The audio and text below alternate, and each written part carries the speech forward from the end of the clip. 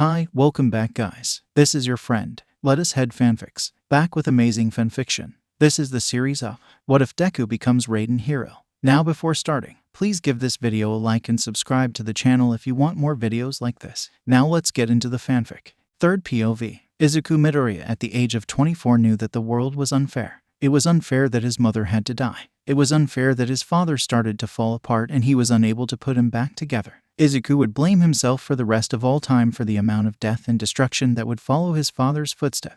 However, he would keep pushing forward. There were many things he needed to do and many things that needed to be completed. Izuku was moving through the dark city heading towards the warehouse he agreed to meet at. The city was plagued by darkness due to the power generators having been damaged and no one could repair them due to the chaos. As such, people had to resort to candles and firewood to light the night or keep themselves warm via other means. It felt like the world had fallen back into the Stone Age for some parts of the country, and Izuku wished that the chaos would come to an end quickly, but he knew that was going to be impossible. Izuku arrived at the warehouse and looked around and then saw in the depths of the warehouse were the people he was here to meet. He headed over to them, and when he was only a handful of feet away, they noticed him come up since he had gotten so good in his training. Izuku had been training himself to go undetected in his movements, and he's just been getting better and better at it as time was passing. That is what war does to you after all. It forces you to evolve and adapt. Good to see you, nephew, stated a man with white hair. Izuku smiled and nodded his head. Good to see you as well, uncle. How have you all been? Izuku asked the man who was his uncle. This man was Kenneth Shigaraki Aka, his father's brother. We've been good as we can be for the past 2 years. I see you have been enjoying your outfit you put together. Did you really have to base it off a game though? Asked Kenneth. Izuku just chuckled and said he had to. He was planning to go into the shadows when he operated most of the time, so it helped him blend in with the darkness and help keep his identity a secret.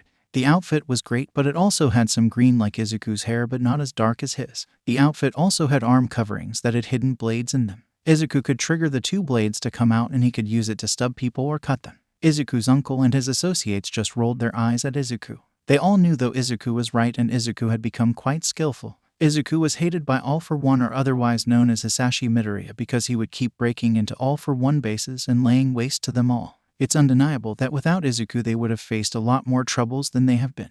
Now you might be wondering why Izuku was breaking into his own father's bases. Well, simple really. Izuku was opposing his father's plans of conquering Japan. They were currently living in what they call the dawn of quirks or superpowers. Fantasy was becoming reality as people were being born or awaking quirks and were causing chaos or using them to better their lives or others. However, with all different things and changes there comes problems. One problem was that people had discriminated against those with quirks, and some were even trying to kill those with quirks. This didn't represent the majority of the population, but there was enough that it caused a problem, and fighting between the two sides broke out. Soon though things turned for the worst when Izuku Midoriya's mother died at his age of 24. This made his father start falling from his initial plans that were filled with good and great things. Instead, he started to use his quirk for his own personal goals that were born out of Izuku's mother's death.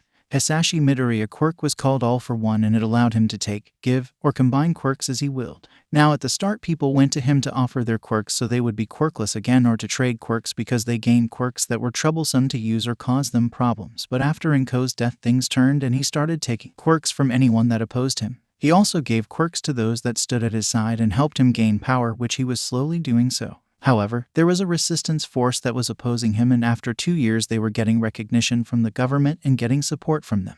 They have deemed All for One as a threat because he was gaining power fast, and they were occupied with stopping everyone else from tearing the country apart, that they couldn't devote themselves 24/7 to stopping All for One. As such, Izuku, his uncle, and the other associates had gathered together and were going to go to the government office to receive the first hero license, as they were called. The government passed a new law authorizing quirk use only for hero officials or those that have licenses for it that were issued by the government.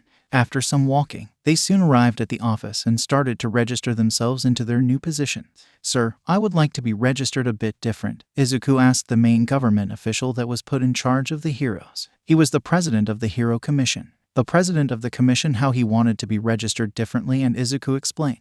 The law only states heroes as the legal term to be used in reference to heroes and their activity. It does leave everything else to you and the commission to decide upon and how to structure the laws in regards to heroes and their regulations. So I would like you to create a new field of the hero title, and it would be called Underground Heroics, or otherwise could be called an Underground Hero. I have no attention to acting in the public eye for the most part and will keep doing what I've been doing where I attack their bases at night and do night operations. That is why I want to call it underground heroics, and in this field, you would limit all my information from public access since I don't plan to let people know who I am nor receive much public recognition. Most people would know my hero name and outfit but not my real face or name. Izuku explained. The president was looking thoughtful and was silent. After a few minutes of thinking, he nodded his head and agreed. As such, the underground heroics field was born at the same time as daylight heroics. Izuku became the first underground hero, with his registration number being 1 for the first underground hero. His hero name was Shadow due to how he operates in the night, and no one but those close to him knows of his face except the president of the commission. They all registered their quirks. Izuku's uncle registered his quirk as a strength enhancement since that is what they knew it did. All for One called it a stockpiling quirk when he had forced it on Izuku's uncle, but they only saw that it stockpiled strength, so they went with the strength enchanter name. Izuku remembers the day that his uncle gained his quirk from his father, since it always haunted his dreams when he heard his uncle screaming as the quirk was forced into him. Izuku knew at that moment that his uncle also had a quirk already, since people don't go through that much pain unless they had a quirk already or their quirks were being pulled out of them. If a quirkless person was given a quirk, it hurt, but it didn't hurt that much. It was more their body was being pricked non-stop, but it was something people could endure from the few tests that Izuku conducted with some members of their group who were quirkless. As such, Izuku's uncle had a quirk beforehand that had activated when All for One forced a second quirk into his body, but Izuku didn't know what it did. It wasn't activated before the new quirk came into his body and had merged with the old one, creating an entire new quirk. That is why they only registered it as strength enchantment, since they only knew it did that currently and nothing more. Izuku was glad that he was able to get his uncle away from his father that day, but the face his father made when Izuku chooses his uncle's side always hurt Izuku. It wasn't that he didn't still love his father. It's just that his father was committing so many bad actions that Izuku felt compelled to oppose him and stop his actions from continuing. As such, he joined his uncle in starting a resistance force against his father and would keep the fight going on for years to come. Though his father's face would always be a constant memory for Izuku. Though snapping out of his thoughts, Izuku noticed his uncle had finished registering his quirk. The others all registered their quirks as well, and soon it was Izuku's time. Izuku registered his quirk, but not the full quirk, since he didn't want the government to get any ideas. He registered it as enhanced copy, which he wrote down that it could grant him a copy of someone's quirk for several days if he trains with it enough. However, in truth, it was an enhanced version of his father's quirk. He was able to copy other people's quirks without taking them. He could take, give, copy, and combine quirks as he wished. He was also able to take quirks without touching people, but had to be within 6 feet of them for it to work, and it took longer for him to copy instead of touching them. However, if he touched someone to copy it, then it caused pain, just like his father's did when he stole them. Izuku's did that if he stole it as well, but when he is copying them from a distance, it slows down the process, which causes the people to have a feeling of a prickly sensation like someone is poking them with a needle. Most people ignore it and assume they just got a rock or something agitating their skin, so Izuku could copy quirks just sitting at a table and no one would ever know. Soon they finished the registration process, and their group became the first heroes of Japan and of the world, since Japan was the first to introduce the system, but there was the word that other countries were following suit. Now Izuku and the group could show their licenses if they ever get stopped by police or other law enforcement, and they have to let them go unless they were being arrested for some crime. Izuku and the group soon went back to the warehouse to talk and do some planning. What were they planning, you might ask? Well, from recent information they gathered, there was a large protest that was set to happen on the main street of Tokyo near the Diet in about half a year. Overall, a protest there wouldn't be a problem, but this time around it was. The problem with this protest was that it is going to be led by none other than Hisashi Midoriya, aka All for One. All for One didn't do things for no reason. Every single thing he did, from minimal tasks to large protests, had its reason for happening. As such, they knew he had a reason for the protest to be going on where it was, and at the time it was. They were suspecting that it was going to be a planned gathering to try and take control of the Diet building and hold the members hostage to try and force the government to submit, but they didn't have much information about that as his course of action. However, they would later learn that it wasn't the plan at all, but something that would cause so many problems and give him a chance to gain so much power. Also, there was the issue that until people used their quirks publicly, they didn't have reason to hold them for arrest, so the protest had to go on since there was no legal reason to stop it, but the group of heroes would be around watching.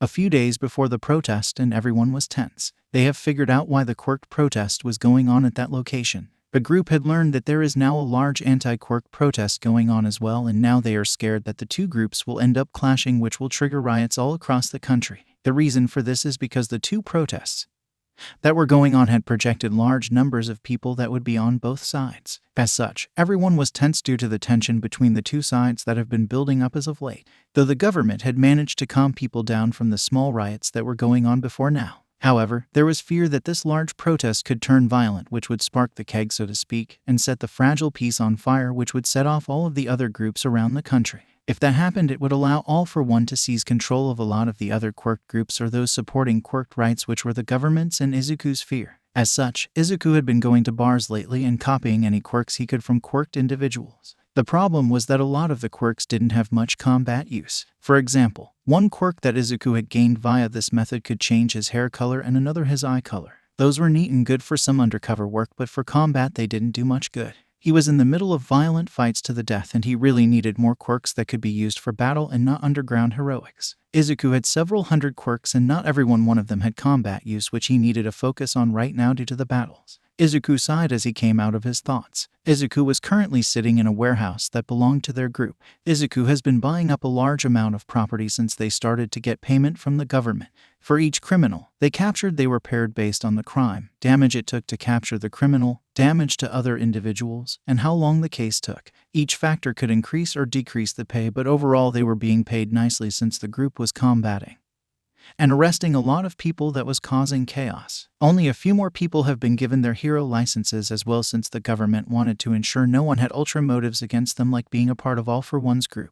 Izuku and the others were easily allowed since they have been opposing All for One from the start. As such, the pay they received was quite well since there were a few of them and a large number of people to catch. With that money, Izuku has been investing, buying properties, and setting up hidden locations around Japan for future needs. If his father was able to somehow take control of the government, they would need some hidden places to hide away and regroup for future attacks and plans. Soon though, the day of the protest had arrived and things went south in all the ways it could. This day would become known as the Flashpoint for what would be called the Quirk riots. Izuku wishes things could have gone differently on this day, but it seems fate wanted it to end as it had ended, and it would set the stage for many things in the future and would also be the start of his cursed life, but it would also be the dark periods for Japan. Izuku was moving fast and was sliding in and out of the crowded area using his stealth skills plus a few of the quirks he copied from other people. One quirk, in particular, allowed him to mask his presence but not his sounds. So using the skills he had trained to steady his breathing and sense his movement, he used the stealth quirk and just moved through the group going undetected, since the quirk made people not realize he was there even if he was right in front of them. Doing this, he would get up to a quirk user and use his hidden blades to make cuts on the back of their legs that prevented them from easily standing without being in great pain. He didn't hit any main vessels or cut the muscles deeply. He just did it enough that they could move but under a lot of pain. This forced others to pull the downed individuals back away from the front lines and caused multiple people to be removed from the fight instead of just killing a person straight up. Though Izuku does admit to the fact that he has had to kill sadly in these years that he separated from his father. As Izuku was working, he noticed his father had made the visual sight of his uncle, and Izuku decided to get in his path. His uncle had nowhere near the strength that he would need to take on All for One, unlike Izuku does. Izuku has a range of quirks that he has built for his underground persona that can't be seen by the naked eye. They give him increased reaction times, increased speed, increased strength, increased everything for the most part. None of them were mutations either, so no one could tell he had a quirk. There was also the issue that All for One would assume that Izuku or whoever was behind the mask was quirkless, since Izuku had a good theory that his father couldn't sense a quirk in Izuku like how Izuku couldn't sense a quirk in his father. It was as if the two All for One quirk cancelled each other out and couldn't be used on each other. That is what Izuku had wanted to do one day, but he noticed when he looked that day that his father didn't appear to have quirks in him, so he came to the theory that the quirks blocked each other from being seen by the other side. As such, All for One wouldn't think that all of Izuku's abilities came from a quirk but his natural abilities, which would be extremely hard to do but not impossible. As All for One got closer and the crowds got more and more violent, Izuku soon arrived in front of his path, but he hadn't noticed Izuku yet due to the quirk. When he was near, he dropped the quirk as he was in a position to attack, which scared All for One since he just noticed someone that looked as if they appeared out of nowhere. Izuku charged at his father and started the fight. Though All for One noticed the mask and outfit and realized that this individual fighting him matched the description from his men that had the few visual sighting of Shadow. "It's you, Shadow, you have a lot of courage appearing in front of me knowing how pissed I am with you," All for One yelled and started to fight back against Izuku. The fight was large and forced a lot of other people out of the area and made some retreat. All for One was wanting to get rid of the so-called bug that had been giving him so many headaches. However, he wouldn't realize how much he would come to regret it until after it was too late. As they were fighting, Izuku's uncle was off fighting in a different area and was trying to get control of people in their area when he heard it. A gunshot went off and he looked to where it came from and saw one of the anti-Quirk rioters holding a gun. The man was shaking, but Kenneth Shigaraki followed the barrel of the gun into the direction that the shot would have gone, and then he saw it.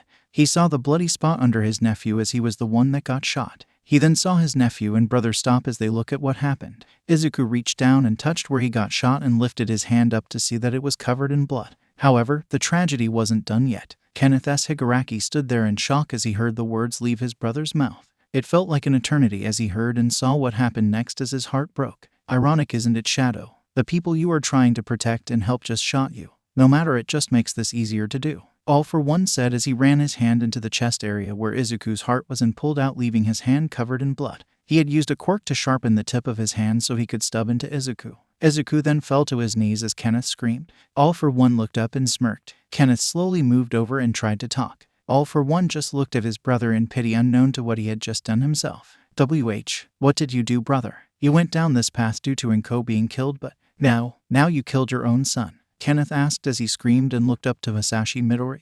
Now you might be wondering why the different last names. Well, Hisashi was so in love with Inko he had taken her name when they got married instead of her taking his name.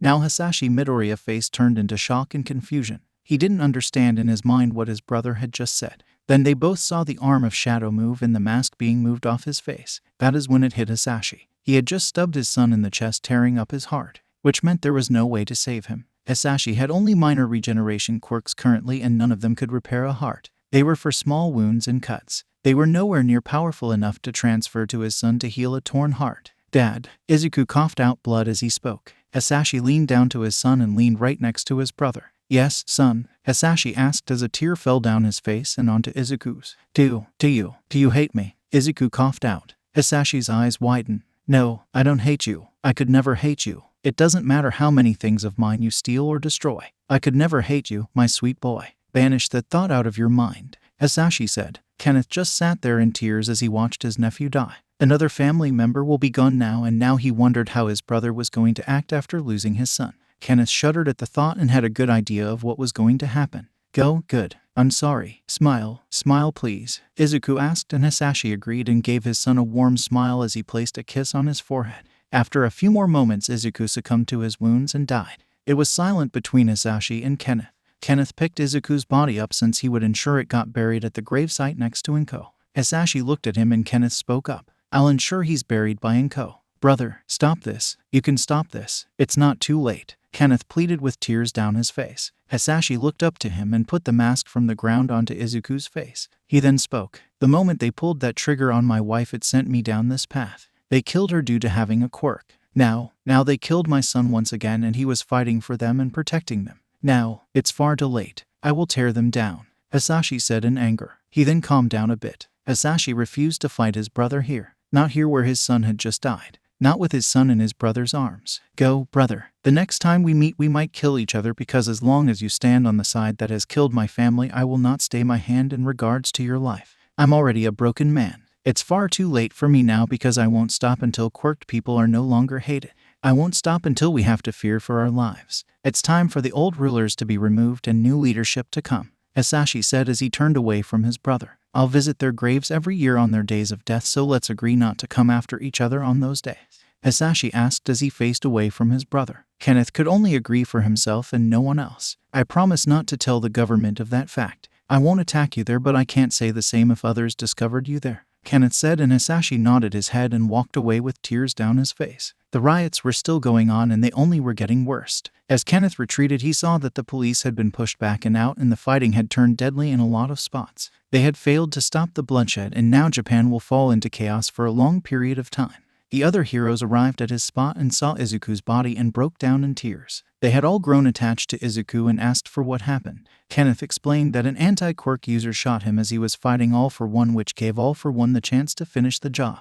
All For One discovered that it was his son and broke down. His rage has only grown. He blames the anti-quirk side and government for Inko Nad Izuku's death, and he's not 100% wrong, but nor is he 100% right either. Just know that this fighting won't end anytime soon. Though it's time to take Izuku to the president so he can be cleaned up for being buried," Kenneth said. As such, everyone stopped talking and made their way to the commission's president's location, and the president was devastated to hear of Shadow's death. He took possession of the body and said he would get people working on his body as the law requires before it gets taken for burial. He did say it would be a closed funeral since others would likely attend, and Izuku was always clear on keeping his face hidden. Kenneth turned the body over, and after a few moments of standing and watching his nephew's body, he moved away and went to one of the warehouses. Izuku's body was taken to be worked on. However, what they all didn't realize was that Izuku Midoriya had taken several hundred quirks, though most of them were from recent times as he had been building of his strength.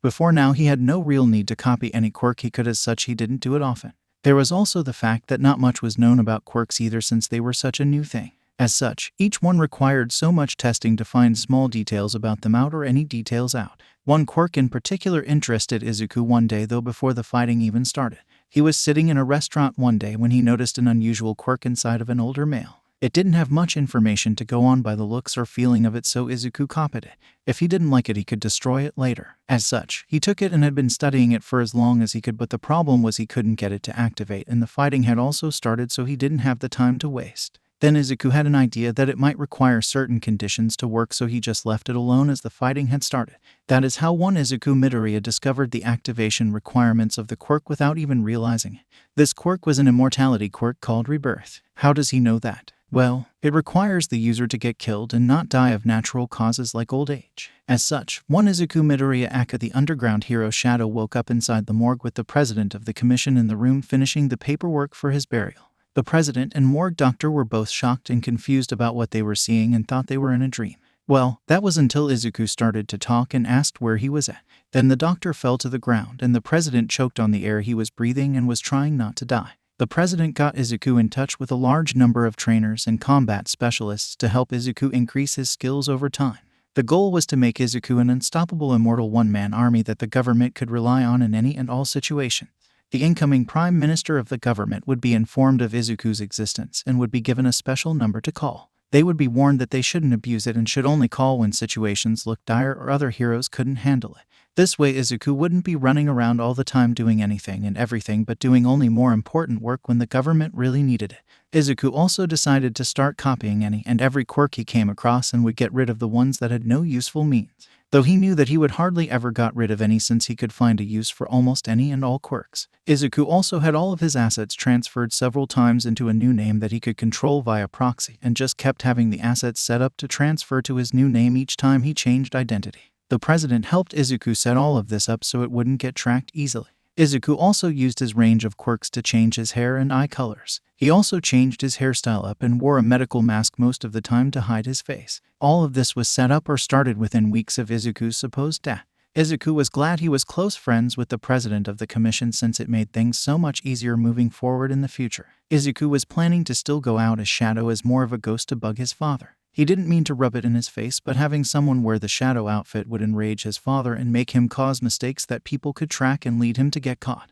Though Izuku knew that he would have to fake his death after a period of time as Shadow, so his father didn't get suspicious of a new Shadow person that kept appearing to face him if he ended up suffering fatal wounds in battle. Though Izuku knew he could use it for other matters that didn't involve his father, Izuku would have to be careful moving forward in his actions. It was now time for the funeral, and Izuku stayed far away from it and used some binoculars to watch the funeral so his father nor uncle could have the chance at identifying him. As he was watching the funeral, he saw them both appear, but at different times. His uncle came at the start and left when it was finished, and his father had appeared roughly a few minutes after his uncle left.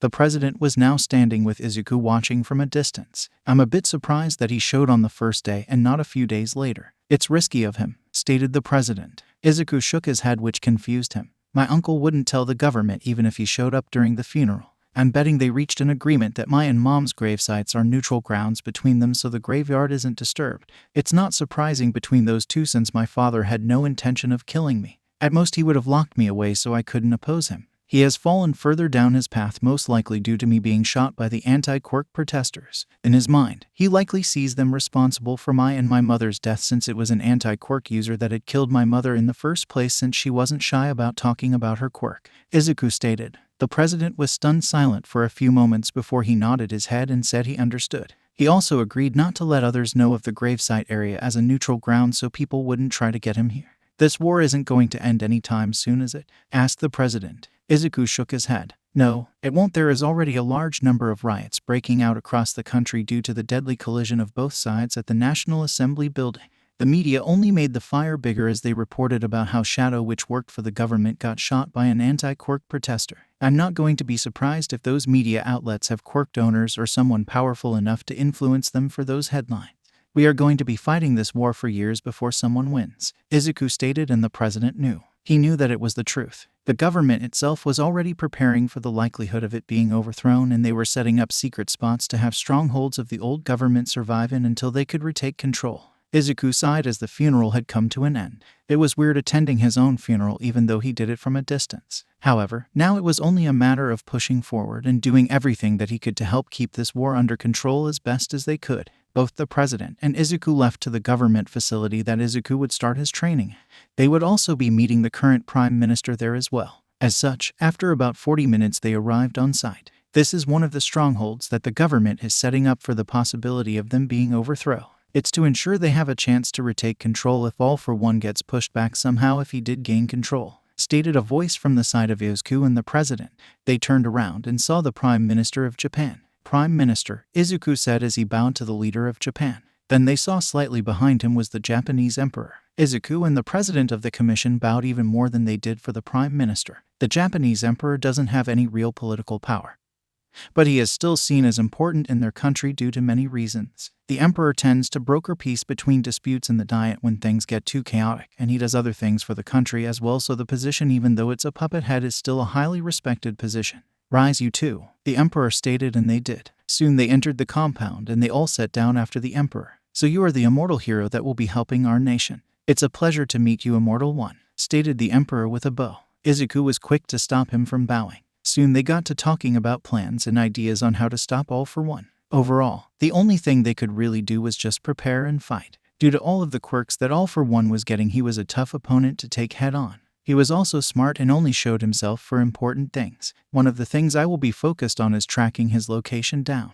However, from what I gathered before with the hero group is that he tends to change locations. He got pissy when I destroyed his previous bases and figured out that I was after him. All I can do is keep it up and waste his resources and force him to redirect some of his forces to deal with me, Izuku stated. They all nodded their heads. As the meeting went on, the emperor spoke up about a separate matter. Young Immortal, these times have called for unusual measures. As such, some of my power as the emperor was restored by the National Diet. One of those powers allows me to create a special unit of agents. They are called the Shadow Guards, and they are responsible for the royal family's safety and doing missions for the royal family. The Shadow Guards also have authority over heroes themselves and acts outside of the commission's authority. This would allow you to report directly to the royal family without having to worry about the commission going corrupt in the distant future. The only requirement is that you show yourself to each new emperor and show your original appearance to the new emperors before you change back into whatever new look you would be using. This is to ensure that they can validate that it's you before relying on you.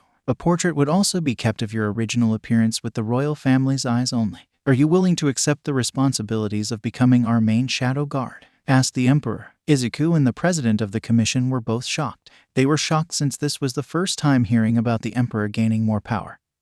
But it was honestly understandable due to the recent times. Izuku thought for a few minutes but agreed nonetheless. The emperor was happy and provided Izuku the badge that identified him as the main Shadow Guard. They also made a portrait of Izuku's original appearance in a scroll that the emperor would keep on him and secure away later on.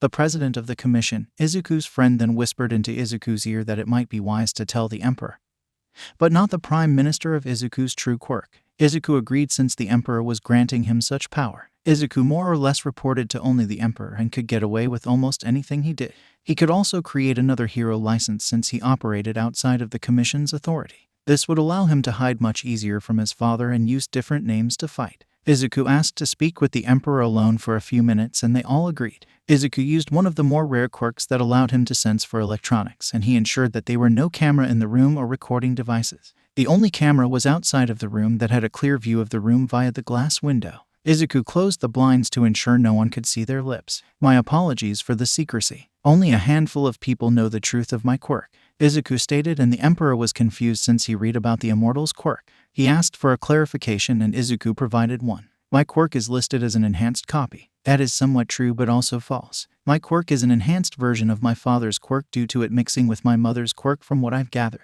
I can copy, take, give, and combine quirks as I wish. I didn't want to be used as a weapon by the government, and only the handful of heroes that worked with my uncle knew of my true quirk, and so does the president of the commission, but he has no plans of telling future presidents. However, we both agree that the emperors should know since you are granting me such authority and power which will allow me to move so freely in the future when you are long gone, Izuku said as he bowed and apologized for the deceit. The emperor was silent for a few moments before telling Izuku to rise and take a seat. Thank you for trusting me with this information. I will ensure that I write nothing of it down and only pass the information via word of mouth to each emperor. This does make some plans easier. Are you able to take your father's quirks? Asked the emperor. Izuku shook his head no and started to explain. It's impossible for me. Our quirks are so similar that they hide from each other. We know he has a quirk, yet my quirk doesn't sense any in him. It is as if they cancel each other out. That is why my father always assumed I was quirkless, since I never showed any visible quirks in front of him. It will also be how I hide over the years, since I will change what my main visible quirk will be, as I will use the Shadow Guard authority to create a new hero license outside of my Shadow one to operate under, so my father doesn't get any hints of me being alive.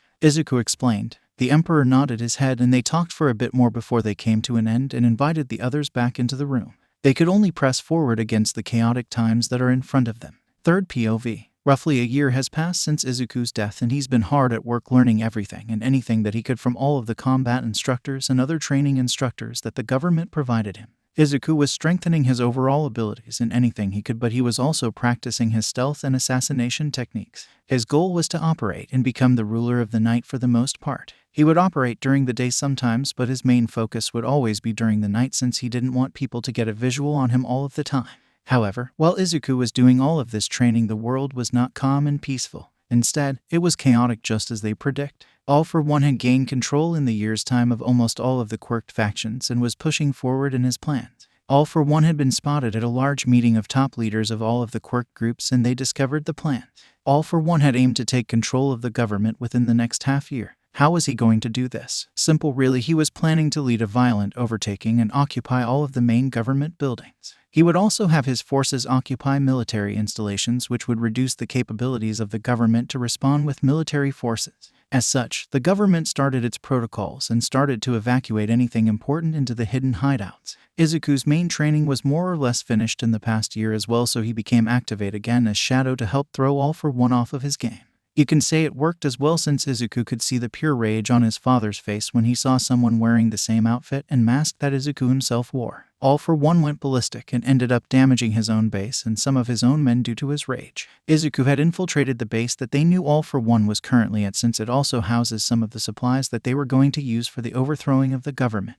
Izuku had gone with the goal of destroying as much as he could by setting some explosives, but he never got the chance to, since he was halfway into the base when All for One spotted him when he came around a corner. Now you might be asking, why doesn't Izuku just keep his quirk on that masks his presence all the time? Well, that quirk also requires him to hold his breath, which makes it good for short distances but not long drawn-out fights. Izuku has to control his breathing so he doesn't make himself lightheaded and take deep breaths and drop the quirk before he turns it back on. However, All for One entered the hallway right after Izuku had dropped it to breathe. All for One was stunned and Izuku cursed himself and bolted, but All for One did Izuku's job for him as he activated some large wind blast quirk and ended up setting off all the bombs he had already set but couldn't link up. This caused the explosions to go off, but the wind blast also did a fair amount of damage to the base as well. All for One had tried to chase after Izuku, and Izuku just kept running from his father throughout the base, which All for One kept throwing attacks, which just resulted in even more damage. Soon though, Izuku escaped out of the base since he knew it wasn't the right time to fight his father, since he was alone right now instead of a base filled with a large number of criminals. Izuku soon arrived back at his hideout and started a conference call with the Emperor, the Prime Minister, and the Commission's President. They asked for an update on how the mission went since he was back before he was scheduled to be. I ran into All for One, so I didn't get to finish planting the bombs, Izuku said, and they assumed it was a failure, but Izuku corrected it. I was correct in that wearing this outfit and mask would set my father off. He acted out of anger and attacked, which triggered the bombs to go off, destroying the portions they were set up in. I didn't get all bombs set, but at least half were set. Then he also chased me throughout the base a bit and kept attacking, which caused more damage. It's unknown of how much of their resources are lost, but they without a doubt lost some and received some injured people due to him. Izuku stated, and that made them all happy. Hopefully, it would buy them a bit more time on evacuating important documents and people into the hideouts. They were also gathering more of their forces in locations to push back against All for One. They were more or less resigned to losing official control of the country so that they could focus on the counter-attack with their army. As they thought, it happened. All for One took control of the country. However, it didn't happen as soon as he planned. Due to the attack that Izuku did and the damage, All for One caused his plans got delayed by about 4 months, which allowed the government even more time to gather their military force and private citizens that volunteered to join the forces. They also had the increasing numbers of heroes at their side as well. As such, the government was gathering a large force in one area and were planning to retake the capital and control of the government. It was scheduled to happen at the end of the year, which was in about 4 months. As such, Izuku took the opportunity of all the people being gathered together and was copying quirks left and right. He did find quite a few quirks that were interesting and some that were useful. He also found a quirk that would be really useful for him in the future. This quirk he dubbed Animorph, since it would allow him to change his appearance to anyone he has seen before. This combined with all of his other quirks would be useful for him to hide for the rest of time since he can't die. There were some other useful quirks that he found amongst the heroes, army, and civilians, while the rest he didn't have direct use for at the moment. Izuku was also happy that some quirkless people were heroes as well. They were using some tools and gear from the military in their fights to stand up against quirked users, but nonetheless, it was good to see people uniting. Izuku finished his rounds of copying quirks that he did every single day and decided to head into the bunker for the upcoming meeting. The time was getting closer and closer to the day that they would launch their assault on the capital and retake control of the nation and force All for One into hiding. The overall plan was to overwhelm All for One force and force him to retreat into the underworld. They would also arrest anyone they could and start implementing laws that would appease the opposing forces so that they had no reason to fight anymore, which would weaken All for One's power. As Izuku entered the room, he noticed someone. It was his uncle. Izuku tensed up at that and was glad he had used his Animorph's quirk that he gained a few days ago to change his appearance, or he would have just outed himself. His uncle looked at him and had an odd look on his face. He moved over to Izuku and started to talk. "I'm sorry, but have we met before? You, for some reason you feel familiar to me," asked Izuku's uncle, and Izuku just said that they haven't met before and he likely just has that type of face. Kenneth Shigaraki accepted the answer and decided to back off, but did give glances to Izuku every once in a while. Then Izuku noticed something. His uncle's quirk wasn't as bright as before. Instead, it appeared in someone else from the main hero group that his uncle ran with. Izuku was confused about how that happened and started to look into the quirk itself. Izuku doesn't have to take a quirk to get information on it, but it takes much longer to get the information without copying it. Izuku was shocked at what he saw. It was indeed his uncle's quirk. It had transferred by itself via DNA. It appears that the quirk that his uncle had before allowed it to transfer itself at his will. Izuku decided to talk to his uncle under the disguise of a quirk user with a quirk that allowed him to read other quirks. After the meeting came to an end, Izuku approached his uncle and the group with him. "Excuse me, sir," Izuku called out, and his uncle turned around and saw it was Izuku from before, but they never introduced themselves. "My name is Kath and I have a unique quirk that allows me to read information about other quirks. I read some interesting things about the quirk inside of you and another gentleman in your group. Could I talk to you two for a few moments in private?" Izuku asked, and his uncle agreed, and all three men walked into a private room. Izuku then explained what he read and understood of the quirk to his uncle, and his uncle's eyes widened at that information. "So, it seems I did have a quirk after all before my brother All for One forced one onto me." "Interesting," Kenneth said. Izuku asked how he transferred it to his friend, since it only goes via DNA and from what he can see is willing it to go. His uncle blushed hard and so did the other man. After a few seconds, Izuku got the hint and started to cough because he choked on the air in his surprise. "I think I got the idea," Izuku said, and his uncle said it was a kiss and not anything else. However, he did explain that he had a desire that he wished it could be put to good use since his body was weak and couldn't hold much strength like his lover could. As such, that is how it met the requirements to be transferred. Izuku then explained that information to them and they nodded their heads. Soon, they decided on a new name for the quirk and his uncle spoke the name. It will be the opposing force to All for One. It will be called One for All, and it will be passed down user to user to keep All for One at bay until one day we become strong enough to defeat him, Kenneth Shigaraki stated. Izuku nodded his head and filed this information away. He was glad that the second user of the quirk belonged to their side and warned them to be careful of who they pass it to in the future and to be mindful of keeping it under warps. They agreed and soon the conversation came to an end. Izuku was glad that there would be a new quirk that could directly oppose his father since he didn't want to give away the knowledge of him having an enhanced version of All for One to his father. Soon Izuku arrived at his room and sat down to relax. The battle would happen soon and it was only a matter of time now. Izuku had also planned to let Shadow die in this battle if they were able to push All for One out of power and regain control. He then would go under different hero names and act in the shadows while using his shadow hero name only once in a while when he really needed it. Izuku sighed as he went to sleep and just let the darkness consume him. The remaining days passed and now it was time for the battle. Everyone was currently in a convoy of military trucks heading straight for the capital city of Tokyo, and as they got closer they were met with resistance from All for One force, but the military was able to push through them easily with the help of the heroes and Shadow. Kenneth was shocked to see the Shadow outfit and tried to get close to the individual, but they kept disappearing, which bugged him. It was just like how his nephew moved around. He would come back to it later though. He promised himself that, after about half a day of pushing through the enemy lines, they arrived at the capital. It was there that they found All for One waiting on the steps of the National Assembly. He looked towards the incoming forces and saw his brother and smirked. He then pointed towards the government forces and everyone charged at them. This turned into an all-out battle. Everyone was doing everything they could and Kenneth Shigaraki jumped over everyone and went and fought his brother. "Why do you continue to oppose me, brother? We could join forces and rule it all," All for One said with anger in his voice. Kenneth just shook his head. "When you first started you wanted better rights and peaceful means to help the Quirked people, but look at you now. You are on a path to become a tyrant, a cold-blooded ruler," Kenneth yelled as he clashed with his older brother. They continued to fight as Izuku made his way closer to the fight. Izuku knew his uncle was no match for his father due to the overwhelming strength he possessed, and Izuku was right.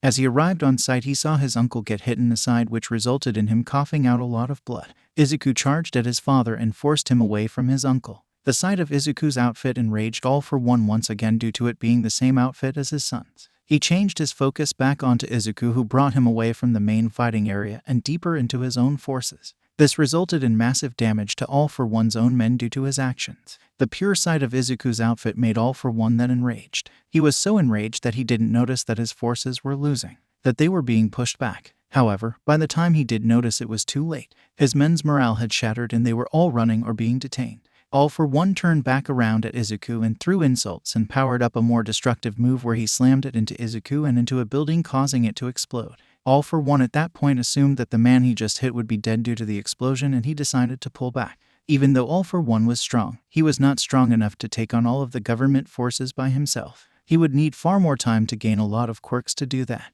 At that moment he decided to find quirks that would extend his life and his healing abilities, so he would be able to make this a war of attraction instead of decisive victories. With All for One gone, Izuku came out of the rumble on another side of the building and used his quirk to change his appearance into one of the government soldiers and used it to get back to where his uncle was at. He also used presence concealment so no other soldiers stopped him. He figured out that his uncle was in a medical tent being taken care of. He also found the heroes that his uncle and he always worked with. Izuku walked up to his uncle's lover and asked him how Kenneth Shigaraki was, and Izuku's heart broke at the news. He wasn't going to make it. They would be allowed within the tent any second to say final goodbyes. Izuku stayed around since he wanted to talk to his uncle one more time. There was also the fact that Izuku planned to reveal himself to his uncle and the now second user. The fact that One for All was around now changed some of his plans on staying away from them. They were all allowed in the tent and the people were confused about why the soldier went in. After a few minutes, Kenneth asked who Izuku was. Izuku asked for everyone else to step out except for the second user, and Kenneth had them leave since they already said their goodbye. Izuku then changed his appearance back to his actual appearance. This caused them to go silent. "Hey, uncle." "Surprise," Izuku said as he waved his hand. They asked him how he was alive and Izuku explained what he knew and how it happened. "I'm planning to stay in the shadows. I don't want Dad knowing I'm alive anytime soon. I'm thinking this will turn into the long game of attraction, and I plan to help guide the future users of One for All from the shadows," Izuku stated, and they were happy that the future users would have some help since they both understood as well that this would be a long war since they didn't have the strength to defeat him right now. The government would also need to stabilize as well before they could really go after him either. When you tell the new users about One for All, tell them about a hidden guide that will help them from time to time. However, I don't want my name, face, or connection to All for One known. I will just be acting in support in the shadows as I gain strength as well and counter Father's operations throughout the nation and world, since I doubt he will stay local the entire time," Izuku stated. They understood his request since Izuku would be living for all eternity as far as they knew. Izuku deserved to enjoy his peace when he doesn't need to fight, since this was going to be a war for centuries and it wouldn't be fair to ask him to fight 24/7. He would also help the users without really approaching them by providing them resources anonymously and help whenever he finds them in trouble. Soon, Izuku changed his appearance again and the others were allowed back in. After about 10 more minutes, Kenneth Shigaraki succumbed to his wounds and passed away. Izuku waited a bit longer before he got up and left. The second user followed him and provided a cell phone number that he could be reached at. Izuku did the same and said it was a burner phone that he will keep with him and that he should text the name of the third user whenever he passes it on, so if Izuku wasn't near he would be able to keep track of them. This was how All for One short rule over Japan came to an end, and he was forced into the shadows where he would start a criminal empire to rule the underworld for centuries. Real name: Izuku Midoriya. Alias: Shadow. Occupations: Underground Hero Shadow and Leader of Shadow Guard. Known quirks: Color Change. Allows the user to change their eye and hair color at their will. This quirk was combined from two individual quirks that Izuku had found that was called Eye Changer and Hair Changer. Hair Growth. This allows the user to grow their individual hair across their body. It does not allow him to change the hairstyle, but that can be done via other products. It doesn't allow them to shorten either and only grow it. Anamorphs. This provides the user the ability to change their appearance into anyone they have seen before. As such, Izuku uses this to change his overall appearance and then use the other appearance-changing quirks to make changes in eye or hair color so that he isn't mistaken for that said individual. He uses this to hide over the centuries since his main body is stuck at the age of 28 of when he died. This doesn't mean he can't change his body, it just won't grow as people do when they grow older. Presence concealment. The user must hold their breath to conceal their presence. Breathing undoes the quirk. As such, training in holding the breath allows the quirk to last longer. Natural enchantment. This quirk provides the user a doubling effect of their natural abilities. As such, the faster they can move without the quirk, they will gain double that while the quirk is activated. Double their natural strength, speed, agility, and so on. Enhanced vision. This quirk allows the user to have perfect eyesight and can pick up smaller details when they are actively looking for something. Recall. This allows someone to recall any memory that they have ever had. Third POV. It has been some time since the day of his uncle's death. The Quirk riots, as they were now called, had come to an end, and the so-called Dark Age was a stain on the history of Japan. Most history books talked about it, but much about the time period wasn't known due to how much information was lost in all of the destruction. After they had pushed All for One back the first time from the capital, he switched to a guerrilla warfare style of assault and caused a massive amount of damage with his forces for years. However, the government held on strong and was able to push the enemy forces back and pass a lot of anti-discrimination and quirk laws that appeased people. As such, 15 years after the date of his uncle's death, the Quirk riots had come to an end. Time passed and a lot of people forgot about his father's existence, which was a mistake in Izuku's opinion, and no history book talked about him because the government didn't want people to be afraid that he was still around and stop. Again, Izuku saw this as the wrong move to make, but he had no way to stop them. More years passed, and now it has been 30 years total since the day of his uncle's death, and One for All had also passed to another user, and it was now on the fourth user. The second user had died at the hands of All for One when Izuku's father discovered the truth of the quirk. It enraged him that someone else had the quirk that he gave his brother. Izuku had arranged for the third user to be trained by a handful of people, but the third user had found someone and passed the quirk on, since the third user had discovered where Izuku's father was one day and had gone off to challenge him. He of course did not survive. The second user had told the story of how the quirk came about and the fact that there was someone watching out for them from the shadows, and that they should expect random acts of help every once in a while when they run into problems that the watcher finds out about. Izuku never meets with the users in person but has seen them from a distance on the few times that he went and watched them. As such, the fourth user did know of the story and wasn't surprised when he had received help out of nowhere and was given a property to train in and had his expenses covered since he was not that wealthy. This allowed the fourth user to focus on training and doing his hero work since he was a hero already when he received the quirk.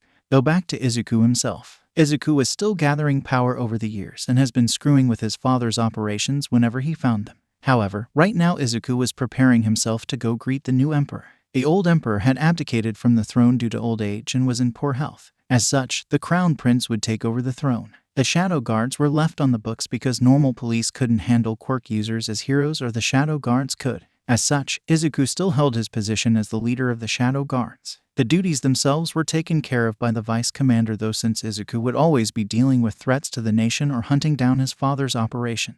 Izuku honestly pitied the vice commander who has had to take care of all the duties for Izuku, but there were far more important things to do, and the order from the outgoing emperor was to always focus on other things such as All for One and dealing with threats to the nation instead of the duties. The emperor said if something were anything important, then he would call Izuku, since he always had his number and he's only been called on a handful of times over the years. As such, Izuku changed into his shadow outfit and snuck into the palace and watched the ceremony. The ceremony took a while, but none of the other shadow guards noticed Izuku. Izuku rolled his eyes at this but didn't really think much of that due to the fact that Izuku had a large number of quirks that allowed him to perform his feats. The ceremony came to an end and all the guests except the new emperor, the outgoing emperor, and the shadow guards were left. The new emperor called all of the shadow guards out and they presented themselves to the new emperor. The old emperor just smirked and rolled his eyes as he glanced up into the roof area where Izuku was hiding.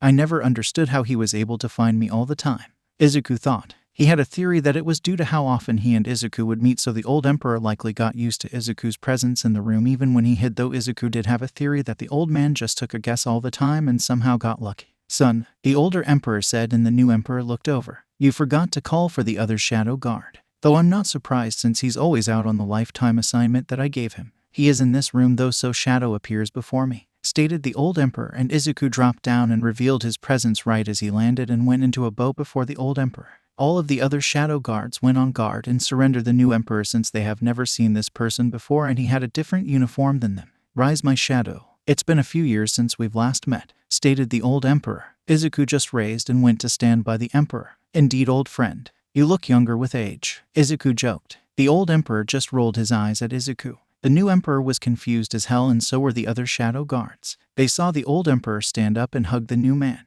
How cruel. Joking about age should be off limits to you who is immortal, stated the old emperor.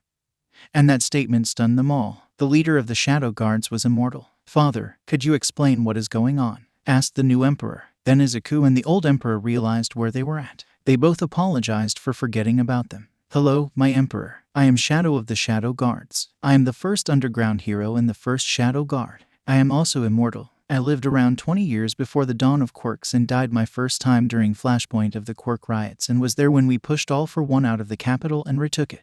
After that, we faked my death so I could operate behind the scenes and screw with any operations that I come across of All for One and deal with any threats to the nation as I find them, Izuku said with a bow. The new emperor said he could rise and Izuku did. The old emperor instructed the shadow guards to leave them so they could talk. Izuku did stop the vice commander before he left though. Vice Commander, I apologize for you taking and doing all my duties since I'm always running around the nation or in foreign countries dealing with threats, Izuku said as he bowed his head. The Vice Commander waved it off and said it was fine since when Izuku isn't around he's the one in charge anyway, so it didn't really matter to him. Izuku just chuckled at that. I promise I will stay out of your way for the most part. The only time I ever foresee myself overruling any decision you make is if I have a strong reason for it, which I promise I will always explain to you. Otherwise, you won't have to worry about dealing with me. Just act like you always have as the leader of the Shadow Guards, Izuku stated. The Vice Commander nodded his head and left the room. Soon it was just the old emperor, the new emperor, and Izuku. The old emperor told the new one where to retrieve a scroll and the value using the royal ring. Soon the new emperor came back and had a scroll in hand. Open it and confirm his identity as required by you like the new emperor. Shadow change back to your true appearance, stated the old emperor. Izuku then changed and his body and outfit shrunk a bit since he was in the form of a taller person that he had copied. The new emperor opened the scroll and saw a picture of a person and Izuku removed his mask and kneeled in front of the new emperor. Greetings to you, Emperor. I am Izuku Midoriya, Shadow, Izuku stated as he introduced himself. The new emperor confirmed Izuku's identity and then asked for more information about him and how he was immortal. Izuku then explained everything and the story of how the rise of All for One happened. My father is All for One. I have an advanced version of his quirk which he doesn't know about. I and my uncle started the resistance against him before the government could get involved due to them being occupied by the fighting all around the nation. We were the first vigilantes of Japan and were the first heroes as well. I was the first underground hero when they recognized us as heroes and started to focus on my father and stopping him. Unlike my father, I can copy quirks and leave the individual with their quirk itself so no one ever notices. I died at the hands of my father who thinks I am dead. I got shot by an anti-quirk protester during the Flashpoint, and my father destroyed my heart in the literal sense. He then discovered who I was and things happened. He blames the anti-quirked people and government for my and my mother's deaths, so that is how he fell from good to the path he is now on. I also faked my death in the retaking of the capital since my father would get curious about why Shadow keeps appearing in front of him. As such, I now operate under different names and different hero licenses to stay hidden from everyone. I don't report to the Hero Commission due to some laws and being the commander of the Shadow Guards. Instead, I report to you, the Emperor. As it stands, I'm on a current lifetime mission of just dealing with any threats I come across and destroying any operations of my father as I search and find them. I also live a normal life as a disguise so no one questions where all these new heroes come from. I only tend to create a new hero license when I create a new life and kill my old life off. I also own a lot of assets, and I am rich as well due to how much money I earn from shadow guards, the hero work, and investments, and other things," Izuku said in one breath, and the old emperor just chuckled at Izuku, who sent a side glare and tongue sticking out. "You two act like children," the new emperor said. Both Izuku and the old emperor rolled their eyes. "Comes with the age. You will act just like us when you're as old as us. Anyway, any questions, my emperor?" Izuku asked. The new emperor thought for a while but shook his head no. "I got none as it stands. I will keep you on the mission my father assigned you, since it will be good to keep someone following all for one's movement, since he will always be a threat to the nation. Do you need anything of us?" the emperor asked. Izuku thought and nodded his head. "I had intended to ask this of your father, but I never made my way back to the palace until now. I want to open a hero school. Currently, people have been issued licenses as they were former vigilantes, and there are small schools that are starting to train heroes. I want to open a school as well and lead it for some time. I want to turn it into the nation's best hero school to start producing better standards of heroes and better trained ones. This way we can move away from just issuing vigilantes licenses and ensure people have proper experience and training," Izuku stated. The three of them talked for a while, and soon they came to an agreement.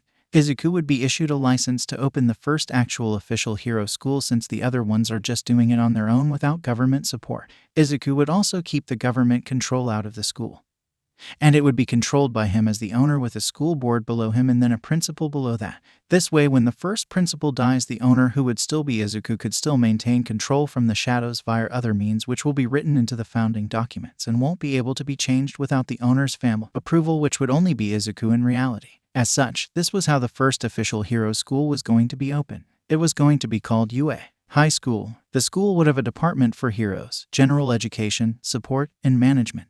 This way they would hit all the functions of the hero needs and general population needs as well. Heroes for society, general education for general jobs in the world, support for creating support for heroes and others, and management to run the hero agencies as staff and going into other businesses as well. Izuku was asked how he was planning to fund the school, since he didn't want direct government involvement, which meant not a lot of government funding. Izuku rubbed his neck, and the emperors glared at him and asked what he did. "Hey, I didn't do anything. It's just that I take out my father's operations and other villains' operations when I come across them. That does include finding a lot of money and assets sometimes, which I've stored in my accounts, which have grown quite a lot over the years and just keep growing as I get more assets from my raids. I plan to just fund the school myself with the assets. You never gave me any guidelines on what to do with any of the assets or money that I find during my missions, so I just kept them and built a large wealth. I've invested a lot in businesses, properties, schools, and many other things. I also donate a lot to some of the local areas where I find the assets to help them regrow," Izuku stated, and the old emperor smacked his head. He indeed never gave Izuku directions on what to do with the stuff he finds. He just told him to deal with anything as he saw fit. "Fine, keep doing as you wish. It turns out into a good idea since you can fund the school with it all as well," stated the new emperor. The old one just shook his head. They did ask him how much he had, and well, Izuku was quite rich. He had around $460 billion. Not all of it was liquid, but he invested nearly all of the money he did keep from the missions heavily in a lot of properties and small businesses that grew over the years, 30 years since his uncle's death. As such, he became a major stakeholder in a large number of thriving companies and had rental income from all of his properties. He also had investments in foreign markets as well to diversify himself. As such, Izuku was one of the richest people in the world. Through some of it was run through different companies that were really hard to trace back to him. They talked a bit more about the plans when the old emperor said he was going to retire himself to his home. "Goodbye, my old friend. I will try to make more trips back to the palace in the next few years so we can talk more before your time comes," Izuku stated. The old emperor nodded his head and gave his old friend a sad smile. "I pity to Izuku. You must watch me and everyone else go, yet you will never be granted relief," the old emperor stated as he walked away. "Indeed, I won't ever be," Izuku mumbled back with a sad smile. Izuku enjoyed his eternal life as it stood, but he knew that one day he would come to regret and hate it with a burning passion. That is the curse of the immortal. Soon it was just the new emperor and Izuku. Izuku looked at the new emperor and spoke. "I will let you decide how we shall act with each other. As you have seen, me and your father became close friends. If you wish for us to become close, then we can. If you wish me to be distant, I shall. I am immortal, and time is just a blink of an eye for me, unlike it is for you. So how will you direct me, my emperor?" Izuku asked as he kneeled and bowed his head. The new emperor was shocked and stunned. It was a 180 of Izuku personality from when his father was in the room. The emperor sat there and thought. He remembered the stories from his younger days when his father would talk about his loyal guard. The guard stayed in the shadows and protected the nation from so many threats without anyone realizing it or him ever getting recognition for it. The young emperor always thought his father was talking about the shadow guards themselves, but he now realized his father was likely talking about Izuku Midoriya aka Shadow instead. I want you to treat me as you treated my father. I don't want a cold and emotionless guard. I want the loyalty you gave my father. I want to trust you with my life and you to trust me with your life, stated the young emperor. Izuku smirked and stood up. As you wish, Takato. Now want me to sneak you out of the palace like your father always had me do? Izuku asked with a smirk. Emperor Takato coughed and was shocked. He was shocked that his father would do such a thing. Shocked that he would do that. Yeah, your father was a rule breaker like no other when we were younger, Izuku said. The emperor just shook his head and sighed. No, I got too much work to do, he said. Izuku nodded his head. You have my number if you need me for anything important or if you just want to escape the palace one day.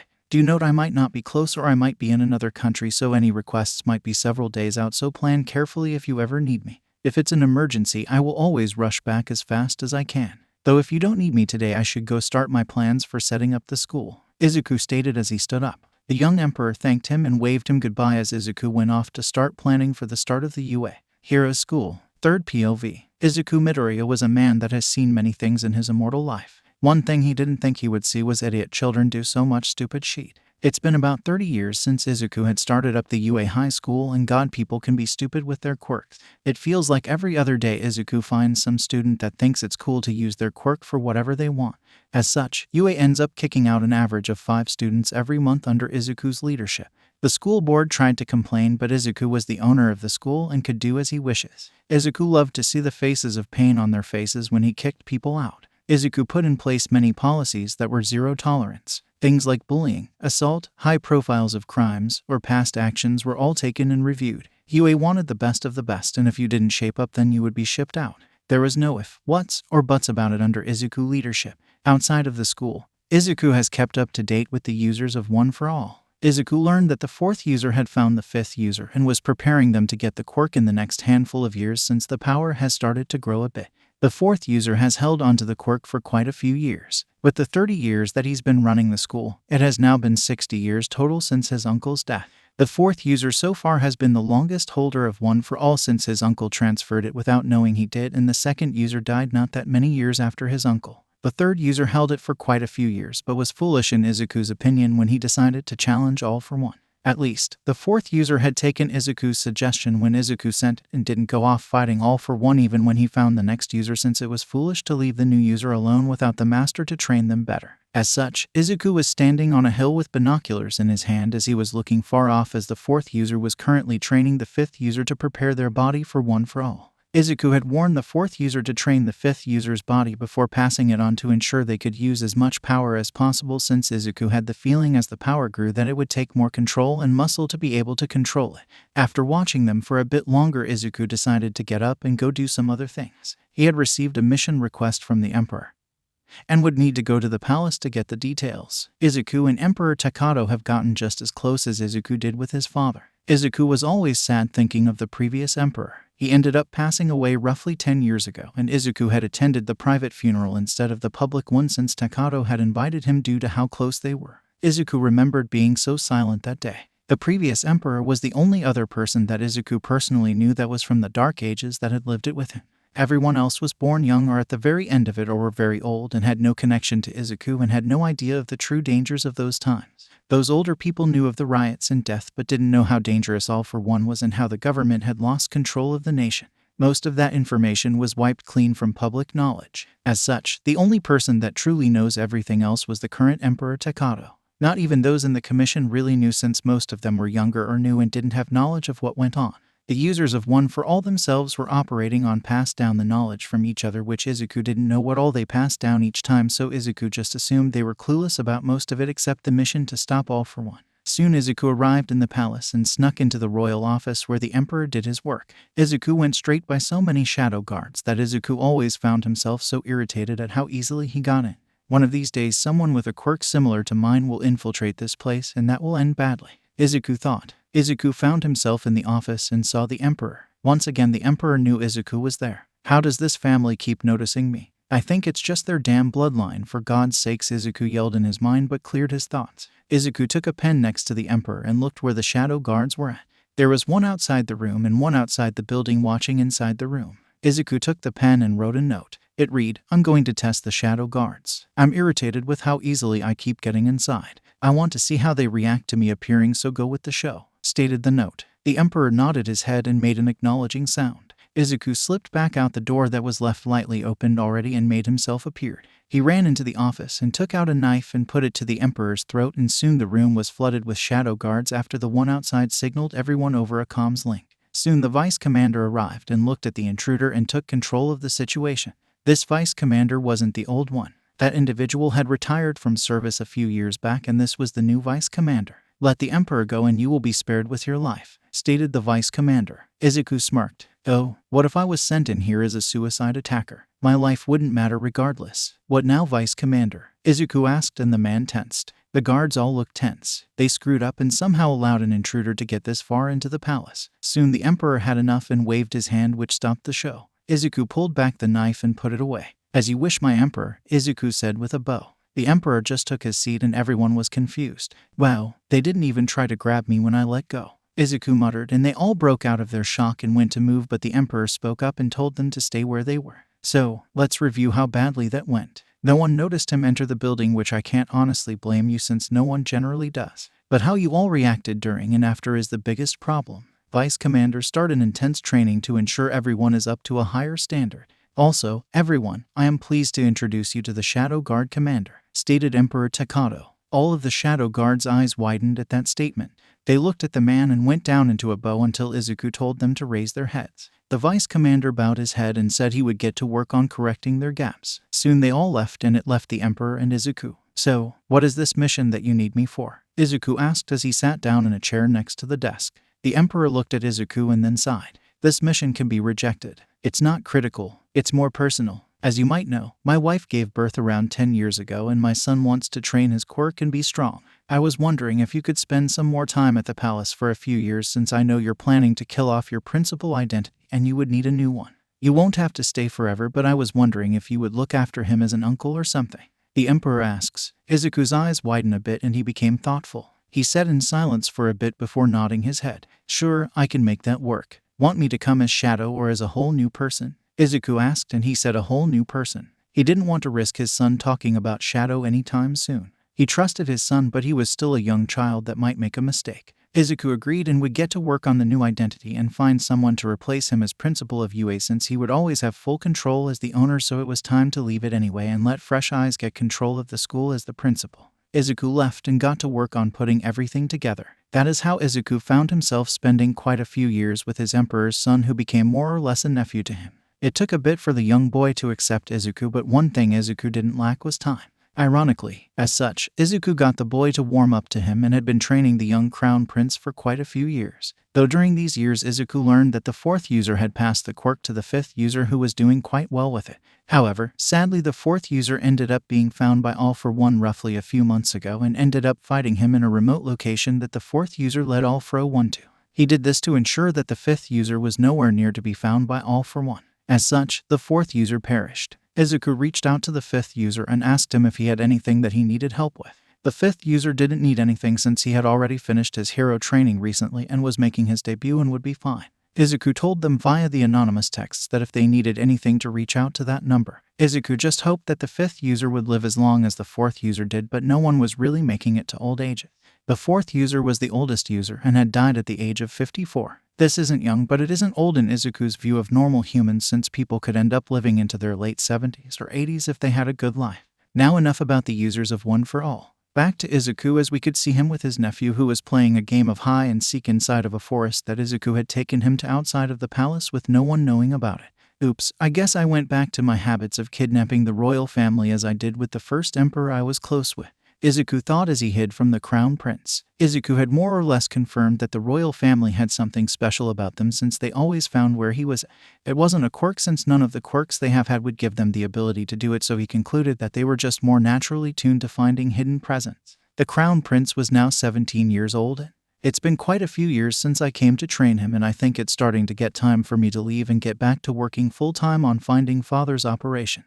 I've only found a few over the years as I've been busy with this. thought Izuku as he got found by the Crown Prince. After another hour to so, they went back to the palace where the Shadow Guards were looking for the Crown Prince. They saw Izuku and the prince and asked where they were. They both just said the library, and the guards didn't look convinced but had no evidence to prove otherwise. Soon they made it to the Emperor's office and Izuku knocked on the door. They were called in and Izuku took a seat without bowing with shock. The prince Izuku always bowed. "I see you've decided to leave now," asked the Emperor, and the Crown Prince was confused. "Indeed, young Taka is old and skillful enough. I've been lacking in my main job and I think it's time for me to return to doing it. I can't let him keep getting more breathing room since he will always be a threat to the nation and the world," Izuku said. The Emperor nodded his head and Crown Prince Taka asked what they were talking about. They both looked at him and the Emperor had the Shadow Guards clear out as he covered the window to block the view of the ones outside. Izuku then changed his appearance to his true appearance, which included his shadow outfit. "Son, this is a secret you would learn when you become Emperor, but you're my only child and the one who would inherit regardless. Your uncle is actually the commander of the Shadow Guard, but he is also known as the underground hero Shadow. He is immortal and he is around 100 years old now. He served the royal family since the dawn of Quirks and will become your most trusted aide when you take my position.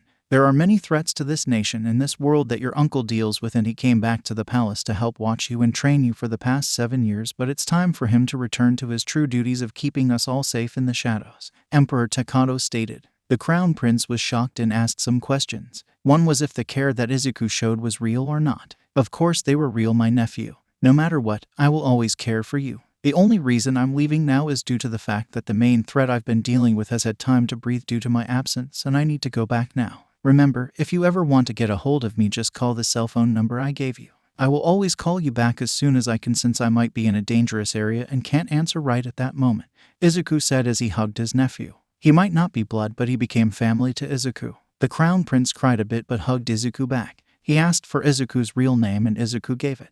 "Just don't go saying it around. My real name is deadly if the wrong people hear it. The main threat is almost as immortal as I am and is very dangerous. You will learn more of the secrets when you take the throne in the future, but until then you should keep your nose out of it and keep my real name hidden to your mind only. Do you understand?" Izuku asked and the Crown Prince did. Soon they talked a bit more before Izuku decided when he would leave. "God, 5 more years and I will be 100 years old. Life sure has gone quickly since it's been 67 years since Uncle's death," Izuku thought as he sat in his room in the palace. Soon Izuku left the palace and got back to his work on screwing with his father's operations.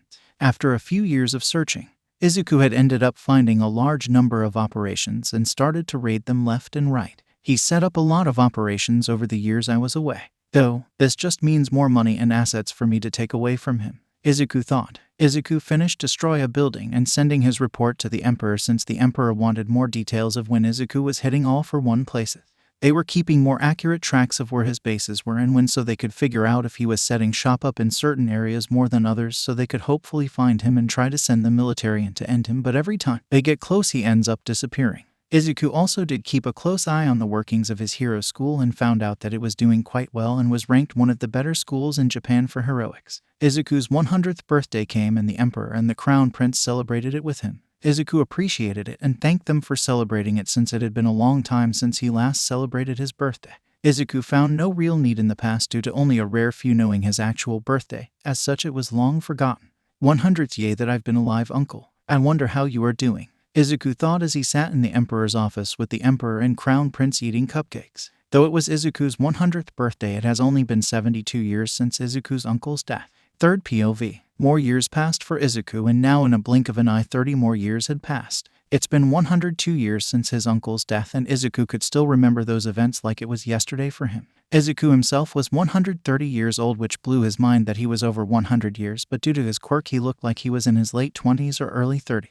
Good thing that the quirk made me stop gaining when it did. I look old enough to go into bars in my original appearance if I ever want to, Izuku thought. Many things have happened during these years and some were good and some were bad. The 5th user has held the quirk for roughly 35 years now, making him the newest recorded holder for holding it the longest, since the 4th user only held it for around 30 years before passing it and dying to All for One. Outside of One for All, Izuku also had to say goodbye to a dear old friend. Emperor Takata had abdicated from the throne due to his failing health but had soon passed away within a week of abdicating. He was younger than his father was when he stepped down, but he was still quite old. The Crown Prince and soon-to-be Emperor was now in his early 50s and would be taking the Emperor's seat. Izuku had been called back for the ceremony and was currently hiding in the roof area like he did last time. Taka had noticed him just like his father did and smirked. Sadly, Emperor Takata couldn't be at the ceremony because of his recent death.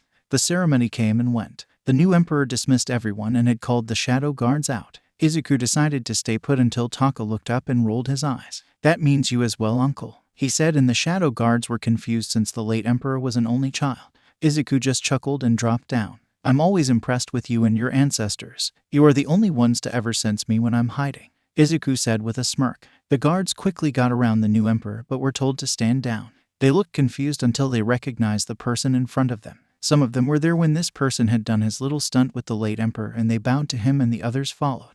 Emperor Taka dismissed them all and Izuku, and he talked. "My father before passing said I had a ceremonial action to undergo with you," Taka asked, and Izuku gave him the instructions on where to find the scroll and how to get into the hidden area to grab it. He did it and found a picture. "This face, it's you isn't it from what I remember?" Taka asked, and he then saw Izuku's face. "You really never age, do you?" Taka asked. Izuku nodded his head and confirmed it. Then Izuku got to the more important parts of this ceremony, confirming everything he knew about All for One and the threats. "What all did your father teach you about All for One?" Izuku asked, and Taka looked confused, which answered the question itself. Taka said he didn't know the name. "Okay, I'll fill you in on everything you need to know since this has been important for the emperors to know. There aren't many left alive that know of what really happened back in the Dark Ages of Japan. What all do you know about that time so I can fill in the blanks and correct any information that you have wrong?"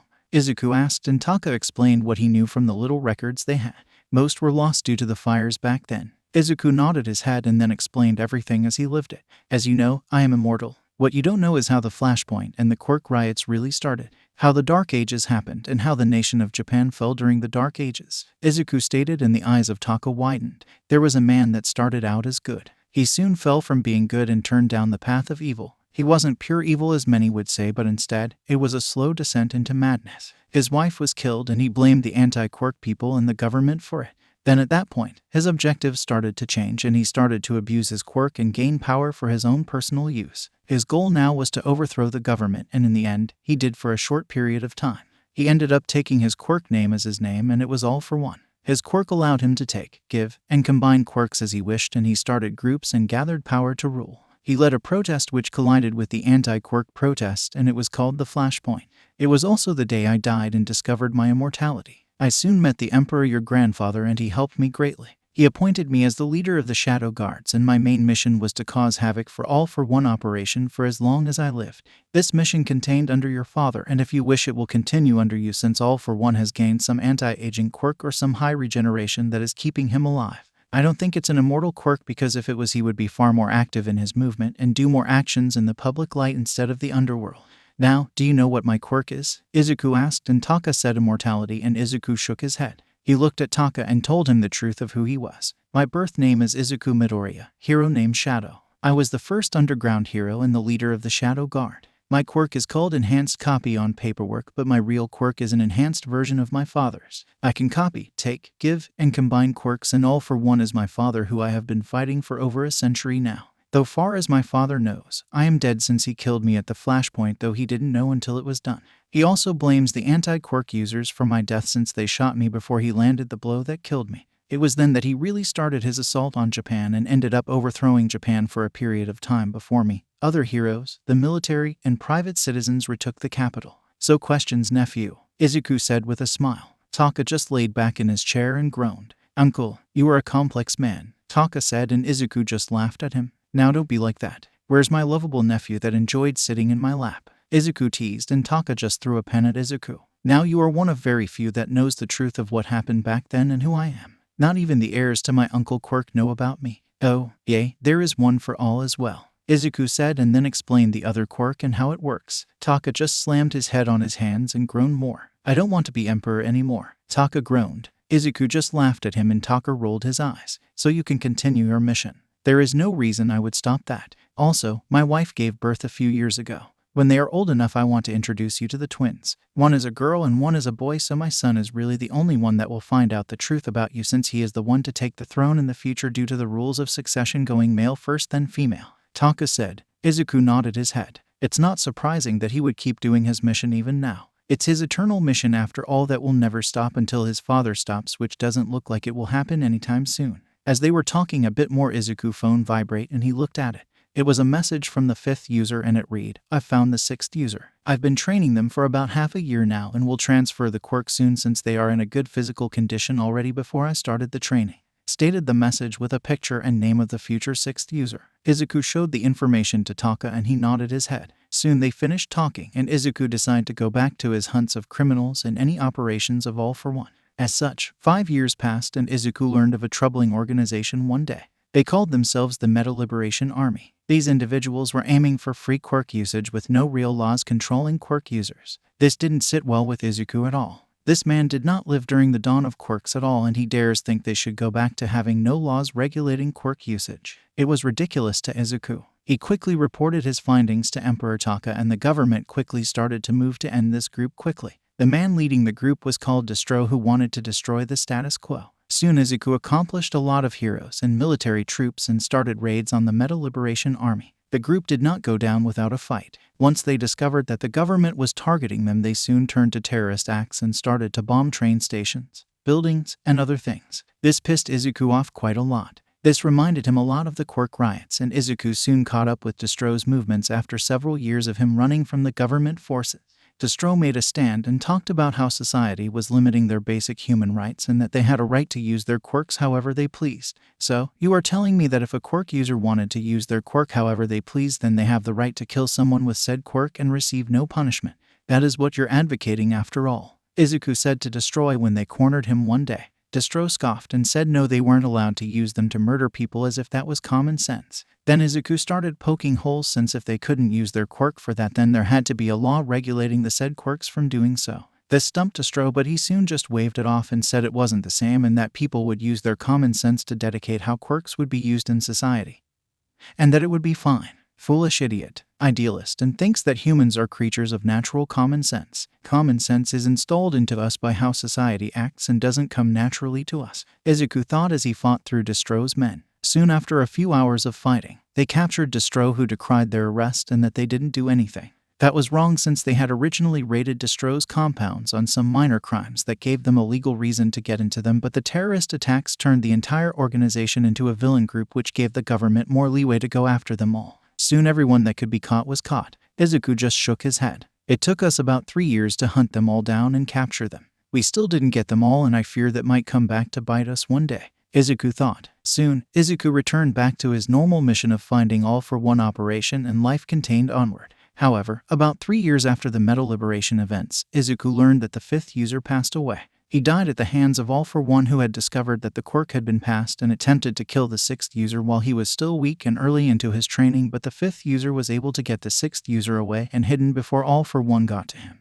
Another user has died. How many of them will continue to die at his hands? Izuku thought. However, there was a problem. Izuku had reached out to the 6th user and the response he received was no kind one. The 6th user blamed Izuku for not helping his master out, since Izuku was meant to be the watcher. The 6th user believed that Izuku should have been taking more direct actions in the fight with All for One. Izuku was shocked. He didn't understand how the 6th user was coming to these conclusions. Izuku understood that the users didn't know that he was actually taking direct actions against All for One, since he's been hunting down his operations and destroying them abroad and in Japan, but still, Izuku never assumed something like this would happen. The 6th user of One for All wanted nothing to do with Izuku. This was troubling, since this meant that Izuku wouldn't know who the 7th or any other users would be if the 6th user didn't provide the information, and if they didn't provide knowledge for the Watcher, the future wielders would likely distrust him. Though, they would likely still distrust him, since Izuku doubted that the 6th user would say anything kind about Izuku. This just troubled Izuku quite a lot, since he couldn't do much. He tried fixing the relationship with the 6th user, but the 6th user refused and continued to blame Izuku for the 5th's death and said if he was so good at watching, then he should have warned the 5th user of All for One's attack. As such, communication between the two sides came to an end. Izuku did update the Emperor on the situation with One for All, and he was troubled by it as well. You can only keep watching and see if you can undercover whoever becomes the 7th user and see if they are willing to work with you. Though, I am doubtful that the 6th user will make it easy for you to find the next user, so you might want to keep a tab on anyone that associates with the 6th user, stated Taka, and Izuku could only agree with it. The 6th user has only had the quirk for about 11 years, and if he followed the past users, he would hold on to it for a few decades before he passed it along. However, that was not the case, as after about 8 more years Izuku discovered that the 6th user had passed away. Izuku was able to confirm from a video of the fight that was blurry that All For One had asked the sixth user who he gave it to, and Izuku was guessing it was One For All. The sixth user told All For One that he wouldn't find them until they grew even more powerful, and then All For One just killed the sixth user. Izuku saved the video for his records and started his search for the sixth user, but had no luck after several years. It has been 125 years since his uncle had died, and now Izuku no longer knew who had the quirk, and that annoyed him since the quirk belonged to his family in the end. However, there was nothing Izuku could do except keep destroying anything that belonged to his father and continue his journey as the immortal hero. However, one day Izuku had discovered some weird information when he destroyed a random lab that belonged to some Rouge scientists that the government wanted to be found and arrested. This information pointed towards an illegal laboratory site. Izuku decided to go investigate the lab, and he would find many interesting things in this lab, but one more important than everything else. Third POV. Izuku had found a location of another lab from a raid he did on a different lab from some scientists that was on the run from the government. They had conducted some illegal experiments and didn't want to stop, so they ran away from the government, which turned them into illegal scientists. These scientists had some other lab that Izuku was currently heading towards. It was on a small island off the main island of Japan. As such, Izuku currently was on a boat heading towards the island. Izuku did have some quirks that could get him to the island, but he didn't want to draw attention and decided to go naturally across to the island like other travelers. As such, that is how Izuku found himself on a boat traveling towards the island with a bunch of other people. It took about 6 hours for the ferry boat to arrive on the island, and Izuku checked in at a hotel on the island. The island was called Ashima Island, and it was best known for its scenic spots and beautiful camellias flowers. However, what Izuku was interested in was the supposed lab that was hidden on this island. Based on the information that he gathered from the other lab, the lab on this island was hidden on one of the island sides near the sea and had a sea entrance and a land entrance. Supposedly, whatever organization behind this had built an entrance on the sea that opens and closes so they could hide the insides, but open it to receive their supplies by ships that they own. The land entrance was supposed to be hidden in rocks near the sea but was still on land. Izuku soon explored the area and spent the day but didn't find it. This repeated for about 2 weeks, and Izuku was still not finding the hidden lab. It's really hidden well, or there is no lab here, Izuku thought. However, one day Izuku saw in town 2 men who just didn't fit in. They acted like they were used to moving around on the island on how they interacted with the locals, but something about them just told Izuku that they didn't belong on this island. It was how they carried themselves and acted. Most of those that lived on this island worked in the local fishing business or in other shops on the island, but the 2 men's hands didn't look like they did heavy labor work or any of the work that was typically done on this island. As such, Izuku decided to follow the 2 men all day. These men stopped at several different places but didn't appear to be going home anytime soon.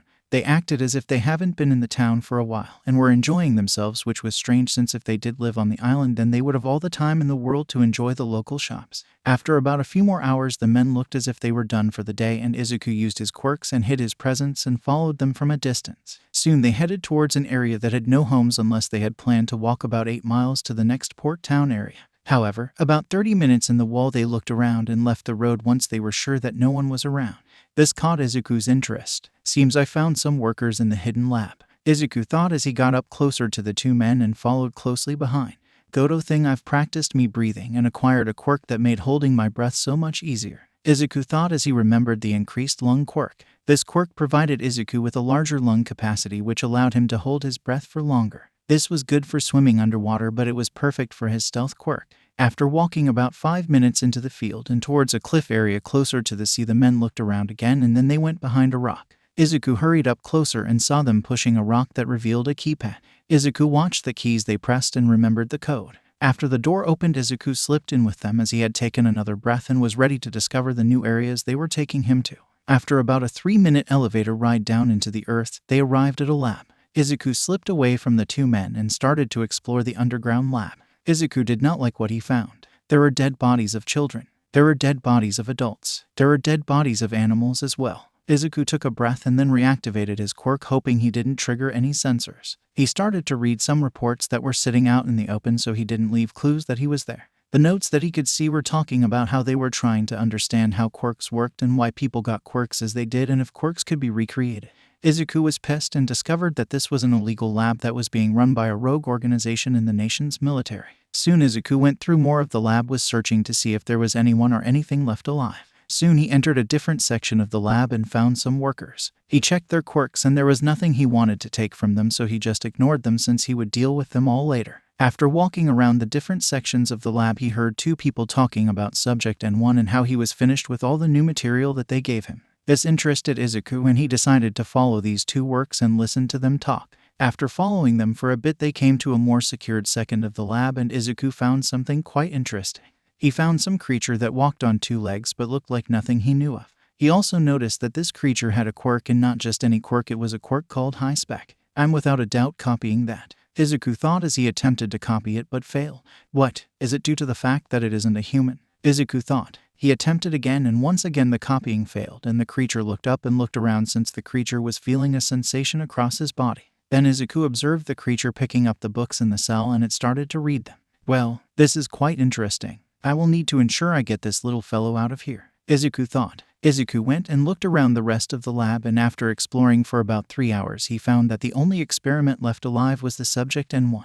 Izuku found a spot to hide in and made a phone call. He couldn't leave to do it since based on the schedule he found no one was set to leave or enter the place for the next few days, meaning he was stuck inside. Just hoping they don't trace my call, Izuku thought as the phone rang, and soon someone answered. Hello, Shadow. It's rare for you to call me, said the voice that belonged to Emperor Taka. Indeed it is. That is how important this is. Do you remember the lab I raided for the scientists that were running from the government? Izuku asked, and the Emperor said he did. Izuku then explained the situation and that he found a new lab based on information from the other one. This information led to the new lab, and he discovered that a Rouge portion of the nation's military is funding the labs. The Emperor was not pleased and ordered Izuku to leave no one alive from the lab. The Emperor was also informed that only one experiment was left alive, and it was an animal with a high-spec quirk that granted intelligence that is higher than humans. I'm unable to copy the quirk. I believe it's due to its not being human, though I don't know what type of species it is. I request permission to bring it out of the lab and introduce it to Japanese society. I think it would make an amazing principal for my school, Izuku said, and the Emperor could hear the smirk in Izuku's voice. You just want to see what chaos the animal will cause with its existence and how it will torment people. You really are a sadist uncle, stated Emperor Taka. Izuku just denied the claims but got approval regardless. As such, that is how one Izuku Midoriya had gained a new companion.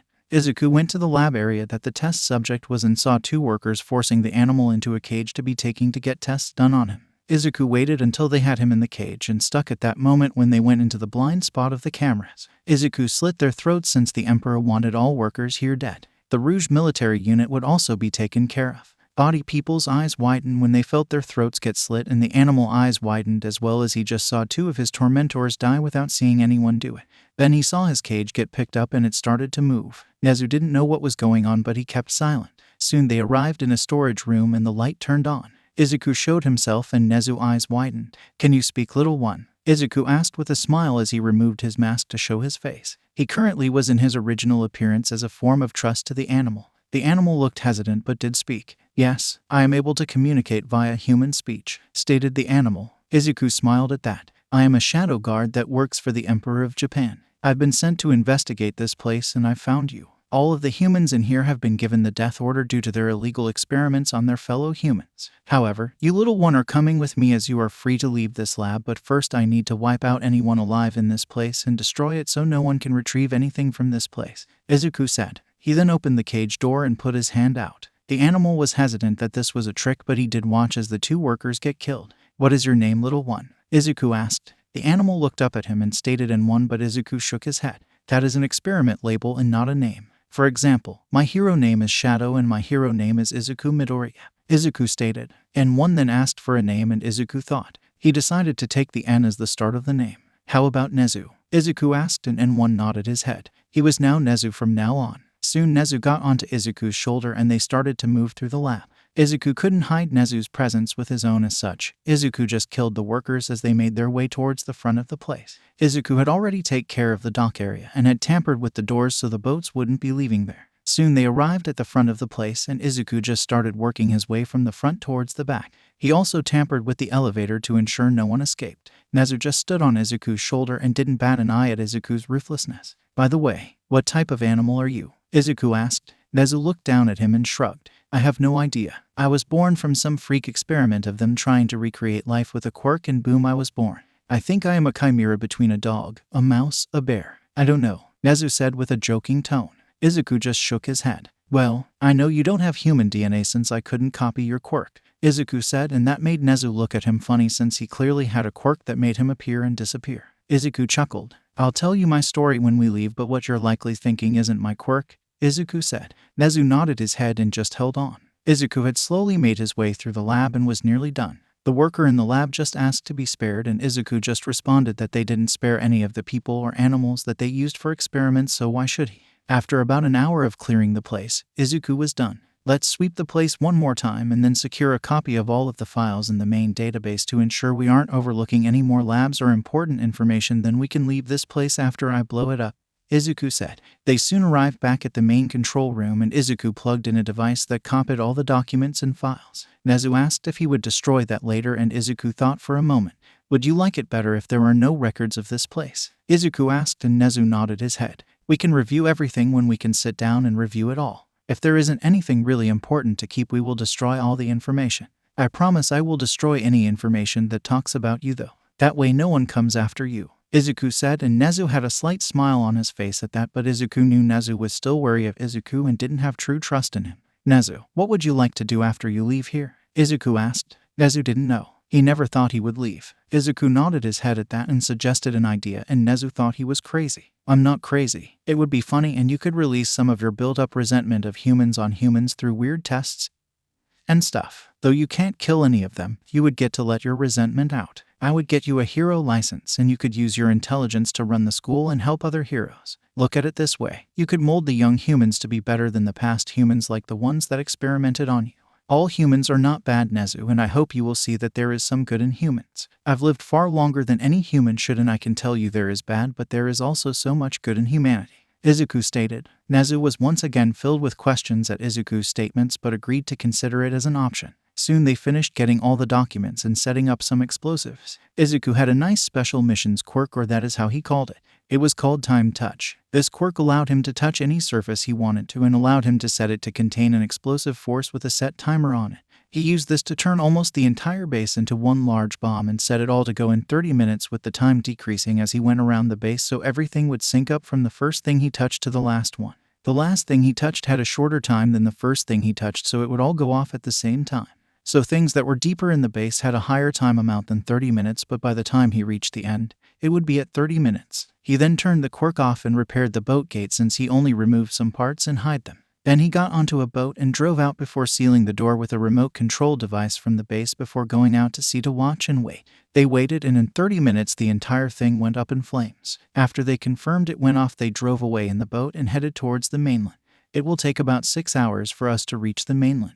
Once we get there, I will start work on getting you documents to have you recognized as a citizen. I'm going to warn you now that you will without a doubt face some discrimination when people learn that you're an animal with a quirk, but the documents I will provide will protect your rights, and you can legally sue people if they discriminate against you, since the papers will recognize you as having human rights, Izuku stated. Nezu thanked him and asked for that story he was promised. Izuku smirked and then started to tell the story of his immortal life, and Nezu was truly shocked at the end of the story. So, you are over 100 years old? Nezu asked, and Izuku nodded his head. You are over 100 years old, fighting your own father who believes you're dead, while your uncle's quirk is out there somewhere in a seventh user that you have no idea who it is currently, and you also are really close to the Emperor and you call him your nephew.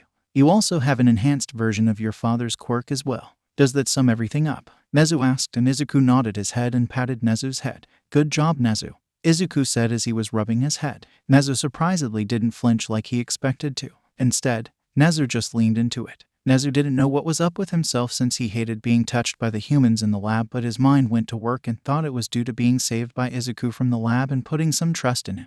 I hope I can truly trust you, Izuku Midoriya, but we will see with your actions in time, Nezu thought. Third POV. Izuku Midoriya wasn't a vengeful man, but damn. Izuku and Nezu were currently sitting down in a room going over all of the files and information that they retrieved from the lab, and let us say that Izuku was pissed at all of the information he was reading. The people in the lab were not humans in his eyes. They were experimenting on any test subjects that they could get their hands on, and they had no remorse from what they could find in the notes. The workers in that lab would do experiments on the test subjects without even putting them under or numbing the areas they were working on. As such, the test subjects were kept awake for everything and anything that was done to them. Well, I am glad they are all dead now, Izuku thought as he kept moving through the files. Soon though he found the files on Nezu and he noticed Nezu tense. I wonder if they put your little slogan of am I a dog, a bear, a mouse, who knows, in here. Izuku joked. Nezu shook his head a bit and said that wasn't his slogan. Izuku said it should be since it would always confuse people and make their minds get distracted. As Izuku was going through the files, he saw that Nezu was an unknown species. The DNA that the workers studied had no direct ties to a dog, a bear, or a mouse, so those were out. However, the workers didn't test all of the animals in the world DNA against Nezu, so there is a chance it might be known. Well, not even they knew what you were. Pity, I wanted the answer to the question. I guess I'll just find a quirk one day that will give me the actual answer. I got time, after all, to wait for that type of quirk to appear. Izuku muttered. Nezu just looked at him as if he was an idiot. Who the hell spends that much time on one little detail? Nezu thought, but realized that the idiot next to him is immortal, so he has all the time in the world to waste. Soon they finished going through all of Nezu's files, and Izuku deleted that portion which made Nezu happy. He didn't want anyone to have copies of the files so they could come back and continue where they left off or be incentivized to do so. Izuku continued through the other notes and made copies of anything important to keep. The workers did find some information about how quirks appear since they linked it to a gene in the human body itself. Well, I hate to say it, but out of all the pain, some useful information was gained. They would have just done it on already dead bodies, which are more moral since the subjects wouldn't have to feel it.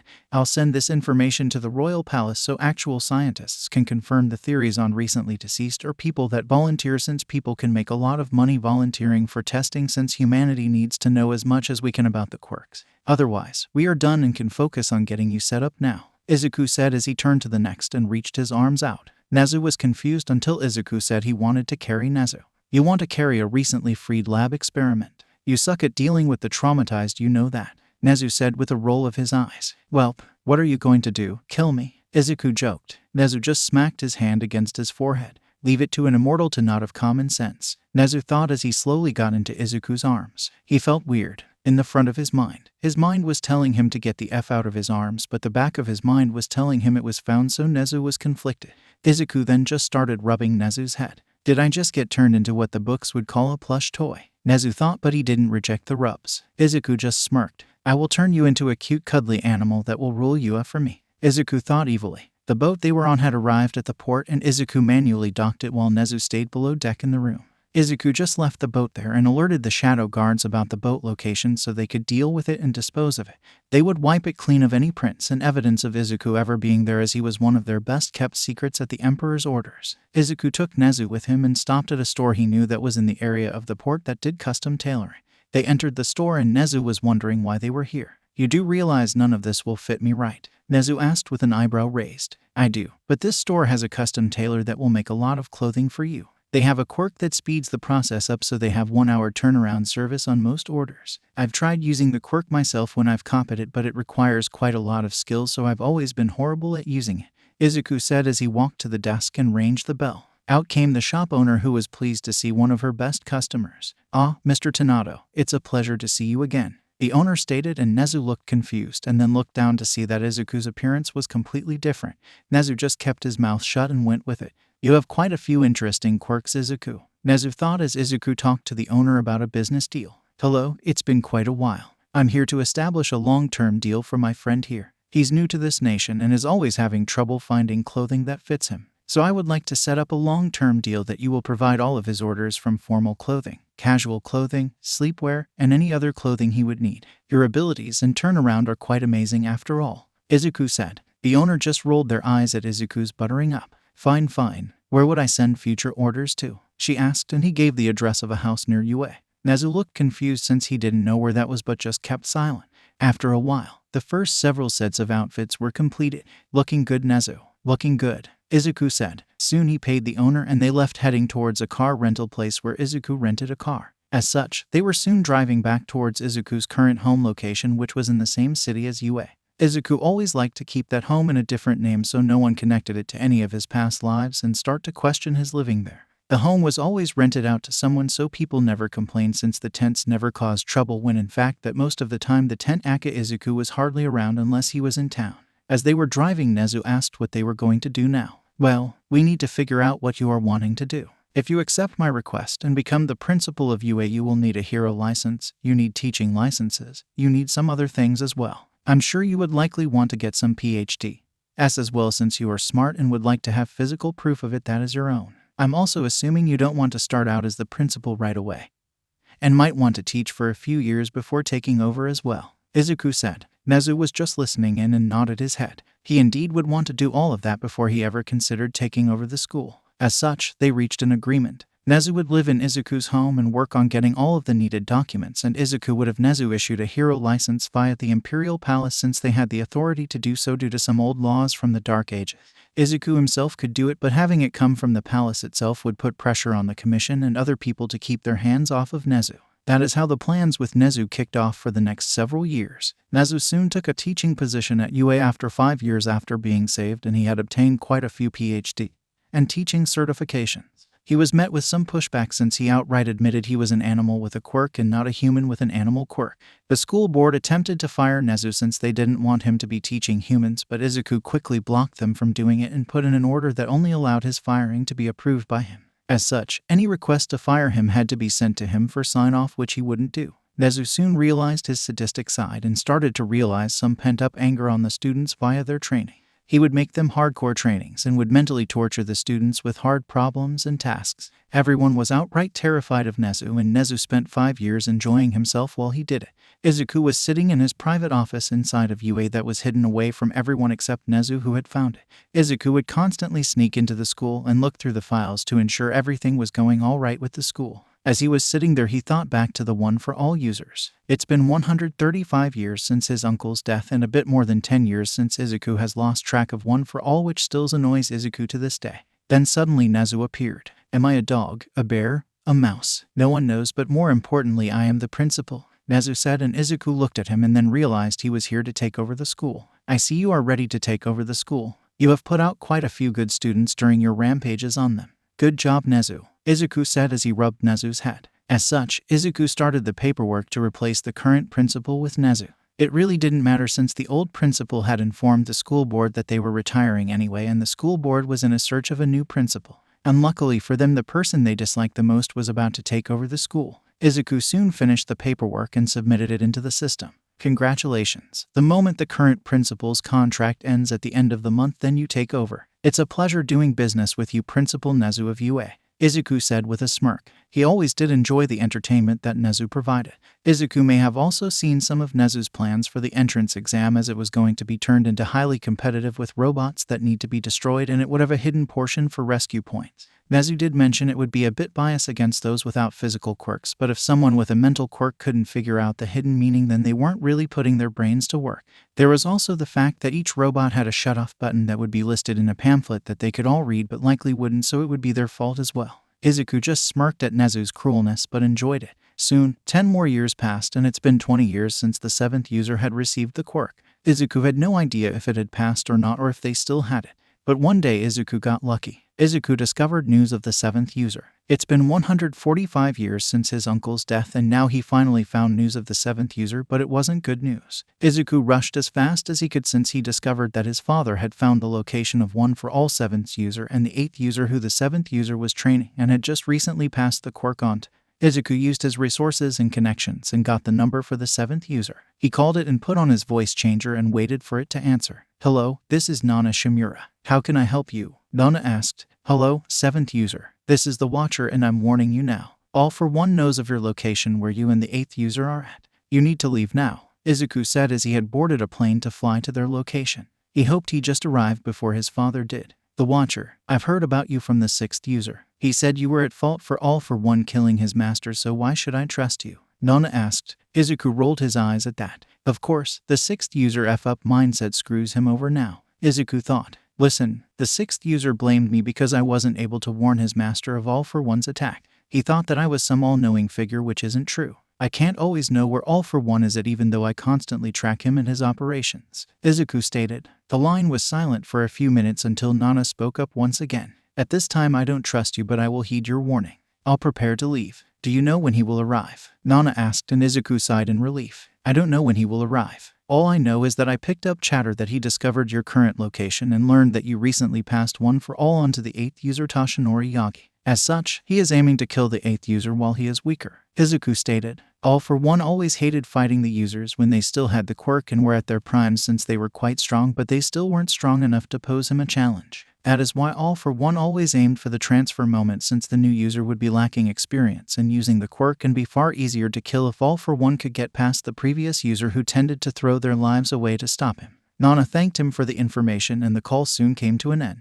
Izuku was about 1 hour away from their location and would arrive soon. He just hoped it wasn't too late. After the hour passed and the plane flew over the location, Izuku just decided to jump from the plane. The pilot thought he was crazy, but Izuku said it would be fine for the plane to continue its journey. As such, the pilot opened the door via the auto controls and Izuku jumped out. I'm glad I found some quirks that allow me to fly, Izuku thought as he was getting close to the ground. He activated the advanced telekinesis quirk that he had copied and slowed his descent to the ground. Soon Izuku was on the ground and made some energy hawks that can send him information. He obtained this quirk from a foreign national during one of Izuku's trips about 70 years ago when he was taking out one of his father's operations. The drawback was painful for someone that didn't have a large mind to handle the information, but Izuku countered this due to another quirk he copied from a chess player about a decade after the Eagle quirk. As such, he has had no issues using it for scouting and information gathering. Izuku sent about a dozen eagles out to scout, and after about 30 minutes he found the 7th user and her group. He also found All for One that was already fighting the 7th user. Izuku was too late as he was moving in that direction at a very fast speed and could only view the information as it appeared in his mind. He watched as the 7th user had another man take away the 8th user. He could hear the scream of the 8th user as he watched the 7th user go face All for One. Izuku heart hurt. How many people must my uncle's quirk cause pain to? I don't think passing One for All was worth the pain that people had to suffer, uncle, Izuku thought as he was moving towards the location. He was still 10 minutes away from the site, and by the time he arrived, it was too late. The 7th user had died and the 8th was in the wind with the other man that Izuku knew as Gran Torino. I'll have to find them later, but I'm doubtful All Might would want anything to do with me. I don't even know if 7th told him anything about me, so I will just watch from a distance, Izuku thought as he walked up to the battle site. All for One had already left and Izuku found the body of Nana Shimura. I'm sorry I couldn't warn you soon enough, Izuku muttered, and then heard a voice. So this is what the Watcher looks like, stated a female voice, and Izuku saw Nana's eyes open but had blood coming out of her mouth. Izuku put his hand against her and used a medical quirk to sense all the wounds and damage. She's far too damaged and doesn't have enough energy to supply a regeneration quirk, Izuku thought. Yeah, I am the Watcher, Izuku said as he changed to his true appearance. It didn't matter if she saw it. Dead men or females in this case don't tell tales. I thought you would be older, she asked as she coughed blood. I am older. I'm older than you. I am immortal after all. How did you think I watched over all of the users until your master cut me off and never told me who you were? It took me years to find who you, but it seems I was too late since father found you first, Izuku said. Nana's eyes widened at Izuku's words. This is All for One's son, she thought. I see you are shocked. Yes, I am his son, though he doesn't know I'm alive still. He believes he killed me at the Flashpoint during the dawn of quirks. Years later he would kill my uncle, the first user of One for All, since we opposed him. He never did intend to kill me though. He had no idea who I was until my mask was removed, Izuku said as he made her comfortable in her final moments. Nana was shocked, but this was a source of information that she never knew existed. Did you tell All Might about the Watcher, and should I expect him to push me away as the 6th user did? Izuku asked, hoping All Might wouldn't push him away. Nana told Izuku that he only knew the basics of the quirk and All for One. She didn't tell him anything about the Watcher since she didn't know if the Watcher was even real. She found the story odd from her master, so she didn't make any plans to tell All Might, but Gran Torino did know of it since she told him one day when they were a bit younger. Izuku nodded his head. I'm going to just watch over him as I have done with the past users. If there is a way I can help, I will, but since he doesn't know about the Watcher, it will be harder. Does Gran Torino have negative emotions regarding me since he knows I can provide the help via him? Izuku asked, and Nana said Gran Torino didn't really care since he didn't believe in it. Izuku finished talking with Nana as she was close to death. He asked her where she wanted to be buried at, and she gave him a location. It was on a hill with a cherry blossom tree over it. Izuku nodded his head and would make sure it was done. Soon after a few more minutes, she passed away and Izuku took her body and left. A few days passed and Izuku finished burying Nana Shimura. The hill was actually near the city that had UA in it, but it was a bit in the countryside of the surroundings of the city. You had to go a bit out of the way, but the hill was up a bit, but it had an amazing view down the hills in the countryside, and you could see the city of Musutafu in the far distance where UA was located.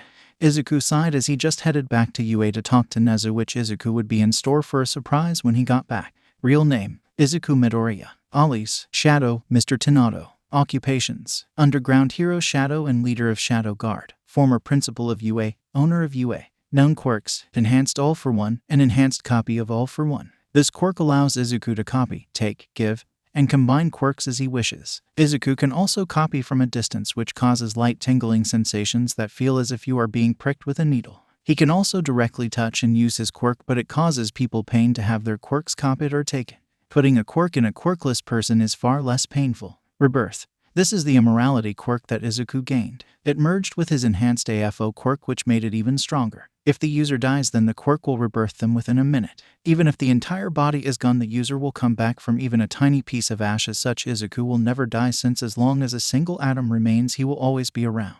Color change allows the user to change their eye and hair color at their will. This quirk was combined from two individual quirks that Izuku had found that was called Eye Changer and Hair Changer. Hair growth: This allows the user to grow their individual hair across their body. It does not allow him to change the hairstyle, but that can be done via other products. It doesn't allow them to shorten either and only grow it. Anamorphs: This provides the user the ability to change their appearance into anyone they have seen before. As such, Izuku uses this to change his overall appearance and then use the other appearance-changing quirks to make changes in eye or hair color so that he isn't mistaken for that said individual. He uses this to hide over the centuries, since his main body is stuck at the age of 28 of when he died. This doesn't mean he can't change his body, it just won't grow as people do when they grow older. Presence concealment: The user must hold their breath to conceal their presence. Breathing undoes the quirk. As such, training in holding the breath allows the quirk to last longer. Natural enchantment: This quirk provides the user a doubling effect of their natural abilities. As such, the faster they can move without the quirk, they will gain double that while the quirk is activated. Double their natural strength, speed, agility, and so on. Enhanced vision: This quirk allows the user to have perfect eyesight and can pick up smaller details when they are actively looking for something. Recall: This allows someone to recall any memory that they have ever had. Advanced telekinesis allows the user to control any objects up to a limit.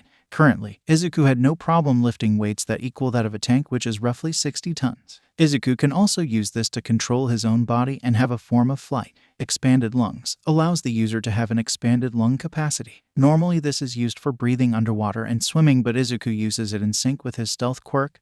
Presence concealment. Advanced regeneration allows the user to regenerate from wounds using stamina. This quirk can be turned on and off. Izuku usually keeps it off to conserve energy, since if he receives a fatal wound and he has time, he will just let himself be reborn. Caffeine. The user can consume any drink with caffeine and store the energy in his body for later use. As such, the user can have a large supply of energy to replenish their stamina whenever they wish. Izuku has had decades to store energy, so his pool is massive. Eagle's Eye. This quirk allows the user to create fake eagles made of energy and send them into the air to scout. The information is fed into Izuku's mind.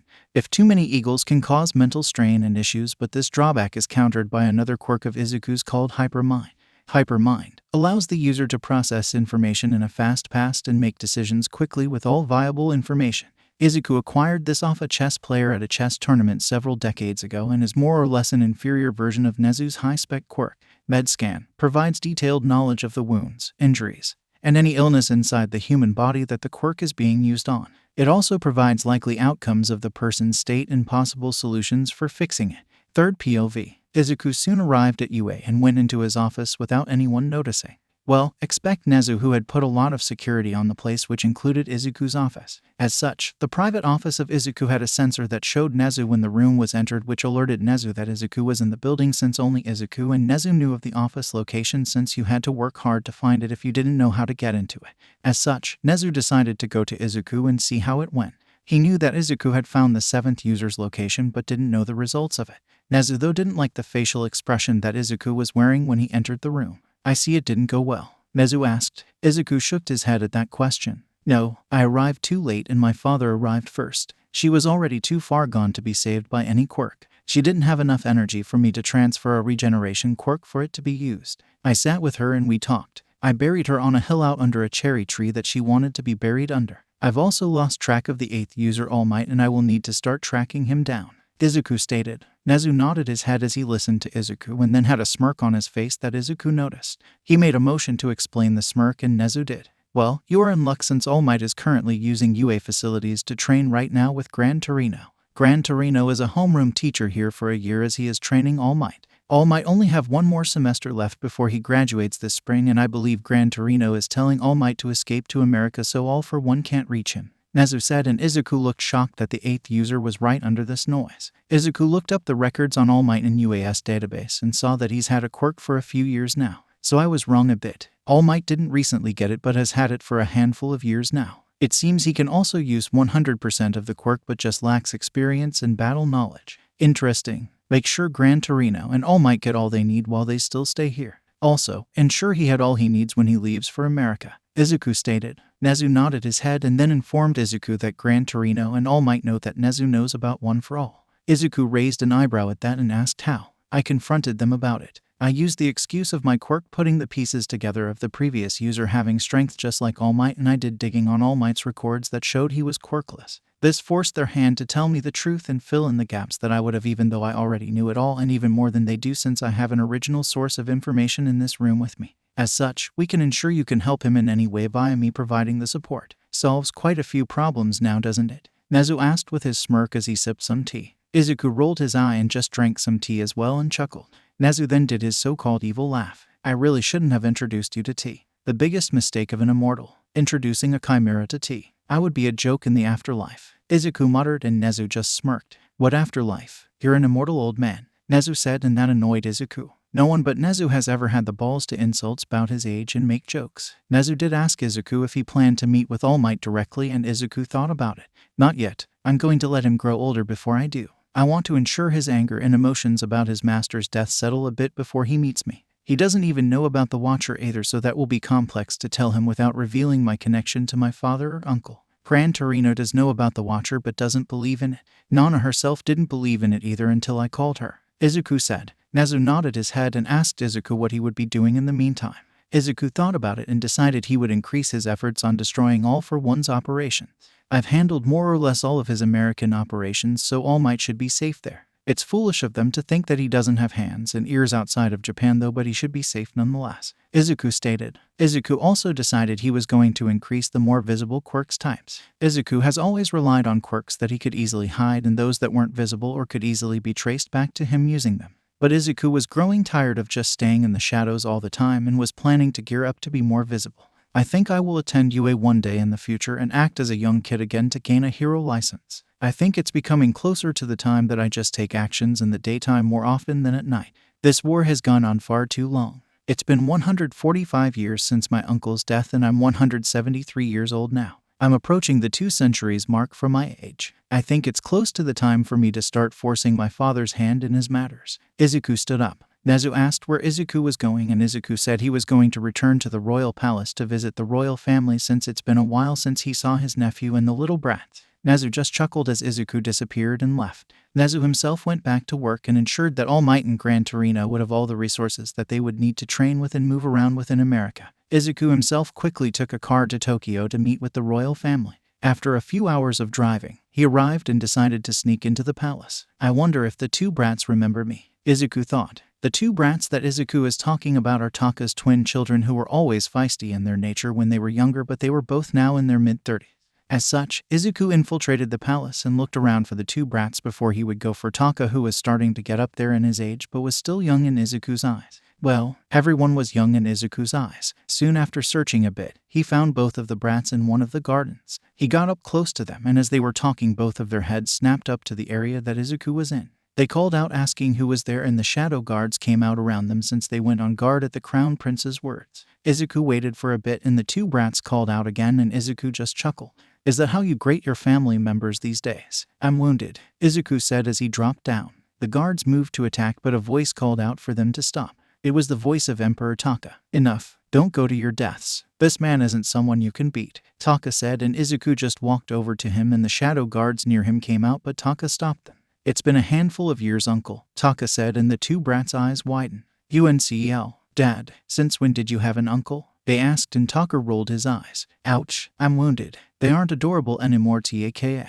They wound me," Izuku said, acting out. Taka rolled his eyes even more and just smacked Izuku's head. Everyone was confused. Taka had everyone return to the main palace hall and ordered the shadow guards to stay out even though they wanted to enter since they didn't trust Izuku. "Can't blame them. None of them are the ones from the last time I showed myself in front of them," Izuku thought. he's visited before over the years, but Taka has always cleared the room before Izuku appeared. After all four of them were in the room, Izuku just hugged Taka and then hugged the two brats who looked confused as hell. So Taka, are these two brats still feisty as I remember them, or did they grow up? It's been quite a few years since I babysitted their adorable butts. Do you need a babysitter again? Izuku asked. Taka just laughed. I don't think my 30-year-old children need a babysitter. Though, Takado's wife is pregnant though, so you could babysit my grandchild if you want. Though no kidnapping them and taking them out of the palace, please, Taka said. The brats asked for answers on what was going on. Soon they were given a small and brief idea of who Izuku was. All you really need to know is I'm considered family. I'm not blood, but oh well. I'm also immortal, and I've been serving your family since your great-grandfather from during the dawn of quirks. I deal with threats to the nation, and I am also the main fighter in a century war that Japan has been involved in, which Taka I'm here to talk to you about, Izuku said, and the children were shocked. Taka told his son that he would learn everything since he would be emperor one day and would receive all of it that day just as he did. Is this something that can be talked about in front of them, or do we need privacy? Taka asked. Izuku thought and said it would be fine. I'm planning to start turning more active in the daylight in the future. I don't know when, but I'm going to gear up for it and start amassing more direct power instead of how I've operated in the past. I'm tired of all the cloak and daggers and tend to force his hand by revealing myself in the foreseeable future. Currently, we are on number 8 for you know what, and I'm tired of all the death on that side. Also, it will allow me to amass more forces to go after him, since me and the Shadow Guards can only do so much since not many people know about the entire thing and even less do now, Izuku said, and Taka sat there thinking in silence. After a bit longer he nodded his head. Indeed, you've been doing so many things to counter him, but he just stays hidden in the shadows which he thrives in. You might be the worst nightmare for him, but he can always just run like he has been doing for the past century, and it's dragging on too long. I would rather not my grandchildren be dealing with this, and would only like this to expand and my son's rule only. Do what you must, uncle, and hopefully we can end this within the 2 centuries, since you are sure to be tiring of all of this, Taka stated. Izuku thanked Taka for his approval and asked if the Shadow Guards had any good quirks. Taka thought and did nod his head. There are a few quirks of the Shadow Guards that are interesting for you to copy. Ah, yes, children, your uncle's quirk here allows him to permanently copy quirks and get rid of the ones he doesn't want to keep if he doesn't need them anymore. So don't be surprised if he has multiple quirks. It's how he became immortal, since he obtained an immortal quirk without knowing it and got killed back in the dawn of quirks, Taka said, and the children's eyes widened and started asking a lot of questions. I see they enjoy quirks, Izuku said, and Taka told Izuku that both took quirk studies quite a lot since Izuku influenced Taka himself to love quirks, which spread to his children. Izuku just chuckled at that. They soon talked about the quirks and arranged it so Izuku could copy them. One quirk was called Warp Ring. This quirk allowed him to create rings capable of teleporting to one place or anywhere at designated points. They couldn't teleport vast distances, but could easily teleport between 2 cities, but consumed a lot of energy with greater the distance, which Izuku had plenty of due to his other quirk. Another one was virtual reality, which allowed the user to project their memories of what they saw into projections that others could interact with on a limited basis. Another quirk was called Counter, and it redirected energy from attacks back at their opponent. The user could hold on to the energy and release it later after they built it up with more energy, but the user had to be able to withstand the blow and contain it, or they would damage themselves. The last quirk that Taka thought Izuku would like was called Onslaught. This quirk converted stamina to accelerate the speed of their attacks, causing more power to be behind their attacks. Overall, these quirks were going to be useful for Izuku to use. After spending a month or so with the brats, Izuku decided to go out and start increasing the rate that he was finding the operations of his father and start to cause havoc for him. As such, Izuku spent about 10 years doing this before he received word of Taka's passing. He died of a heart attack, and Izuku decided to return to the royal family to mourn his nephew's death. It's been 155 years since my uncle's death, and I'm 183 years old now. Taka, I wonder, will I really finish this before the 2-century mark of my uncle's death, or will I be condemned to do this non-stop? Izuku thought as he was standing over Taka's gravesite. It was now time though for the ceremony of the new emperor taking over, the Emperor Takado. The ceremony went as it normally did, and soon the new emperor dismissed everyone but his sister and the Shadow Guards. He then looked up and asked for his uncle to drop down to them. The Shadow Guards were confused until they saw Izuku drop right next to the emperor, and before they could move, Takado told them not to move. So I'm an uncle now instead of great uncle? Izuku teased, and Takado rolled his eyes. Soon Takado dismissed everyone except his sister. Takado said he never keeps anything from his sister anyway, so it would be good for her to just hear whatever Izuku had to say as well. As such, they went through the ceremony. And then Izuku told the story once again, as he has done several times now. The twins were shocked to learn so much terrifying news. From what I remember, you and Dad had planned to have you act more in the light to draw All for One out to act more so he could be stopped. That does carry the risk of people being hurt though. Is it worth it? Tikado asked. Izuku thought it over and shrugged. Honestly, I don't know. If you don't want me to do it, then I won't. I was planning to revert to my true appearance and attend UA one day in the future. That does run the risk of All for One attacking UA once he finds me, but I think he will be more shocked and wanting answers than destruction since he thinks I am dead. He always did say I could destroy and steal his things and he would still love me. I know he is an evil man now, but he is still my father, Izuku said. The twins agreed with that statement as well. Tikado told Izuku just to monitor All Might's movements, and whenever he goes to fight All for One he should see if he could provide any direct support and appear in his shadow outfit, since it should throw All for One off his game. As such, a general game plan was created and Izuku would continue to gain more quirks to prepare himself for the future. Years passed and Izuku saw that All Might stayed in America for a good number of years until 10 years passed, and it's been 165 years since the first user's death. Izuku was now 193 years old and All Might had returned to Japan. All Might was now 38 years old and he was known as the symbol of peace around the world. After arriving in Japan, he soon skyrocketed through the ranks and obtained the #1 position within a year and soon took on a sidekick by the name of Sir Nightai. Izuku himself was starting to gear up for the start of his plans of attending UA when he received word. All Might at age 42 had found the location of All for One. Izuku knew that All Might has been hunting down All for One since some of the operations that he personally was going to go after have been hit by All Might, so with them both hitting the operations, they were speeding through the underground empire and destroying it quickly. Izuku quickly hacked into the information of Might Tower and found out where the fight was going to be. It was in an abandoned city that was known for criminals to stay in. As such, Izuku got to work and headed off to that location to be ready for the fight. The problem is I want to stay off Sir Nightai's radar, so I need to wait until the battle starts, Izuku thought. As such, Izuku waited and waited until the fight happened. Real name, Izuku Midoriya. Alias, Shadow, Mr. Tonado. Occupations, Underground Hero Shadow and Leader of Shadow Guard. Former Principal of UA, Owner of UA. Known quirks, Enhanced All for One, an enhanced copy of All for One. This quirk allows Izuku to copy, take, give, and combine quirks as he wishes. Izuku can also copy from a distance, which causes light tingling sensations that feel as if you are being pricked with a needle. He can also directly touch and use his quirk, but it causes people pain to have their quirks copied or taken. Putting a quirk in a quirkless person is far less painful. Rebirth. This is the Immortality quirk that Izuku gained. It merged with his enhanced AFO quirk, which made it even stronger. If the user dies, then the quirk will rebirth them within a minute. Even if the entire body is gone, the user will come back from even a tiny piece of ash. As such, Izuku will never die, since as long as a single atom remains, he will always be around. Color change allows the user to change their eye and hair color at their will. This quirk was combined from two individual quirks that Izuku had found that was called Eye Changer and Hair Changer. Hair growth. This allows the user to grow their individual hair across their body. It does not allow him to change the hairstyle, but that can be done via other products. It doesn't allow them to shorten either and only grow it. Anamorphs. This provides the user the ability to change their appearance into anyone they have seen before. As such, Izuku uses this to change his overall appearance and then use the other appearance-changing quirks to make changes in eye or hair color so that he isn't mistaken for that said individual. He uses this to hide over the centuries, since his main body is stuck at the age of 28 of when he died. This doesn't mean he can't change his body, it just won't grow as people do when they grow older. Presence concealment. The user must hold their breath to conceal their presence. Breathing undoes the quirk. As such, training in holding the breath allows the quirk to last longer. Natural enchantment. This quirk provides the user a doubling effect of their natural abilities. As such, the faster they can move without the quirk, they will gain double that while the quirk is activated. Double their natural strength, speed, agility, and so on. Enhanced vision. This quirk allows the user to have perfect eyesight and can pick up smaller details when they are actively looking for something.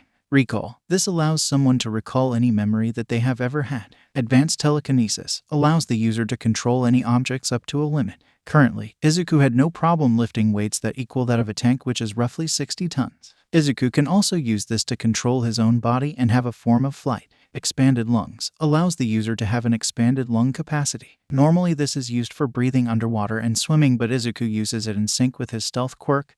Presence concealment. Advanced regeneration allows the user to regenerate from wounds using stamina. This quirk can be turned on and off. Izuku usually keeps it off to conserve energy, since if he receives a fatal wound and he has time, he will just let himself be reborn. Caffeine. The user can consume any drink with caffeine and store the energy in his body for later use. As such, the user can have a large supply of energy to replenish their stamina whenever they wish. Izuku has had decades to store energy, so his pool is massive. Eagle's Eye. This quirk allows the user to create fake eagles made of energy and send them into the air to scout. The information is fed into Izuku's mind. If too many eagles can cause mental strain and issues, but this drawback is countered by another quirk of Izuku's called Hypermind. Hypermind allows the user to process information in a fast pace and make decisions quickly with all viable information. Izuku acquired this off a chess player at a chess tournament several decades ago and is more or less an inferior version of Nezu's high-spec quirk. MedScan provides detailed knowledge of the wounds, injuries, and any illness inside the human body that the quirk is being used on. It also provides likely outcomes of the person's state and possible solutions for fixing it. Warp Ring. This quirk allowed him to create rings capable of teleporting to one place or another at designated points. They couldn't teleport vast distances, but could easily teleport between two cities, but consumed a lot of energy with greater the distance, which Izuku had plenty of due to his other quirk.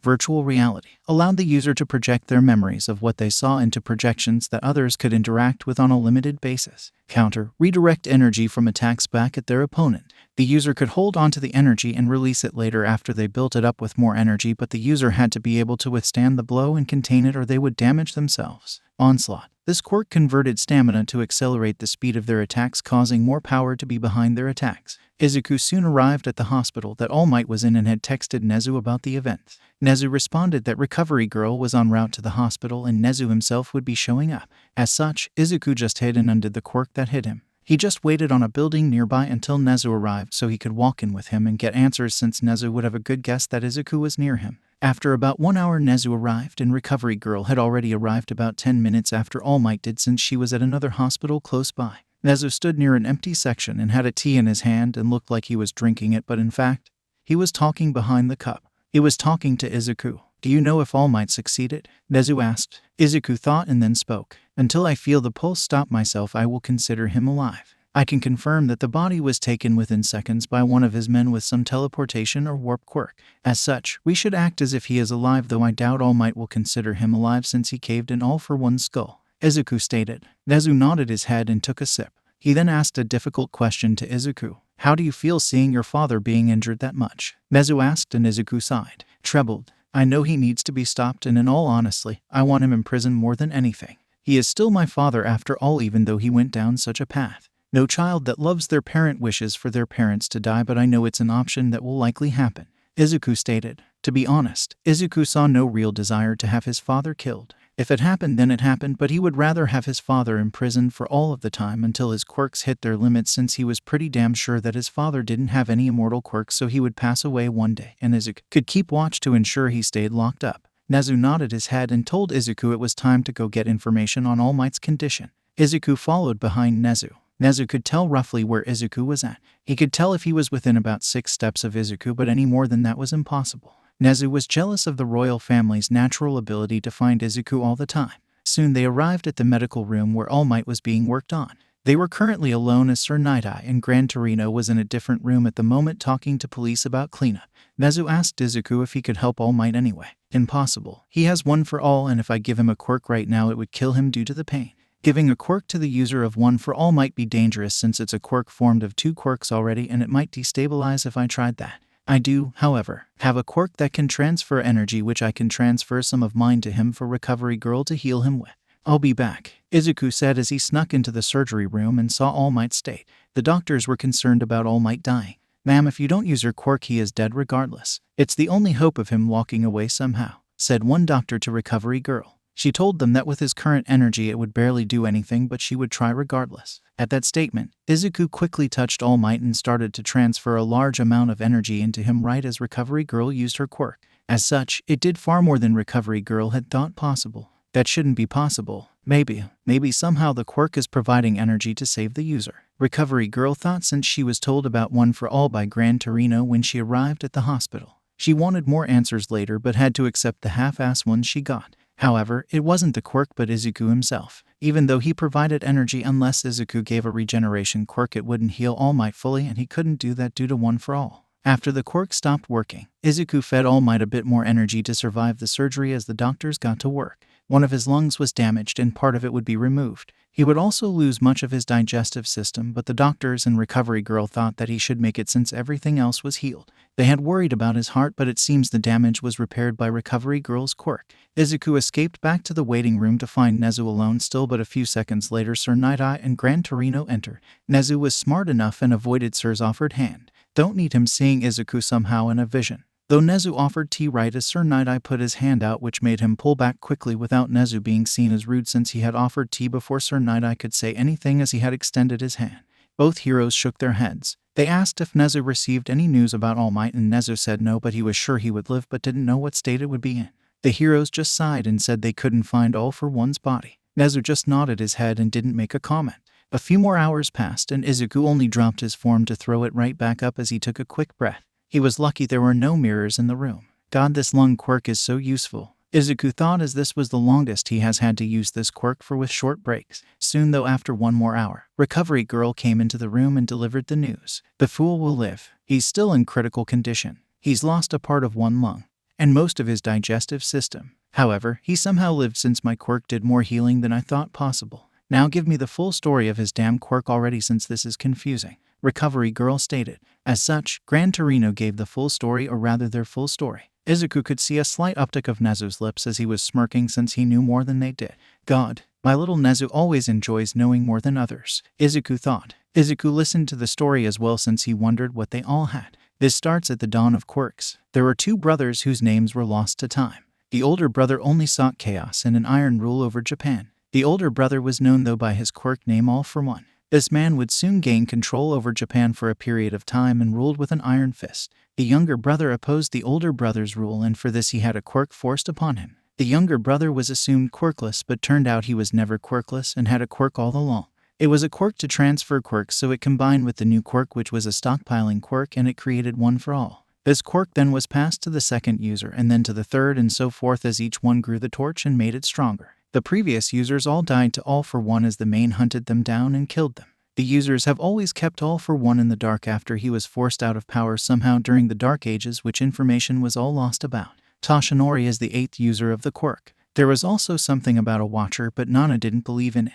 It was said that a watcher would always watch the users and provide aid when the watcher could or if the user was in danger, but I don't really believe in it, and I think it was something the users told themselves to give them courage as they faced All for One alone, stated Gran Torino. Everyone was silent, but Izuku was annoyed with the story a bit. It was butchered. First, the names aren't lost to time, just lost to the general public. Second of all, my father didn't seek chaos and an iron rule at the start at all. Both my uncle and me were teamed with my father for quite a few years protesting and organizing for quirked rights. It wasn't until my mother's death that he started to fall apart and go into that path, but even then he didn't desire chaos. The rulership part was more so after my death in full. He wanted to reorganize the entire government at best, but we didn't like how he was planning to do everything. Also, my uncle had the quirk before my father got control, and he was 100% quirkless unit, the forcing of quirk activated one. Also, father only gained control for like 6 months at best and actually didn't rule via an iron fist as you would think. Also, some of the users went after my father and he only defended himself for a handful of them, so that statement is wrong as well. Just playing devil's advocate here though. Also, a lot of keeping my father in the dark was done by me since a lot of the users only did the bare minimum of keeping him hidden. Also, I am real, you fools. The 8th would be dead without me saving his ass since he decided to go in with the quirk itself and was an idiot about that. Izuku thought a bit annoyed at all the missing information. They didn't even know about the sun per Izuku's own request, so he couldn't blame them for that since the second user did his job and didn't pass that on. Soon they were all talking and asking questions of each other while Nezu just stayed silent. It was about 2 weeks later that All Might was awake and was being an idiot. He was trying to go back out to do hero work even though he was greatly injured. Sir Night-Eye and All Might got into an argument and it delved into Sir Night-Eye seeing the future of All Might's death. Newsflash, Sir Night-Eye, your quirk isn't what you think it is. It only provides a probability based on the information you know and then gives you the most likely outcome with what is known by you. As such, it can constantly be changed. It only appears as if it can't be changed since you always are acting with almost the similar information each time you use it, so it doesn't change. Izuku thought as he listened to All Might and Sir Night-Eye argue. There was a good reason he didn't copy Sir's quirk, and it was because it was a faulty quirk. He didn't want to make a decision on a vision that he saw because then he would move towards that and end up doing actions to make it true. I've had a quirk similar to it before and I got rid of it so fast, Izuku thought. Soon the arguing came to an end when Sir Night-Eye saying he couldn't work with All Might to just watch him go to his death. As such, the partnership between them came to an end. All Might just kept pushing down the hallway as Sir Night-Eye stopped next to Nezu and said he would find someone to recommend to take one for all on and then send them to Nezu to recommend. Nezu didn't answer him though, and Sir Night-Eye just walked away. Soon it was just them in the hallway and they walked back into the waiting room. Izuku dropped the quirk. Who the hell does that man think he is? He has no right to find the next user of one for all. The only people that do would be the current user and me. It's my family's quirk and not his, Izuku said as he sat down. Nezu just patted his leg and calmed Izuku down as Izuku used him as a cuddling toy. Nezu just rolled his eyes at this. 1. He doesn't know you exist. 2. Never does All Might know you exist. And 3. I will pass the name off and tell All Might who it came from, but leave it to his decision. Anyway, when are you planning on attending UA? Nezu asked Izuku, who calmed down a bit more. Izuku thought it over. Within the next 10 years. So whenever it seems best likely. Let me know if there is any major change that should make me consider moving my timeline for any reason, Izuku said, and Nezu just nodded his head. As such, life went on with an injured All Might who kept up his hero duties, but Izuku noticed he was slowing down over the years and that he had gained a new skinny form, as Izuku would put it. 6 years have passed since All Might's trip to the hospital, and it has now been 175 years since the first user's death. Izuku was now 203 years old, and he was now 2 damn centuries old. That meant his father was over 2 centuries old as well. Congratulations, me and father, for being the longest living humans, Izuku thought to himself as he sat in his home. Nezu moved out and left Izuku alone. Izuku thought at that. Nezu had moved into UA itself and had done quite a lot to the school over the years he has been in charge of it. It's long become the #1 hero school of Japan and has the motto of Go Beyond and Plus Ultra, which Izuku hated. Izuku thinks Nezu did it just to annoy Izuku. The motto came from All Might himself, as it became a famous saying that the school adopted since All Might graduated from there. The reason Izuku found it annoying was because of how All Might acts. He is driving himself into the ground with his working non-stop and skinny form, so Izuku thinks the 8th user is an idiot in Izuku's personal opinion. However, Izuku currently chooses not to do anything about it since he and All Might would soon meet. Now you might be asking why and how. Well, fun fact. Nezu called Izuku to tell him about several things in his usual calls that they had.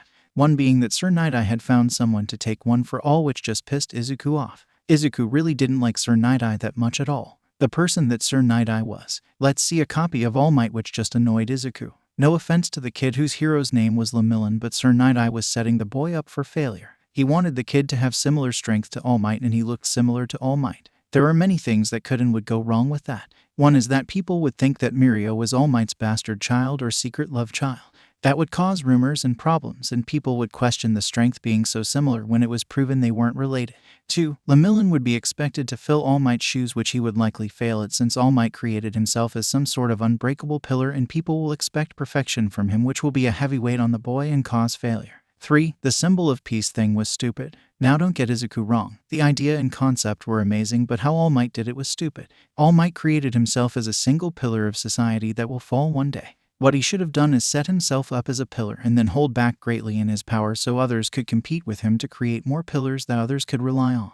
Instead, he went full out even when he didn't need to, which resulted in this now unstable system they had without the general public even realizing it. As such, that is the story of why one Izuku Midoriya disliked All Might. He was a good hero but was a stupid person. Anyway, back to why the two of them will meet. Outside of the Lemillion issue, All Might will be teaching at UA. As such, Nezu and Izuku timed Izuku's enrollment to happen the same year that All Might's teaching job will happen, so Izuku would be on hand in the event that All for One was alive. It was roughly 1 year's time before Izuku would start at UA, and Izuku was currently walking through town in one of his different appearances. However, what he didn't expect to find was one effing giant bodyguard of his father's. What the F is Gigantomachia doing here? Izuku thought as he saw the old-ass bodyguard. This individual came about quite a few decades ago and somehow had a naturally long lifespan with all the other quirks that his father had placed inside of Gigantomachia.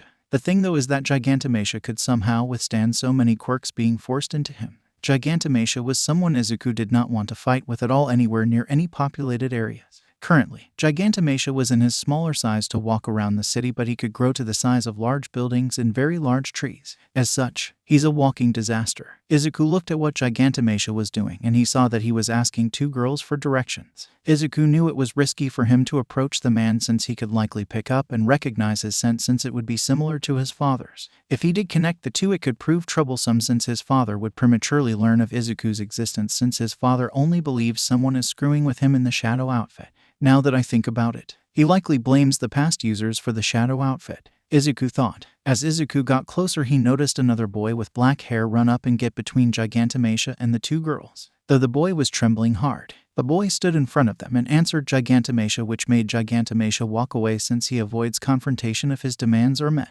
Good thing he is leaving. Though I need to tell Nezu about him being around. He's been alive for quite a long time. I'm not saying as long as I have, but quite a few decades, Izuku thought. Izuku then approached the girls and the boy. Izuku checks upon them and asked if they were okay, and they said they were. It turns out one of the girls was friends with the boy, but the girls soon left. Izuku, still in a different form from his true appearance, asked the boy if he was alright since he looked shocked still, and the boy said he was fine and then introduced himself. The boy said his name was Ijiro Kirishima. Izuku introduced himself as a Mr. Tanato since that is the name and look he was going by right now. Izuku asked what the boy wanted to do with his life, and the boy said he wanted to be a hero, but he was too scared as he showed in that incident just now since he took so long to move. Izuku told the boy that was nonsense since he did quite fine. Izuku looked into the boy's quirk and found it was an interesting one and decided to copy it as they talked. The boy noticed the prickly sensation, but he waved it off due to his emotions acting up. The quirk allowed the boy to harden his body for increased defense. He said it was lame and not flashy, but Izuku shot those ideas down.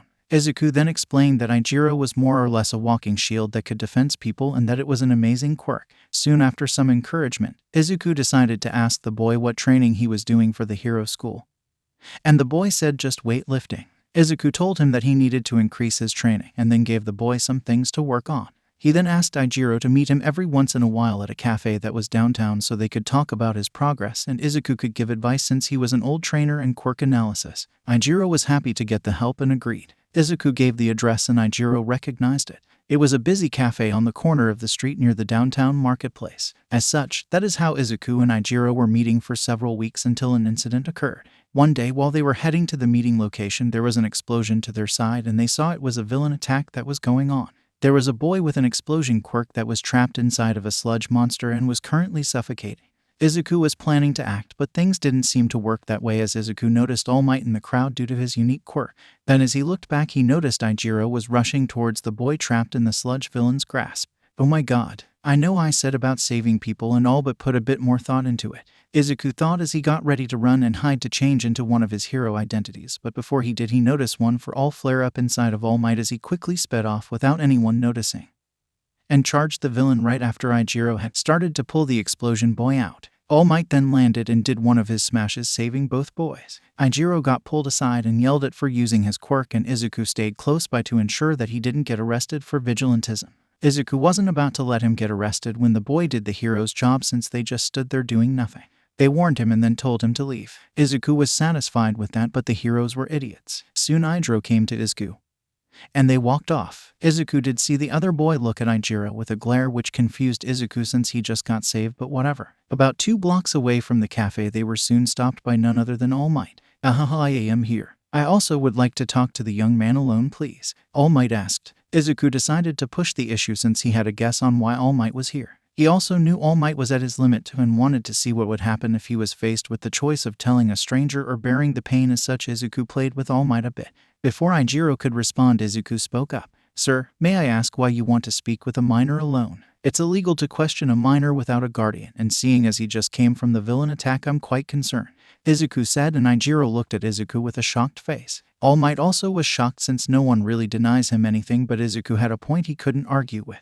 Are you his guardian then? All Might asked, and you could tell All Might was running short. I am not, but I'm still concerned that you are going to question him without an adult present. As such, I think he should call his parents first since I would rather not him get into legal trouble since I'm assuming this is about the villain incident, Izuku said, and then it happened. All Might dropped into his skinny form and Izuku acted as he was shocked while Ijiro was really shocked. Izuku, on the other hand, was just laughing internally at All Might's situation since he now had to explain to a complete stranger who he was, but that didn't mean he couldn't have more fun. Ijiro, get behind me. This is an imposter, Izuku said as he pushed Ijiro behind him, and All Might was quick to react and said he wasn't an imposter and this was his true form. All Might then explained his form and how it happened for the most part. Izuku dropped his guard a bit and let All Might keep talking. All Might said he wasn't here to get Ijiro in legal trouble or anything and that he wanted to talk to him about an offer. Well, that confirms my theory, Izuku thought. Izuku then looked at Ijiro and then asked him if he wanted to speak to All Might alone. I'll be just up ahead a bit, and if he does anything, yell for me. I'm older and slower, but I still can kick Small Might here, Izuku said, and All Might looked offended at that comment. Ijiro said it was fine and he thanked Izuku. As such, Izuku walked away and kept his distance but used his enhanced hearing to listen in from the distance. The conversation went more or less as Izuku expected, and All Might offered Ijiro the quirk called One for All. All Might also offered to train Ijiro as well in addition to the quirk, which he accepted, but he did say that he was currently receiving training advice from Mr. Tanato, and All Might was asked if he could come to some of the training since he's an old trainer in quirk analysis. All Might accepted but told Ijiro to keep the quirk itself a secret and they could figure a way to explain it off as an adaptation that he unlocked. They could also try to get his help in adapting Ijiro's training to the new quirk abilities, which Ijiro accepted. Soon they came to Izuku and they talked about the training, and Izuku of course accepted. Izuku then told All Might that they were going to a cafe. We meet up at a cafe every week to talk about his progress since I haven't physically gone to his training since he lifts at home and then does cardio and other things I've suggested to him. Though, there is a nice place you could do a lot of physical training at if everyone can withstand the smell, Izuku said, and they asked where. Izuku then suggested the beach that got turned into a dump due to illegal waste, and All Might thought it was a perfect idea. As such, Ijiro's future training place was set without him even agreeing to it.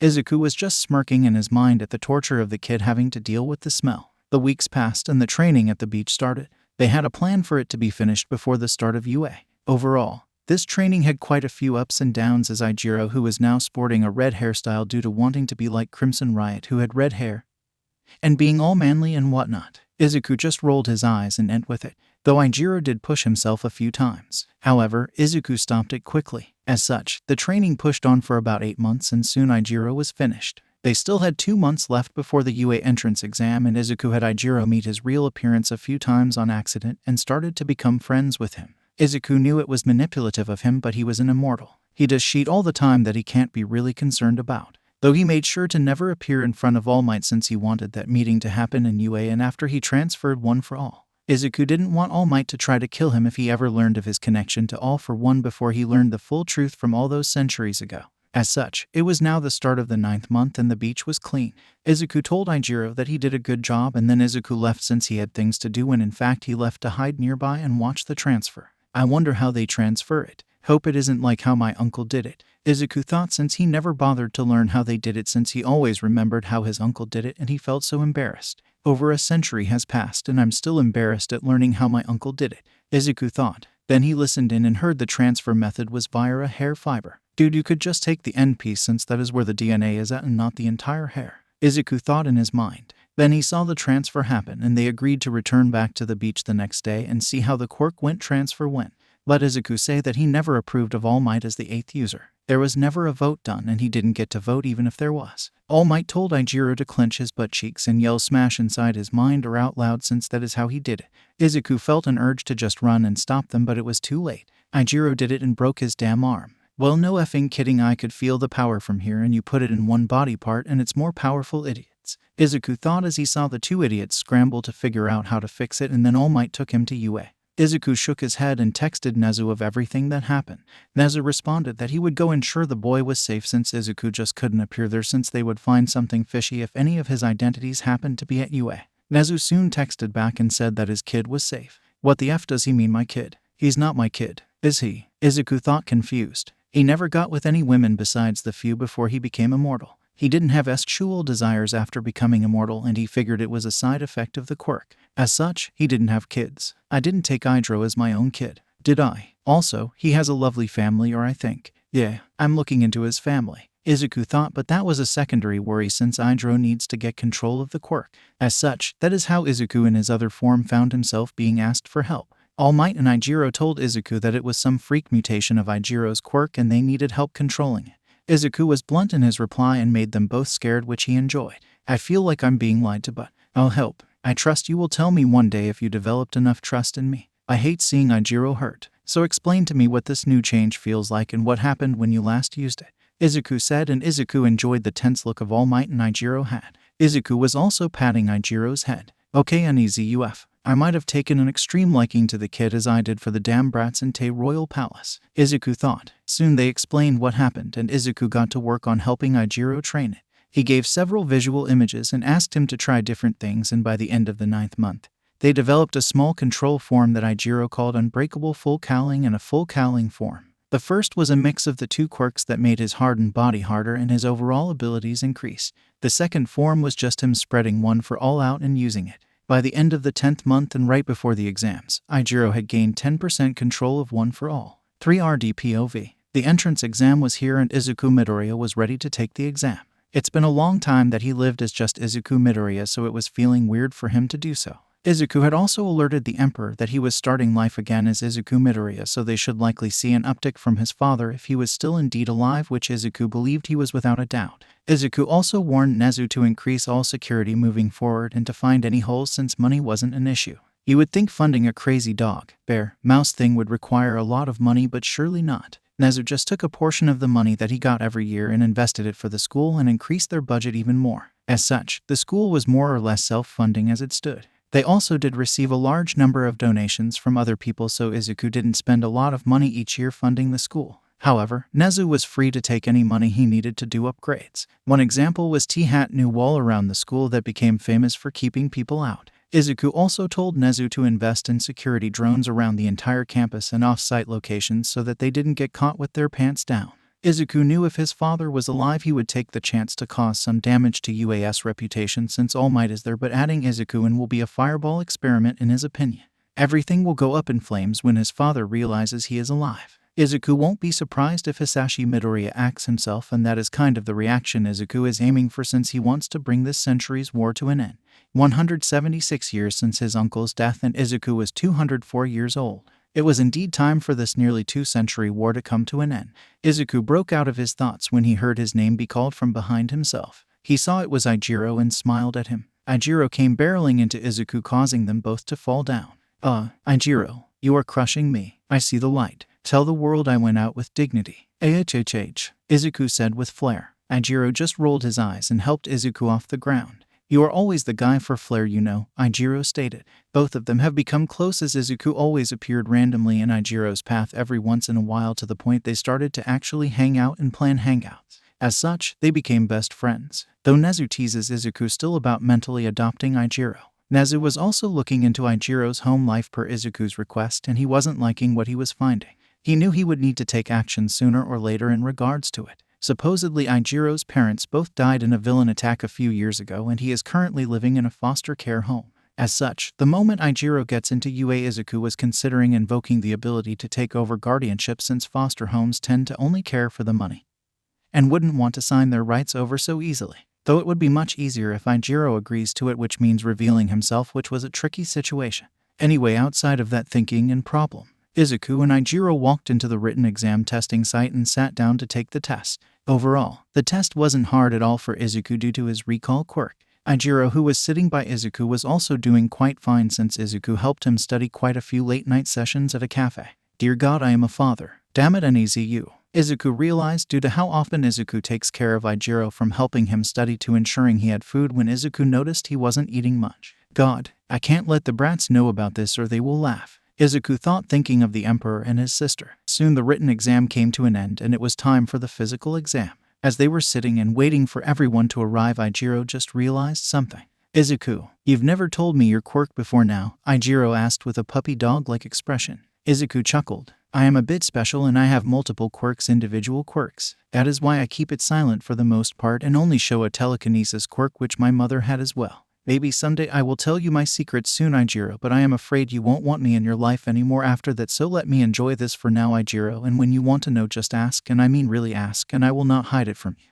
I care about you a lot and I see you as family, Ijiro, Izuku said, and Ijiro just said manly. Izuku rolled his eyes at that, and soon the announcer in front started to speak. It was Present Mai as the announcer for this event. Soon the announcements were going, and then one student stood up to ask questions. After asking about the so-called error in the information they received since Mike didn't finish yet, the student then turned to Izuku, who was whispering to Ijiro about things in the pamphlet like the shut-off button. Izuku rolled his eyes at the student and just glared at him, which made him sit down due to how cold Izuku's eyes looked. The announcements just kept moving forward and soon they were sent to the test sites. Izuku and Ijiro were both in the same zone with the Sonic Hedgehog kid. As both of them were moving forward towards the gate, the kid stopped Izuku and said he shouldn't be disturbing others, which Izuku countered that he was the one disturbing people and not them, so he should shut up. The kid froze in realization and then bowed as he did a 90% bow with his arms as well. Izuku rolled his eyes and saw the gate start opening as he pulled Ijiro with him. People were yelling that it wasn't time to start yet, but Izuku knew that was bullshit. Ijiro just followed behind Izuku since he trusted him, and soon they were about a quarter away and already destroying robots when the announcement that there wasn't any go in the hero field. As such, everyone else ran in, but both of them already scored 10 points each by then. They soon worked their way through the robots as Izuku used his telekinesis to rip robots apart and the other invisible quirks to enhance his body. Izuku did watch Ijiro from a distance as he was just breaking through the robots with sheer power. He turned his body into the hardened state and was using one for all to just run right through them and rip them apart with his hands. He does have quite good speed, but still has nothing on me since I can take All Might on easily even when he was in his prime. I can't wait to see what you can do when you grow, Ijiro, Izuku thought. Soon they were both pushy, likely 70 villain points, and that wasn't including the hero points that they likely both had. Then things shifted as the 0-pointers appeared through the test sites. Izuku and Ijiro both looked at each other and just charged at the 0-pointers since there was a girl trapped under it. Ijiro went flying as Izuku used his telekinesis to boost his jump since he could only use 10%, and Ijiro went blowing through the head. Izuku, on the other hand, went in front of the robot and slammed his hands on the ground and caused the terrain to deform and trapped the robot from moving forward with a pillar shooting out of the ground blocking the punch. Ijiro soon landed next to Izuku as he used his quirk to guide him to his position. I didn't intend to show multiple different quirks today, but oops, Izuku said. Ijiro just rolled his eyes and looked at the girl and asked if she was okay as he lifted the boulder off her. Now back in the control room, they were all shocked. They just saw two boys display two different quirks. Everyone was confused as hell, and Nezu pulled Ijiro's profile up first as he quickly typed up changes to Izuku's fake profile that he had ready to quickly edit, and then threw the fake one up, his smirk never leaving his face the entire time so no one noticed. All Might, though, was concerned that someone had two distinctive different quirks outside of his protege. He then had thoughts of the boy named Izuku Midoriya having a connection to All for One. Oh, poor All Might. I can guess your thoughts, and you have no idea how right you are, but not in the ways you are thinking, Nezu thought as he glanced back at All Might, who was tense. Soon the exam came to an end, and All Might asked Nezu for a private meeting, which Nezu agreed to. Soon they were in his office talking. All Might was asking Nezu to look into the boy due to having multiple quirks. All Might, that isn't a legal reason to look into someone. That could cause a lawsuit against UA if the boy were to find out. I can't authorize it, and let's point out that your protege Kirishima has multiple quirks as well now, doesn't he? So do you really want multiple quirks to be the legal reason that Izuku Midoriya is looked into, which would cause people to ask about your protege now, wouldn't it? Nezu asked with a neutral expression on his face. All Might grunted and decided that he would hold off, and if something happens that raises questions, then All Might would get the detective to look into it. All Might said his goodbyes and soon left. He wanted to know how his protege and the boy got close as well, since it raised concerns if All for One found out about Ijiro and sent Izuku to watch the boy. Soon 2 weeks passed and Izuku and Ijiro hanged out a lot. Ijiro one day, though, asked some personal questions about Izuku's family since Izuku already knew some details about Ijiro's home life. Ijiro asked why he never talked about his parents. My mother, she was murdered when I was in my early portion of my life. My dad didn't take it well and we soon separated. He doesn't know I'm still alive since he thinks I'm dead. That is a complex story that I will tell you one day when you want to know the absolute truth about me. So hold off on that part. But otherwise, I live alone. I've done quite fine by myself as I've had friends that have come and gone over the years that I've relied on to keep me going, Izuku said. It was the truth, but not the deep-level truth. Ijiro accepted the answer and said he would ask one day when he thought Izuku would feel more comfortable with telling him. Ijiro said he had to go and needed to meet a trainer of his before he went home. They both congratulated each other for passing. Izuku took first place while Ijiro took second. There was some kid with the name of Bakugo that took third and so forth. Now, Ijiro soon arrived at the beach. He cleaned and found All Might there. Hey sensei, what did you need? Ijiro asked. All Might was currently in his skinny form and turned and waved at his protege as he came over. I wanted to tell you good job on passing, and I had some questions about your friend Izuku Midoriya. How much do you know about him? All Might asked. Ijiro explained what he knew and that he lives alone and that his mother died when he was young and his father doesn't know he is still alive. He also explained that Izuku does have multiple quirks and that he has a lot of secrets that he promised to tell Ijiro if he ever truly asked for them, since he saw Ijiro as family. Based on the story, All Might calmed down a bit, but it still left gaps and some possibilities of the boy being connected to All for One. It's possible he is All for One's son and escaped when I fought him last time, which would explain why his father wouldn't know he is alive and they are separated. I'll just have to wait until he tells Ijiro everything, All Might thought. He then asked Ijiro to relay the information he learns from Izuku whenever he learns the information, but Ijiro said no. I won't. If it's secrets he entrusts to me, then I won't tell you. You trust me not to tell you about your skinny form or about one for all, so you can't expect me to tell you secrets from my friends just because you're my trainer. I refuse to do that, All Might, Ichiro stated as he just turned and walked away, disappointed in All Might that he would ask such a thing. He didn't even care why All Might was asking, nor really cared to learn why. As long as Izuku wasn't harming people, he would support him. All Might knew he screwed up when his protege left and just sighed. Damn it, that was unfair of me to ask. I'll need to repair the damage I just caused. I just hope Izuku Midoriya isn't a threat, and I'll keep an eye on him for now until something leads me to suspect him of anything more, All Might thought. He then headed home for the night. Unknown to both parties, Izuku was nearby listening in. Well, All Might, I wonder if it was my multiple quirks that caused you to get suspicious of me or something else. I'll just have to keep an eye on you until it's time for you to meet the real me. I wonder how you will react, Izuku thought as he slipped away into the night. Soon he arrived back at UA and started doing some work to help Nezu out. As the owner, he always shifted the normal work onto the principal, but since he will be spending more time around, he was going to do more actual work. As the day passed, in a different part of Japan was a bar with a bartender that looked like a purple mist and then a person sitting at the bar. They were talking with an info broker who had brought news of some rumors. The rumors stated that All Might would be teaching at UA High School since people were receiving projection discs with him announcing it, or so the internet was saying. Soon the screen on the wall flickered on and a voice that sounded ancient spoke. So All Might is going to play teacher now. It's time for the League of Villains to start making a name for themselves. Don't you agree, Tamura Shigaraki? Asked the voice. The person called Tamura Shigaraki responded that he would start making plans and get to work. This was the drum roll of war that no one else knew about. Soon everyone would be on the defense of a new threat that was led by an old danger that only a few knew about, and secrets would be revealed that would shock everyone. Soon the declaration of war would be shown and everyone would be scrambling to prepare for the long haul. 3RD POV. Soon the weeks passed and the first day of UA arrived. Izuku woke up out of his sleep. God, sleep would be too strong of a word. Nap is more like it, Izuku thought. See, one side effect of being immortal and as old as Izuku is that he operates on so little sleep, and his sleeping is more like naps that last a few hours before he wakes up and he needs to do something and then try to take another nap. As such, Izuku got up, stretched, drank his caffeine drinks that were very high in it so that it supplied his caffeine quirk, and then got dressed and ready for school. Nezu had warned Izuku that his homeroom teacher was going to be none other than Eraserhead, the erasing hero. Well, this can go multiple ways and one of them is likely not good, Izuku thought. Now you might be wondering why he was thinking something could go wrong with Eraserhead as his homeroom teacher, right? Well, both Izuku and Nezu have a theory. Yes, that is right, a theory, not an answer like always. They both believe that Aizawa has the capability of killing Izuku Midoriya permanently. How, you might ask? Well, the theory is that if Eraserhead erased Izuku's quirk, aka the rebirth quirk, then Izuku would die since he was already dead before the quirk. But there is the issue with the theory that he would need to know about it to target it since it's a passive quirk.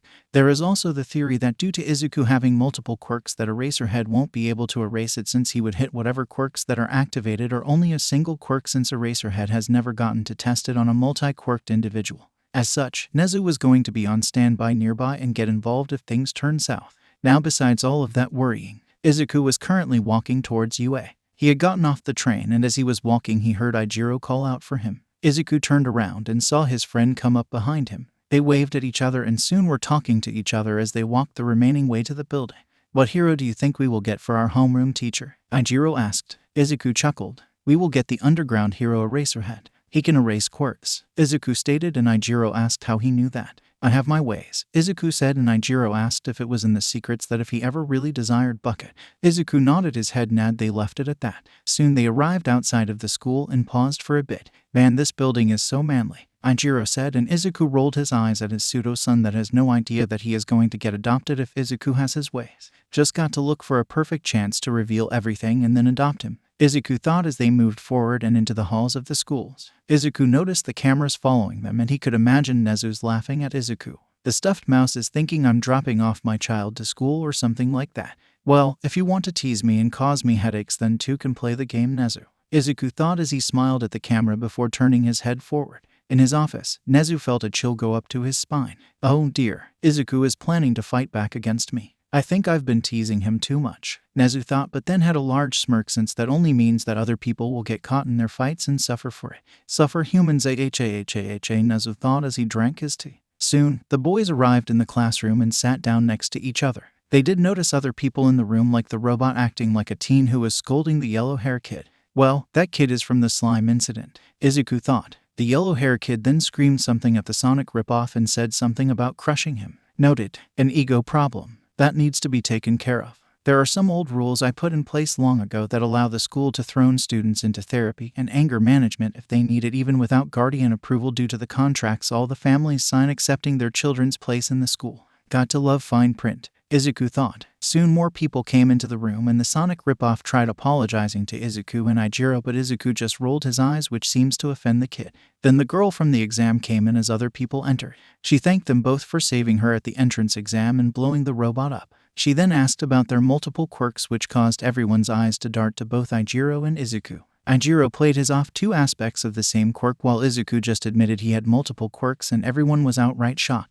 They asked him what they were and Izuku just grinned and said it was a secret. Ida tried to reprimand and say that as their classmates they should know his quirks for better teamwork, but Izuku shot back that they indeed were classmates, but they would be fighting each other in training for the next 3 years. Knowledge is power after all, and I know we will have a heroics class sooner or later, so I want to hold off on giving out information as best as I can because knowledge is power after all, plus I don't know any of your quirks except for the more obvious ones. Izuku countered and Ida faltered at that statement. He was about to speak up again when Izuku cut him off and said that the teacher was in the room and they should sit down.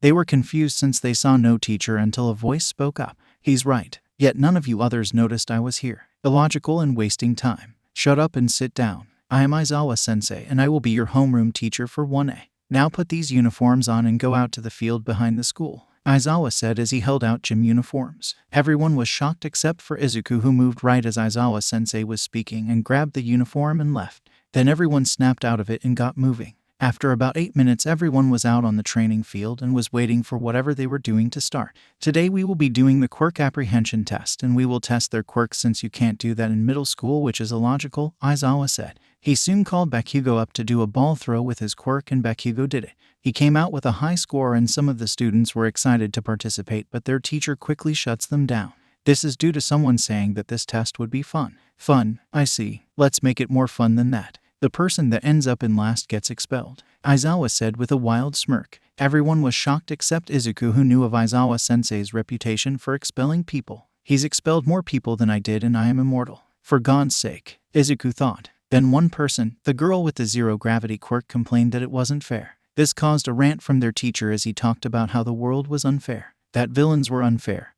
that natural disasters were unfair, that it was the job of the heroes to correct the unfairness in the world, so they needed to take their next 3 years seriously or else they could get out of his class. Everyone was silent at that, and soon the test started. As the tests went on, Izuku scored normally always at the top for almost everything. The one thing he did not get top on was the ball throw due to the girl with the zero-gravity quirk taking first place. Izuku hasn't even done it yet and knew he wouldn't get top since it would expose him if he suddenly gained a zero-gravity quirk just like the girl. Izuku did notice that as he went up to take his ball throw test, that their teacher looking at him throughout the entire thing. As Izuku went up to do the test, he felt the activity of his quirk turn off inside of himself as he had geared up to throw it. He turned his head towards Aizawa and asked him why he turned his quirk off. Aizawa-sensei, may I know why you turned my quirk off? Izuku asked. Looks like we got out the answer that he can only turn one quirk off. I wonder if he can target it to a certain quirk if he knows about it, Izuku thought. Aizawa's eyes raised a bit. Your file says you have multiple quirks but doesn't say what the quirks are. Why have you only been using one throughout this entire exam, since I know you have telekinesis and some ground control quirk? Aizawa asked. Izuku thought and then started to speak. Indeed, the paperwork doesn't say all the quirks I have, and for a reason.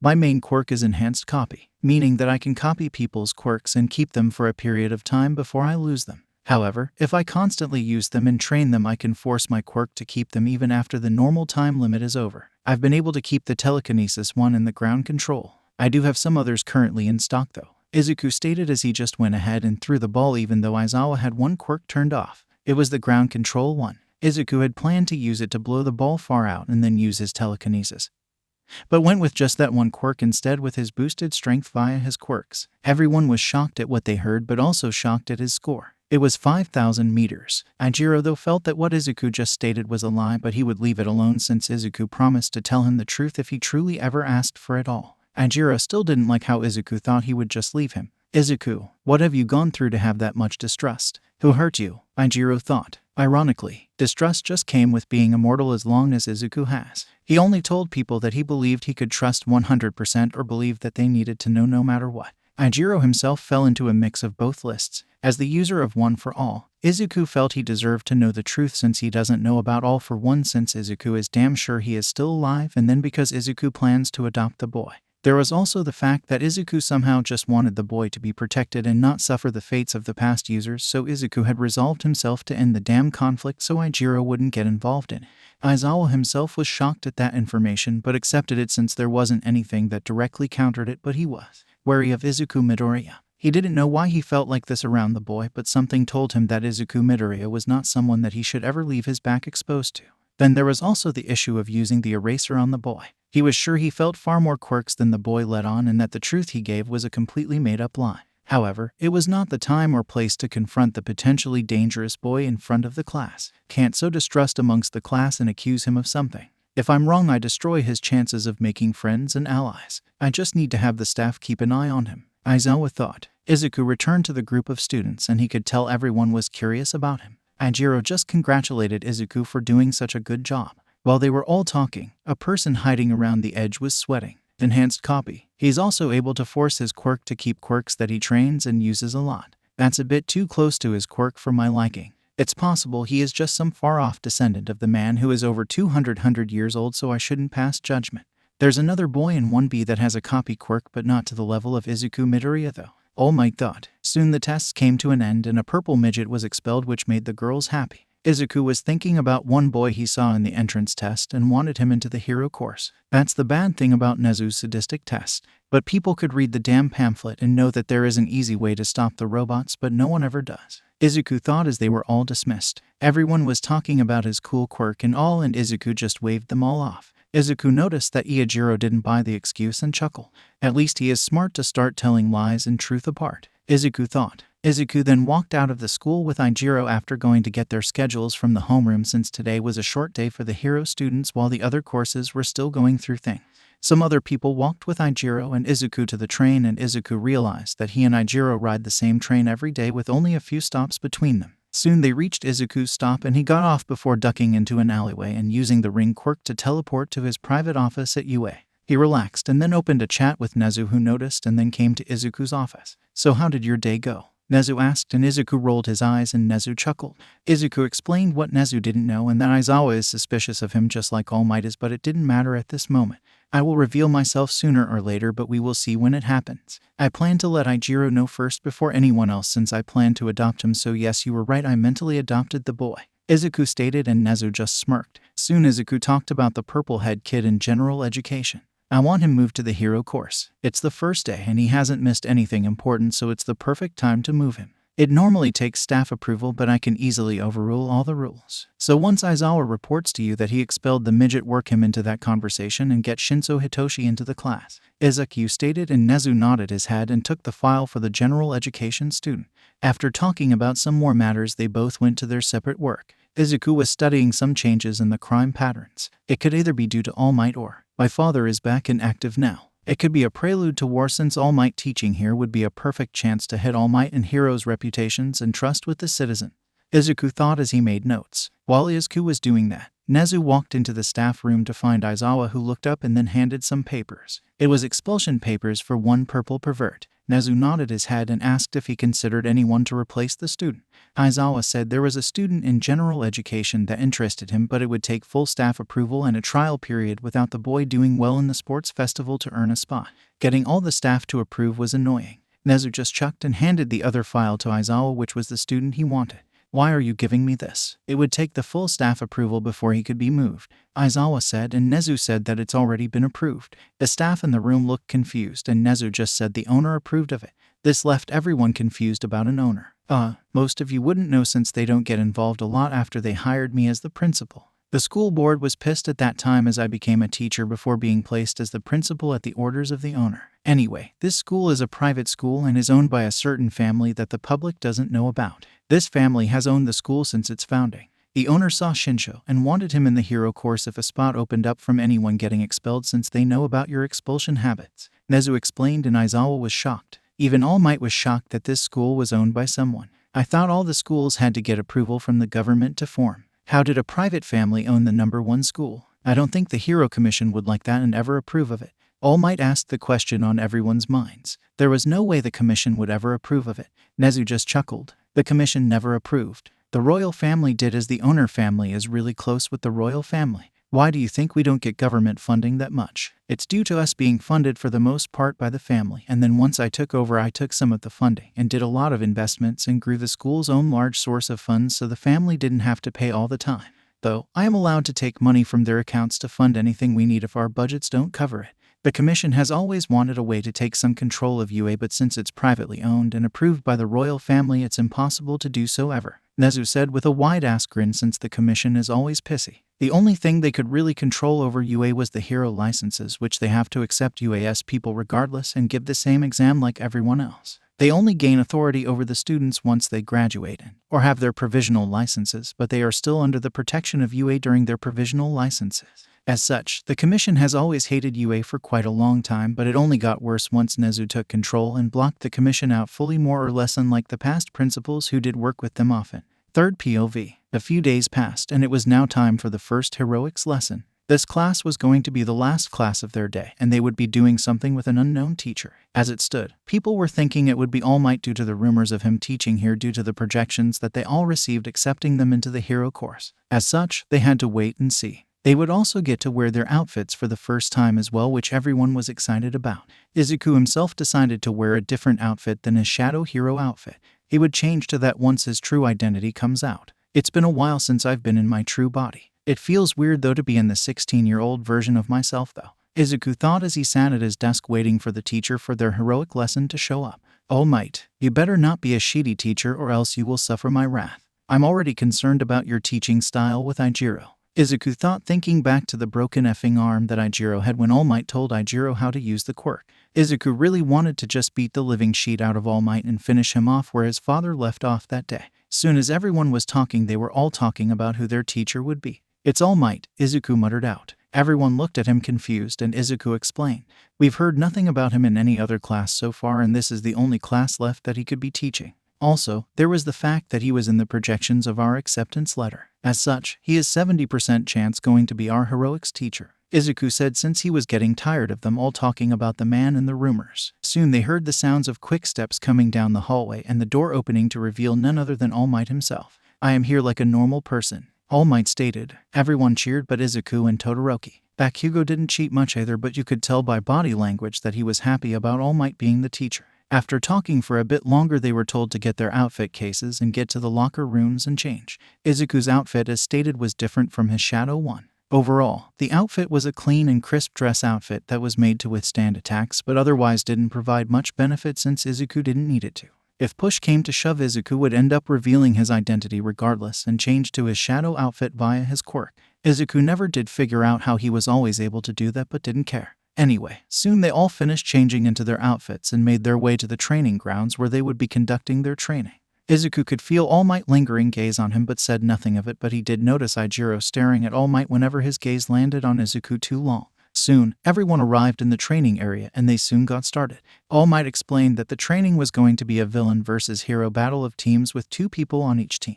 They were also introduced to their new classmate. Everyone, starting today, this is Hitoshi Shinzo, who will be replacing your former classmate. T-Hat got expelled, Aizawa-sensei said as he introduced their new classmate, who was wearing a gym uniform. His outfit would be made in the coming days and be ready for the next classic size. Soon the teams were decided by random drawing. Izuku and Ijiro were on the same team and they were fighting Bakugo and Todoroki, who were on the hero team. The fight was interesting, to say the least. Izuku and Ijiro decided that Izuku himself would go out and deal with the threats as they came, while Ijiro would stay and defend, since if Bakugo came, Ijiro could block the attacks while Todoroki would be easier for Izuku to deal with.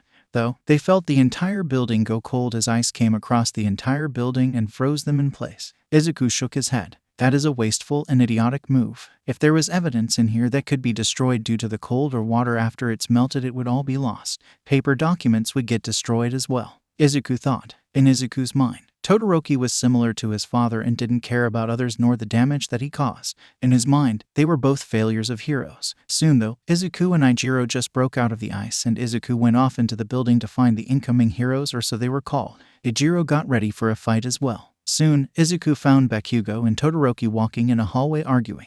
Izuku waited for them to get closer before he started his attack and went for Bakugo right away since he was weaker in the cold room. From what Izuku read of his documents, the boy needed sweat to make explosions, so Todoroki, who was only using his ice side, was a horrible teammate.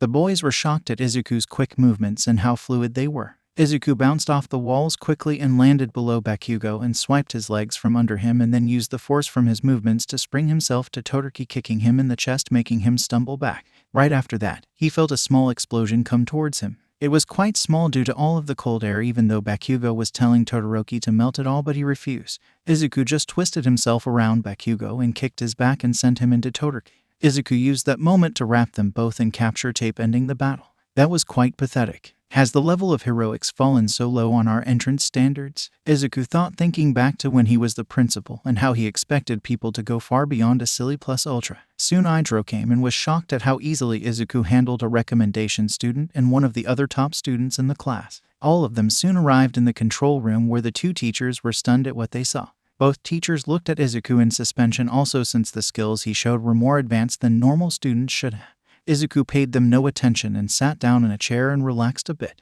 Ijiro joined him and talked about how manly he was. All Might asked who the MVP was, and everyone said Izuku. They were also asked where the opposing team went wrong, and not many spoke up except for a few things until Izuku spoke up. As it stands, both of them are horrible teammates for each other. Neither knows what the word teamwork means at all. Then firstly with Todoroki, just as his father always does, he showed no care for destruction. If this were taken as a real event, then the heroes would not have much knowledge of what all is inside. As such, his large ice attack freezing the building would have destroyed evidence of possible other villain locations, other attacks, other threats, and so on. There is also the chance he could have triggered some fail-safe on the bomb to go off, since he had no idea how that bomb was made. Then he also screwed his teammate as well, since Bakugo's quirk operates off of him sweating. It's common knowledge if you're in a cold room you don't sweat, so Bakugo couldn't do much without his quirk, since it's clear Bakugo has no training without his quirk. Bakugo himself, as I said, doesn't have any training whatsoever nor skills outside of his quirk.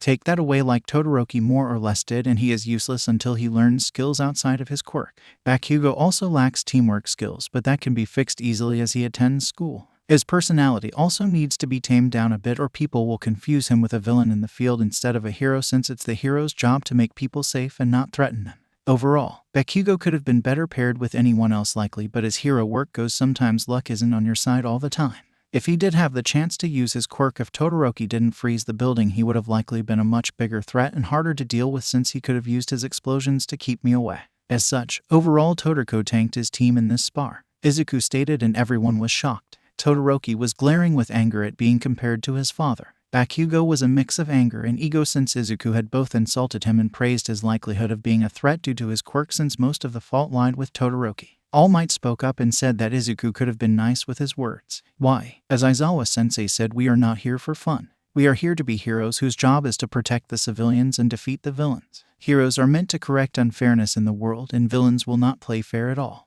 If my words in poking at the flaws that they need to work on are too harsh, then the hero field isn't something they should likely get into. I said it not to be mean, but for them to realize where they need to work on, Izuku said. Then before All Might said anything, Izuku called Bakugo's name, who turned to him with a mixed expression. As I pointed out in my words, you need to learn quirkless combat and martial arts that don't rely on your quirk. If you knew that beforehand, I would have to expend far more effort to deal with you, and you would have likely been able to fight me. Though due to your lack of knowledge in that area you stumbled due to the new situation you were in. I suggest learning some things off Aizawa-sensei, since he can remove your quirk and force you to rely on martial arts and other means, Izuku said, and Bakugo fell into critical thinking from what Izuku could see. Before All Might could say anything, Aizawa spoke up and said he agreed with Izuku. The room was tense for a bit before All Might just be moved on to the next battle trial. Izuku gave his opinions each time and poked out the flaws that everyone had during the battle event. Everyone groaned but accepted it regardless, though this only raises more suspicion in the eyes of the teachers, since it spoke to more experience in Izuku's training than anything. Someone at Izuku's age shouldn't be able to pick out all those flaws so accurately. Soon the battle trials came to an end, and everyone went out and changed their outfits and set off to go home. Ijiro and Izuku though headed over to one of the gyms on campus, since Izuku was helping Ijiro train more often so he would get better control of his quirk. Izuku was an excellent sparring partner and could pick out the flaws that Ijiro was doing. As such, they spent a few hours before they separated from their training and were sitting on the floor relaxing and drinking some water. You are without a doubt improving. Good job, Izuku said to Ijiro, who thanked him. Soon they decided to call it a night and they both went to the train and went home for the night. Izuku though was sitting in his house and looking over the information that Nezu had sent Izuku. It was information about Ijiro and his foster family. It showed that the foster family was most likely neglectful. They didn't abuse their foster son Ijiro, but they didn't really do a good job of caring for him either. This angered Izuku, and he sent a message to Nezu to start the formal investigation in the foster parents, and the moment a case was ready, Izuku would be taking custody of him even if he hasn't revealed his identity. He wouldn't let Ijiro stay in that home any longer than he has to. The only reason he just didn't invoke the articles that allowed him to take custody via UA was that if they do that, they need to provide a reason that the foster family could argue against. However, if they build a case, then the foster family can't do jack shit because it would be too late by then. Izuku then switched to the other information. Izuku was seeing a drastic decrease in criminals' activity for some reason, and he was doubtful it was because of All Might being here. At first, he could say it might be due to him, but normally the crime rate spikes and levels out after he shows up and stays. Here it's still going down, and that worried Izuku. It seems someone is gathering an army of villains and preparing for war, and the only known villain that currently has enough power for that would be his father. All other criminals weren't large enough or had rivals that wouldn't allow such a massive army to be built, Izuku thought. He soon texted Nezu to be careful and to constantly review the defenses since Izuku believed an attack was imminent. That is how the days passed for Izuku as he just prepared himself. Tell Aizawa that I called out for the day for tomorrow's event. I am going to the USJ as Shadow and will do so for the following day if they don't attack tomorrow. I will jump in if they attack and deal with the threats and keep the students safe. I will also wear a beacon that will send you a signal every 5 minutes. If it goes out, then assume that we are under attack, Izuku stated, and Nezu nodded his head. As such, the plan for the following day was set, and Izuku decided to stay at the school in a spare room in Nezu's home that was located in the school that was hidden from everyone. The next day came and Ijiro noticed that Izuku wasn't on the train like normal. He attempted to text Izuku but only received a general response that something came up and he was sorry he couldn't come to class. Everyone got to the school and the day started, but the day did not go as they thought, as they were told that there was going to be a special trip. Today we are doing a rescue training. There will be several teachers on site, myself, All Might, and the Rescue Hero 13. As such, go get your outfits on and meet me outside at the bus at the front gate, Aizawa stated. Soon they all got changed and everyone asked their teacher when they got on the bus where Midoriya was. Aizawa said he called in sick. What? He said something came up to me. Yet he told the school he was sick. What is going on, Izuku? Ijiro thought as he was concerned for his friend. Soon though they arrived at the USJ and everyone got off the bus. They were led towards the building and the Rescue Hero 13 talked to Aizawa and was whispering something about All Might overdid it while he held up 3 fingers. Ijiro understood the message since he knew about the time limit. Soon 13 talked to the class and was starting to go over the things that 13 wanted to talk about, which the list just kept growing and growing. After they finished, they were met with a surprise though, as the lights turned on and off as a portal appeared in the center of the area. The class thought it was similar to how the entrance exam went with robots and stuff, but Aizawa stepped forward and told them to all get back.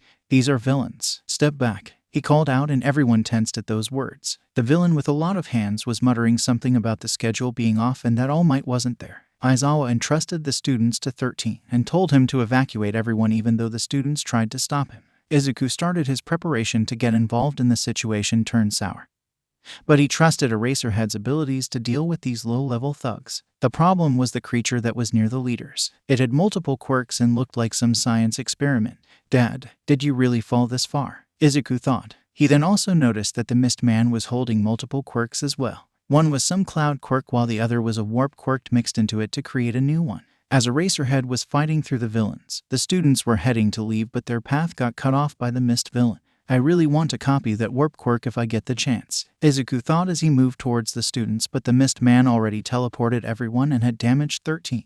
He's copied a few quirks from the class like the creation quirk, the explosive quirk, the brainwashing quirk, and a few others during the classes, so he hoped they came in handy. As Izuku arrived, he made his appearance and dropped his stealth quirk, startling everyone. Seems I didn't arrive in time to keep all the students here. I'll have to get them all back in a few moments, Izuku stated. Everyone and the villain were confused about who he was. The villain asked who he was. You don't appear to be a hero I know, nor are you on our side. Are you a vigilante? Asked the Mist Man. How rude not to introduce yourself. However, I am. Well, I am someone long forgotten, so it doesn't matter if you must have my name. It's Shadow if you must know, Izuku said, and everyone was confused since no one has heard of that before. Well, Shadow, my name is Kurajiri and I must make you disappear if you get in our way. Kurogiri said as he tried to warp Izuku, but Izuku was too fast as he slammed Kurogiri's metal section against the wall and yelled for Ada to get out and warn the school. "You at the speed, Quirk, go warn the school now." Izuku yelled and Ada tried to protest but felt that it wasn't a good idea, so he ran.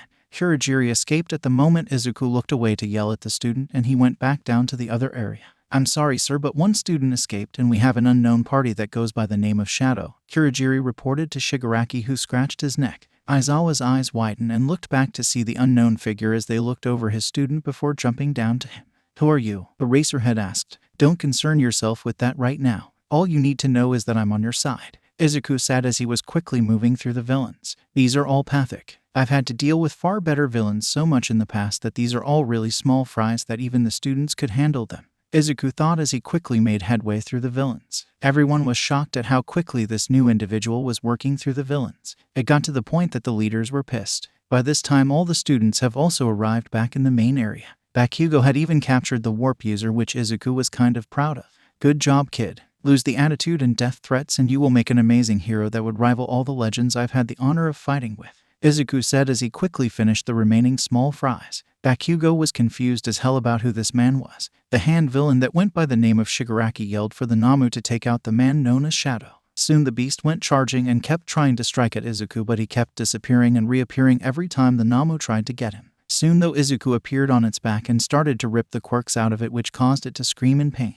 Everyone was confused about what he was doing, but soon the beast came to a stop as Izuku slammed his fist into the brain, killing it. "Wow, and you said that was meant to kill All Might though. I shouldn't be surprised it couldn't handle me since All Might is unable to defeat me after all," Izuku stated, and everyone's eyes widened at this declaration. Who the F is this person to claim that All Might was weaker than them? Everyone thought. Then it happened. The doors slammed open and All Might was there. He looked around and saw some villains left standing and then all of his students. He quickly moved and grabbed all the students that he could see. Then All Might appeared next to Aizawa, but the warp user had escaped and appeared next to Shigaraki. The arrival of All Might had caused Bakugo to loosen up, which allowed him to escape, and Bakugo found himself at the stairs. "Sir, we should retreat. Without the Namu we can't take All Might on," Kurogiri stated, and then they soon disappeared. All Might looked at Izuku and charged at him, ignoring Aizawa's calls to stop. Everyone thought their savior was about to be creamed, but was shocked to see All Might's punch was caught with one hand.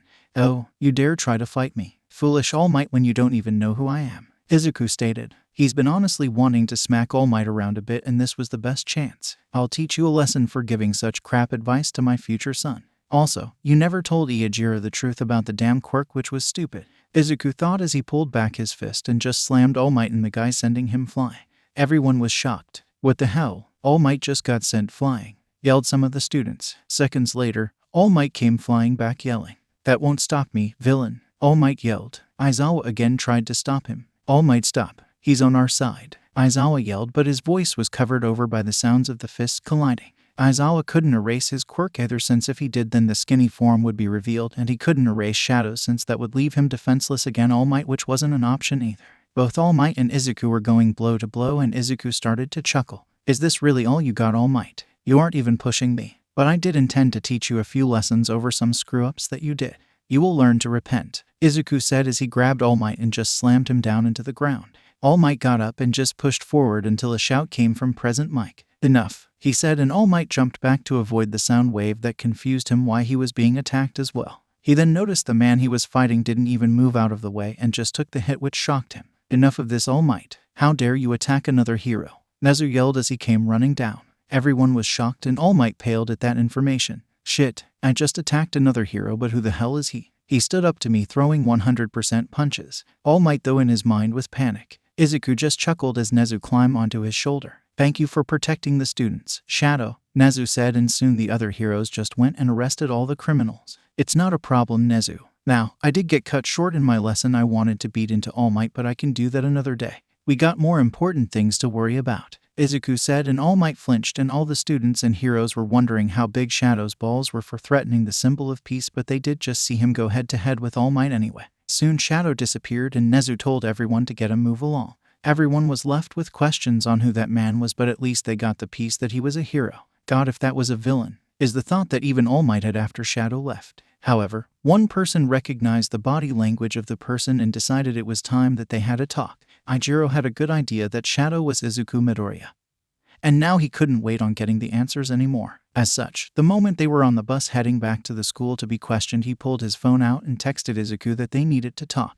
The text message read, "I think it's time we have the long conversation, Izuku, or should I say Shadow," stated the text message. He then received a message telling him to go to Nezu's office once he was done being interviewed by the police and after everyone else leaves him alone so no one follows him. Nezu would be expecting him, stated the message. 3RDPOV. Several hours passed and Ijiro was finally free from the police questioning like everyone else was. Ijiro told everyone he had some stuff to do and couldn't walk out with them. He also texted his foster parents, but they didn't care whether he came back anytime soon or not. They only want the money they get for housing me and don't really spend it to care for me anyway since I work a part-time job, Ijiro said. He decided to get off those thoughts and focused back on Izuku Midoriya or Shadow. What did you get yourself into, Izuku? Ijiro thought as he soon arrived at the principal's office and knocked. He was called in and saw his principal waiting in the room. Please follow me, young Kirishima, there is much to talk about, Nezu said as he leads Ijiro throughout the building, and he was 100% lost, and soon after entering several different rooms via the main room, they came to an office. Where are we? Ijiro asked, and then a voice spoke from behind him. You're in my office, Ijiro. Glad you came, Izuku said as he moved and sat down at the desk. Ijiro was confused about why his friend that he goes to class with had an office inside their school. Ijiro sat down as Izuku gave everyone tea. I'm sure you have many questions, but I want to ask one more time. Are you sure you want to know? The moment you do, there is no going back, since you will enter a world that you can't walk away from.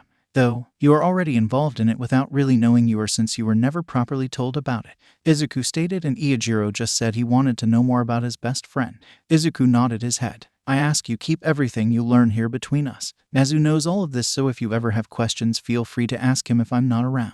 First, what do you already know, and then we will go from there, Izuku asked, and Ijiro explained that he knew he was Shadow and that was it. Izuku chuckled and then rephrased his question. Let me re-say that in another way. What all do you know about the truth regarding One for All? Izuku asked, and Ijiro's eyes widened and he said he didn't know what he was talking about. Ijiro, it's fine. Both Nezu and I know about it. We knew before even All Might learned of it. I want to make sure you know the full truth, since I'm pretty sure All Might is a failure as the 8th user and didn't tell you the truth as he should have. It was kind of why I'm pissed with him and beat the shit out of him when he gave me the chance to attack him at the USJ. I'm sure I broke some of his ribs during that, Izuku said, and Nezu just chuckled. Ijiro was shocked. He then explained everything he knew since his principal said it was okay, and Izuku already knew somehow. As I thought, All Might either lied to you or failed to do his job. He's a damn failure of an 8th user of One for All. God, I will beat his ass worse when I get the chance. So, Ijiro, that isn't the true story of One for All. It's more like only 10% or so. Some of this new information.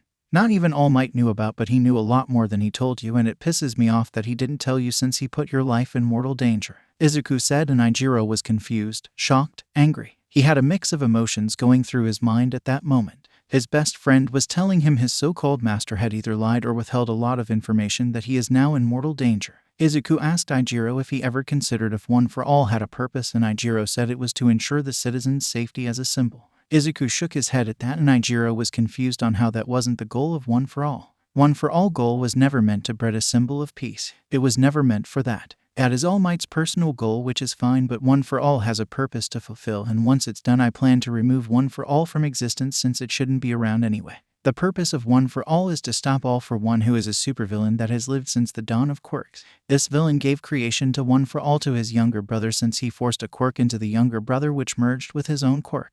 However, what no one else really knew except the first user and the second user was that there was a son, the child of All for One, who aided the first user of One for All and had an enhanced version of All for One. This child is me, and I've been alive since the dawn of quirks, Ijiro, Izuku said as he shifted into his 28-year-old appearance, and Ijiro was shocked. You say you are over 200 years old? Ijiro asked. Izuku nodded his head. I am immortal. I died during the Flashpoint during the dawn of quirks at my father's hands, Hisashi Midoriya aka All for One. I had copied an unknown quirk that required death as the activation, and I found out it was an immortality quirk called Rebirth that keeps me alive no matter what. Meaning I've been alive and fighting my father for nearly 2 centuries since my uncle's death. My uncle is the first user of One for All as well, Izuku said. Ijiro was still shocked, but started to ask questions like what interactions he had with the users and why he never learned anything about this from All Might. 1. None of the users past the 2nd knew about me being All for One's son, except the 7th user at her deathbed.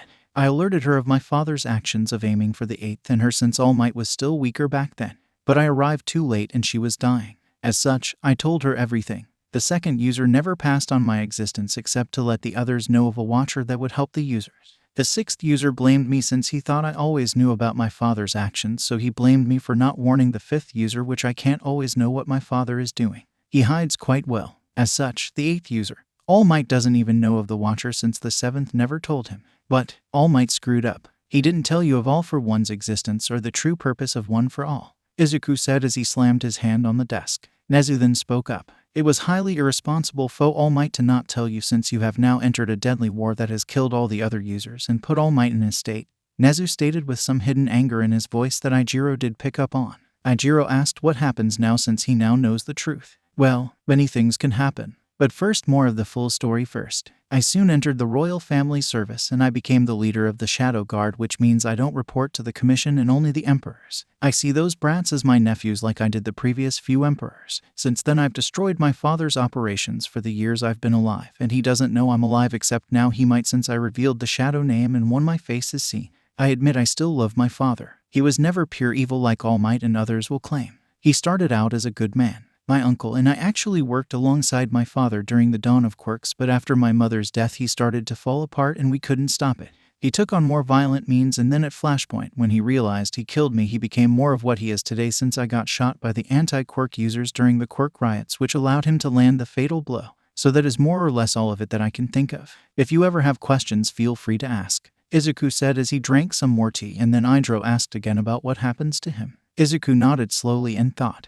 I can give you many options. First, do you want to keep One for All or do you want to surrender it to me? All Might never told you the truth of the quirk, so you have the right to abandon the duty and no one can hold it against you. I also don't plan to let you fight my father regardless, since I plan to end the war myself, since I've gained enough power to likely face him to the death, Izuku asked. Ijiro thought for some time and said he wanted to keep it and do his best as the ninth user. I understand. But remember, I have no intentions of letting you fight him since you are nowhere near 100% quirk control anytime soon. I will do the fighting, so if he ever appears before you, run, Izuku said, and Ijiro accepted this. He did try and say it was his duty, but Izuku short hat down. One, it isn't. All Might was a bastard and didn't tell you, so that absolves you of any duty. Second, I'm the Immortal One and I will deal with my own father before I left you to deal with him, kid, since you have an entire life before you. Third, I'm legally adopting you, so my words stand, Izuku said as he slapped paperwork in front of Ijiro, who was downright confused. What? He asked and looked at the papers.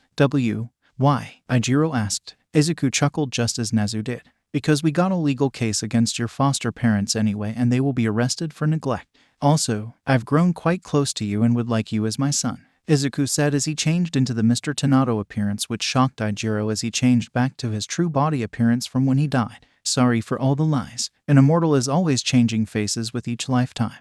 I've grown to care for you far more than anyone. Even the brats in the royal palace don't have a place in my heart as you do. So would you like to become my son? Izuku asked with a smile, and Ijiro broke down into tears and said yes. Izuku just moved around and hugged his new legal son as Ijiro signed the documents. UA invoked the required laws and the parents were already arrested before Ijiro arrived in the office. This is all so new. I can't believe my new father is the son of All for One. Wait, does this make him my grandfather? Ijiro asked, and Izuku laughed. Yes, it does. Actually, if he ever appears before you, tell him that. Izuku turned around and yelled. Nezu and Ijiro were confused. Why? Ijiro asked. Because, if things hold true, even back then he still loved me even when I opposed him. I'm doubtful that love has changed, and he will likely be happy I'm alive, but likely will try to hold me captive. If he ever appears before you, let him know that you are my legal adopted son. It will show how much I care for you, since all this time I've never taken anyone in. So it should get him to leave you alive. He might try to force your hand to give One for All, but he shouldn't torture you, since even with my uncle he only killed him when he no longer had a choice, since uncle just kept opposing him at every turn.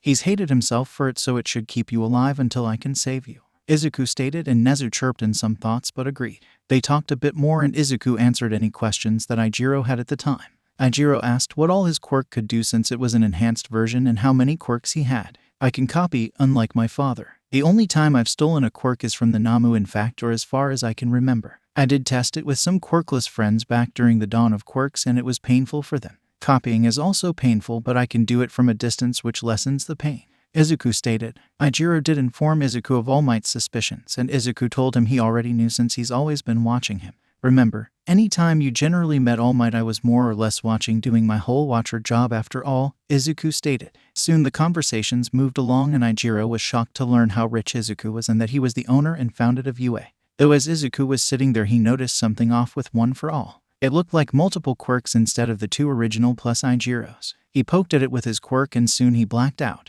He found himself in a dark void. What the F? Izuku thought as he then noticed Ijiro was with him. Son, Izuku screamed as he moved to Ijiro, who was freaked out. Then the world lit up and they were in a ruined city. Izuku looked around and recognized it. It was the city his uncle died in. Are we in the past? Izuku thought but got rid of that idea and then they heard a voice from behind them. They turned around and Izuku was shocked. He saw his uncle and all the other users of One for All. Uncle, Izuku said, and his uncle waved at him and walked over with the other users behind him. Hello, nephew to One for All, stated Kenneth Shigaraki. Izuku was dumbfounded. What the F? Since when did One for All pass your souls as well? My son isn't being trapped in here, so help me uncle, I will destroy this damn quirk, Izuku said with rage. His uncle calmed Izuku down, saying they were only echoes of the memories of the users that have some sentience. Soon his uncle explained why there are multiple quirks and why they were all there. Your quirk poking triggered us to appear since your quirk is more or so in tune with One for All due to us being blood. Also, your new son there will start getting quirks. The first up is Float, by the way, Kenneth said as Izuku turned to Nana, who was standing next to the sixth user, who looked ashamed.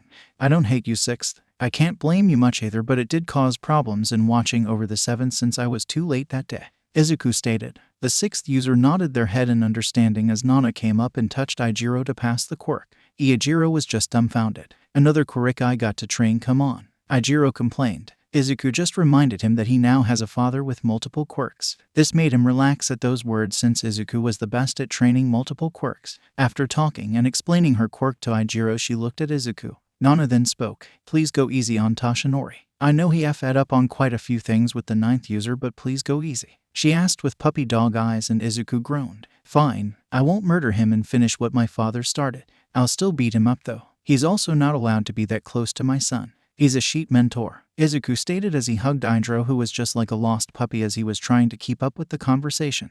The seventh user thanked him since that was the best she could get from Izuku. Soon they woke up back in the office with Nezu panicking. What happened? He asked quickly, and Izuku explained the situation. Well, you better hurry on that training since the sports festival is coming up. Also, do you plan to participate? He asked Izuku, and Izuku said yes since it's time for his father to learn of his return. As such, the day came to an end and Ijiro just went to his old home with Izuku to get things before heading to Izuku's home, which was a mansion. Ijiro didn't know what to do with all the newfound wealth his father had since he no longer had to worry about food or other needs. I know about that part-time job. Quit it since you need to focus on your training. Money isn't an issue for me since there is a debit card. Don't spend like crazy since you need to know how to use money smartly. You have a budget of an allowance that I'll fill on it all the time. Here is a credit card for emergency use. So if you're in danger and need to run or anything else that is a real need that you need to survive or something happened that you can defend to me later. The debit card, I don't care what you spend it on since it's your allowance, Izuku said. Ijiro was still getting used to a 28-year-old version of Izuku. How old are you again? Ijiro asked. Rude. Never ask an immortal his age, but if you must know. This year I will turn 205 years old, so I'm 204 years old now, and your grandfather is like 260 or so years old. I lost count for him after we both turned the big 2 number. It's been 176 since my uncle's death, so this war has been going on slightly longer than that, but I consider it going from my uncle's death for a more accurate number since it started the chain of users that you're involved in now, Izuku said as he read a newspaper.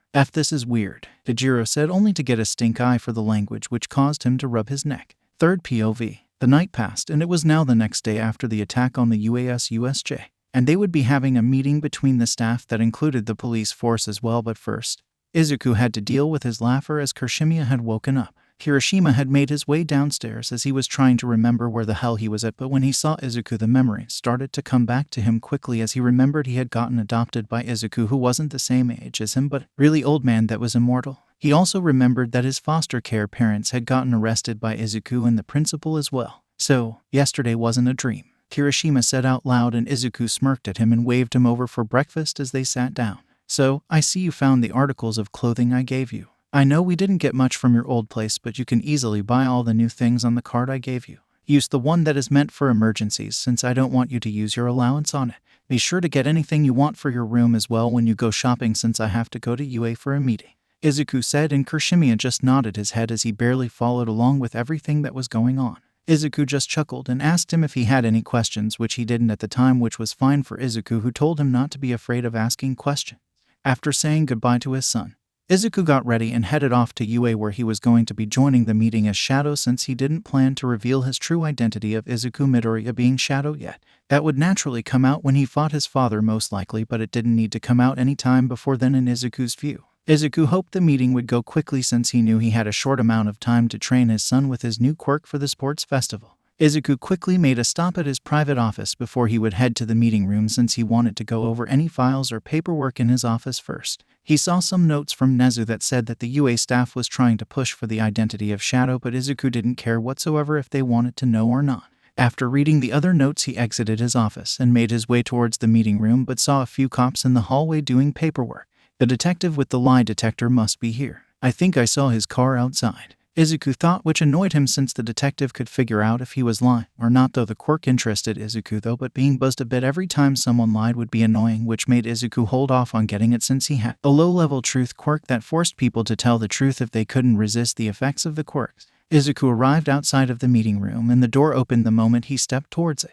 I love how Nezu does that. It adds so many dramatic effects which light up an immortal's day. Izuku thought, as he had done it to staff when he was the principal as well, and they always found it creepy on how he knew they were about to knock, though no one ever noticed the small hidden cameras in the hallway that sensed people coming and alerted the principal. Everyone turned towards the door when they heard it open and were shocked to see the person who folded All Might more or less yesterday. All Might had buffed up the moment the door started to open, so he was currently in his buff form, which Izuku just rolled his eyes at, but no one could really see them. Izuku moved towards the front and sat at the open seat near the head of the table, but wasn't directly at the head of the table with Nezu.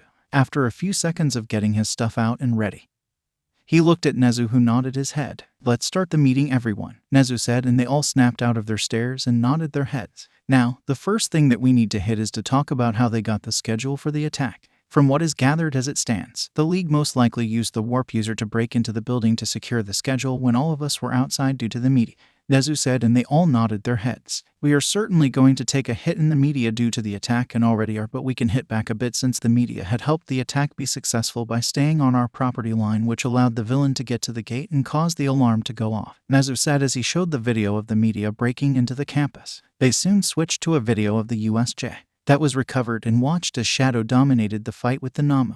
"As you can see, we were able to handle the creature due to an obvious weakness that was present on the creature. In the future, if more of these are encountered, then you should aim to kill it via the brain, since we've confirmed a few quirks being inside of the creature. As such, it's a lab experiment that has had several quirks forced into it, which created this monster that could have taken All Might on and most likely killed him," Nezu said without missing a step, but some in the room didn't believe it could take All Might on until Nezu reminded them all that Shadow easily handled All Might, so the creature most likely could have, based on the report he had from Shadow who had fought it. That shut everyone up quickly. Nezu then moved on to the topic of how they were going to be moving forward. "As it stands, we need to prepare ourselves for future attacks from this group since they had a warp user. Overall, the supposed leader of the group seems to be childish, but also appears to have some sort of hidden maturity, as if he is being groomed for a position, as all of those villains wouldn't follow him unless someone more powerful was behind the attack," Nezu said, and they all nodded their heads. The meeting appeared to have started to come to a close, but then All Might decided to open his mouth and utter complete bullshit.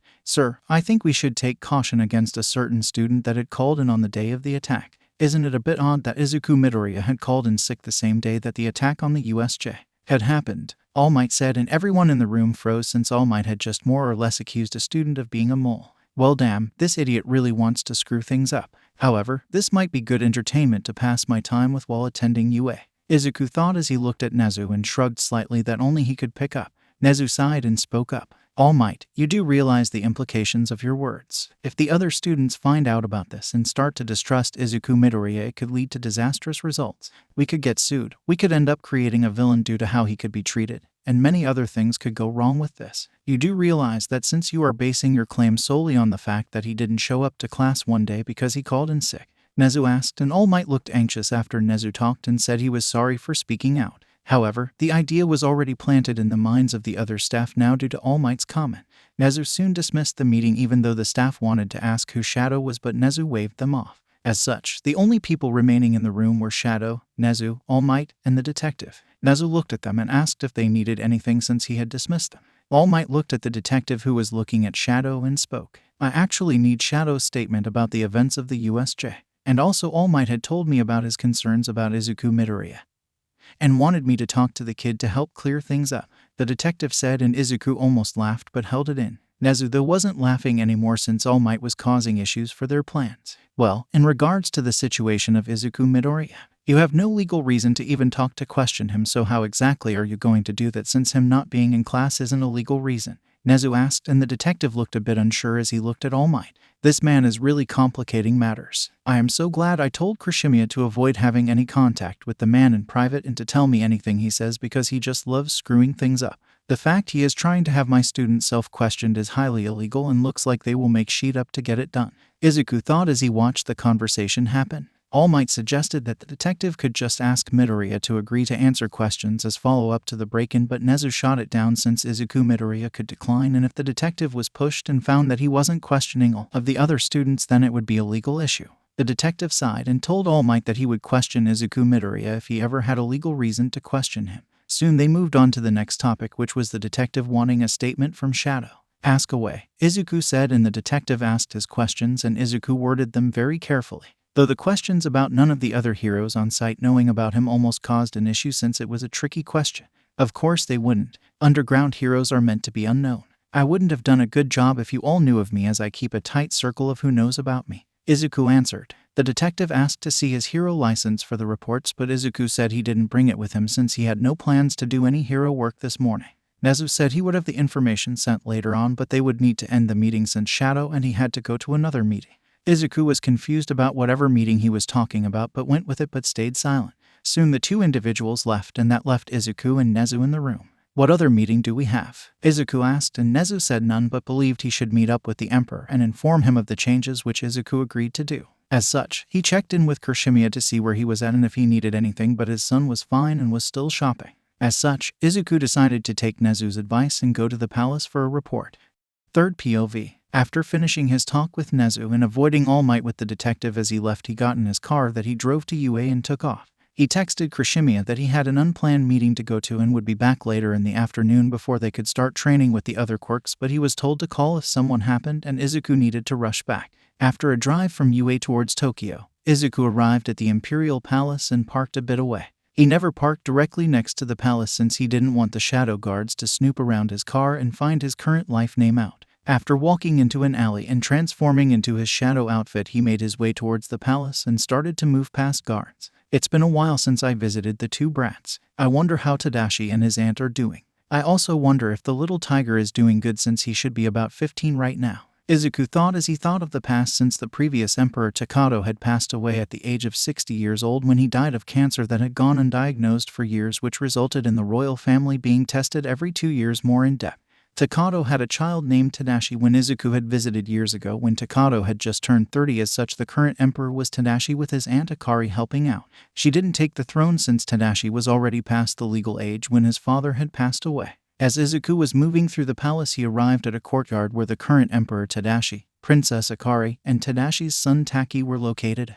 Izuku was getting closer and closer as he slowly made his approach as he wanted to see if they still were as good at finding him as always. About 20 feet away, Taki turned towards Izuku quickly and spoke. "Uncle, it's been a while," Taki said as he ran towards Izuku's location, and everyone but the royal family members were confused until Izuku dropped his quirk and revealed himself right as Taki arrived at him. "Good job on finding me. You did better than your brat of a dad," Izuku said a little louder than needed to toy with Tadashi, who rolled his eyes but then watched as all of the shadows guards in the palace appeared around them and Izuku. They all had their swords out that they carried since using a quirk could prove reckless depending on the quirk an enemy used. Izuku shook his head slightly at the shadow guards since they took so long to move, as one of them should have grabbed the kid since there would have been slightly enough time if they moved fast enough. The emperor told them all to stand down and back off as Izuku simply walked forward after putting Taki down. Both of them sat down next to the two other royal members and started to eat as Izuku just stole the emperor's food, which shocked everyone how Izuku acted towards the emperor.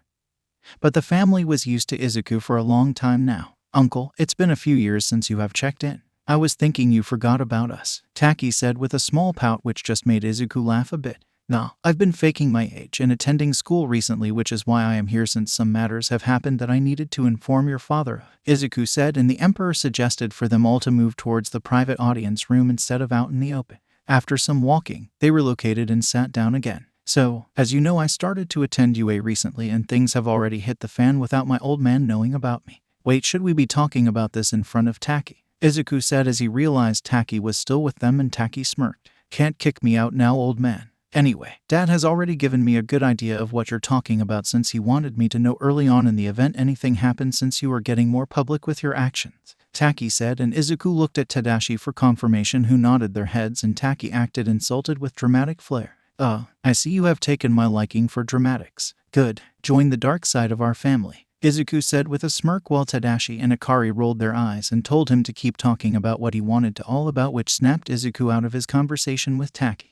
Sorry. Anyway, the USJ at UA was attacked, as I am sure you likely heard about. It's without a doubt my old man leading the League of Villains, as the creature that attacked with the villains had multiple quirks which I find useful for myself. They were shock absorption, hyper regeneration, a few strength quirks, and a few speed boost quirks which I've combined anything that overlapped into each other. Also, the students of Wana and the staff have seen Shadow but only think I am an underground hero currently," Izuku said as he stopped to take a drink of water, and the royal family nodded and asked if anything was currently going wrong, and Izuku chuckled darkly a bit. "So, you know about OFA, did you tell Taki about it?" Izuku asked, and they nodded their heads since Taki knew a great deal of everything, which made things easier for Izuku. "So, the 9th user has already been found. Their name is Ijiro Kirishima, who is now my adopted son," Izuku said, and the Emperor did a spit take as they all looked at him. "How, when, and why? You've never taken anyone in as a family except the royal family. Nezu could also count slightly as well, but you have never directly adopted someone, so why now?" Tadashi asked as he was stunned at what he heard. Izuku sighed and explained the entire mess of finding him in one of his other identities before he became the 9th user. "After that, he did something that impressed All Might and received OFA after I already met him. Nezu joked I had mentally adopted him, which proved to be correct after I learned his foster family was neglectful. He also knows everything as well, so I need to introduce him to you all if I get the chance," Izuku said as he continued to explain how he created a friendship as Izuku Midoriya with Ijiro before they started UA, and then told the truth when Ijiro confronted him about it. "Anyway, All Might is not in my good books at the moment. I beat his ass at the USJ a bit when he attacked me. He is suspicious of Izuku Midoriya Akemi as well because I had shown multiple quirks at the entrance exam, but he can't legally question me at the moment, but he is pushing a police detective with a lie detector quirk that is his friend to do it whenever he gets the chance, which is risky to my cover as Shadow since I don't want it out at the moment to the other staff or students. All Might thinks that Izuku Midoriya is a mole since I called in sick on the day of the USJ, so I could show up as Shadow. So, I currently need to be careful to not make myself more of a mole, which is funny in the grand scheme of being a mole at my own school. I need to keep All Might's shitty self away from my new son. I need to deal with everything else as well. Though, I also need to prepare my son for the sports festival with his new quirks since OFA copies the past user's quirks as well, and he now has the 7th user quirk. Any questions?" Izuku asked as he ate a cookie that was on the table in front of him. Everyone was just silent with the life of Izuku Midoriya. They asked some question between them all when Taki asked something which made their heads snap to him. "Uncle, can you take me to the sports festival?" Taki asked, and they were all stunned since he was the heir to the throne and the royals hardly leave the palace unless they went to the Diet or other heavily guarded places. If your father approves of it, surely. I would force myself out in the first round quickly so I could guard you, but that isn't an issue for me. You would need to be guarded before that unless you arrived after the start of the first round," Izuku said as he turned to Tadashi for approval, who looked thoughtful. After a few minutes, he nodded his head. "As long as Izuku's there to protect you, which means I don't want you to go more than 5 feet from him at any time. His word is the law for anything that goes on, so you will obey his commands. Do you understand?" Tadashi asked, and Taki nodded his head since he always wanted to go to the UA Sports Festival in person, and this was the best chance. Taki was also required to stay away from All Might as well, since with the recent actions he wasn't well liked by Tadashi since Izuku didn't like him. Soon time passed, and it was time for Izuku to head home as he needed to inform Nezu of the important guest he would have at the sports festival. As Izuku arrived at his home a few hours later, he found his son working on his room with hero merchandise and other things. "Sup," Izuku said, and scared his son, who fell backward but hardened his body to not injure himself. Izuku soon walked downstairs and started to cook dinner to prepare for the both of them as the night came to an end. Hopefully the detective doesn't screw things up, Izuku thought as he thought over the day events as he filled his son in on it, who got pissed at All Might accusing his father of such things. Izuku just told his son to avoid having any private conversations with All Might if he could help it and not buy into any crap he tries to push. Ichiro asked why they were blocking their door, and some spoke up as they said they wanted to see the class that survived a villain attack.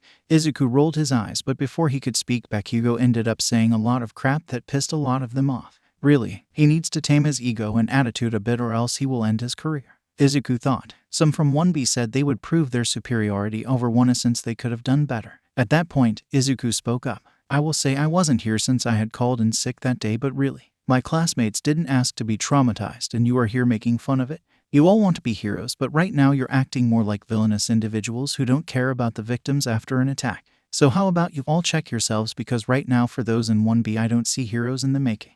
No, I see insensitive pieces of shit. To those in general studies that want to join the hero department, well, you better show what you got, otherwise you won't be impressive enough to get a place in the hero course, Izuku said, and before he could leave, a kid with purple hair spoke up and said the exam was biased but that they would indeed show what they can do. Izuku looked at him and asked him how many points he got in the exam, and he explained he didn't break enough robots to pass. Ah, I see, then you clearly didn't read the pamphlet which shows how to beat the robots easier due to shut-off buttons. It appears less that the exam was biased against you and more that you failed to prepare yourself even though UA gave you enough information to pass. There was also the rescue portion of the exam as well, which seems you didn't get any points by how you talked, so again you failed to act as the hero and only focused on the robots. Heroics is more than just beating robots up, as it's about saving people as well, Izuku said as he walked past the kid and walked away. Ichiro came out of his shock and followed right behind Izuku as they headed towards the cafeteria to eat lunch. Shinso, though, had a look on his face as he realized what Izuku Midoriya meant by his words, and the boy left as well soon after. Soon the day passed and Izuku decided to talk to Nezu before he left to inform him of the changes needed for the sports festival seating, since there was no way he was letting the heir to the throne sit out in the open.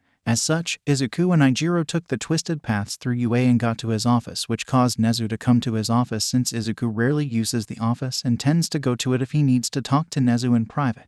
Nezu walked in and greeted them as Izuku gave them tea. So, some changes to the seating at the festival need to happen, Nezu, Izuku said, and Nezu was confused on why and asked, so Prince Taki will be joining us at the sports festival. As such, I will throw myself out of the first round quickly, even though that brings attention to me from All Might and the other staff who think I might be a mole. I need to be guarding the prince while he is there, as such I can't play around in the sports festival since a condition of him appearing in public is for me to be within 5 feet of him at all times, Izuku said, and Nezu's eyes widened a bit but he quickly calmed down. Unlike Ichiro, who was freaking out, Izuku just laughed a bit and said he would introduce him if he had the chance, but he would be focused on keeping the prince protected. I'll have a booth created near the staff booth in the event something happened. This way we could quickly get to the prince and help guard him. Are you wanting the staff warned beforehand or just have it announced when the prince arrives? Nezu asked, and Izuku thought it over and said to just announce it once he arrives in the booth, since Izuku wanted to ensure nothing went wrong in getting him in it. He asked Nezu to have it installed with all of the needed amenities to ensure the prince didn't need to leave the room for food or to use the bathroom, since Izuku didn't want the prince in the open. Also, overall we just need to do the formal stuff quickly, like the standing and bow to him being announced. I'm still surprised the family hasn't taken a more active role in the country, even though they have a lot of political power since they gained so much of it back during the dawn of Quirks, as Japan is more of an actual monarchy now with a democratic government below it, Izuku said, and Nezu nodded his head and always found it interesting, but Ichiro asked what his father meant. Well, during the dawn of Quirks, or rather before that, the monarchy was more or less a symbol, but as Quirks appeared and Japan fell to my father, well, the monarchy was restored to almost full power. The royal family can't abolish the democracy, but they could fire members from the Diet and force an election to happen. They can pass laws that could be vetoed by the Diet, and then many other things. An important thing is that they have the highest authority regarding heroes that even surpass the Diet. So unless the Diet changes the laws and it didn't get struck down by the royal family, then all heroes answer to the royal family in the end, but they all just report to the commission since the family doesn't take active roles in governing much of the time since the government runs fine. They do use the shadow guards to do missions and protect the nation, but that is the secret stuff, Izuku explained, and Ichiro nodded his head in understanding. Soon the day came to an end and they returned home as the sports festival was coming in a few weeks. Third POV. The weeks passed and it was now time for the sports festival. Izuku groaned when he woke up from his nap that morning and started to get dressed. Really, how am I going to do this since the little brat is meant to be within 5 feet from me at all times? I could use the mud clone quirk, but I just have to hope no one attacks it since those are so easily breakable, Izuku thought as Ichiro came into the kitchen and spoke. I notice you never really sleep. Is that due to your immortality? Ijiro asked, and Izuku shrugged a bit. Hard to tell for sure, but I think so, or it might be due to living so long that I am used to not running on a lot of sleep. Might also be from the quirk riots when you couldn't sleep long, since someone might end you in your sleep if they suspected you had a quirk. Multiple reasons on why I might be like this, but it works for me, Izuku said, and Ijiro nodded his head. They both started to eat the breakfast that Izuku had quickly made before heading off towards the school. Remember, I will be dropping out in the first round since I need to go guard the little brat Taki, Izuku said, and Ijiro asked how the prince was a little brat when he is roughly the same age as himself in the class. Izuku turned to Ijiro and said that he and the class were brats in his eyes as well. Remember, you are all but babies in diapers to me in my life experiences, so a brat is a brat. You are just a more adorable brat that I want to raise instead of tolerating all of the other brats, Izuku said with a deadpan experience that made Ijiro unknown if he wanted to laugh or cry. Ijiro just chooses to shake his head and make his way towards the classroom where they were meant to meet. Soon they were told to go get changed into gym uniforms and get on the bus since it would take them to the sports festival stadium. Roughly 30 minutes later, after listening to everyone on the bus, they soon arrived at the stadium. Izuku said he needed to head to the restroom really quickly since they all had to wait in the waiting rooms first. They all nodded their heads, and Izuku quickly went into a restroom and made the mud clone, which took a bit longer since there wasn't much mud nearby and he had to pull it through the bathroom window, which took a second to do. However, he soon had a mud clone made and sent it back towards the waiting room while Izuku transformed into his shadow outfit. Izuku used his quirk to hide his presence as he left the bathroom and made his way towards the convey that was delivering the prince to the stadium. They were told to enter via the back entrance where no one was allowed to come in except staff, police, and heroes. As such, Izuku waited at the entrance until he saw the convey. Soon the convey was inside the gates and stopped as they waited for Izuku. The door opened and Izuku entered it as per planned, where he dropped his quirk and showed himself. I see your father sent only a few shadow guards, Izuku said, and Taki nodded his head. Father knows you can handle anything that comes my way, so they are for appearance's sake, since you will be hiding since you don't want a connection between shadow and the royal family being made yet, Taki said, and Izuku nodded his head as that was indeed true. It would be troublesome to answer questions or avoiding things if the connection was made. He also didn't need to bring his father's attention to the royal family yet. Soon the car arrived at the stadium itself and came to a stop. Remember, Taki, your father is allowing you to be here as long as you are within 5 feet of me while listening to any commands I give. Disobey and I will take you home, where I will take you over my leg as I smack your ass like I did when you were younger and decided it was a smart idea to set fire to my room.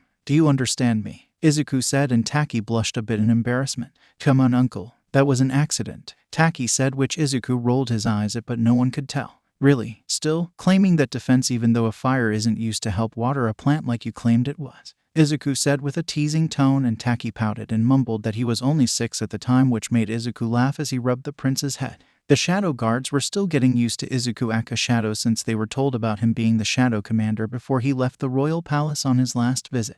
To say it was an interesting show would be minimum, as Izuku had been dramatic as hell about it. So uncle, after your life mission is done, are you going to return to the palace full-time as the shadow guards commander, or are you still throwing all your duties onto the vice commander like normal? Taki teased, and Izuku shrugged. I don't know. It depends on what your father wants me to do after all of this. I wouldn't mind relaxing with you all in the palace, but you have to remember I did adopt a kid now. So maybe after he goes out on his own, Izuku said, and Taki nodded his head. They had stepped out of the car since they had finished their main conversations and would talk more in the booth since they had been at the stadium for a few minutes already. Izuku hides once again so others wouldn't see him as the door was opened by a shadow guard that had gotten out already. Let's go. The festival is about to start and we need you in the booth before it starts, Izuku said, and Taki nodded his head as he stepped out of the car and Izuku followed after him. The other shadow guards also came out after a few seconds to ensure Izuku had already gotten out since he was hidden. After a few seconds, they started to move towards the stadium and entered the building.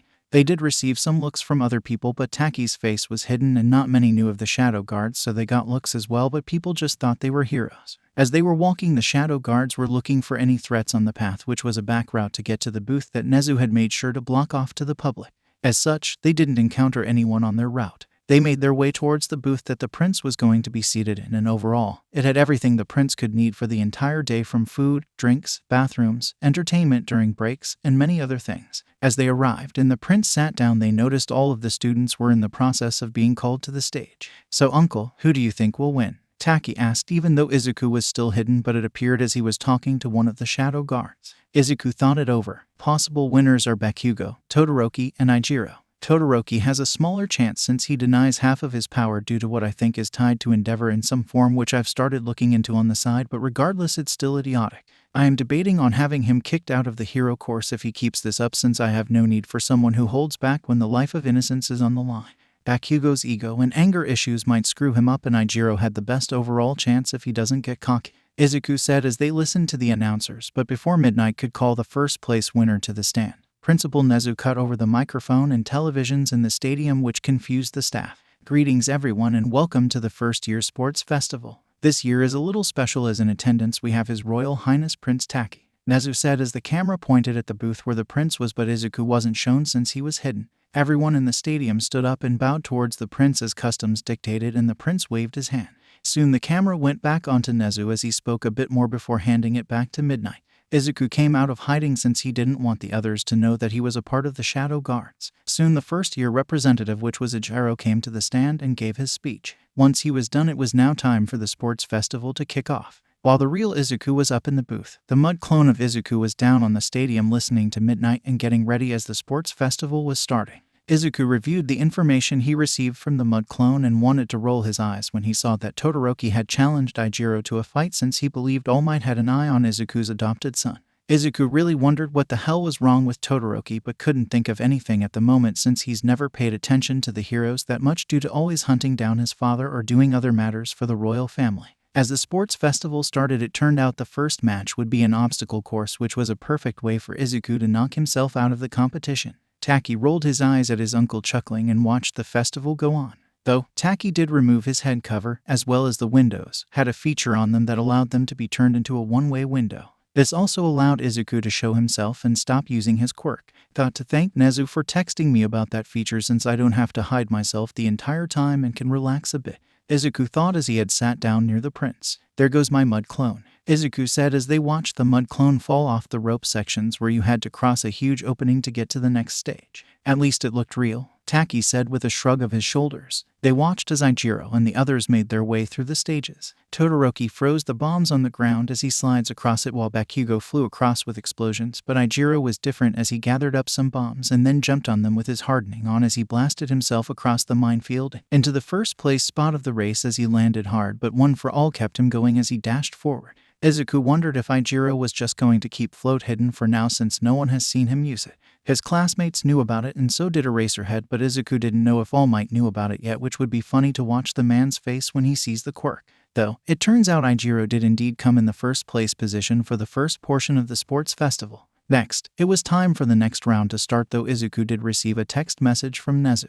The message was an anticipated one as the staff was concerned about the fact that Izuku Midoriya had gotten taken out in the first portion of the event, but they couldn't do anything about it since the mud clone was currently sitting in the seating area for one of which showed as physical evidence that he wasn't running around doing anything evil. As such, All Might still have no reason to get Izuku questioned legally, which made Izuku smirk as he was enjoying tormenting All Might slightly. As they watched the cavalry battle portion start, Taki spoke up to his uncle Izuku. Uncle, Dad wanted me to give you a mission while I was here during the internship week since you will be able to move around unnoticed. The hero Enderstein needs to be dealt with as they are causing too many issues publicly, so we would like you to go out and deal with him, Taki said without turning away from the cavalry battle as Todoroki was in the midst of trying to steal the 1 million headbands from Ijiro's team but was having some trouble in doing it. Oh, does he want me to go as my student self or as Shadow? Izuku asked, and Taki said as Shadow, but to have his internship done in Hasu where Stain was currently. I believe you have a hero license name that is registered to Hasu, so you could use that to get yourself in the city without raising suspicious. Then you can go out as Shadow without anyone knowing, since if someone did check in on you then you could easily get to wherever you need to be at, Taki said, and Izuku nodded his head as he was impressed with the little tiger's analysis of the situation. It seems those analysis lessons I've been ensuring get passed down have really shown fruit since you analyzed the entire situation quite well. Good job, little tiger, Izuku said as he ate a grape. Taki just huffed a bit as he rolled his eyes, and they continued to watch the fight as the second round was called. Izuku did notice that Todoroki almost started to use the fire side of his quirk for a few moments near the end, which was interesting. Izuku decided to have his mud clone go spy on Todoroki for a while since he felt something was up, and what he ended up hearing was quite interesting, but also it made Izuku start to get enraged. As we switch to the mud clone's POV, we can hear Todoroki ask Ijiro if he was the secret love child of All Might due to the feeling they give off. Ijiro started to laugh and told Todoroki that he wasn't the love child of All Might. No, my birth parents died when I was young. I was in foster care for a while until recently where I got adopted, so I have an amazing father now who actually cares for me and my needs, Ijiro said, and Todoroki nodded his head and apologized for taking his time up then, but as he was leaving, Ijiro decided to push the issue and ask why he wondered if he was the love child of All Might. It was then that Todoroki explained what his father Endeavor had done to him and the family. Izuku's mud clone was downright pissed on the other side of the wall, and even the real Izuku was furious as he was fed the information. Taki asked what was wrong since he has hardly ever seen his uncle that upset. Taki, remind me I come to visit this weekend since there will be some time to talk to your father about the removal of a high-ranking hero. Endeavor has been abusing his family, and my mud clone just overheard his son tell a good chunk of what Endeavor has done to my adoptive son, Izuku said as he was seething right now and controlling his anger. Not even All For One, the number one evil, was that pathetic in using or abusing his own child. Izuku had seen many things in his years, and Endeavor was high up on the shit list with Izuku now. Taki nodded his head and was disturbed by the little information he heard from his uncle. It was a really bad issue if the number 2 pro hero was abusing his family, and Taki wondered how long has it been going on and if anyone in the Hero Commission knew about it. Taki just sighed and knew there would be a large discussion about what his uncle had learned in the next few days, so he shouldn't worry about it for now.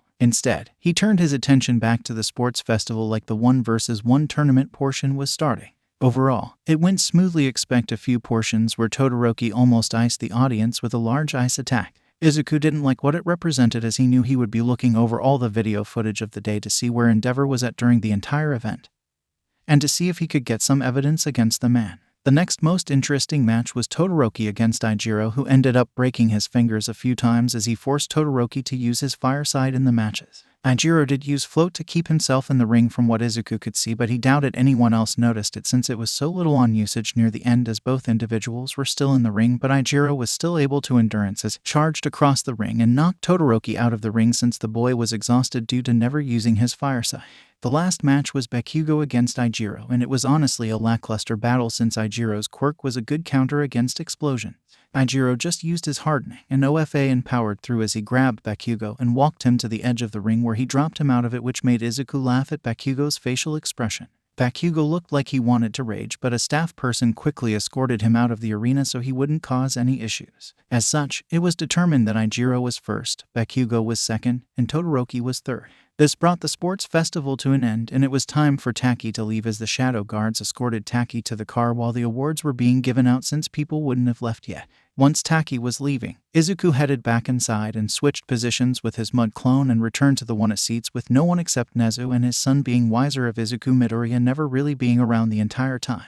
After a while, they did get sent back to the classroom where Eraserhead was going to be talking to all of them about the sports festival and internship offers that they would be receiving. Though, Izuku could tell Eraserhead was sending a few looks in Izuku's direction every once in a while, which Izuku wanted to laugh at. Eraserhead then started to speak about how they all did, and if they didn't do well then there was always next year. Though, if you don't get offers there is still the general list of some hero agencies that we offer for you all to go through, Eraserhead said and then dismissed them. Izuku got up like nothing was wrong and left with Ijiro. Though, Izuku didn't know was that there was going to be many things going on in the upcoming internship week. Real name, Izuku Midoriya. Alias, Shadow, Mr. Tanato. Occupations, Underground Hero Shadow and Leader of Shadow Guard. Former Principal of UA, Owner of UA. Known quirks, Enhanced All For One, an enhanced copy of All For One. This quirk allows Izuku to copy, take, give, and combine quirks as he wishes. Izuku can also copy from a distance, which causes light tingling sensations that feel as if you are being pricked with a needle. He can also directly touch and use his quirk, but it causes people pain to have their quirks copied or taken.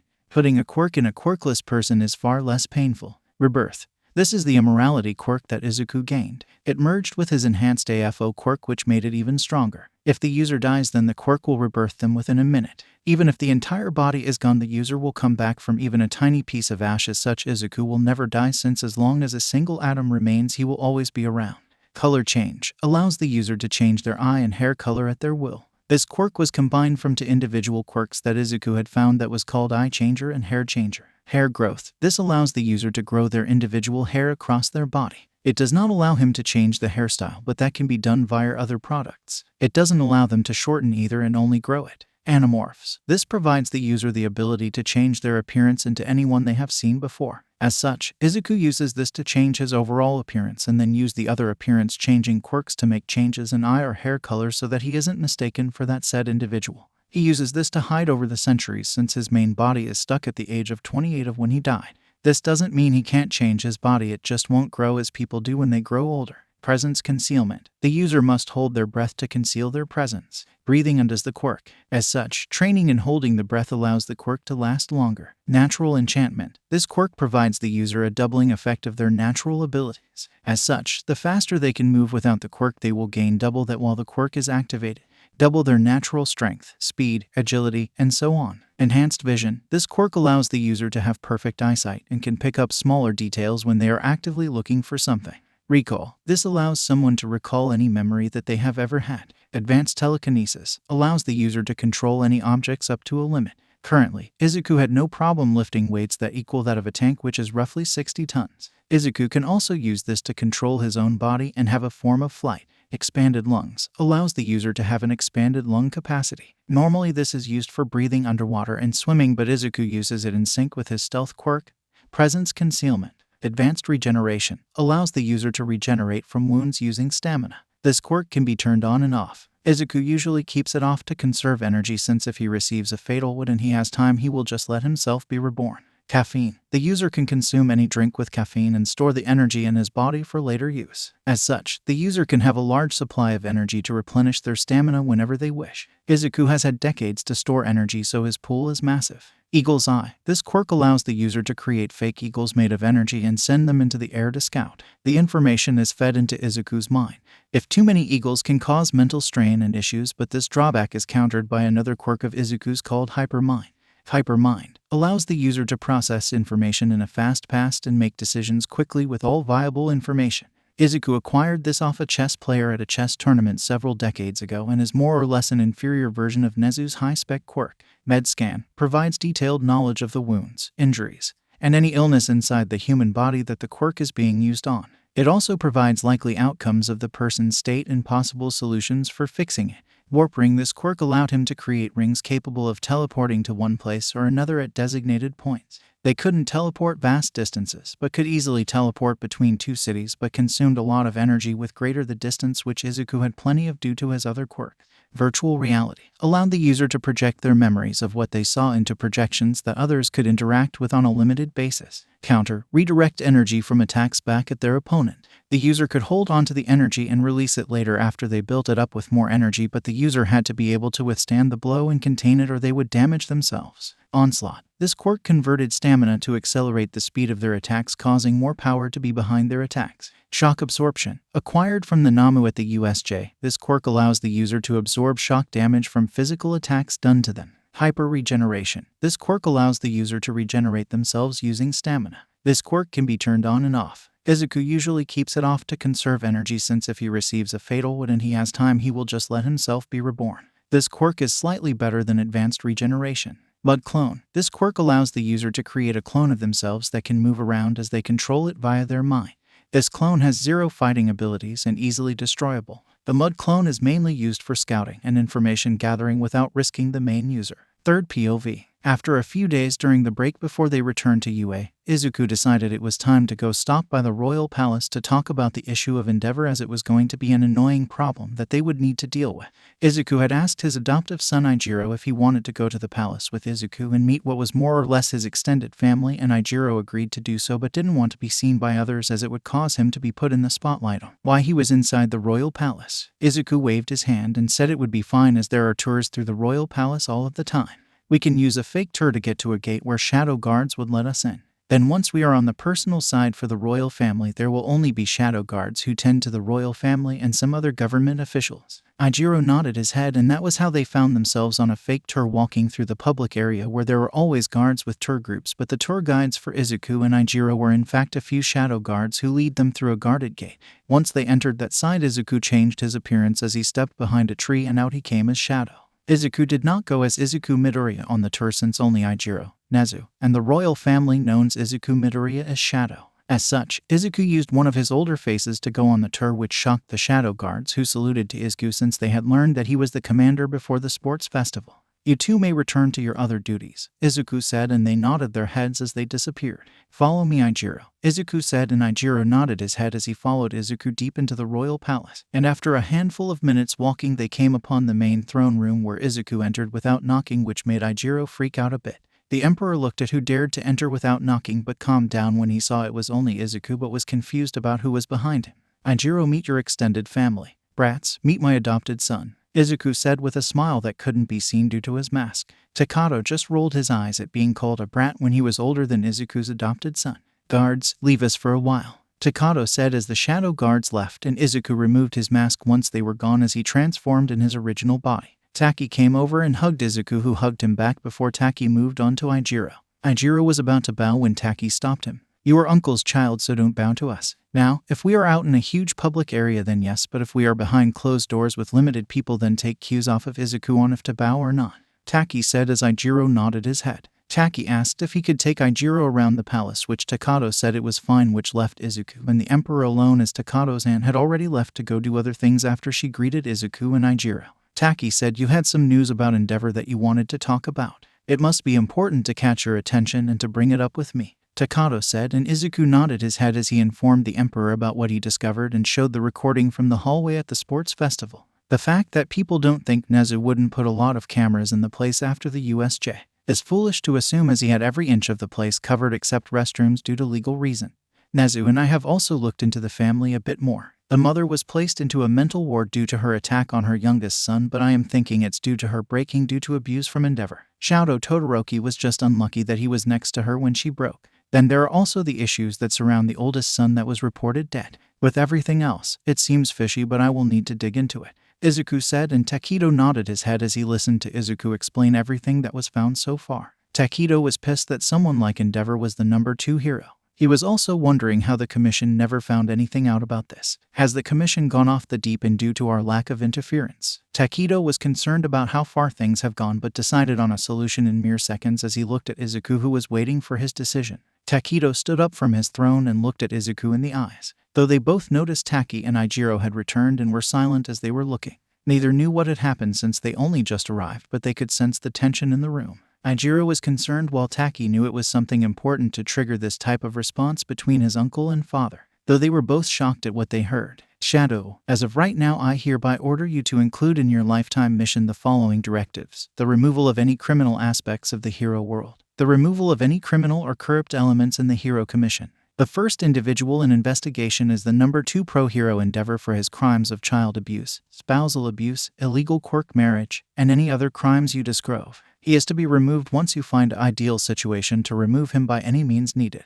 Do you understand, Shadow? Takedo shouted out as he was truly pissed off with the situation, since based on how long Endeavor has been doing his actions, the commission should have found some clues of it, which means the commission was covering it up. Then the tension got broken when they heard someone whisper out the word manly, which made them turn to the side to see the children in the room.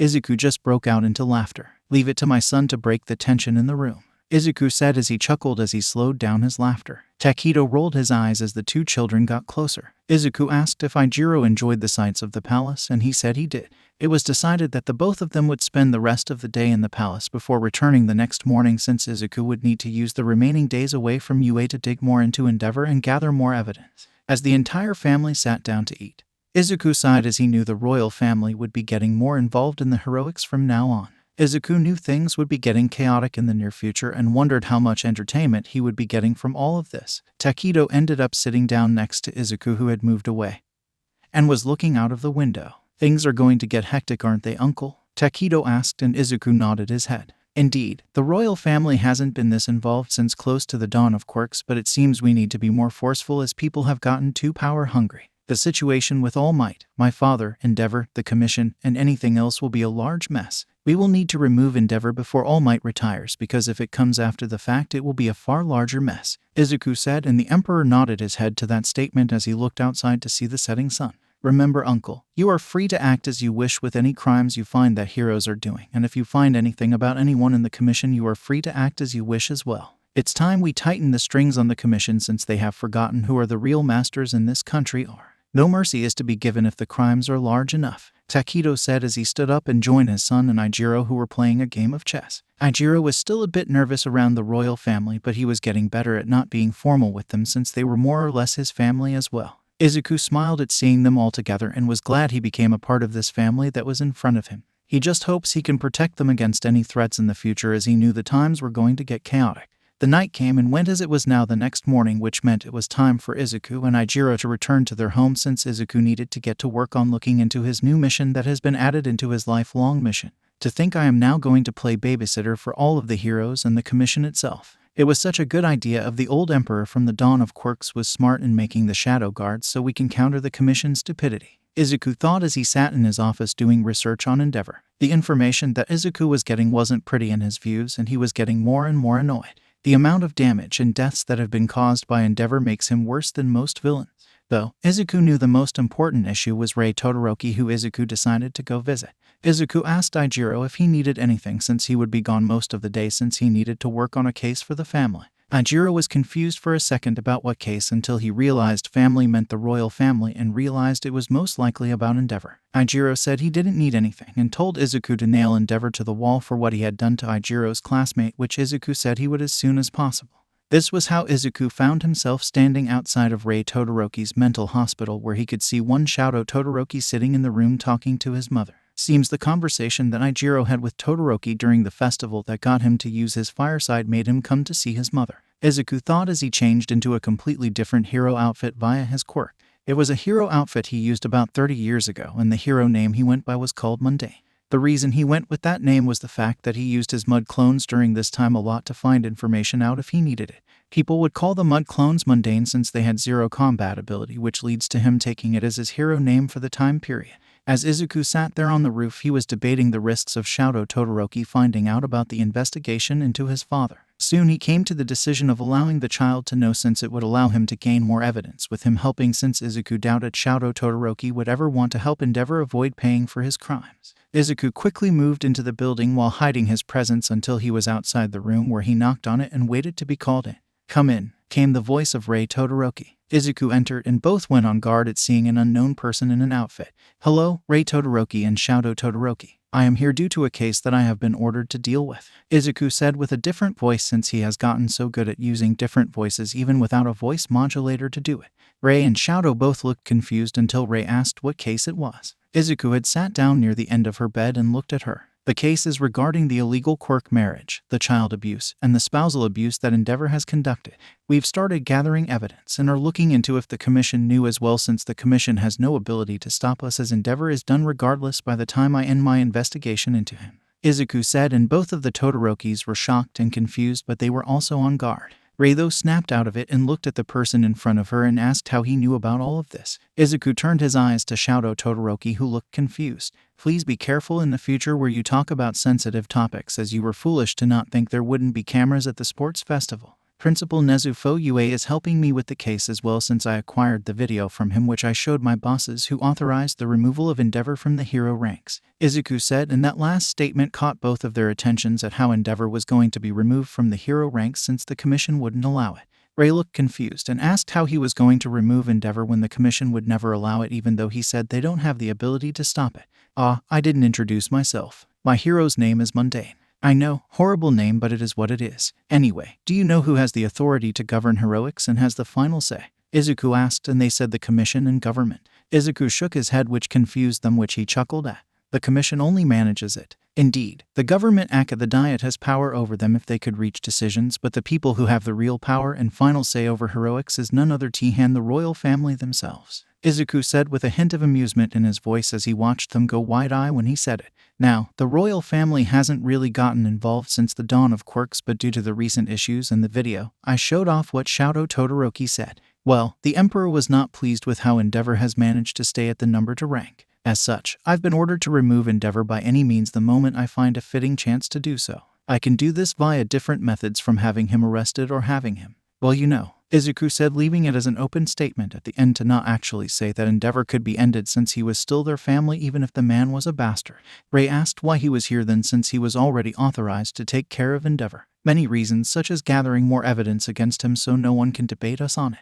Also, to see how you want me to deal with him, as you are the man's wife and had to suffer under him, so what I do can be influenced by you to a degree. As such, what would you like done to him, Rei?" Izuku asked as he didn't address her as Todoroki, which made her a bit happy from what he could see. She sat in silence for a while before she looked at her son and sighed. "I don't want him dead. I want to have him live and watch as Shadow becomes far better than he could ever be. As a better human being, as a better hero, as a better at everything. I want him to watch as everything he worked for crumbles, but I still can't wish him dead since he wasn't always like this. There was a time we were relatively happy as well," Rei said, and Shadow had held her hand as a few tears slipped from his face and hers. Izuku nodded his head and started to explain that he would be looking for a chance to arrest him and that he would try to do it quietly so that the family wasn't bugged greatly about it. "Ideally, I will do it as soon as possible, but it may be a bit of time before I find a good way to remove him from the public eye as quietly as I can.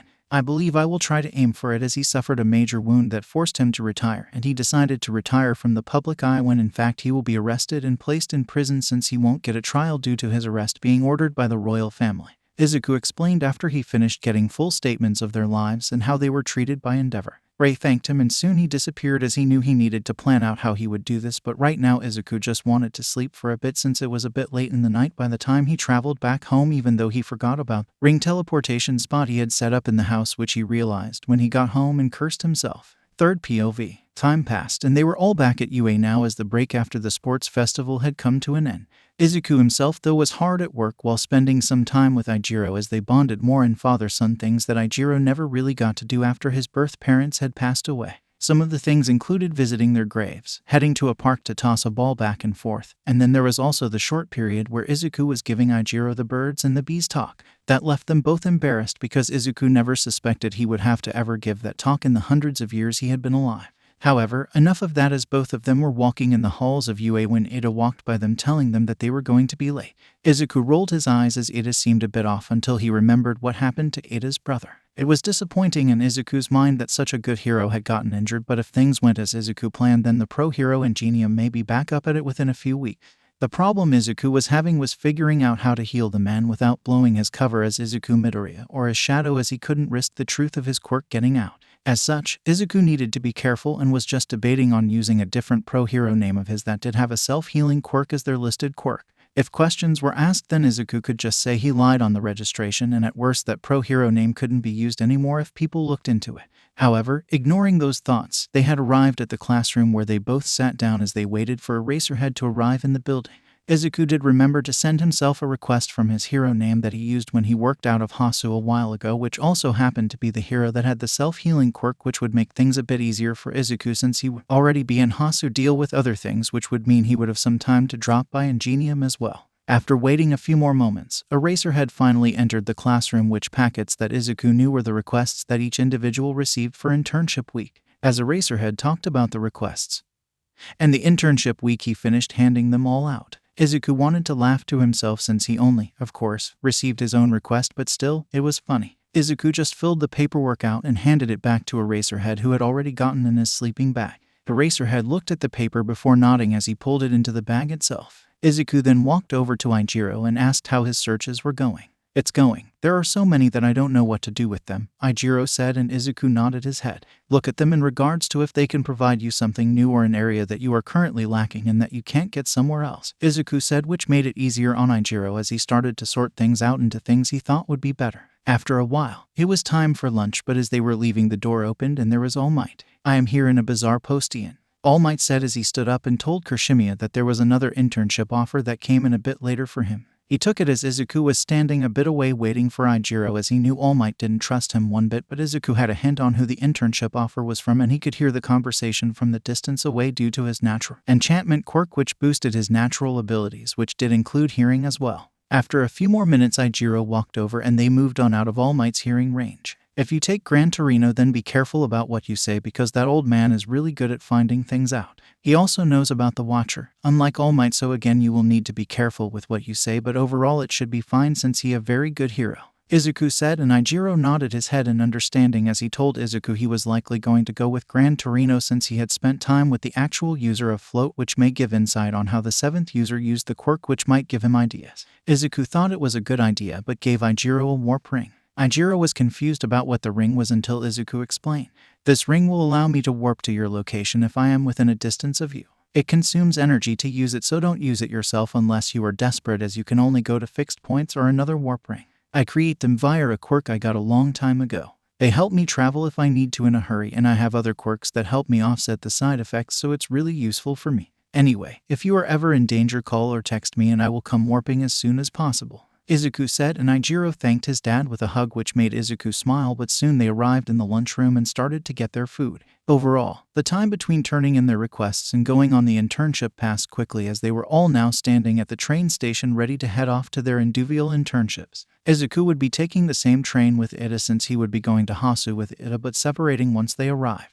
The train ride was honestly boring in Izuku's view, since he couldn't do anything that would seem off since Ida was with him, even though the boy wasn't paying that much attention to Izuku due to his thoughts. Though they soon arrived as they both got off the train and stretched. Ida would be walking to his internship while Izuku would simply disappear after making some movements to hide, since he would be staying in a hotel nearby. But before Ida could leave, Izuku decided to call out to him. "Ida, before you go, listen to me now," Izuku said, and Ida turned to Izuku in surprise, since Izuku never said anything during the entire trip, even though they have gotten a bit close in class. "Whatever you have going through your mind, don't do it. I have a good guess on what you are going through, and trust me, I know the feels since I have experienced it all in my life, but let me leave you with this. If you do what you plan to do, then your brother and parents will blame themselves for your death, since we both know you don't have the power to take on who you came here for," Izuku said, and Ida thanked him for the advice but denied knowing what he was talking about as he played dumb with Izuku, who just sighed and waved Ida off. Izuku watched Ida walk away into the distance before leaving as well. Though he did take many different routes and paths, as he was making sure that he wasn't followed by anyone from UA, even though he knew Nezu would warn him if the Chimera found out about it. The habits of his old life don't go away easily. Izuku soon arrived at the hotel, but he didn't arrive as Izuku Midoriya.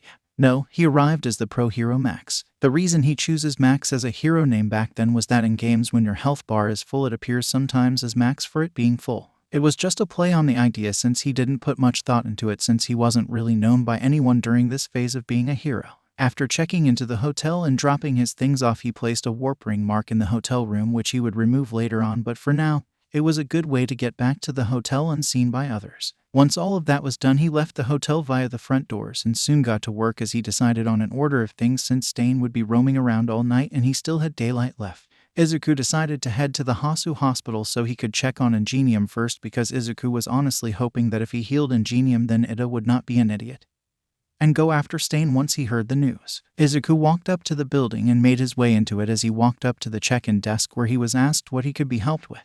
"I am here to see the Pro Hero Ingenium. Here is my Pro Hero license," Izuku said, as he pulled out his Pro Hero license that would fit for the current hero name he was going under as right now. Izuku honestly loved his Animorph's quirk, since if he had the license or something on at the time he dispelled the quirk or changed to someone else, then the stuff sticks with him. Izuku honestly never figured out where the stuff goes, but didn't put much thought into it in all honesty. The nurse finished checking his license over and told Izuku which room Ingenium was in, which he set off to it. After arriving, he knocked on the door and was called in. Izuku found Ingenium with his parents and the doctor. They asked who he was, and Izuku provided his license again to Ingenium. "I've never heard of you before, and it lists your quirk as a self-healing. What can I do for you, Max?" Ingenium asked, and Izuku chuckled. "I am actually here to help you. Though my license says self-healing, I am actually able to do far more than that, as I've come to heal you, though it does come with some warnings of what I would need to do, being extremely painful since I have to use my quirk on you," Izuku said, and everyone in the room was silent. The doctor said it was impossible due to the wound he received, as no quirk could heal it due to consuming so much energy. "Typically yes, but my quirk consumes my own energy, which due to my quirk provides me a large amount.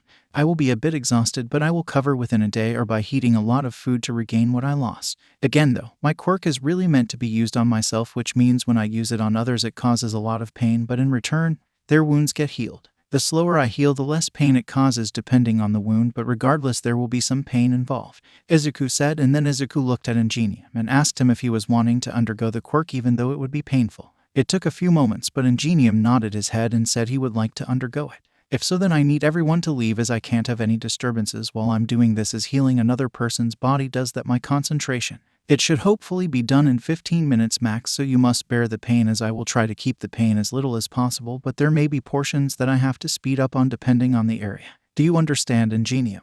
Izuku asked, and he nodded his head as Izuku asked the doctor to help him shift Ingenium on his side so Izuku could be closer to the wounded area, since it was his spine that was injured. After the parents and doctor left, Izuku locked the door and then got behind Ingenium. Izuku asked him if he was ready, and Ingenium nodded his head as the process started. Putting multiple quirks into people was risking if the quirks didn't sync up, so what Izuku was really doing was removing Ingenium's quirk, which was painful since it was a mutation, but it wasn't painful for Izuku.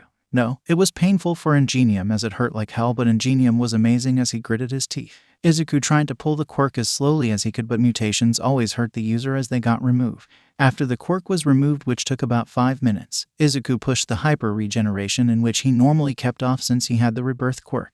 The regeneration started, and Ingenium was shocked as he gasped as he felt weird as the quirk regenerated everything in his body that was injured. This took only a few moments before Izuku pulled the quirk out, which he did a bit faster than the mutation quirk, which did cause some pain, but Izuku then started to push Ingenium's birth quirk back into him, which made him scream a bit. This hurts worse than when you first started," Ingenium said as some tears went down his face. "Just hold on. We are nearing the end," Izuku said with a stern tone, and Ingenium nodded his head as he clenched his teeth and muffled his screams, as it was indeed painful for the mutation to come back into the body when he was fully grown. This was due to the fact that his body grew with the mutation as it got bigger as he aged, but now he was going through a full-grown mutation that was pushing out of his body as it adapted to having the quirk again. Izuku huffed out because, in all honesty, taking a quirk and not causing a large amount of pain was indeed exhausting. If Izuku didn't care about who he was taking a quirk from, then he could easily rip it from them, which risked putting people into comas, but instead, he just copied quirks, which was a slow pinching feeling over the time he had to clone it. Izuku rolled Ingenium on his back and walked over to the door and opened it as he told them all to come back in. Izuku sat down back in his seat as he asked Ingenium to try and move his legs, which took a second as the nerves were newer as they just regenerated, but he got moving within a few moments, and it was as if he never got injured. To begin with, Ingenium stood out of the bed as he was shaking for a few seconds since he hadn't walked for several weeks, but he was able to walk without issue within moments. You just need to get used to walking again since you have been sitting down for weeks, but overall there shouldn't be anything wrong with you. Well, back to the field, Ingenium, Izuku said as he sat there as Ingenium walked around the room until the man moved to Izuku and hugged him. Ingenium and the family were thanking him for what he did, and Izuku waved it off. "Just don't tell anyone since I don't need the commission hounding me, even though they can't touch me since they don't have enough power," Izuku said as he got up and said he needed to leave since he had taken on an intern for UAS internship week. After a few more words, Izuku left the hospital and headed back to the hotel, where he changed into his shadow appearance and decided to take a short nap before heading out for the night to search for Sting. Third POV. It was now nighttime, and Izuku had been at it for a few days, and he still hasn't found anything in regards to Sting. He has paid some attention to Eda, but he's been a good boy with Manuel ever since he had received news from his family that his older brother was healed and would be returning to duty soon. Eda had asked how it was possible, but they could only say that another pro hero was able to heal Ingenium with a quirk that consumed their own energy instead of the person they used it on. However, Izuku highly doubted Eda was still going to just stay around and not go after Stain if the chance presented itself, since Eda had been building up to that moment for a while. There was also the fact that young minds like Eda get onto a one-track mind quite easily from what Izuku has seen in his hundreds of years of life, so he knew the confrontation was going to happen one way or another if a chance was presented to Eda. Sadly, Izuku seemed to only find trouble out of nowhere, as he was unlucky to find Hasu under attack on the third night of searching for Stain. Izuku quickly pulled his phone out and texted Nezu of the events that were going on in Hasu so that Nezu could alert more heroes to quickly get to the city, since there was a handful of Namus running around in the city. As Izuku started to fight with the Namus, he made several realizations at that moment. One of them being the fact that Izuku Midoriya was going to look really effing suspicious with this attack going on.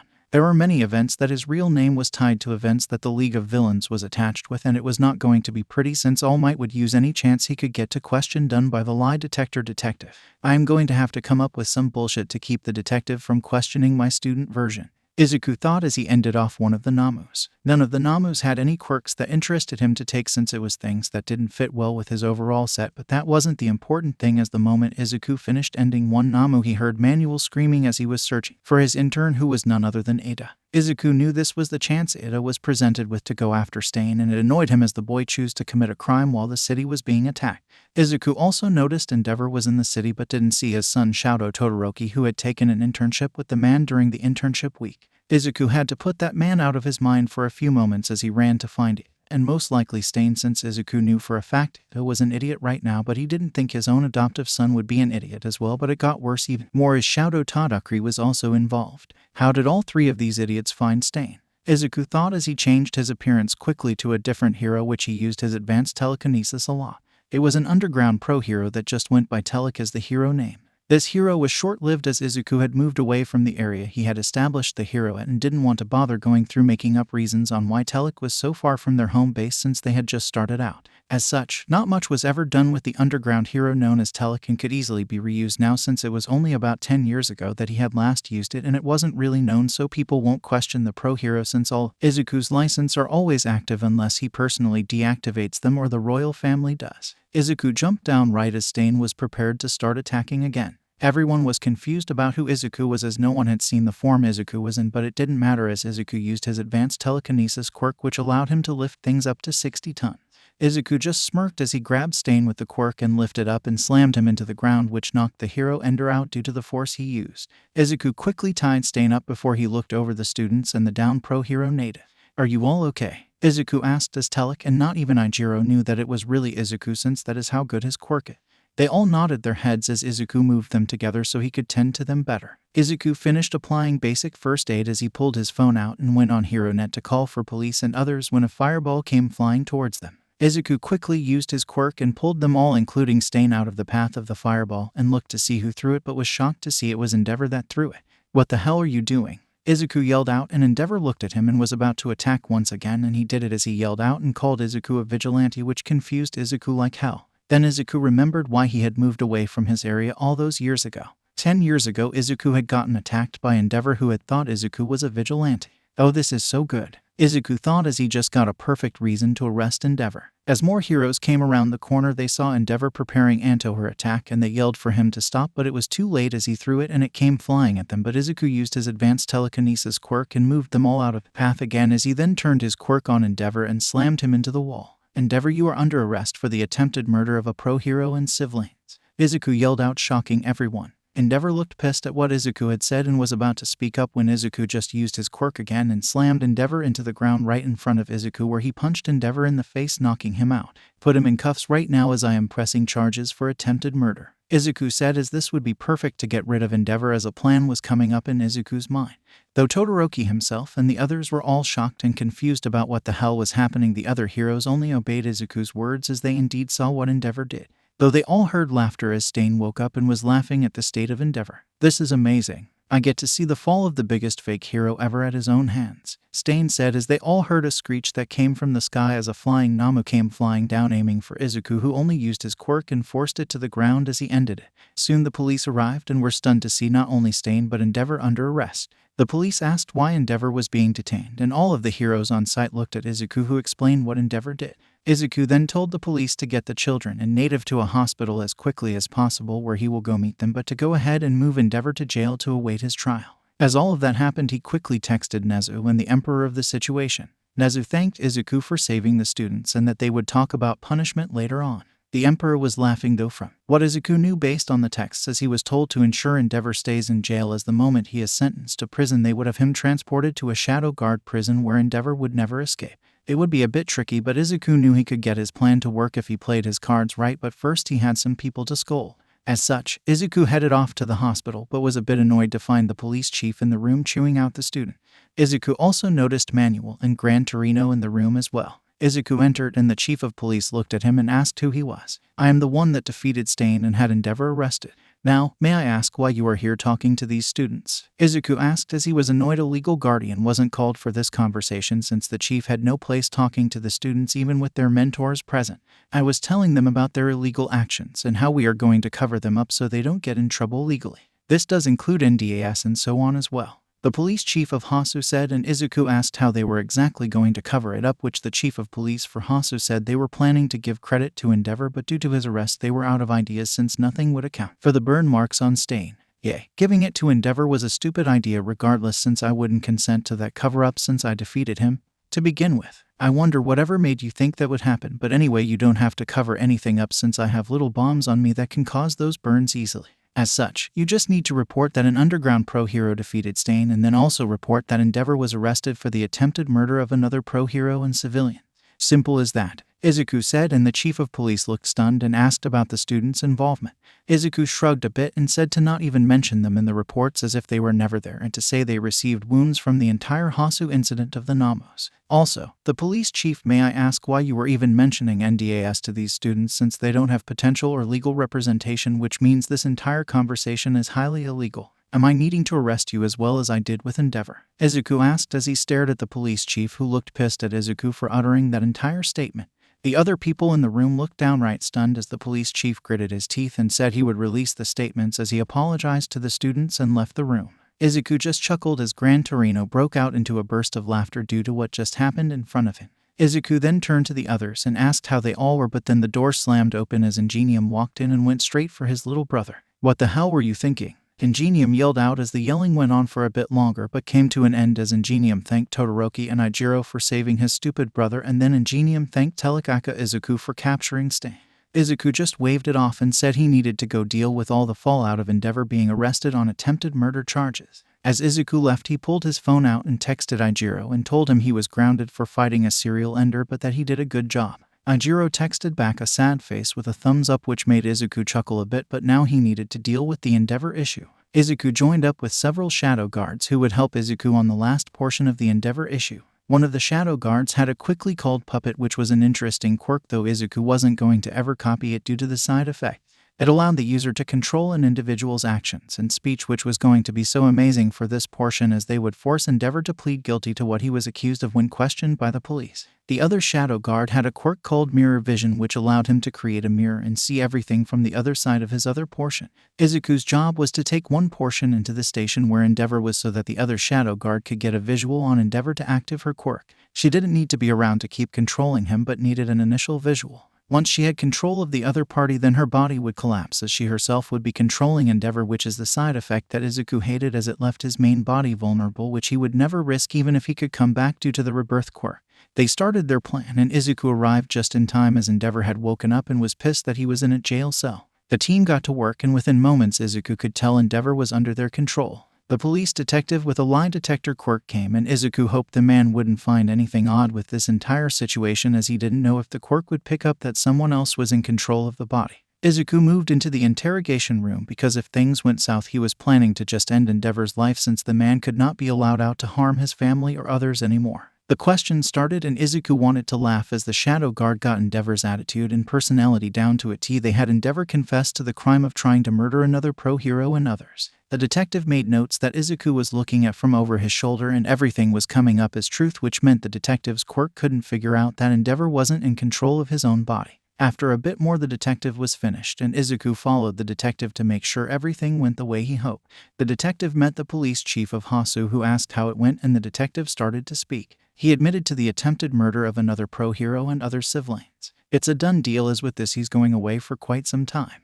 Everything he said came up as true, and he showed no concern for even his son being in the line of fire, which won't sit well with anyone once this hits the news. The detective said, and the chief of police rubbed his face as he groaned. This entire day has been a shit show. At least Stain has been arrested, so that is one good thing. I will go deliver the statement about the entire Endeavor thing. The Hero Commission will likely issue a statement or something. The police chief said, and Izuku agreed that they might try to get Endeavor off, but there was no way Izuku was going to allow that. Izuku appeared back to the other shadow guards and told the other one to take the other guard away, as she would be staying in Endeavor's body until he arrives in prison to ensure the goals of the Emperor were met. Izuku watched as the shadow guards left with one carrying the other one, and then Izuku decided to head home as he needed to do some reports about the entire matter and prepare for the shitshow that was going to come his way, as he was sure All Might would want him questioned once Izuku returned to the school. Third POV. Izuku was currently sitting in the living room doing some of his paperwork for all of the events that had happened recently. He also knew Ijiro would be returning early since the internship had come to an end due to his involvement with Stain, since Gran Torino was having his teaching license suspended for a short period of time due to his lack of control over his intern. Izuku did make a stop early in the morning when he woke up, as he visited Rei Todoroki, as he informed her that Endeavor would be transferred to an undisclosed prison the moment he was charged. Rei had concerns about Endeavor buying himself out of the charges, even though Izuku told her that he admitted to it, which honestly surprised her. Izuku in the end explained that Endeavor himself really didn't admit to it since the royal family was not letting him out of the crimes regardless. In the end, we had someone take control of his body and admit to the crimes. They will stay in control of his body until he arrives inside of a prison where he will then be transferred to a prison controlled by the royal family. He will never step foot out of the prison again unless the royal family decrees it, which isn't going to happen due to his crimes. Izuku had explained in his disguise, and she relaxed once Izuku had explained everything in more detail. Izuku did tell her that a few doctors under the direction of the royal family would be taking charge of her medical care moving forward, as they wanted her to be discharged once she was cleared to care for the family, as all of the Endeavor assets were being transferred to her the moment Endeavor's trial came to an end. After all of that, Izuku had made his way back home, where he was now currently doing paperwork as he waited for Ijiro to arrive home. It was about an hour later, and it was close to noon when the front door opened and in walked the person Izuku was waiting for, who without a doubt looked guilty. Ijiro stood in front of Izuku with his head down low, and Izuku just sat there staring at him for a bit before speaking. "Do you know why you are grounded?" Izuku asked, and Ijiro nodded his head, and Izuku asked for the reason. Ijiro said it was because he fought Stain, which Izuku said was incorrect, which confused him. "You are grounded because you didn't take a pro hero with you to said fight. You are all lucky I arrived when I did, or you would be dead, because I can tell you Stain was playing with you the entire time he fought you. He was looking down on you and got defeated due to my overwhelming power, because he was not weak in any regard, as he could take All Might on and win with one little cut of blood," Izuku said, as Izuku had copied Stain's quirk since he made a stop by the cell that Stain was located in. Stain's quirk was just too powerful for Izuku to ignore, and it didn't really have any side effects at all that didn't get countered by other quirks. Also, Izuku didn't get the mutation of the long tongue due to the enhanced all-for-one blocking it, since it wasn't needed to make the quirk work. Izuku knew the moment he took the quirk and how dangerous Stain was, since it paralyzed everyone he consumed the blood of and would allow him to end his opponent easily. Ijiro, though, was shocked at Izuku's words and nodded his head in understanding why he truly was grounded. Izuku did tell Ijiro that he did indeed do an amazing job in defending himself and his classmates, but he should have taken an actual pro hero with him. "I need you to realize how much it hurts to think that you were that close to death because you don't come back like I do, Ijiro. You are not immortal, and I hope you never become immortal, since it's a damn curse, but I don't want to see you dying anytime soon," Izuku said with a strained voice, because he was tired of seeing so many people he was close to death long before him. That was one of the things he feared the most when he took Ijiro, and was seeing his son's death and not being able to prevent it, even though he was one of the most powerful people on the planet. Ijiro's eyes widened after Izuku's statement and moved over to hug Izuku, who only hugged him back. Both of them soon calmed down, and Izuku asked how his training under Gran Torino went. Gran Torino was shocked to see Float and had asked Ijiro why All Might didn't tell him anything about it before Ijiro arrived. Ijiro just said he thought All Might knew, since he's used it before, as he did in the sports festival and other times. Ijiro explained it happened a bit after the USJ, and had met an echo of the 7th user when he got the quirk. Gran Torino was able to help Ijiro get better control and incorporate it into his combat style more in the 3 short days, so Ijiro was honestly far more powerful now with him using 3 quirks. Izuku was happy to hear that it all went well, notwithstanding the Hasu incident. "Just to warn you, All Might ask about it, since I doubt Gran Torino didn't inform him. Also, I will likely get questioned by the police detective, since All Might still think I am the mole, and this entire Hasu incident will make it worse, since I was in Hasu with my fake internship, which seems really fishy that Izuku Midoriya is at all of these events that happen," Izuku said, and Ijiro just groaned, as he really wishes All Might would just stop, but he knew his dad had a reason to not inform All Might about his connection yet. Though, Ijiro also had a belief that his father was doing it for pure enjoyment in his immortal life, which wouldn't be far off from the truth. After talking more, the day soon came to an end, and Izuku had finished his reports, which he sent to the royal palace, and updated Nezu about it as well. Nezu was honestly shocked that Izuku's lifetime mission got expanded to include the investigation of fake heroes and looking into the commission, but it just meant Izuku had more power over heroes and others, as Izuku could already do as he pleased, more or less, which only expanded since he now had more authority. Nezu joked in the chat between Izuku, the Emperor, and himself that Izuku was more or less the Shadow Emperor of Japan, which earned an eye roll emoji from Izuku and the Emperor. Izuku then texted the chat that he didn't need the paperwork or other duties of the Emperor spot, so Takedo could keep his job to himself, which only earned a reply of him being lazy from the Emperor. The remaining days passed, and it was now time to return to UA, which Izuku groaned about since it meant dealing with All Might. Nonetheless, Ijiro convinced Izuku to get out of the house and go face the day with any annoyances that appeared in it as well. Both Ijiro and Izuku were walking through the halls when they entered the classroom to find the class talking about the Hasu incident and how Stain was involved. Izuku could hear some of the comments that were about how cool Stain was in some sense, which Izuku could see what they meant, as Stain indeed had some aspects that were correct in regards to hero society from what Izuku has been seeing in his recent investigations, as he has been putting more time focused on the heroes and system instead of just his father. Within a few minutes, Eraserhead walks in and starts to talk to the class as he went over some notes about how everyone had done during the internships. Izuku gave himself a generic review that was straightforward in most regards but didn't praise himself too much since he didn't want to catch attention. Some people like Bakugo had spent most of their time being corrected in their behavior by heroes like Best Jeanist, who had worked on Bakugo's hairstyle or other things as well. Izuku almost laughed when he saw Bakugo's hair but kept it to himself in the end, but there was one thing that bugged Izuku. It was how Eraserhead glanced at him every so often, which tipped Izuku off that something was wrong.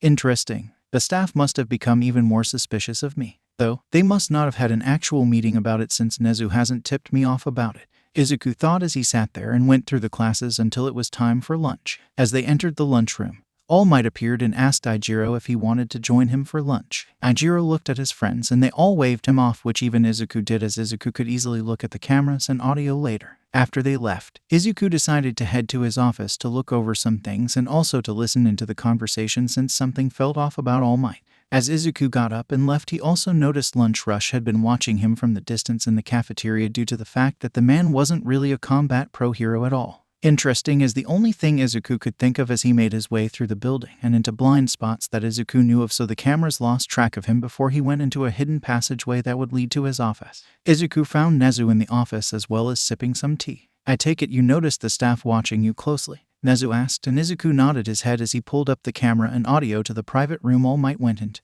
The man believed there are no cameras or audio in the room from Nezu, which was true, but Izuku had cameras and audio devices in it since it was his school and he could do as he wished. Izuku pulled the feed up and saw All Might buff down right as they sat down, and they listened, and as All Might talked to Ijiro about getting his blood taken by Stain and wondered if Ijiro had any concerns, which he didn't since Ijiro knew it required his will to give it unless Izuku attempted to take it, of course, since his quirk could overpower one for all, unlike his father's. All Might then talked about All for One to Ijiro, which earned a huff of disappointment from Izuku and Nezu since All Might was only now telling Ijiro about it, even though All Might has had confirmation for a while now since the USJ attack. Ijiro acted surprised since he shouldn't have already known the information, which Nezu chuckled at, but then things took a turn for the worst in a way as All Might talked about his fears of Izuku Midoriya aka Ijiro new father being a mole for All for One. Though All Might had no way of knowing about the adoption, it was still a huge insult to Ijiro himself, who knew the entire truth about everything.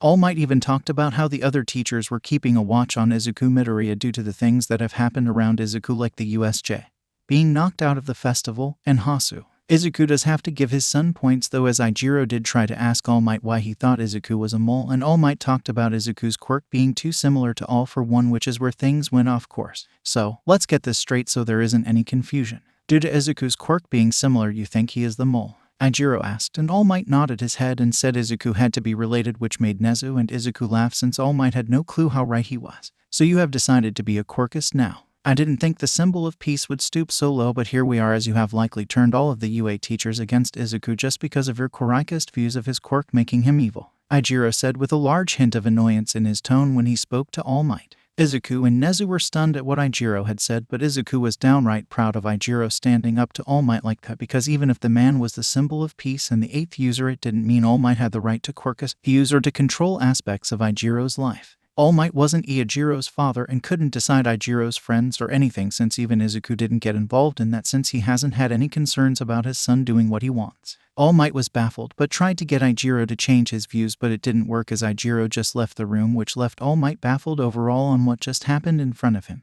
Then things took an interesting turn as All Might pulled his phone out and called guess who? The detective with a lie detector quirk. All Might asked the detective to come question Izuku. We should have ground since his internship was in Hasu, and due to the event you could question him as a possible witness to everything that went on, as you want a more reliable source of information instead of a normal civilian. Nezu wouldn't be able to oppose this either since nearly all of the staff finds the boy off due to how many events he'd been tied to and how he acts. All Might said on his side of the conversation, which left Nezu and Izuku stunned that the man truly was going to push the issue. Do you think I should screw with them and leave the school early today with an excuse of being a bit sick? Izuku asked with an annoyed tone, and Nezu thought it over and agreed since he was pissed with All Might going behind his back like this. Based on the conversation, the detective will be here in about 30 minutes, so you should go ahead and leave campus. I will inform Eraserhead that you left sick. Your address on file is also only a PO box as well, so they can't figure out where you live either, Nezu said, and Izuku nodded his head as he went to the classroom quickly and grabbed his things as Nezu texted Izuku that Eraserhead was in the staff room currently talking to All Might. Izuku grabbed his things and soon slipped right out the front gate as he decided to take a slightly faster pace just to screw with All Might if the man got a hold of the video footage. Izuku did text Ijiro that he did go home early due to being sick if anyone asked, but would tell him the real reasons when Ijiro got home. Ijiro sent a thumbs up emoji and informed the others at his table. While all this happened, the detective soon arrived at the school and had made his way to the staff room where Nezu just happened to walk in only a few moments after he did. "Oh, detective, I didn't know you would be here. What can I help you with?" Nezu asked, not giving away anything as the detective explained he was here to question Izuku Midoriya about the events in Hasu, which Nezu frowned at and turned to All Might with a knowing look while the man rubbed his neck. "Well, I wasn't informed of that, which raises some questions, but I am sorry as Izuku Midoriya left early today since he wasn't feeling well. I excused him since there wasn't much else planned for their first day back that was greatly important for him to learn. As such, you have missed him," Nezu said, and the staff in the room looked around and started to talk amongst themselves about why Izuku Midoriya would suddenly feel sick right before he was going to be questioned. "Oh, humans are so easy to manipulate. I am so glad Izuku helped me craft my poker face and abilities when he found me," Nezu thought as he smiled inside of his heart at the staff's confusion. Nezu was really not happy with All Might and his staff going behind his back. Now, outside of Midoriya not being here, may I ask why you want to question him since he wasn't involved in anything in Hasu that would give you legal reasons to question him? Again, All Might, you seem as if you like risking my school getting sued when you don't have a good reason to back what you're doing up, Nezu said as this time he leaked a bit of his annoyance, and the staff heard it as well since a lot of them stiffened up since they all knew how protective of the school he was. All Might indeed was playing with fire on this issue. "Sir, Izuku Midoriya has so many things that don't line up since things that involve the League keep going on near him," All Might said, and at that Nezu shot back. "Oh, many things that involve the League happened around Shouto Todoroki, Ida Tenya, and Ijiro Kirishima as well. I guess we should be questioning if they are involved with the League as well since they have been near anything that was involved with the League as well, wouldn't you say?" Nezu said as he looked at All Might, who looked shocked at the implications. "The reasons you are wanting to accuse Izuku Midoriya with are the same reason those three could be accused with as well. Now, the reason you are so against Midoriya is due to his quirk, isn't it? It's due to the fact that he can copy quirks and keep them, so it reminds you of a certain villain that you hate, so you decided to be quirkist against Izuku Midoriya. Be honest, All Might. You are encouraging UA and your fellow staff members into discrimination of a student solely based on their quirk, because if you remove the quirks from the factor, you should also be accusing the previously stated one of students as well, but you aren't." Nezu shot back as if it had been against anyone else, then there was a risk that Nezu may have overlooked it and the school would have gotten sued if they were ever wrong on such flimsy evidence. The entire staff was silent as they realized the implications of Nezu's words, but Nezu wasn't done there. "Now, you can go question Midoriya. I won't stop you in the end if that is what you choose, but when you do it you will need to make clear that UA has zero involvement in it.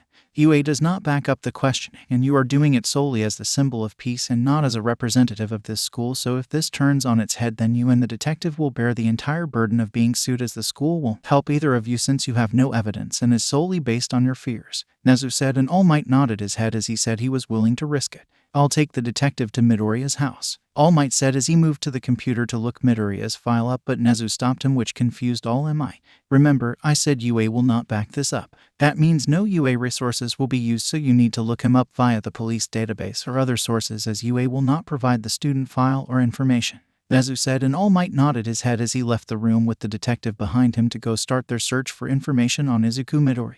Now you would think Nezu would be worried, but the issue with looking up Izuku Midoriya without UAS files is that Izuku's files are restricted by the royal family. As such, no one but them can access or even find them in the system. Also, just by searching the name will trigger an alert to the royal family as well, since they are very protective of Izuku's information, so they will be on a long search to even find an address to the PO box which is in his name, as everything else is under different names. Nezu did alert Izuku of all of this as well, which meant Izuku was safe in UA walls since Nezu would refuse to allow the boy to be questioned on the school property. As such, the detective would have to be waiting to ask Izuku Midoriya to go in for questions since they had zero reasons to detain him, which meant Izuku could simply say no and walk away. Nezu was enjoying the long game that he just sent All Might on, but sadly for All Might or the others, they wouldn't know unless Izuku or Nezu wanted them to know about it. Third POV. Weeks have passed and it was closing in on the end of the semester, which Izuku was thankful for as it meant he would have some more free time to do things as he wished to look into more of what he had found recently. There were things that were looking weird in regards to the Hero Commission themselves, as Izuku had found some concerning details about the relationship between Hawks and Commission which didn't paint a good picture in Izuku's mind.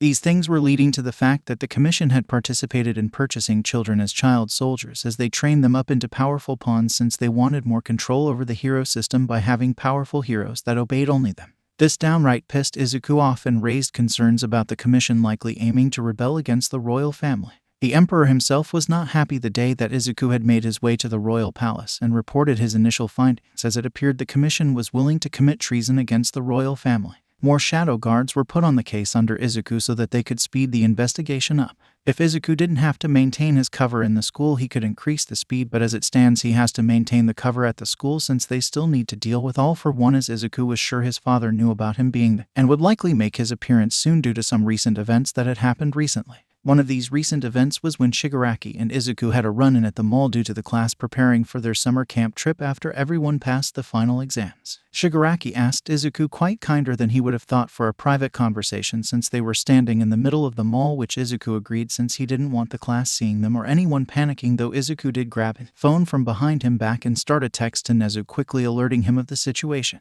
"I believe you are Shigaraki that attacked my classmates at the USJ. What exactly do you want from me?" Izuku asked, and Shigaraki nodded his head and looked at Izuku before speaking up. "My master wanted me to send you a message. Banish that thought out of your mind, for you could steal or destroy, and hatred shall never be directed at you," Shigaraki said before getting up and walking away, before turning back slightly and bowed his head before walking away. Izuku was stunned since he knew those words that Shigaraki delivered. They were a version of the words that his father said to him right before his first death when Izuku had asked Hisashi Midoriya if he hated him. The meaning of it was that All for One still loved Izuku even though he opposed him, which made Izuku smile, but also confirmed the fact that his father knew that Izuku was indeed alive as they had planned for him to learn. Izuku regained his composure as he pulled his phone out and texted Nezu that Shigaraki had left already. Nezu did inform Izuku that the police would be at the mall soon, which meant that the detective and All Might would use this incident as a way to question Izuku about his involvement with the League. Izuku sighed at that and really just wanted to just bolt, but knew that would cause a hassle of messes.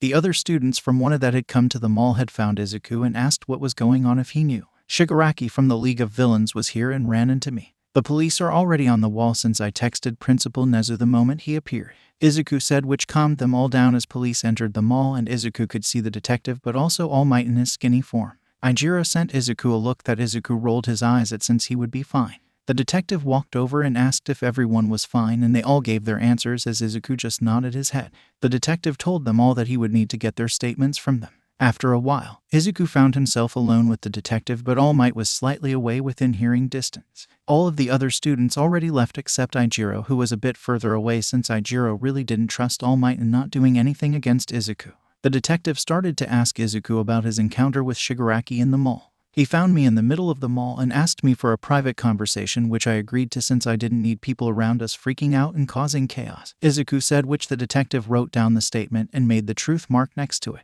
The detective then asked Izuku if he knew why Shigaraki sought me out. "I don't know how he knew I was at this mall during this time," Izuku said, which was a true statement since there could be many ways that Shigaraki found Izuku's location, so the statement was indeed true since Izuku didn't clearly know how he was located. The detective then asked Izuku what Shigaraki and Izuku talked about, which was going to be a tricky part to get away with without blowing his cover or relation to All for One. "He gave me a message which was banish that thought out of your mind, for you could steal or destroy, and hatred shall never be directed at you," which could have many meanings to it. Izuku said, hoping he doesn't get asked a direct question about his connection to the League of Villains, but his luck wasn't that good. "Do you know of any reason that the League might be interested in you?" the detective asked, and Izuku just said no, knowing it would come out as a lie. The detective froze for a second but acted as nothing happened. The detective was about to start, but Izuku cut him off. "Sir, I have already given everything about this incident, so I will be taking my leave since there is nothing more for you to ask. Goodbye," Izuku said as he just turned around and walked away, even though he knew what it looked like. "God All Might is making things complex. Going to need to reveal the truth or get him off my back when the next semester starts, because this is becoming a headache," Izuku thought as he walked up to Ijiro, and they walked away from the mall together, even though Izuku could feel All Might staring at him. While both of them walked away,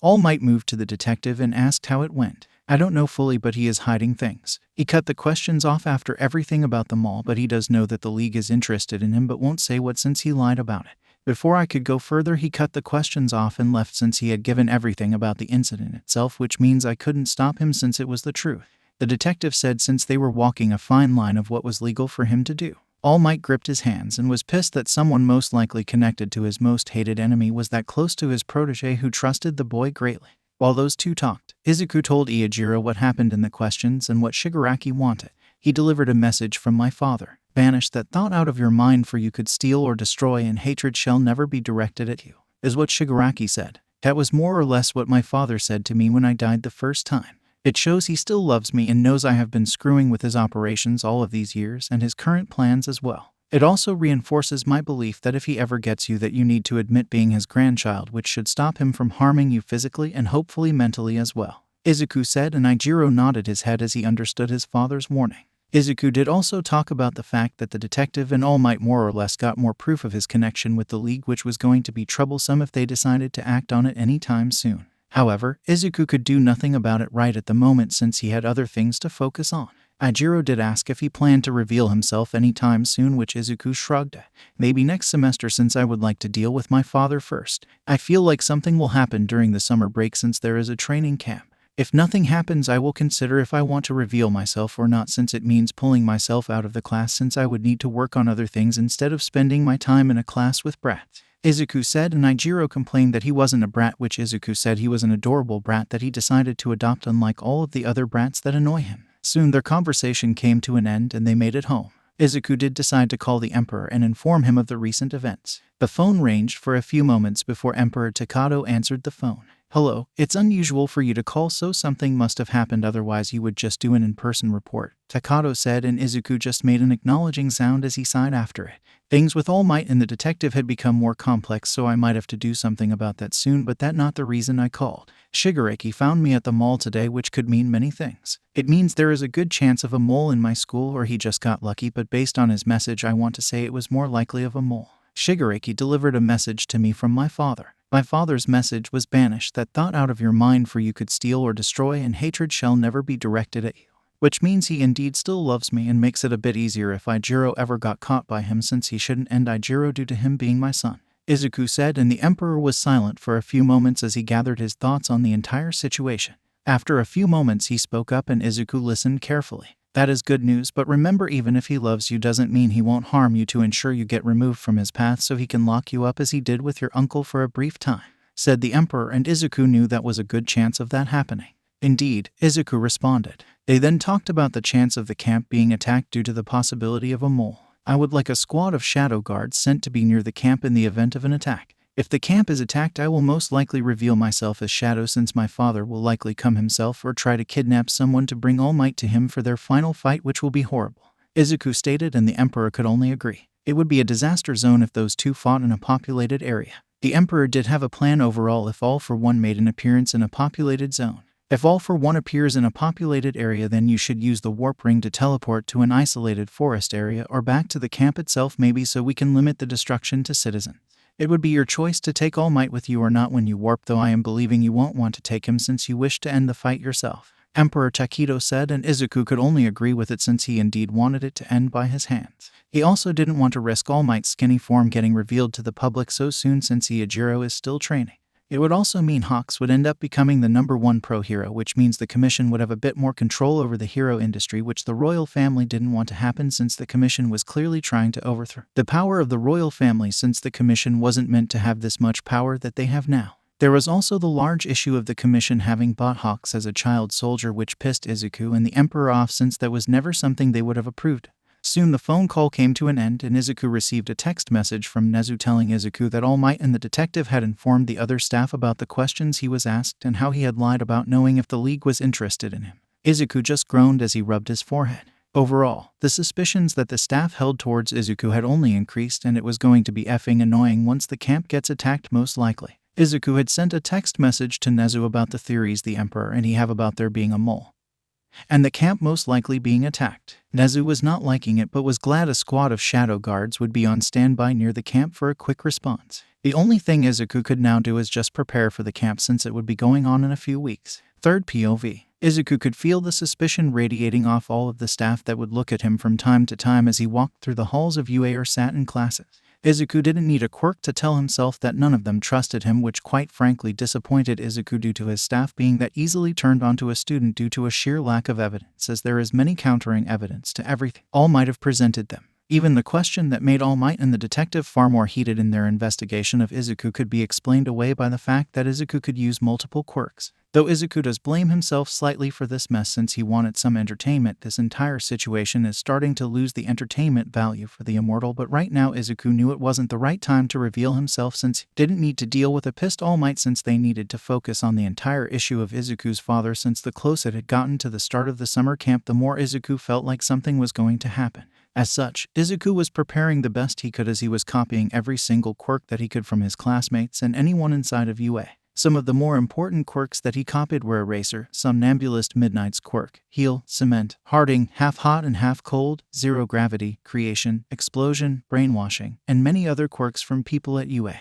Izuku wasn't really caring if they were powerful or not, because as long as he could get some use out of them, then he was going to use it. Izuku also copied quirks from the third years as well, like Permeation from Lemillion of the Big Three, since it would be a useful quirk, and Izuku's quirk let him learn things quite fast, so using it proved easy for him to do. Izuku was a bit tired from spending the past few weeks copying so many quirks while avoiding suspension from the teachers who were trying to keep an eye on all of his movements, which proved to be a bit of fun for Izuku. But now it was time for the summer camp itself. Izuku had checked in with the Emperor one more time, and the Shadow Guard squad, which was 10 individuals, were already in the small town near the summer camp location.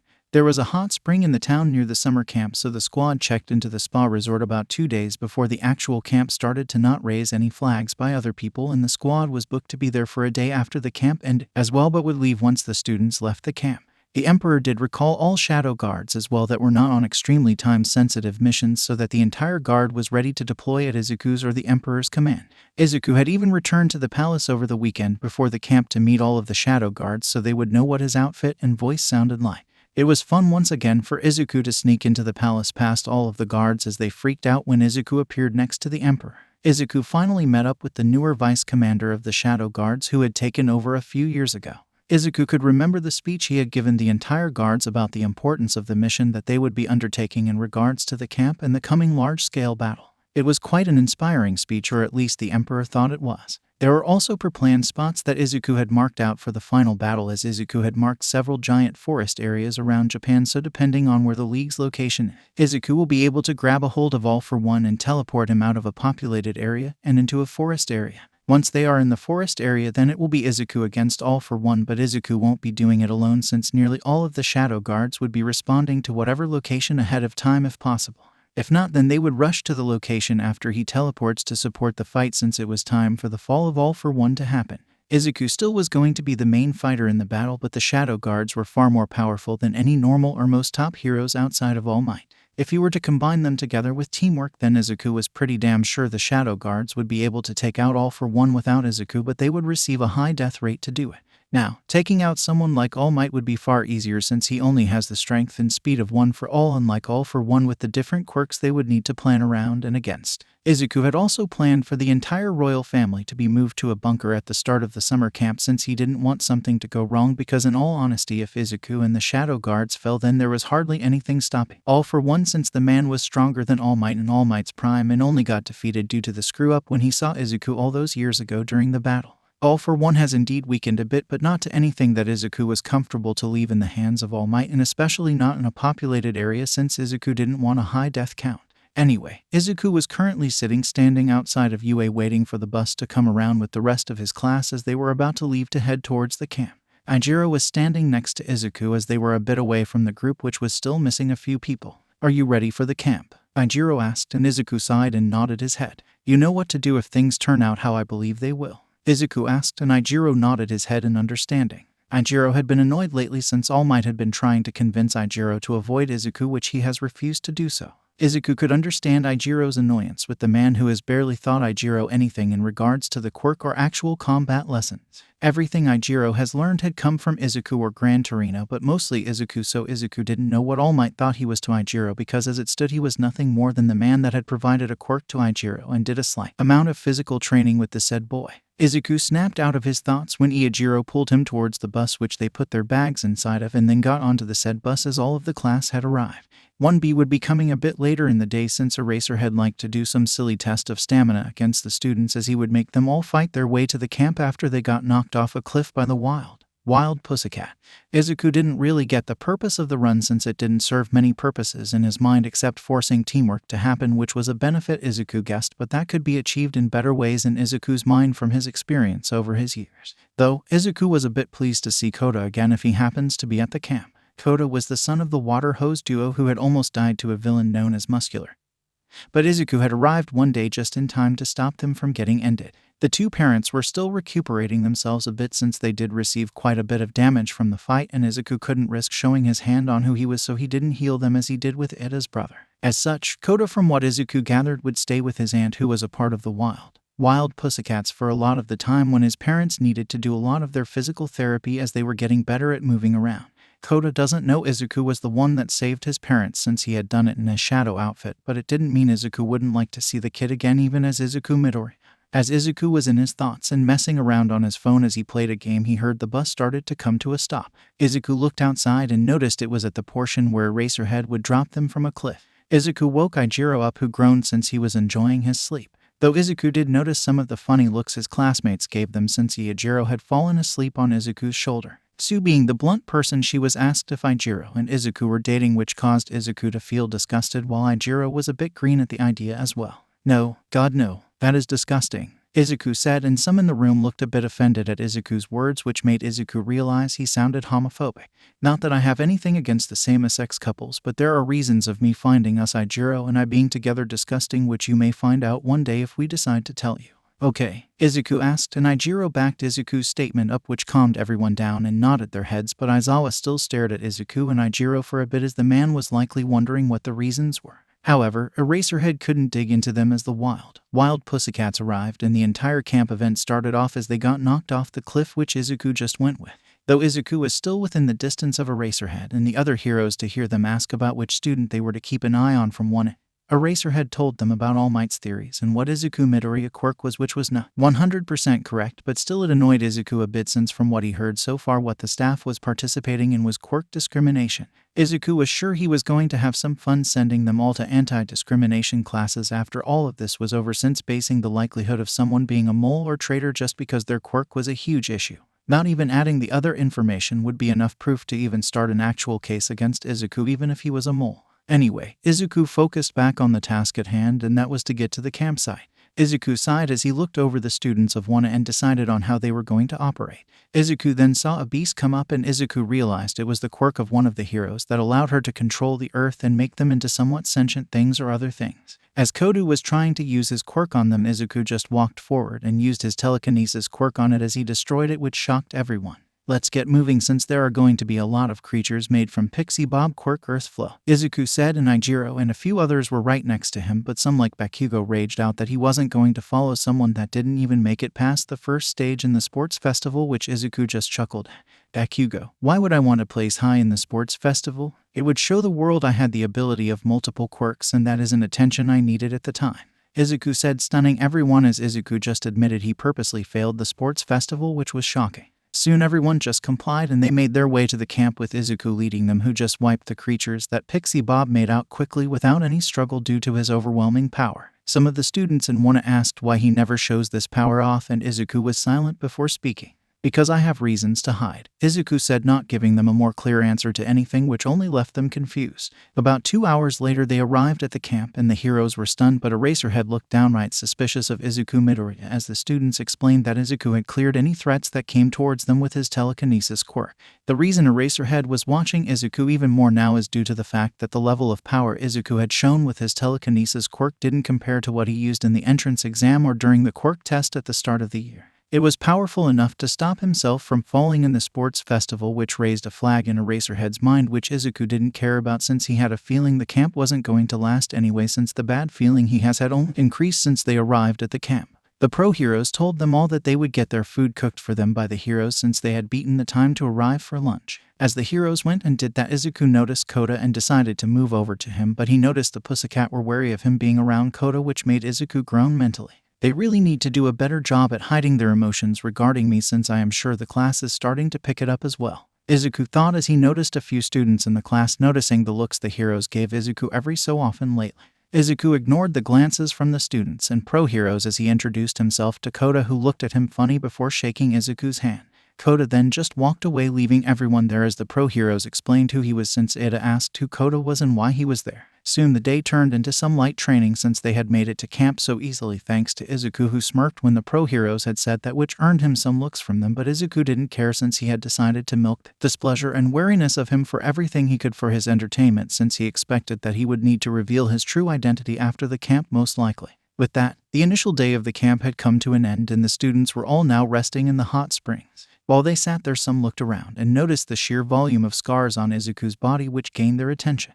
Izuku just rolled his eyes at everyone who was looking at his scars, since you don't go with being 200 years old without having obtained any scars, since he didn't get the regeneration quirks until after his initial death, which meant anything he got harmed with left a scar. Back in the dawn of quirks, you didn't sleep really at all, because if you did you would get attacked due to the quirk riots that were going on. Izuku could remember the few times he made the mistake of sleeping when he wasn't inside of a government-controlled area that had guards. It was quite crazy back then. Though the government wasn't completely blameless for some of Izuku's scars, since some of those camps turned out to be concentration camps by some rogue government officials who wanted to end quirk people off.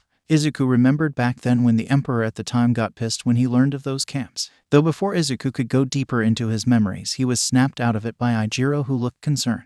"Yes?" Izuku asked, and Ijiro spoke up. "You had some tears going down your face when someone asked you about your scars. Are you okay?" Ijiro asked, concerned, and Izuku just nodded his head. "I'm fine. I was reliving some memories from more chaotic portions of my life. These scars are from that time in my life where I didn't really have a safe place to live due to events that were going on around me, so it's fine as I can handle myself nowadays," Izuku said, but that didn't seem to wipe away the worry from all of his classmates, because Izuku's body was really filled with a large number of scars. Izuku was sure he heard the girls also listening into the conversation, since everyone had gone silent. Suddenly Izuku heard the sound of someone falling, which turned out to be Koda, who wanted to see Izuku's scars but had slipped off the ledge from above. Izuku quickly moved out of the pool before anyone could react and had caught Koda. "I think I will take him inside. Enjoy yourself, everyone," Izuku said as he walked out of the spa. Izuku moved over and found Koda's aunt, who seemed really concerned to see her nephew knocked out in Izuku's arms. He fell down from the ledge above the hot spring and passed out due to the fall. "I caught him before he touched the ground, so he should wake up in a bit," Izuku said as he handed Koda to her, and she thanked him as she seemed less tense around Izuku after saving Koda from the fall. Izuku walked away and got changed as he stepped outside and looked at the night sky. "It's almost time for us to face off once again, father," Izuku thought as memories from the dawn of quirks went through his mind. Real name: Izuku Midoriya. Alias: Shadow, Mr. Tonado, Digger, Max, Telic. Occupations: Underground Hero Shadow and Leader of Shadow Guard. Former Principal of UA, Owner of UA. Known quirks: Enhanced All for One, an enhanced copy of All for One. This quirk allows Izuku to copy, take, give, and combine quirks as he wishes. Izuku can also copy from a distance, which causes light tingling sensations that feel as if you are being pricked with a needle. He can also directly touch and use his quirk, but it causes people pain to have their quirks copied or taken. Putting a quirk in a quirkless person is far less painful. Rebirth. This is the Immortality quirk that Izuku gained. It merged with his enhanced AFO quirk, which made it even stronger. If the user dies, then the quirk will rebirth them within a minute. Even if the entire body is gone, the user will come back from even a tiny piece of ash. As such, Izuku will never die, since as long as a single atom remains, he will always be around.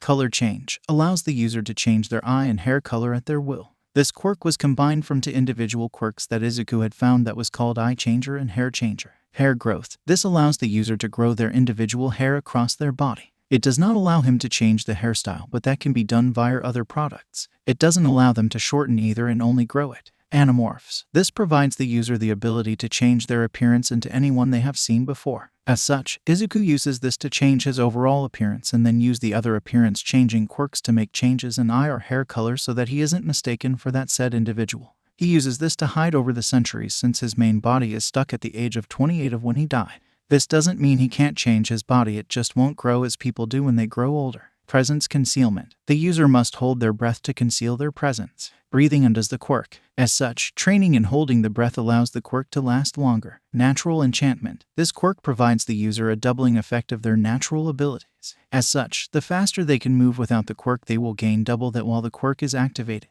double their natural strength, speed, agility, and so on. Enhanced vision. This quirk allows the user to have perfect eyesight and can pick up smaller details when they are actively looking for something. Recall. This allows someone to recall any memory that they have ever had. Advanced telekinesis allows the user to control any objects up to a limit. Currently, Izuku had no problem lifting weights that equal that of a tank, which is roughly 60 tons. Izuku can also use this to control his own body and have a form of flight. Expanded lungs allows the user to have an expanded lung capacity. Normally this is used for breathing underwater and swimming, but Izuku uses it in sync with his stealth quirk, presence concealment. Advanced regeneration allows the user to regenerate from wounds using stamina. This quirk can be turned on and off. Izuku usually keeps it off to conserve energy, since if he receives a fatal wound and he has time, he will just let himself be reborn. Caffeine. The user can consume any drink with caffeine and store the energy in his body for later use. As such, the user can have a large supply of energy to replenish their stamina whenever they wish.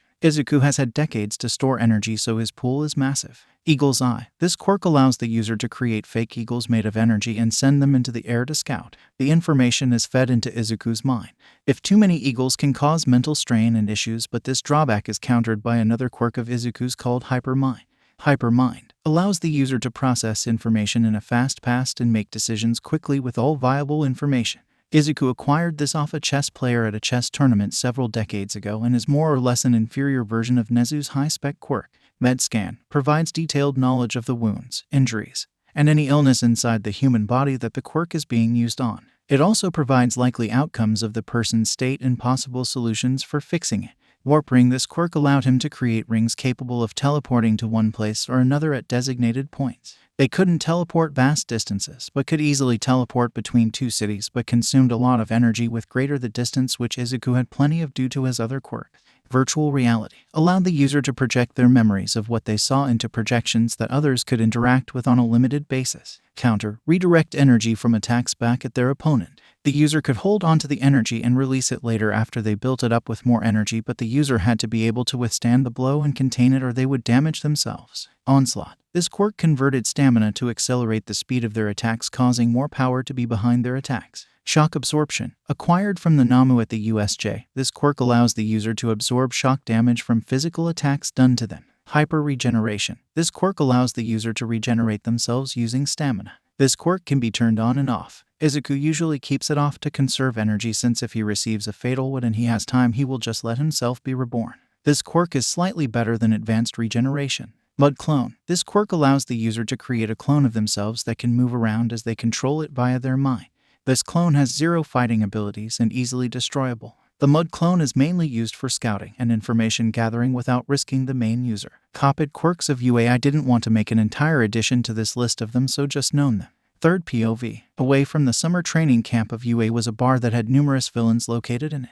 On the wall of the said bar was a TV screen that had nothing but static on it, and it had always stayed this way no matter what, as this TV was how All For One got information and heard noises from the bar. As All For One sat in his chair in the lab, he called for Shigaraki to come to him, which meant Kirajiro would warp him over. All of the people in the bar seemed to tense at the sound of his voice, as they had no idea who he was, since they never got a clear understanding of who All For One was, which entertained the man. After waiting a few moments, Shigaraki walked into the lab from the warp gate that Kirajiro had opened, as even Kiragrio stood behind Shigaraki as well. All For One paused any sound from going out of his TV to the bar location and then moved his head in the direction of Kiragri and Shigaraki. Shigaraki, I believe you plan to attack the summer camp. All For One asked to ensure he was up to date with his successor's plans, which earned a confirmation from Shigaraki. Who are your targets, since you have no power to capture my son, even though I would love to get him back home to me? All For One asked, and Shigaraki said he was going after the current user of One For All, Ijiro Kirishima, which earned a nod from All For One. There were also a few more side targets as well that might have interesting quirks for his master to take, like the Brainwashing quirk or the Dark Shadow quirk, but Shigaraki said he wanted to see if he could turn them first, since they would likely receive abuse from current society due to their quirks. All For One nodded his head and approved of the targets and offered Shigaraki one of the spare Namus to help in the plan as well, which Shigaraki thanked him for. All For One did warn Shigaraki to avoid angering his son. It's unknown what power my son truly holds, because based on what we learned from documents and information, he has a copy quirk that he can force himself to retain quirks, but I feel as if there is more to it, as I know for sure my son has some form of extreme regeneration quirk, or possibly an extremely godlike quirk that would be an immortality quirk, since I know for a fact that I had landed an ending blow on him during the dawn of quirks at Flashpoint and felt his heart come to a stop. The issue with all of this is the fact that he should have been quirkless from what I saw back then, so I don't know for sure what he has, nor can I know unless I can get my hands on my son. Do you understand? All for One asked, and Shigaraki nodded his head. All for One had stressed to be very wary of Izuku Midoriya aka Shadow due to how long his son had been alive and the power he has displayed over the few centuries they had been alive. Shigaraki did feel jealous of All for One's son for a bit at the start when he learned of Izuku Midoriya, but those thoughts went away after All for One explained that his son would never join their side, but instead Shigaraki should respect his son due to the will, determination, and true heroic qualities that his son held. The words that All for One had said at the time were that my son isn't like the fake heroes nowadays. Instead, he fought to protect those with quirks and stop people from dying with no intention of being famous or being repaid. He never cared what quirk someone had and always showed love and kindness to them all since he took after his mother so much. He was the first underground hero because he did not desire to be known and only wished to save people from death and from being harmed. He was in truth the world's first true official hero of the quirk era. All for One had said to Shigaraki, which had installed some respect into the childlike mind of Shigaraki. That respect had only grown even more as All for One would tell stories of what his son would always do to oppose him and save people. Shigaraki had asked his master why he still loved his son even though he had caused so many issues for him over the centuries, and All for One turned to Shigaraki and said, "It's because he is my blood and my child. I still loved and cared for my own brother who had opposed me so much, and if possible I would have captured him instead of ending him. I had planned to only injure him so much and then heal him once I had him secured, but things didn't go as planned. I was also still enraged by what I had believed to be my son's death, not even a full 2 years since it had happened." All for One explained to his successor why he still loves and cares for his son so much that he wouldn't dream of ending his son since he would only at max keep his son contained once he defeated his son. All for One also told Shigaraki that his son could be considered as Shigaraki's older brother as well, since All for One had cared for Shigaraki similar to a son. Of course, not to the level of love he had for his own son, but he also knew his own child would never join forces with him as well. Time passed since All for One had learned of Izuku being alive in the sports festival.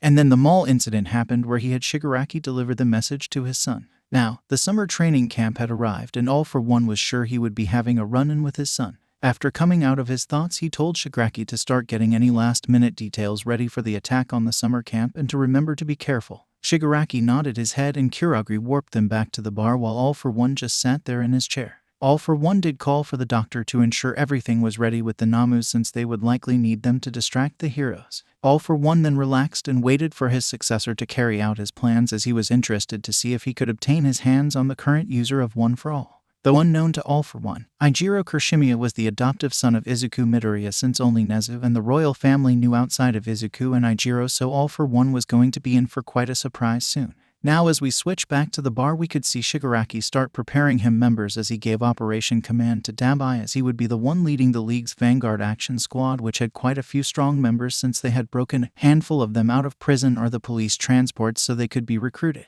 One such member included Muscular, who had been searching for the person that had arrested him a while back, but the man could never find the person in the green outfit with the mask. As such, he ended up joining the League of Villains because he was sure sooner or later the man that arrested him would come to find Muscular himself if he made enough noise with the League of Villains, and attacking the UA training camp was a surefire way of making noise. The days passed, and it was now the third day of the training camp, and the League knew that the students would be exhausted from all of the quirk training they have done over the past few days. As such, it was decided that they would be attacking closer to nighttime as the students start to relax and wind down, as their guards would be far lower and be easier to attack. Though unknown to them, there would be a third party invited to this battle, as their moves were planned for by one Izuku Midoriya. As Dabai lead the individuals out of the portal and onto the mountain they stood on, Dabai looked around and smirked. "I say it's time for our show to start," Dabai said as he ordered the villains to get to their positions, and when it hit the pre-discussed time then they would start their attack. Though unknown to them again, Izuku Midoriya plans for many things, as he has learned to do so during his centuries of being alive. You don't get to live for 204 years and not be able to plan for so many different things, so after the first night was over and Izuku was sure there was no one near him, he created the fake eagles and sent quite a few into the air to watch out for any unknown individuals. As such, the moment the League made their appearance, Izuku knew about them due to being given the information due to the Eagle Eye quirk. Izuku had also texted the code word to the Shadow Guards so they would spread themselves out into the forest and defend the student. Izuku really didn't want the Shadow Guards to be seen by the actual pro heroes, since none of the students should know about them, and even the pro heroes wouldn't really know about the Shadow Guards except Eraserhead most likely. That is how good the Shadow Guards are at their job, since they have always stayed hidden and only rumors about them have been created since the dawn of Quirks. Unlucky for Izuku though, Eraserhead had stepped outside when Izuku had made the text and was giving Izuku a suspicious look. This man really doesn't trust me, though I wonder what he will choose in a few moments when the fight starts to happen, Izuku thought as he waved at his so-called teacher and asked if he needed anything. You are all doing a scare challenge in the forest in pairs. Head over to them and join someone for it, Eraserhead said, and Izuku nodded his head, but by the time Izuku made his way to it he found everyone but Koda had gone in the forest already. As they started to move into the forest is when everything changed, as the League of Villains had launched their assault on the camp. I gave the Shadow Guards the warning about 3 minutes ago, so they should only be a minute or two away from the camp depending on their speed, so most of the students should get saved quickly, Izuku thought as he told Koda that they needed to head back. As they made their way back they found the Pussycat being attacked by a few of the League members. Then Ragdoll, who had the search quirk, was taken away by one of the villains by pulling them via their quirk. Within seconds, another villain had turned her into a marble, which interested Izuku on how that quirk worked, but Izuku knew why Ragdoll had been taken. All for one most likely wanted the search quirk, but luckily for Izuku, he had copied all of the Pussycat quirks, which included search, which allowed Izuku to mark all of the students and pro heroes at the camp in anticipation of the attack. Izuku did notice that Koda was not near the camp but at his secret location. Mandalay, I am going to go get Koda since he is at his secret base, Izuku said, and before she could even say anything he was off towards Koda, which he hurried up and activated some other quirks since he saw another dot near Koda that seemed familiar to him. Then Izuku realized who the villain was as he came up, and it was Muscular. Muscular was ranting that he didn't find any of the targets but only a brat, but before the villain could harm Koda, Izuku arrived. No you don't, Izuku said as he jumped up to the villain, who got caught off guard by Izuku and knocked into the side of the mountain with a range of quirks. Izuku had ended up using Blood Curdle, which was the quirk he copied from the hero Enderstain, and allowed him to paralyze Muscular within seconds of him taking a small amount of blood from the villain. Izuku then used his strength and just knocked the villain straight out. Izuku then grabbed Koda and just darted away since the villain would be there for a bit of time, and Izuku had other things to do as well since he was keeping his mind on the marks that he had placed on everyone. Izuku could see that there were a handful of villains, but said villains were getting beaten back by the Shadow Guards as most of the students didn't encounter most of the villains.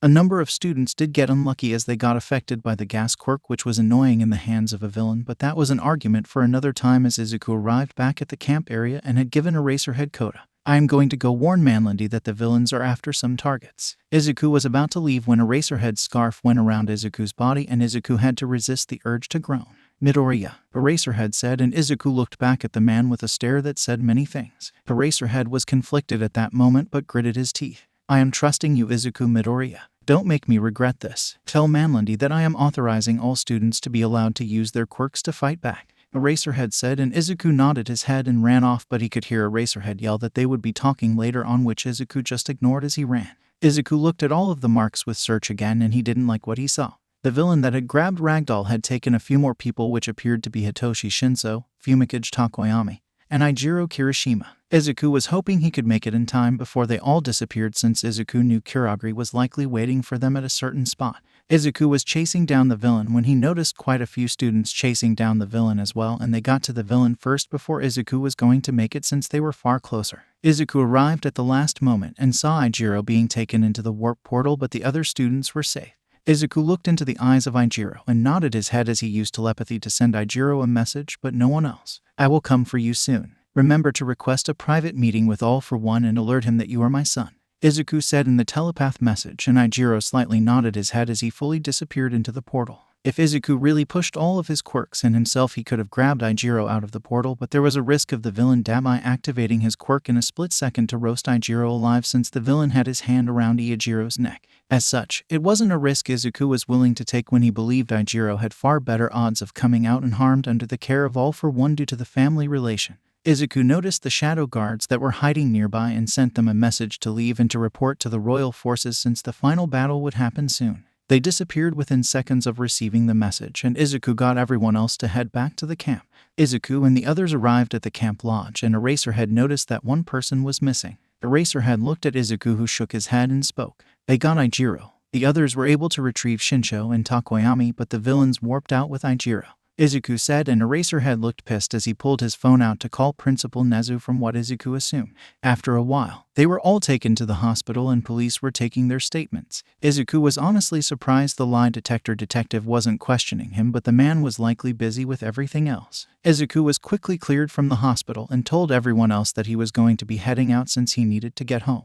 The others nodded their heads, or at least the ones that were awake still, while some wondered why he seemed in a rush to leave. The reason he was in a rush to leave is that the heroes and police were already starting to gather to raid the League of Villains, since Yaoyorozu had created a device that gave the heroes and police a location of where the villains would be. The police had also scouted out a bar that they had seen the villain known as Dabai exit from before on separate stakeout, which had provided them 2 locations for the villains. As such, Izuku was quickly heading off to join up with the royal forces that were moving close to the largest forest near Kaimno Ward, since that is where Izuku would be warping himself and All For One. Izuku was meeting up with them to update them all on the situation and what would be going on, since Izuku would be sneaking into the League's base since he had given Ijiro a warp ring that Izuku could teleport to. Before the actual raid started, Izuku would be warping to Ijiro's location to hopefully grab All For One before the battle even starts and leave Ijiro to the heroes on site, since Ijiro should be wherever All For One is at once Ijiro talks to Izuku's father. As such, everything was heading in the direction of the large-scale battle like they anticipated on, and hopefully the heroes would be able to grab Shigaraki and the other League members, but even if they don't, it will only be a matter of time since Izuku has them marked as well with search. Real name: Izuku Midoriya. Alias: Shadow, Mr. Tonado, Digger, Max, Telic. Occupations: Underground Hero Shadow and Leader of Shadow Guard. Former Principal of UA, Owner of UA. Known quirks: Enhanced All For One, an enhanced copy of All For One. This quirk allows Izuku to copy, take, give, and combine quirks as he wishes. Izuku can also copy from a distance, which causes light tingling sensations that feel as if you are being pricked with a needle. He can also directly touch and use his quirk, but it causes people pain to have their quirks copied or taken. Putting a quirk in a quirkless person is far less painful. Rebirth. This is the Immortality quirk that Izuku gained. It merged with his enhanced AFO quirk, which made it even stronger. If the user dies, then the quirk will rebirth them within a minute. Even if the entire body is gone, the user will come back from even a tiny piece of ash. As such, Izuku will never die, since as long as a single atom remains, he will always be around. Color change allows the user to change their eye and hair color at their will. This quirk was combined from 2 individual quirks that Izuku had found, that was called Eye Changer and Hair Changer. Hair growth. This allows the user to grow their individual hair across their body. It does not allow him to change the hairstyle, but that can be done via other products. It doesn't allow them to shorten either and only grow it. Animorphs. This provides the user the ability to change their appearance into anyone they have seen before. As such, Izuku uses this to change his overall appearance and then use the other appearance-changing quirks to make changes in eye or hair color so that he isn't mistaken for that said individual. He uses this to hide over the centuries, since his main body is stuck at the age of 28 of when he died. This doesn't mean he can't change his body, it just won't grow as people do when they grow older. Presence concealment. The user must hold their breath to conceal their presence. Breathing undoes the quirk. As such, training in holding the breath allows the quirk to last longer. Natural enchantment. This quirk provides the user a doubling effect of their natural abilities. As such, the faster they can move without the quirk, they will gain double that while the quirk is activated. Double their natural strength, speed, agility, and so on. Enhanced vision. This quirk allows the user to have perfect eyesight and can pick up smaller details when they are actively looking for something. Recall. This allows someone to recall any memory that they have ever had. Advanced telekinesis allows the user to control any objects up to a limit. Currently, Izuku had no problem lifting weights that equal that of a tank, which is roughly 60 tons. Izuku can also use this to control his own body and have a form of flight. Expanded lungs allows the user to have an expanded lung capacity. Normally this is used for breathing underwater and swimming, but Izuku uses it in sync with his stealth quirk. Presence concealment. Advanced regeneration allows the user to regenerate from wounds using stamina. This quirk can be turned on and off. Izuku usually keeps it off to conserve energy, since if he receives a fatal wound and he has time, he will just let himself be reborn. Caffeine. The user can consume any drink with caffeine and store the energy in his body for later use. As such, the user can have a large supply of energy to replenish their stamina whenever they wish. Izuku has had decades to store energy, so his pool is massive. Eagle's Eye. This quirk allows the user to create fake eagles made of energy and send them into the air to scout. The information is fed into Izuku's mind. If too many eagles can cause mental strain and issues, but this drawback is countered by another quirk of Izuku's called Hypermind. Hypermind allows the user to process information in a fast pace and make decisions quickly with all viable information. Izuku acquired this off a chess player at a chess tournament several decades ago and is more or less an inferior version of Nezu's high-spec Quirk. MedScan provides detailed knowledge of the wounds, injuries, and any illness inside the human body that the Quirk is being used on. It also provides likely outcomes of the person's state and possible solutions for fixing it. Warp Ring. This Quirk allowed him to create rings capable of teleporting to one place or another at designated points. They couldn't teleport vast distances, but could easily teleport between two cities, but consumed a lot of energy with greater the distance, which Izuku had plenty of due to his other quirk.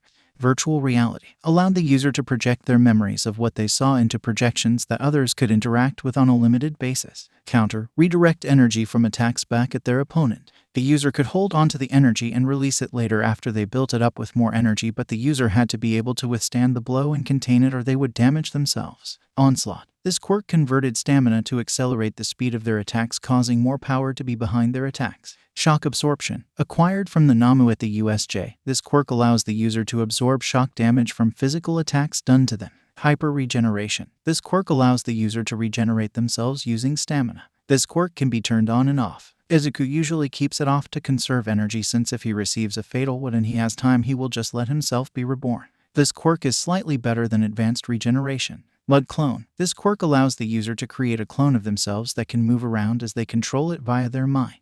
This clone has 0 fighting abilities and easily destroyable. The Mud Clone is mainly used for scouting and information gathering without risking the main user. Copied quirks of UA. I didn't want to make an entire addition to this list of them, so just known them. Blood Curdle. Quirk copied from Stain that allows Izuku to paralyze people if he consumes any amount of their blood. Search. A quirk that allows Izuku to see the information of such as location and weak points of anyone he marks with the quirk. Earth Flow. Allows the user to transform and control the earth into shapes and objects that they want to be made. It can also create monsters to use for attacks as well. Telepath. Allows the user to speak into the mind of others within a certain distance. Hillabody. Allows the user to stretch, thin, and bend the user's body in ways normally not possible. Third POV. Izuku had made it to the forest that all of the shadow guards were located. Several units were still with the Emperor, but the vast majority was with Izuku right now. Vice Commander, are the men ready? Izuku asked as he walked up towards everyone wearing his shadow outfit. The Vice Commander turned around as he bowed and saluted Izuku as he responded. Yes, we have all the traps and everything ready. We will be aiming to suppress All for One quickly and limit the destruction. We have practiced the plans you created and are ready to adapt as the battle goes as well, the Vice Commander said, and Izuku nodded his head. Remember, a few moments before the raid starts I will warp to the student's position and then hopefully grab All for One before he can cause any damage, as I will warp once again to here. These quick warps will drain me of some energy, but even then I will have a large reserve left, but still have some of the caffeine drinks prepared to throw to me, since I will consume them, since this will be a destructive battle if we can't suppress him right from the start, Izuku said, and the Vice Commander nodded his head as he went off to finish the last-minute preparations. Izuku then decided to call the Emperor and update him and the royal family, as Nezu kept Izuku in the loop of anything regarding the raid progress. Izuku was also monitoring Ijiro's position with search and knew he had been moved from the first location to the second location, which based on the information from Nezu was where the Namus were located.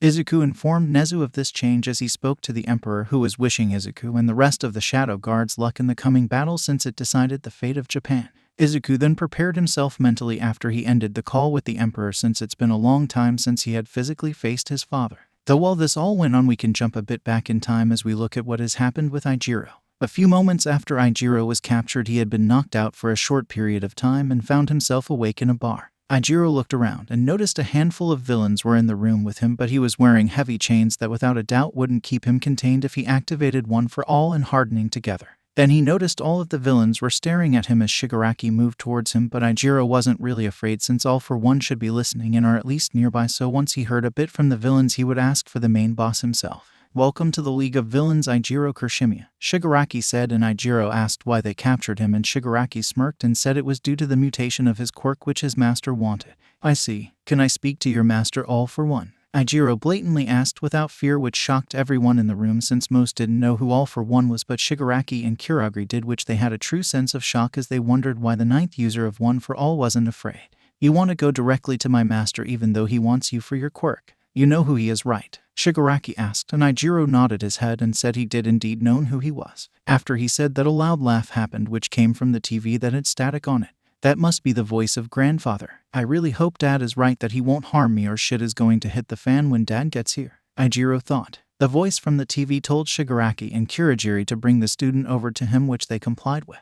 After a few moments, Ijiro felt his chair fall through the floor and he slammed into the ground in a different room which was a bit darker but appeared to be a warehouse. Shigaraki and Kurogiri were both in the room as well as they stepped out from a portal and fixed Ijiro's chair to sit upright. Ijiro looked forward and saw the man himself, all for one, sitting in a chair with tubes connected to him to most likely keep him alive. I am quite surprised you show no fear to me. Why is that, Ijiro Kirishimiya? Don't you know that I am after one for all that resides inside of your body right now? All for one asked, and Ijiro nodded his head as he glanced at the other villains in the room, then back at All for One. I know you are after it, but Dad said he was doubtful you would take it from me or harm me, Ijiro said, and All for One was confused and interested in why he wouldn't harm the ninth user of One for All like he has done to all those before the boy. He wondered who the boy's father was since the information he had on the boy didn't show one. It did show he was in a foster home for a time before being adopted, but the information was hidden, so All for One was now assuming it was All Might.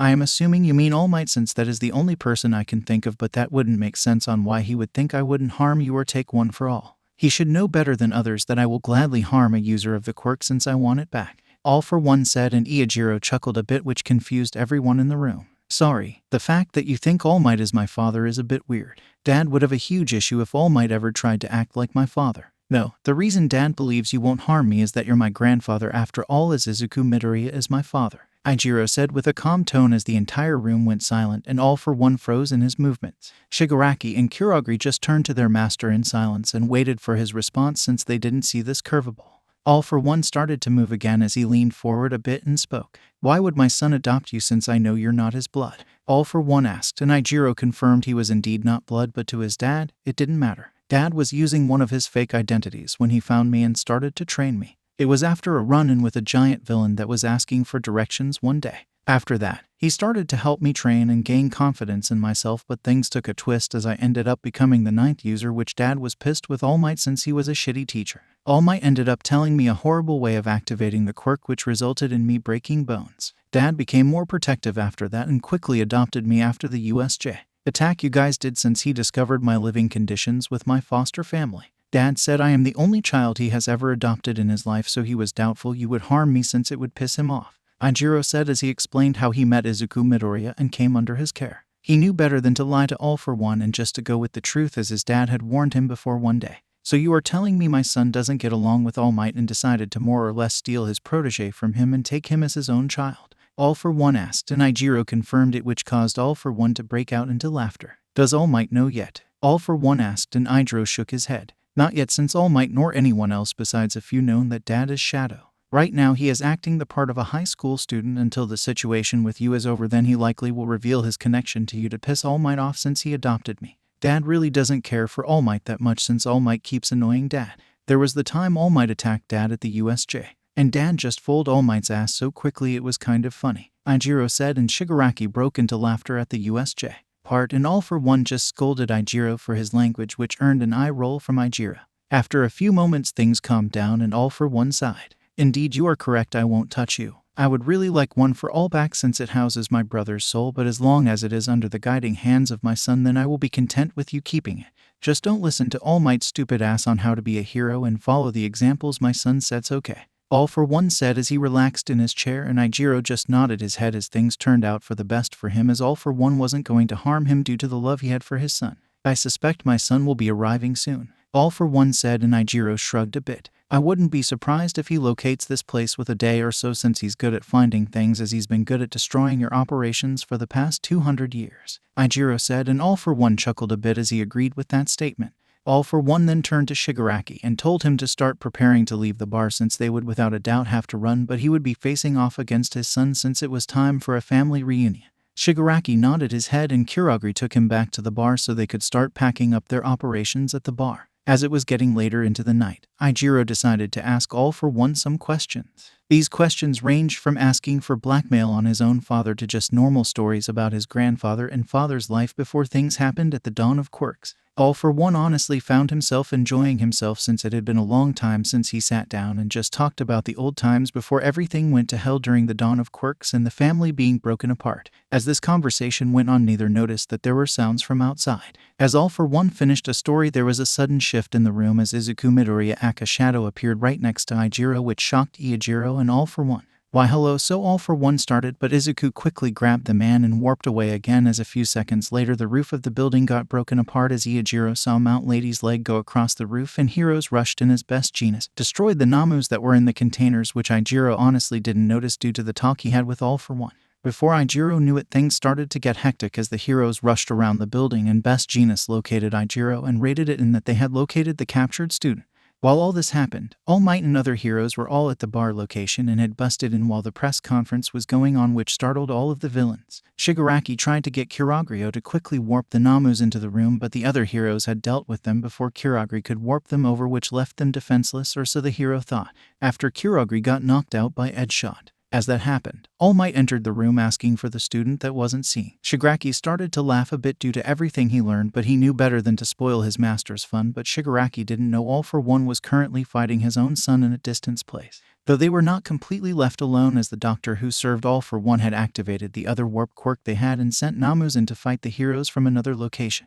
This caused a distraction long enough for the doctor to activate the quirk again and teleported all of the League to the location of All for One, though the doctor did not know about All for One's new location either, since it all happened so fast. As such, the League was teleported to the battle site where Shadow and the Shadow Guards were currently fighting with All for One. Though this was also unknown to the heroes as well, since they had no idea the Shadow Guards were involved and most didn't know anything about the Shadow Guards except rumors. All Might did receive a notification over the communication system that the captured student was found in the warehouse with the Namus, which promoted All Might to head over to that location since Ed shot and the others were handling the Namus. All Might was confused about where All for One was at, and even Gran Torino was confused about the entire situation since it seemed far too easy. All Might and Gran Torino arrived to see Best Jeanist walking out of the building with Ichiro, who was rubbing his wrist. Gran Torino and All Might asked if he was fine and if All for One did anything to him. "I am fine. If you are looking for All for One, then Shadow took him to a different location for a fight. I don't know the location, but look for a large fight somewhere in Japan,"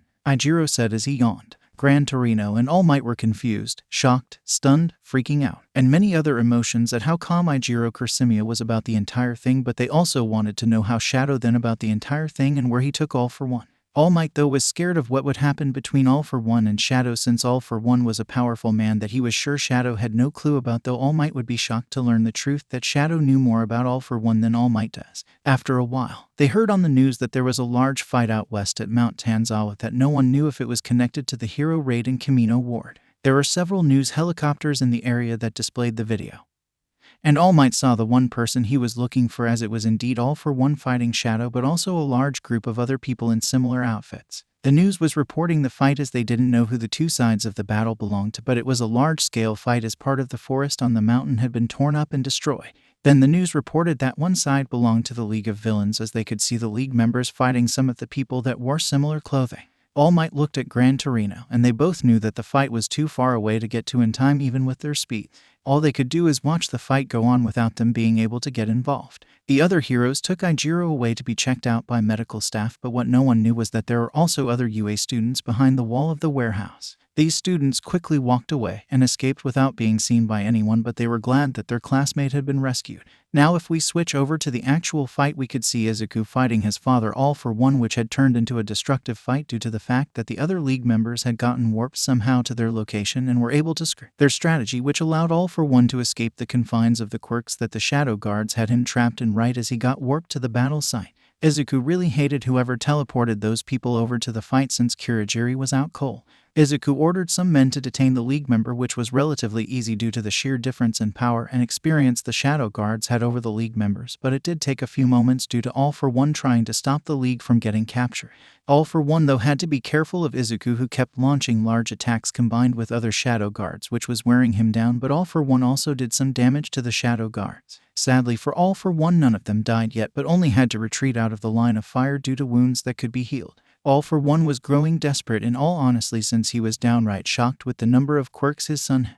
It was so shocking that he had finally realized what Izuku's true quirk was. Izuku Midoriya had a replicate or better version of All for One, since there had been no reports of quirks going missing outside of what All for One had done, which meant Izuku had the ability to copy quirks without anyone knowing about it. All for One knew if the fight contained he was going to lose, and that is what drove him to be desperate and reveal a hidden card of his as he called for his bodyguard and had used the second warp quirk that caused the black ooze like liquid from other people's mouths, which resulted in the one and only Gigantomachia to appear in the battle. Shadow Guards work together and defeat Gigantomachia, but be careful since he is as strong as All for One in most regards. I will deal with All for One myself until you can back me up. Izuku yelled out, and all of the Shadow Guards moved off of All for One and started to fight Gigantomachia, who had went on the offensive the moment he appeared and saw his master in a fight. Gigantomachia did also recognize who his lord was fighting, and it was the person he called Little Lord. Gigantomachia had never really met Izuku, but All for One had told stories about Izuku to Gigantomachia due to him being the most loyal person to All for One, and the scent that Izuku put off was a near match to All for One, which is how Gigantomachia knew Izuku. Gigantomachia didn't understand why the two lords were fighting, but knew he had to defeat the other people here since they had been attacking the main lord. As such, the battle only got more destructive. Third POV. After Gigantomachia appeared in the fight, everyone watching was shocked to see the utter destruction one large man was causing, and were wondering what would happen if the villains had won, since it was clear that the people fighting the masked man, large man, were at least on the good side. The royal family did have a message sent out via a back channel so it wouldn't be directly connected to them that said the people fighting in the battle with the same clothing and the green outfit were indeed authorized to fight as heroes, which made everyone calm down when the message was sent out. All Might, though, had decided to head towards the fight as he had a helicopter requested via his detective friend. As such, he, Gran Torino, and the police detective who was flying were heading off in the direction of the fight, as other heroes were also making their way towards the fight, but all were also monitoring the situation as well. They watched on a tablet that they had in the helicopter as the fight went on, and the level of destruction only spread. If this fight happened in a populated area, then an entire ward could have been destroyed due to the level of destruction being caused. Gran Torino said, and the others could only agree, but something was bugging All Might, which he pointed out. Do you guys notice that Shadow has been using a range of different quirks? All Might said, and they looked and indeed noticed. At first, they thought it was just off of All for One, but no. Shadow himself was using different quirks as well. This fact was disturbing, and they wondered if Shadow somehow had a connection to All for One, but so far Shadow has been opposing All for One, and the news had said that Shadow and the others fighting All for One were authorized as heroes. So for now it calmed them down, but it would have to be looked into and asked how Shadow had gotten those quirks. As they continued their journey to the site of the battle, they could only watch as Shadow and All for One went at it, and the others fought the giant monster that they heard Shadow call Gigantomachia. The other people were having a bit of trouble fighting the giant man, but visible signs of Gigantomachia slowing down were being seen as more blows landed on the giant, who kept going on the defensive side more and more as the battle continued.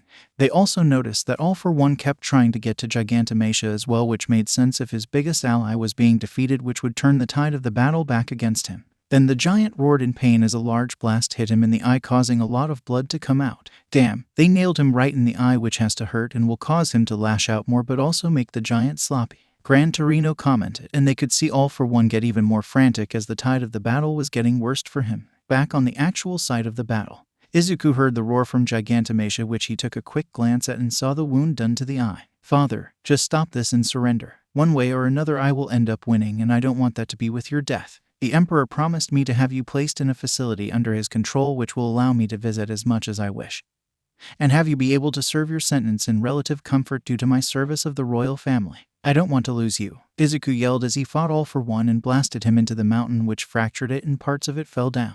All for One came out of it with portions of his mask heavily broken, and you could hear the heavy breathing that All for One was doing, since this fight was on a large scale that even he didn't plan for. He never suspected his son to house this much power and have control of such a large army of several thousand Shadow Guards. All for One knew of the Shadow Guards since he had lived since the dawn of quirks when they were established and more known back then. To find out that his son was the commander of the Shadow Guards and has been since the after Flashpoint during the Dark Ages was shocking to All for One. The fact that the royal family sees Izuku as family and listens to what he advises means that Izuku wields far more power than All for One had been able to accomplish. Even though Izuku isn't the rule of Japan, he holds enough power to be considered more or less a Shadow Emperor of Japan, which downright shocked All for One. To think you obtain far more power than I have ever had by trying to take over. I got outdone by my own son, who I didn't even know was still moving around. Truly living up to your name, Shadow. Truly marvelous son. All for One said as he exchanged blows with his son. Hisashi Midoriya aka All for One hated to admit it, but he knew he was closing in on his limit as he was sustained large amounts of damage from his son that had been only added on from the earlier fight with the Shadow Guards. Even though he hoped Gigantomachia would be able to turn the tide of the battle, it seems it wouldn't happen, as Gigantomachia only delayed the inevitable. The giant did cause some damage to the Shadow Guards, but they were so highly trained that they avoided any long-term damage and only suffered damage that could easily be healed with healing quirks and time off from the job, while his side has suffered an overwhelming defeat. The members of the League got captured within minutes of appearing, even though they helped him escape the initial capture, which he had to hand to his son on planning that with quirks. The Shadow Guard had several quirks that suppressed All for One to the ground and bounded him tightly with some sort of gravity quirk that even he had trouble standing up with, which caused him to strain his old wounds from All Might. After escaping, he engaged in a heavy fight against overwhelming odds, which he believed he could win, but the sheer planning that went into defeat him truly did him in, as the Shadow Guards moved with detailed movements and attacks that kept him high on guard and defensive most of the time, which resulted in him sustaining damage from his own son. All for One stopped in the air, and Izuku did as well, as All for One looked around at the damage that had been done to the land. It was downright destructive, and he had to hand it once again to his son for ensuring this battle happened in an area that wasn't populated, as he was sure hundreds of thousands would be dead if this had happened back in the city. All for One, though, Hisashi knew he was defeated, as he could feel himself struggling to breathe more and more. He lowered down to the ground and raised his hands in the air as he got on his knees. Gigantomachia, stop fighting! Hisashi yelled out, and the giant came to a stop as it looked at his lord who had surrendered. The giant lowered down to the ground and shrunk down to his smaller form as he got on his knees as he replicated what Hisashi had done. Izuku came down to the ground and looked at the man across from him. Thank you for surrendering. I will see you as soon as I am done with my reports and duties to clean up after this event, Izuku said as he created quirk cuffs and placed them on his farm's hands and pulled the arms behind Hisashi's back. The Shadow Guards also detained Gigantomachia in quirk cuffs as well, but had to use other means as well since how big he was. They brought Gigantomachia over to Izuku and sat the man down, as the other League members were brought over as well, but they were all put under some drugs, so they were out cold already. The Shadow Guards did that so they couldn't get involved in the battle if they somehow escaped detainment, since no one could really watch over them due to the fight. Izuku used the creation quirk and fixed up Hisashi's mask as best as he could so he wouldn't die to his wounds. Call for a transport at once and have them taken to the Shadow Prison Delta as per the Lord's orders, Izuku said to the Shadow Guards, and they nodded their heads as they started to make calls and secure the area around the battle site to stop any unknowns from coming in. The news helicopter in the sky came down and landed in a part of the destroyed zone as other helicopters also landed. Izuku looked at the Shadow Guards near him and ordered them to prevent anyone from coming close. I don't care if it's the Prime Minister of Japan or the Hero Commission President. No one is to gear near except our transport. Understood, Izuku said, and they nodded their heads as they added another layer of defense as the several thousand Shadow Guards made a few large circles around the prisoners and their commanders. Izuku looked at All for One and spoke. Don't respond to anyone. Just keep silent until we get you in the Shadow Prison Delta, especially if All Might comes, because I will deal with him when I get back to UA, since it's about time I reveal that I took his protege, which will be fun to watch. I will make sure to get you a recording of it, Izuku said, and All for One chuckled at that and nodded his head to his son. There were several news teams that were trying to get closer to figure out who all of the individuals were that fought in the battle, but the Shadow Guard was trained well enough not to respond. Izuku was given an alert that the transport was about 5 minutes out and would be large enough to transport all of the prisoners, while the rest of the Shadow Guards would use the troop transports that would be arriving a few minutes after the prisoner transport. However, the prisoner transport wasn't going to be here soon enough, as another helicopter landed and outstepped one All Might, Gran Torino, and the lie detector detective. God damn it, this is going to get annoying. Tell them to keep them away, Izuku muttered to a Shadow Guard near him who conveyed the order across the comlink system. Izuku noticed the Shadow Guards near All Might got a bit tenser, since he was still the #1 pro hero who was strong. An individual Shadow Guard couldn't defeat him, of course, but they would still hold their ground for a bit against the man if he decided to try and push his way through, which at that point Izuku would wipe the floor with the man for breaking the guard line, as All Might had zero authority over the Shadow Guards. Only the Emperor could order Izuku and the Shadow Guards to stand down, and unless the Emperor calls Izuku or the Vice Commander, then Izuku was the highest authority over heroes, police, government officials, and anyone else that dared to come here. Izuku watched All Might and the other two as they approached the defense line of Shadow Guards. Even the news reporters were watching, and then it happened. The Shadow Guard stepped in front of All Might's path and blocked him from getting close, which shocked the reporters and All Might. Izuku was sure everyone at home watching was shocked as well to see All Might denied entry. Izuku enhanced his senses and listened to the words that All Might was saying, and he was sure his father was as well due to the slight chuckle he heard. All Might was asking the Shadow Guards why they were blocking his path, and they didn't answer him since they were trained not to, since he had no authority over them. They would only speak if someone above their rank allowed them to divulge information. Izuku sighed and took a comm link and spoke into it. Tell him that he is attempting to enter a restricted area, and he has no authority to enter it, Izuku said through the comm link as he watched a Shadow Guard put their hand on the comm link and listened into it and looked back at Izuku, who nodded his head. The Shadow Guard then turned to All Might and repeated the sentence, which All Might didn't look like he took kindly, as the reporters were recording and broadcasting live. Izuku chuckled a bit as All Might gripped his hands and looked over at Izuku, who was in his shadow outfit.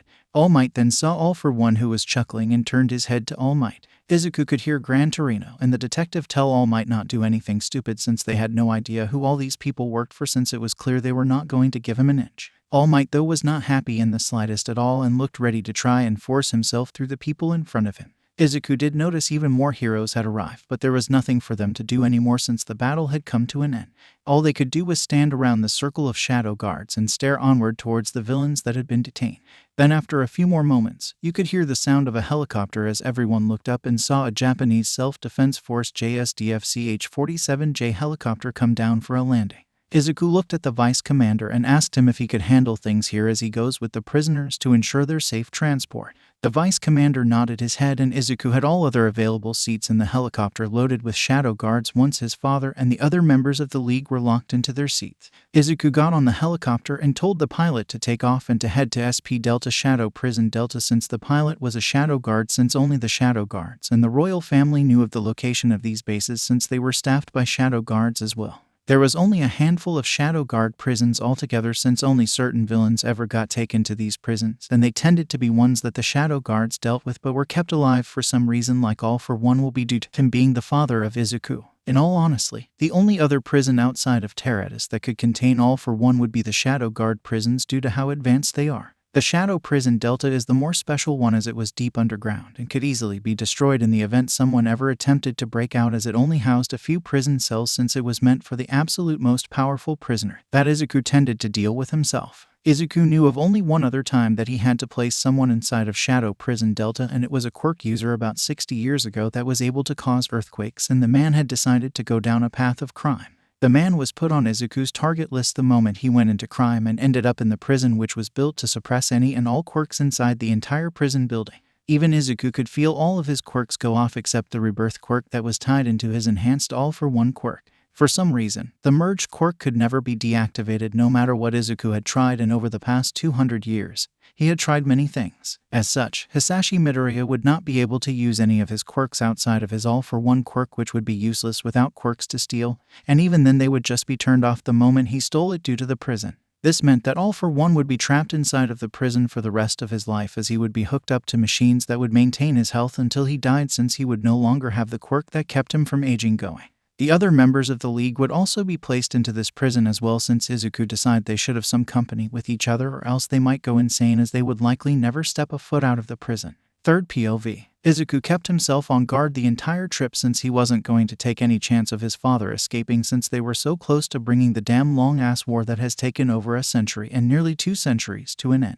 It took a while to arrive at the location of Shadow Prison Delta, but finally arrived. The shadow guards quickly transported the prisoners into the prison building, as all of the prisoners had woken up already and they knew they were captured. Shigaraki was grumbling about it being a permanent game over, which made Izuku roll his eyes a bit, but soon they were all in a very large elevator that took quite some time to reach the destination, as it was still 10 minutes into the ride down and they still haven't arrived. How long is this ride down? Are we going to the core of the earth or something? Dabai asked, as he was getting tired of just standing around. Izuku chuckled a bit and spoke up. Something like that, Izuku said, which earned him a look from all of the prisoners, even his own father, who spoke up. You are kidding, right? The further we go down, the hotter it becomes, Hisashi said, and Izuku rolled his eyes and told them it would be fine, as about a few more minutes the ride came to a stop and the door opened. The prisoners noticed quite a few shadow guards inside several control rooms, and there were large blast doors in front of them, which even Hisashi had to admit would take a decent blow to break open, but would risk caving in something above them with how deep they are. After going through several security checks, they soon arrived at the actual prison, which was even further down, as they took a smaller lift down a bit further, which led to them walking through another security check. The last door opened up and the prisoners all looked a bit confused, as it didn't seem like a typical prison in their minds at all. They were expecting more doom and gloom type of prison where they are strapped into a cell and never move around much anymore. The shadow guards moved them forward a bit more and then removed their cuffs and restraints, which confused the hell out of them, as even Hisashi was confused. If you are confused, then don't be. It's not like you can escape, because quirks can't be used in here. You can try if you wish, but even all of my quirks are negated except my enhanced All for One, which is useless even if I stole someone's quirk, since it would be negated right away. I know, because I built this prison in mind with locking myself or my father here up for good, Izuku said as he moved ahead of them a bit and sat on the couch in front of them. Hisashi and all of the villains attempted to use a quirk and none of them could, which Izuku chuckled at. Now, I am not a fool or an idiot, father, Izuku said as he turned to Hisashi Midoriya, who looked confused as to why Izuku was saying that. Where is the doctor? Because I know he was the one creating the Namus and he has a warp quirk at his usage. Don't bother trying to play with me because remember I have been screwing with your operations for a long time now. I know about the doctor and that he was the one duplicating quirks for you, so hand his location over to me or you go from a relaxing stay here to a far gloomier prison stay at Tartarus Prison where you don't get to watch TV, don't get to read books, play board games, or anything else we provide you with in this prison, Izuku said as he stared at his father, who chuckled. Of course you would know about him. Of course, he is currently or should be currently located in the Jaku Hospital where his actual lab is located. The doctor's name is Dr. Kyudai Garaki, also known by the pseudonym of Daruma Yujiko. All for one said, and the League was shocked that he gave it up so easily. He turned to them and shrugged a bit. My son would find him sooner or later, and I am doubtful any of you wish to stay in a prison that is like Tartarus when we can stay in a prison such as this one. We should be happy we weren't put to death right away with the numerous crimes under our belts, and especially mine, Hisashi Midoriya said, and the others just nodded their heads as Shigaraki asked if there were any games, which Izuku nodded his head. There are none that connect to the internet, but all the classic games are in the building as well as arcade games as well. Do you remember this prison was really built in mind for me if I ever went rogue on the royal family? I did want to enjoy my stay after all. Also, don't bother even attempting to escape since this entire thing is able to be destroyed, which would end you all, since you need to remember you are hundreds of miles underground and the pressure and heat alone of the facility being turned off would end you, since it's the only thing that's stabilizing the pressure around us while also keeping the building cool, Izuku said with a chuckle, and the shadow guards just chuckled as well. This place was truly designed to ensure no one ever escaped from it, as there were multiple ways to end off the prisoners. As such, as long as the prisoners are contained, the royal family doesn't care if Hisashi Midoriya and the League enjoys a bit of comfort, since it was somewhat of a reward for their commander due to his long history of service and never really receiving rewards for all of the work he has done and will continue to do for the rest of eternity. Izuku had the shadow guards alert the vice commander of the location of the doctor and ordered teams to be prepared for Izuku to go catch the man once Izuku left the prison. Izuku watched as the others from the League explored the prison, and Hisashi just sat down next to Izuku as they enjoyed the silence. The shadow guards exited the room to give them privacy, since this was the first time in centuries that the two have been able to talk without trying to end each other. Izuku was happy that this entire war had finally come to an end. 176 years since Uncle's death and the start of this war between us. This 176-year-old war comes to an end now, Izuku said out loud as his father turned his head to Izuku and sighed as well. Time sure has passed. To think we are both over 200 years old, and we had been fighting even before your uncle's death as well. Though I wonder, how are you alive, son? Hisashi asked, and Izuku chuckled dryly a bit, which Hisashi honestly didn't like the sound of. As you might have guessed, my quirk is an enhanced version of yours. I can copy quirks without taking them, which means I developed a habit near the start of all this to copy in quirks I was near me. For example, if I was sitting in a coffee shop back during the dawn of quirks, I copied any random person's quirk if they sat near me, which resulted in me obtaining an unknown quirk that even my quirk couldn't figure out, Izuku said, and Hisashi nodded his head as the unknown quirk must have been the Immortality quirk. The funny thing is I had no idea it was an Immortality quirk, as I couldn't get it to work. It activated after I died at your hands, since it required me to die of unnatural causes, which includes being ended by someone else. The person that I copied it from never knew they had it, and they died of natural causes, from what I found out later on after finally tracking them down. As such, it never activated for them, Izuku explained as he told his father that the quirk merged with his enhanced version of All for One. Hisashi then asked Izuku what exactly that meant, which Izuku chuckled in a dry tone once more. It means I won't die, ever. I will be here long after humans ended themselves off, as even things that suppress or screw with the quirks themselves won't affect the Immortality quirk. Regardless if I die, I will just come back as long as even one single atom of me stays in this world. As such, unless the world implodes, I won't be going anywhere, Izuku said in a dry tone, and Hisashi Midoriya honestly didn't know what to say to his son who was cursed with immortal life. Even Hisashi, who had lived for so long, knew at some points that he got bored and wished he could go back to the time his family and brother was alive, but knew he could never do so. But he knew he would one day die and rejoin them all in the next life, but his son won't ever rejoin them, which made him sad. The only thing Hisashi could do was hug his son and allow him to cry due to the curse of his immorality. After a bit longer, Izuku and he separated as they stood up. I suggest you get comfortable with your new home, father. I will try to come to visit at least once every week or so, but I know I will be busy with work for a while before I can really do that, as I still need to care for my son. But again, I have all of eternity until you pass away, since you will live out a normal lifespan now, Izuku said, and Hisashi nodded his head. Hisashi did ask if the doctor would be placed in the prison with them, and Izuku didn't know since he wasn't captured with them all. Ideally he might, but I will have to check with the Emperor since he may want to keep the doctor separated from me. Would you like him placed here? Izuku asked, and Hisashi said it would be nice since the man was so loyal to him, but if Izuku couldn't, then he shouldn't strain his relationship with the Emperor or the royal family, which Izuku said he had no fear of doing so, as the doctor just wouldn't be allowed to conduct anything scientific in prison, or else he risked going to another prison, which Hisses nodded his head at. Izuku then left the prison and made his way back up to the top. Once he arrived, he changed into his shadow outfit and warped to the Imperial Palace as he checked his phone and texted Iijiro to see how he was. Iijiro said he was fine and that the police wanted to question him about his time with the League, but he declined until his family could be present, which they agreed with. Iijiro told them that Izuku was a distance away and would take a few hours to arrive, so Izuku had about 40 minutes or so before they got any flags raised. Izuku promised to be there quickly after he reported to the Emperor, which Iijiro sent a thumbs-up emoji, which Izuku chuckled at.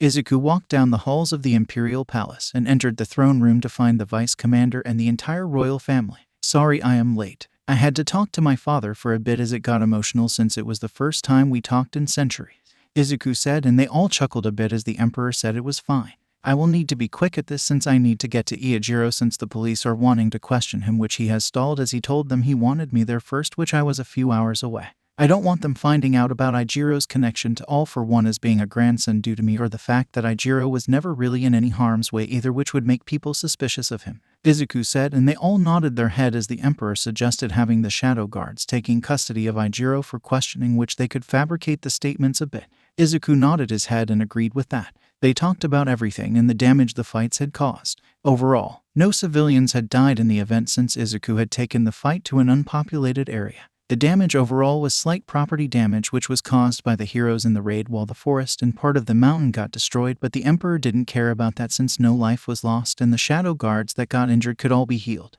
The Emperor did ask if there was anything more connected to the League or All for One that needed to be dealt with, which Izuku nodded his head at. Indeed, I believe the Vice Commander should have several teams waiting for me after I make the stop at the station for Iijiro, but the doctor which helped my father for the last century or so has been located. My father gave up his location since I called him out on it, Izuku said, and the Emperor asked how truthful he thought his father was being. I doubt he lied about it as he has no benefit of it since I would find the doctor one day. It also risks him being removed from SP Delta, which I doubt he wants to risk since he has seen the inside of it, Izuku said, and the Emperor nodded his head in understanding. Izuku did talk about his father's request that the doctor, if captured alive, could be imprisoned with him. I told him I would bring it up with you and let you decide, Izuku said, and the Emperor asked about the risks of them escaping if the two were allowed to be near each other. Minimum, considering I've already warned my father that if the doctor attempts anything as an experiment, then he will be moved to another prison. There is the fact the doctor is also already old, and once his life force quirk is suppressed by the prison structure, he won't live for a long time, so I am doubtful of him or my father trying something, Izuku said, which the Emperor was silent for a while before Emperor Takedo looked at Izuku and allowed him to be imprisoned in SP Delta on the condition of no experiments being conducted. The doctor was allowed to do research and request books and other things, but no actual experiments were allowed to be done. They then moved on to the topic of All Might since the man did try to get past the security at the battle site. The man is lucky he isn't jailed, Izuku said, and they all looked at him and asked why. Do remember he kept the information about All for One silent. If we didn't already know about it, then the heroes would have gone into that fight blind.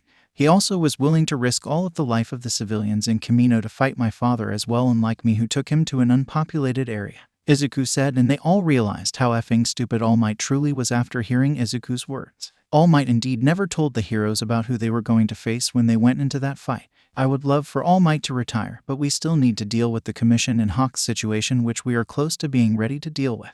Also, since All Might still has some time left, it provides some time to prepare for his departure, as we can start making heroes take up the burden that he created for himself like an idiot, Izuku said, and they all agreed and soon came to some decisions. Izuku was dismissed to go grab Iijiro and act the part of a freaked-out parent, while some shadow guards would come to take custody of Iijiro for a fake report to ensure the truth doesn't get out. Third POV. Izuku texted Iijiro that he would be there soon and to convey that to the police. Iijiro texted back a few moments later and said he did as told and would be waiting for him. Izuku had warped to the home and was downright exhausted from all of the fighting and warping. He quickly grabbed some high caffeine-infused drinks and chugged them all as he felt his energy levels return to a good level, and chugged a few more before changing into his Mr. Tanato appearance. Izuku made sure to text his son that he was coming as that appearance, since it would be easy to claim against even All Might on why Mr. Tanato would have adopted Ijiro, since Izuku knew Ijiro in this form before even All Might did. Izuku then drove in his car from the house and was alerted that a small squad of shadow guards was waiting near the station for Izuku to enter. He texted the appearance he was going with and the name he was using for the appearance, which they confirmed.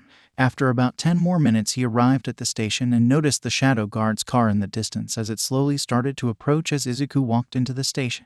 Izuku asked the officer at the front desk where his son was at. "May I know where my son Ijiro Kirishimiya is located at?" Izuku asked in a concerned tone of voice and with a bit of waving his arms slightly to add some effect. The lady started to calm Izuku down and directed him to the room that Ijiro was placed in. Izuku followed the officer, who knocked on the door, and they entered. Izuku found the lie detector detective and the police chief waiting in the room. "No All Might," Izuku thought as he glances around the room and found Ijiro sitting there. Ijiro stood up and grabbed onto Izuku, who hugged him. "It's all right. You are safe," Izuku said as he turned to the detective and police chief and asked if they could have a moment to themselves before they started the questions so they could relax and gather themselves. They nodded their heads and exited the room as they said to just tell the officer outside of the room when they were ready to move into the other room, which Izuku nodded his head.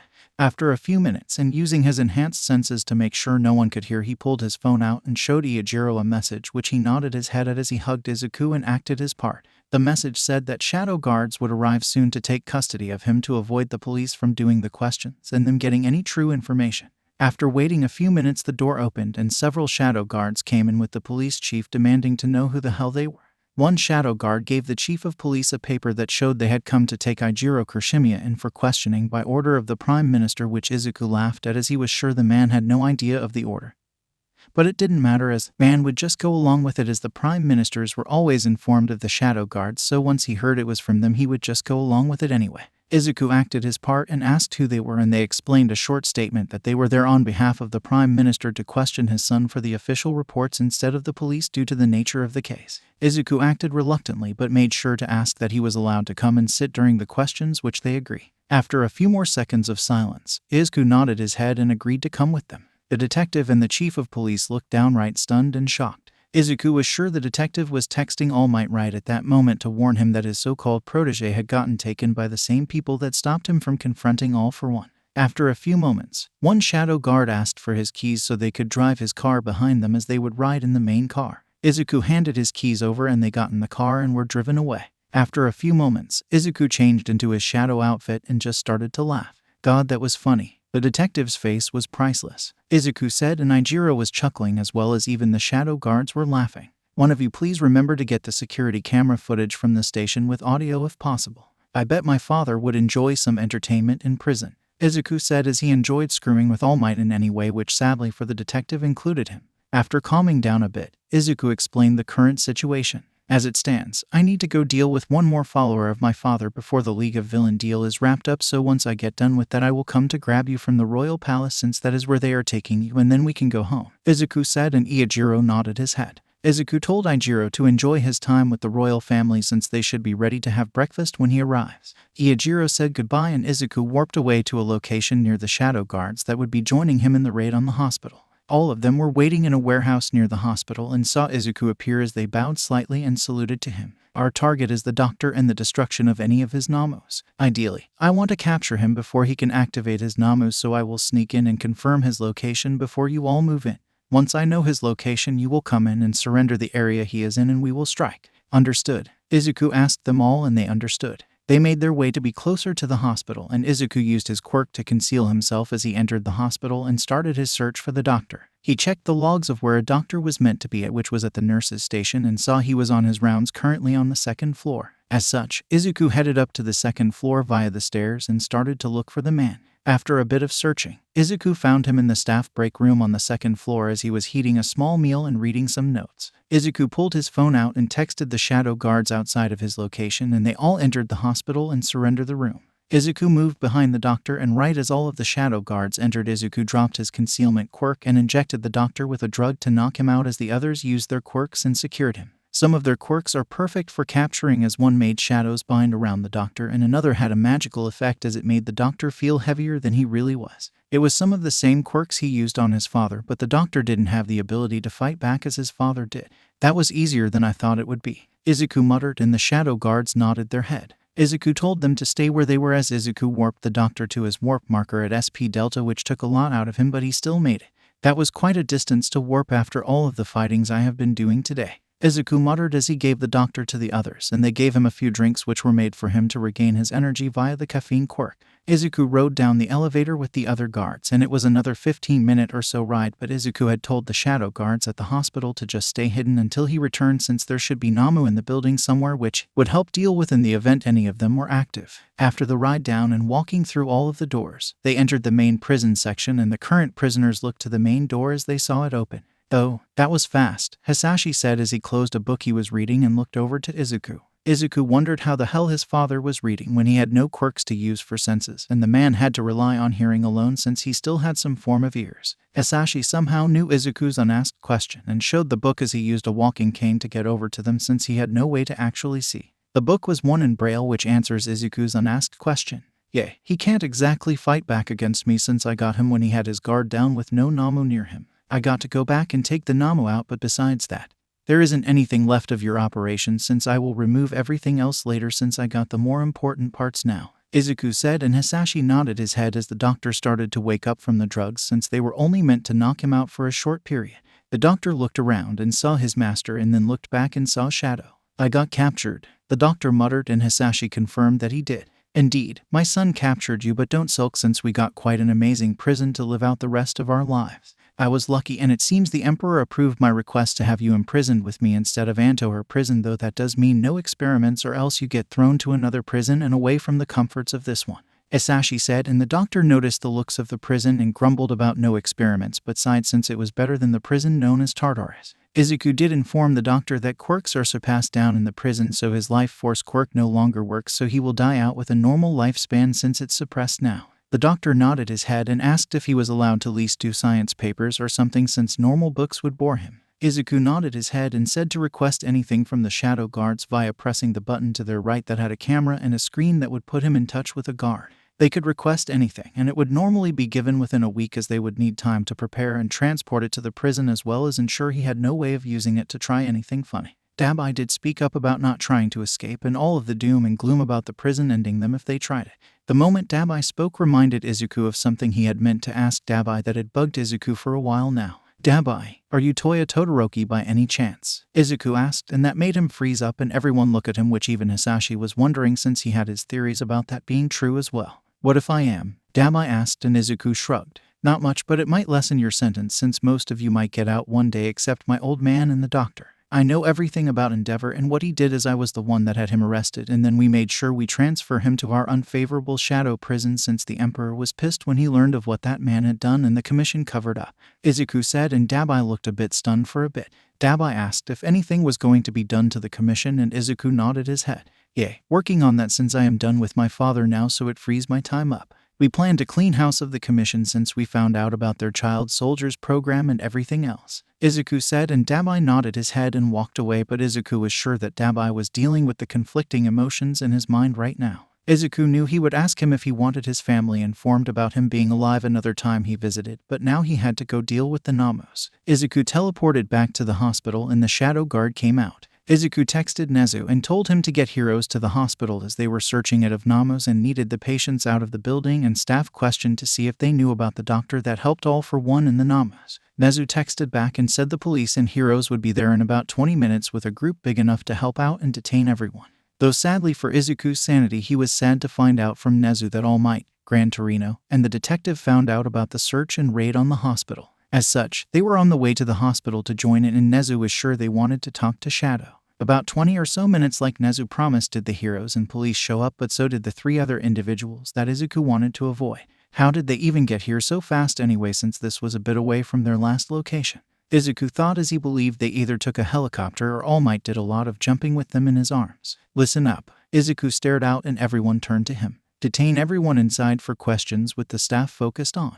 We will need to question the patients as well, but it's doubtful they had any knowledge since this was run as a normal hospital. Patients, in the end, will be transferred to another hospital after they are questioned unless it's a medical need to be transferred now. We are searching for Namus like the ones at the Camino ward fight late last night, Izuku said as it had become very early in the morning of the next day. Everyone nodded their heads and they started to move into the building, and All Might, Gran Torino, and the detective followed the shadow guards. Now, where would I hide an evil laboratory? Izuku muttered as he walked around the main floor looking for a way to go down lower. All Might spoke up and asked what he was looking for. I am looking for a way to go deeper. Anything that leads to a lower level, since evil doctors always build their labs underground in my experience of raiding illegal labs, Izuku said as he kept moving around the place until he received an alert from one of the shadow guards that searched ahead of him. Izuku speed up a bit and made his way to the guard. They all came upon a door to the morgue, and the shadow guard said he can feel airflow from behind a wall. Izuku messed around with books and stuff on the wall, and soon he found a device that unlocked the hidden elevator.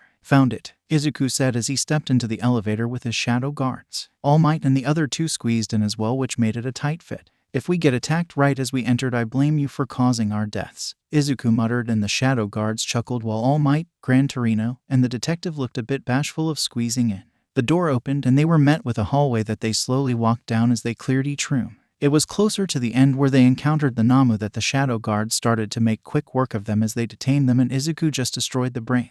Though they ended up finding a far more sentient Namu, though it wasn't like Kujiri, which was fully sentient but just bound to listen to orders still. Izuku just ended the Namu like every single other one. The Namus were too dangerous to be let alone, since his father could try to use them to escape.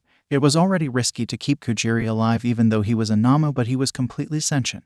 Izuku also had a theory on who Kujiri base was as well, which saddened him a bit and made Izuku wonder if it could be undone or have the base individuality surface to the top. Soon they made their way to the main lab area, and there were tubes upon tubes of Namus. Destroy all of the Namus. The research will be confiscated and transported to a secure facility to never see the light of day again. Izuku orders his shadow guards, who got to work on ending the Namus, while he went to the computer and started to copy all of the research to a flash drive. All Might and Gran Torino helped destroy the Namus as well, and after about 5 minutes they had finished with them all. Izuku had also finished copying everything off the computer, and then Izuku destroyed the computer itself and all of the hardware. He also set fire to any physical documents as well, since he didn't want to risk any of them being taken by others that were helping clear the hospital, since the Namu research shouldn't be allowed to be used again. Well, looks like we are done, Izuku said, but then remembered there was the mole problem, which he would ask his father about when he goes to visit later on.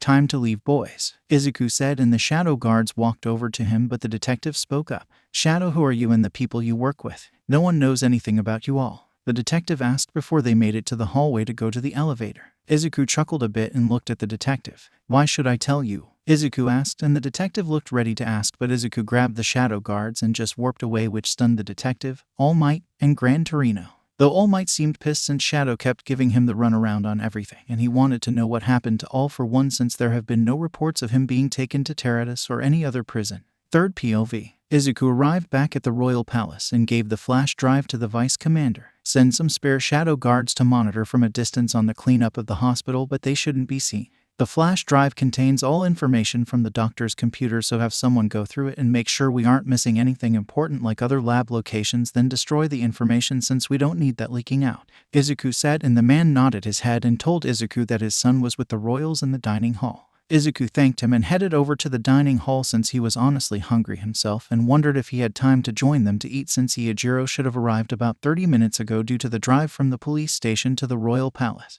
Izuku walked into the dining room and saw everyone was just now starting to eat as they told him to sit down as the Emperor had someone go prepare Izuku some food. Didn't already have it made. The betrayal, Izuku said with a dramatic flair that just got an eye roll from everyone. The Emperor spoke up and asked how the hospital cleanup went, and Izuku sighed and spoke up. Overall, good and quick. The doctor is now in the SP Delta with my father and the others. I had Nezu send police and heroes to help on the hospital so they could detain everyone and question them, which I left them with all of that work as I and the shadow guards dealt with the horde of Namus below the hospital, since there are quite a few. Also had to deal with All Might showing up, Izuku said as he muttered the last part as the Emperor sighed and asked if the man was going to keep being an issue. I don't know. I would bet he will throw a fit when he discovers I am connected to All for One and have adopted Iijiro. I really don't need him trying to fight me on custody if he claims I am unfit somehow, which would be annoying since he holds sway with the courts due to public views of him still. Izuku said, and Ijiro seemed a bit tense at that, which everyone noticed. Ijiro spoke up and asked if that truly was a risk, which sadly Izuku had to admit it was, which didn't sit well with Ijiro. But the Emperor came in to save the day as he pulled out an official paper and wrote an imperial decree, which is hardly used by the royal family since they just would pass actual laws via the normal process. To overrule an imperial decree which acts as law, the entire Diet would have to vote to overturn it and need a majority that is lower than the supermajority they need to overturn a normal law that the Emperor makes. The imperial decrees are tended to be used for fast actions or quick fixes to issues, so Izuku was surprised Takedo was writing one but was stunned to see what was written when it was given to him by another shadow guard. Did you really just use an imperial decree to make my adoption of Ijiro unbreakable? Thanks though, Izuku asked and thanked the Emperor, which Ijiro was shocked and thanked him as well. Takedo just told Izuku to think of it as repaying the immortal debt the family owes him for all the things he had done over the centuries, since Izuku was always their go-to tool to deal with actions that needed to be handled in the dark or removal of others like villains or corrupt officials. Izuku nodded his head but thanked Takedo once again.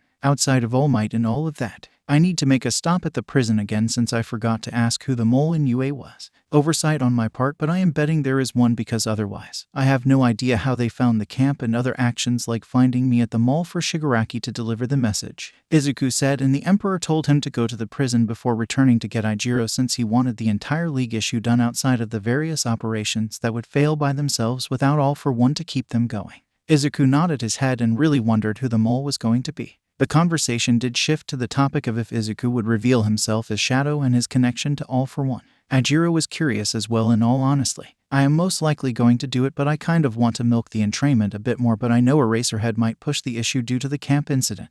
So I see me removing myself from Wano before the start of the semester since I am sure they will question me soon. Izuku said, and the Emperor nodded his head and told him to just deal with All Might if the man threatened to go public with the information. Izuku asked how he wanted him dealt with, and the Emperor looked up and said he didn't care as long as his identity of Shadow wasn't leaked to the public since he still needed to do his job as that, and if All Might threatened to turn the public against him then it was treason against the royal family since Izuku was more or less family, plus Izuku was the commander of the Shadow Guards, which would still consist as an act of treason against the royal family to expose a Shadow Guard's identity since they protected the royal family. Izuku nodded his head and said he would make sure the man got it in his skull to keep his mouth shut or else he would take harsher methods.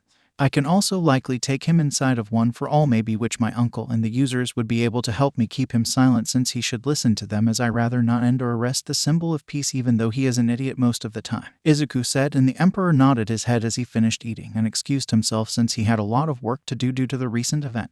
He looked at Izuku and told him to keep him up to date on All Might, the commission, and anything else he deems important for the royal family to know about. Izuku told him goodbye and to try to relax a bit throughout the day so he didn't burn himself out. See you later, uncle, Emperor Takedo said as he exited the room, and Izuku finished his meal a bit quicker as he told Ijiro he would be back in about an hour.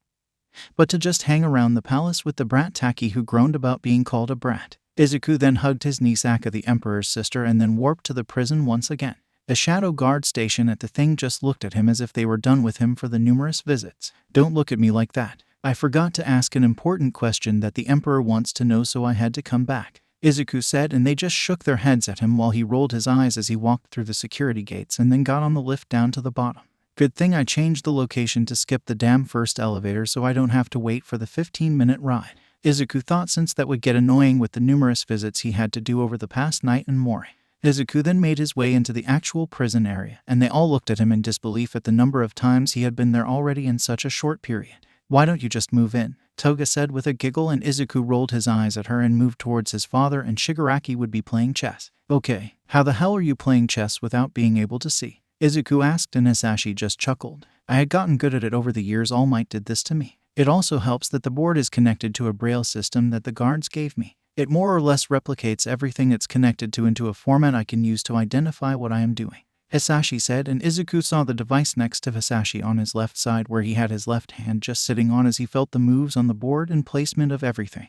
Hisashi then asked why he was back so soon. Not that I am complaining about seeing my immortal son, who I have now seen or rather been near several times within the span of 2 days, but I feel this isn't a social call, Hisashi asked as he moved Anto her chess piece, and Izuku sighed as he said it wasn't, even though he wished. I had forgotten to ask last time I was here, but who is the mole in UA, since I know there has to be one? I really don't want to waste my time searching for them when I could be spending it cleaning the house at the commission or spoiling my child, which is a huge thing I want to do lately, Izuku said, and Hisashi chuckled at the last portion of his statement. That is called fatherhood, as you have grown out of the stage of worrying about them getting hurt and just want to spoil them now and ensure they have anything and everything you could give them," Hisashi said, and Izuku felt himself get a bit embarrassed as he never imagined having this type of conversation with his old man after centuries of being apart. An immortal getting embarrassed over such topics is stupid, Izuku thought since he was over 200 years old. Hisashi then spoke up again, and this time it was about the UA mole. "Sadly for you, there is no actual UA mole. I did have a way to spy on UA from the inside though. Would you like to take a guess?" Hisashi asked as he was enjoying the time with his son. Izuku thought it over and started to mutter, "Can't be the cameras or security system since I check the code for that often." Izuku muttered and Hisashi nodded his head, and Izuku kept thinking about it and then froze. "Really?" Izuku said as he turned to his father and looked at him and only got a chuckle as a response. "I think you got it, but I will confirm just for a formal sake," Hisashi said, and then he told Izuku how he spied on UA. Hisashi effing Midoriya had effing put a spying quirk inside of one Denki Kaminari. The quirk was called Knowledge Transfer, which would send information to Hisashi every single day on the hour so he would get updates on what UAS-1 class was doing.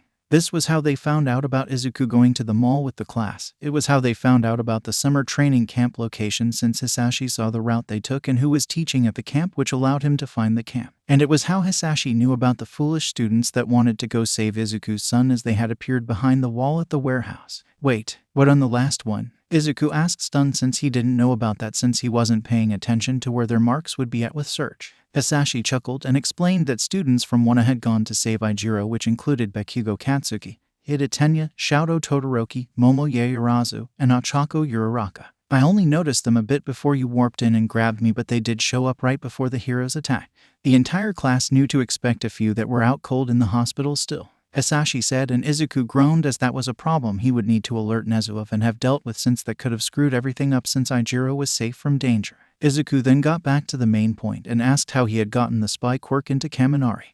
He had gone to the doctor for a quirk appointment since they wanted to see if any damage from all of the overloads was causing him issues, which it appears has caused him slight issues which UA might want to deal with and help him control better, but once he got put under for a test I was called and I placed the quirk into him," Hisashi said as he explained the quirk could be removed. He did note that the quirk was a combination of two quirks he merged, which was a communications quirk and a logging quirk which logged the memories and then transferred them to Hisashi. Izuku though would be able to take it out of the boy without any issues except some pain from the process. Izuku asked if there was anything else he should know about and Hisashi shook his head. "Not that I am aware of." "Oh, there is the shy Hisashi you might want to deal with. They are experimenting on a little girl as they are trying to create quirk-destroying bullets. I had planned to steal their quirks after I was done with All Might, but all of this happened.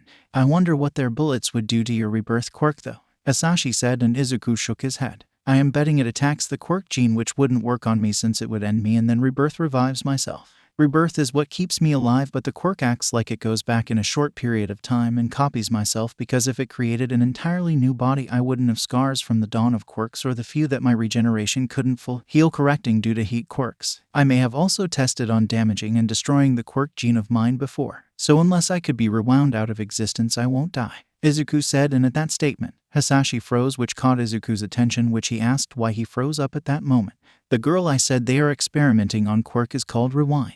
It would do exactly what you described for you to be ended," Hisashi said, and Izuku could see why he froze. Izuku just groaned because even though there was a method of death he wouldn't make someone end him on purpose since that would traumatize the other person and especially not a little girl. "Yeah, I won't have a child in me nor when she grows up since that would be a trauma event right there. I guess I am just stuck being immortal," Izuku said as he shrugged and asked for a bit more about the shy Hisashi group so he could deal with them soon. Izuku thanked him and hugged him before he walked out of the prison so he could warp. After a few moments, he was back in the royal palace and sighed as he made his way to the emperor's office. He saw Ijiro, who looked ready to go, but Izuku sighed. "I got to go inform the emperor of a mess that my father keyed me in on that will need to be dealt with, so give me like 10 minutes then we are going home to sleep," Izuku said, and Ijiro nodded his head as he looked at his father, who just looked downright down with the world.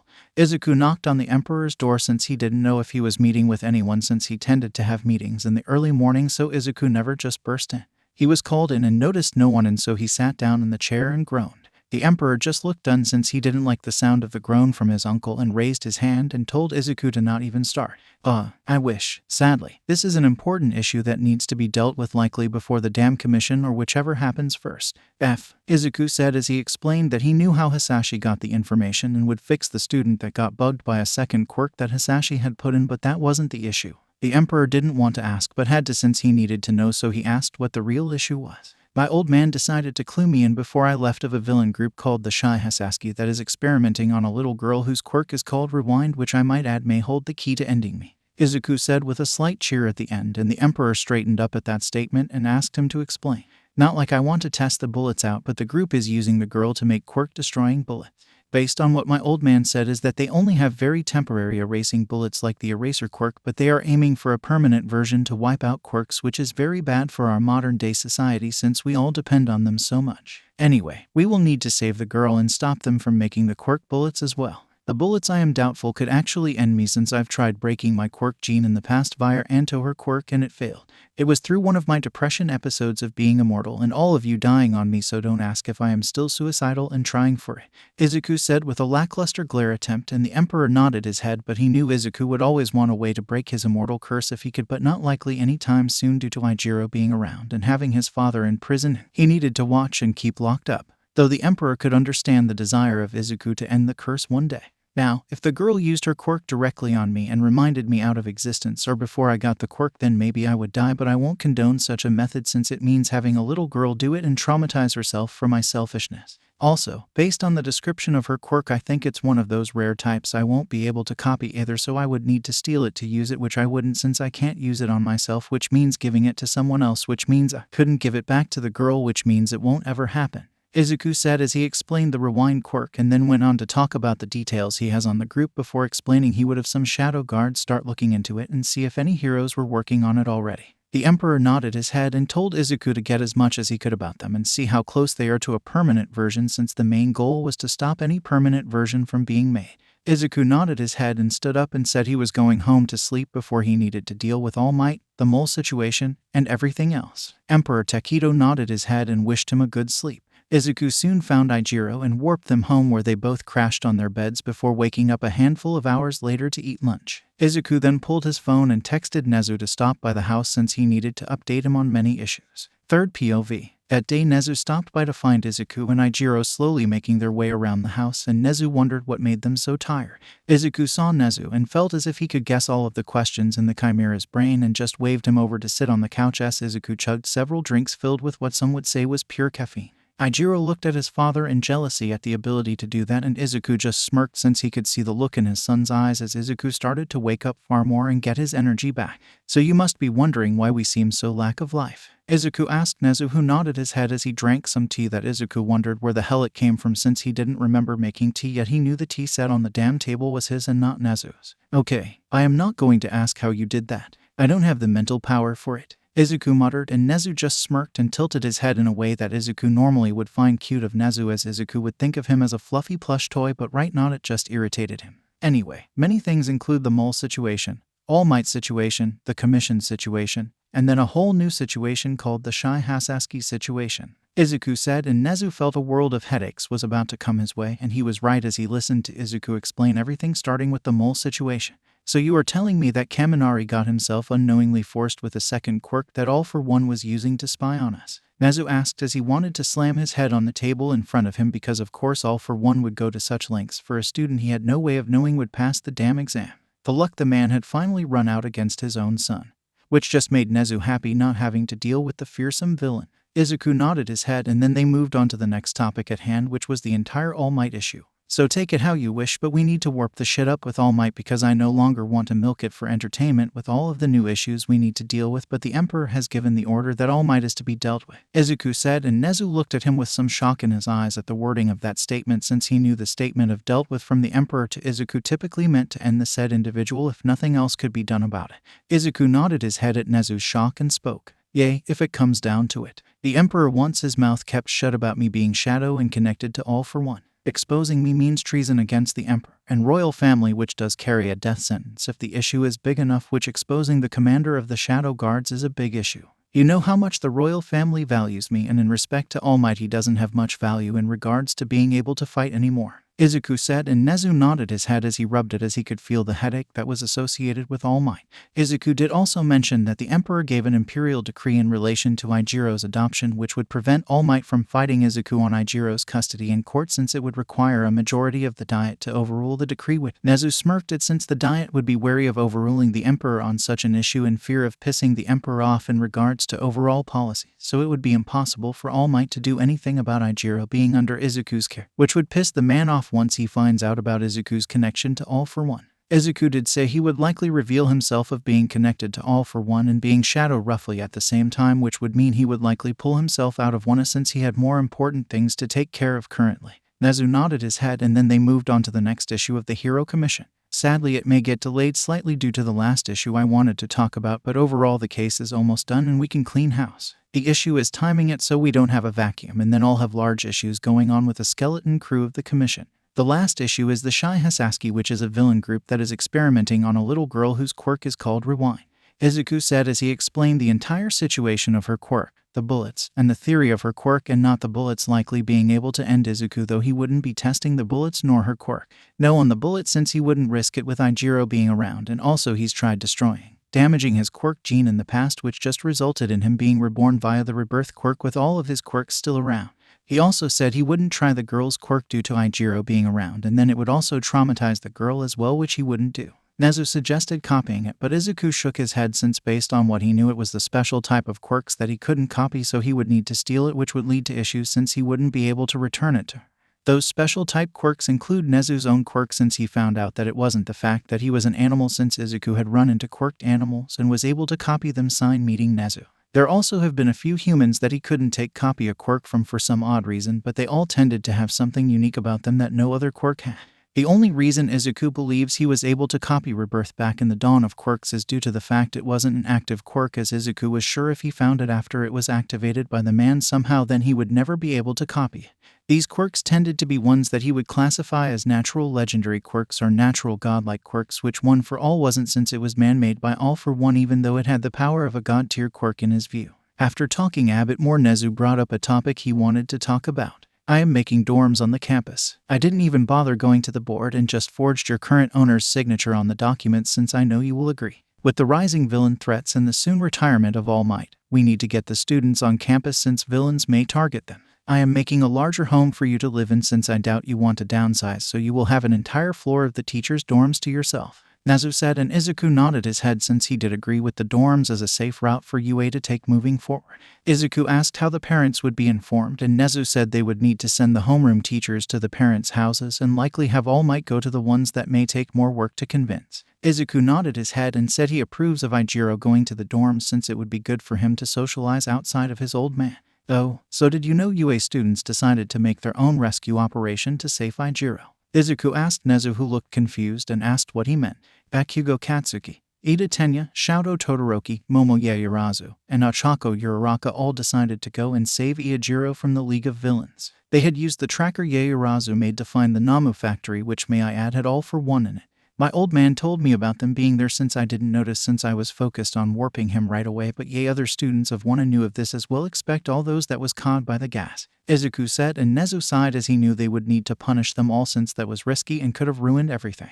Especially Tenya, Ida, and Shouto Todoroki, who had already been involved with the stain issue. After a while, the meeting Nezu and Izuku had come to an end, as Nezu said he was sure the staff would want to talk to Izuku Midoriya soon at the school, as he was sure Eraserhead would push the entire camp incident, and the moment a mole is spoken at the meeting he has tomorrow with them all, then Izuku would be suspected. Izuku nodded his head and asked if he should just be on hand for the meeting tomorrow since it would be good to get the stuff out of the way before the second semester started, since he would be likely pulling out of One anyway. Izuku and Eijiro decided to just enjoy as much of their private time as they could. They did check their class chat room, and Eijiro told them he was fine, and Izuku participated in it a bit to not seem fishy, which was funny in the grand scheme of things. He was debating on if Wano would be told of his overall situation and honestly didn't know if they would be or not. He would likely just come up with some cover story that would reveal him being older but not the entire truth of being a shadow guard. The day went by and Nezu told Izuku and Eijiro to just be on standby in Nezu's office since he was sure they were going to be needed.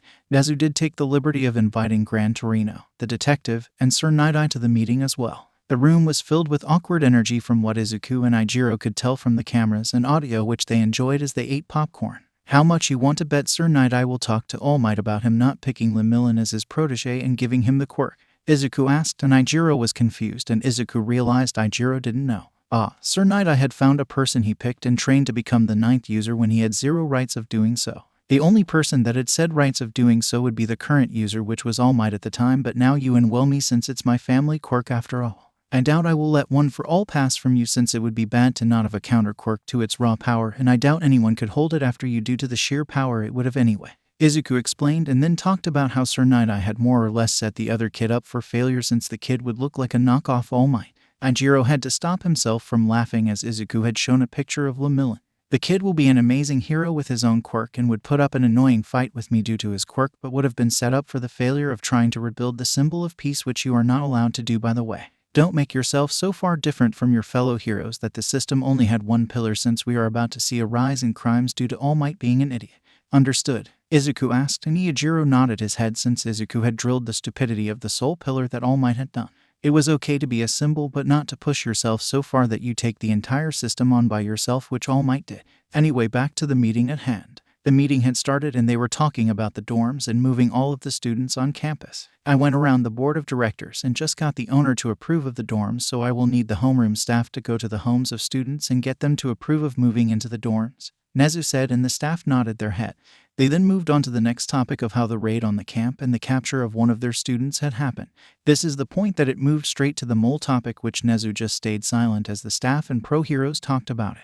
Present Mike suggested that it was clear there was a mole in their school, and at that point, All Might voiced his views that it was clearly Izuku Midoriya, who had been tied to so many events and who they knew had lied about if the league was interested in some way. Eraserhead was silent for a bit before speaking up. I did notice some questionable things at the camp, such as him being outside by himself in certain areas on his phone. He was on his phone a few moments before the attack happened, but I feel as if he isn't the mole, or that he might be forced in the manner. Overall, with the entire league taken down, we should be able to get a clear answer out of him now about his involvement, if he was forced or if he has any involvement at all, Eraserhead said as he expressed his views, and Izuku had to admit the man was decent and not passing full judgment, but the man did keep an eye on Izuku throughout the semester, though based on lackluster evidence.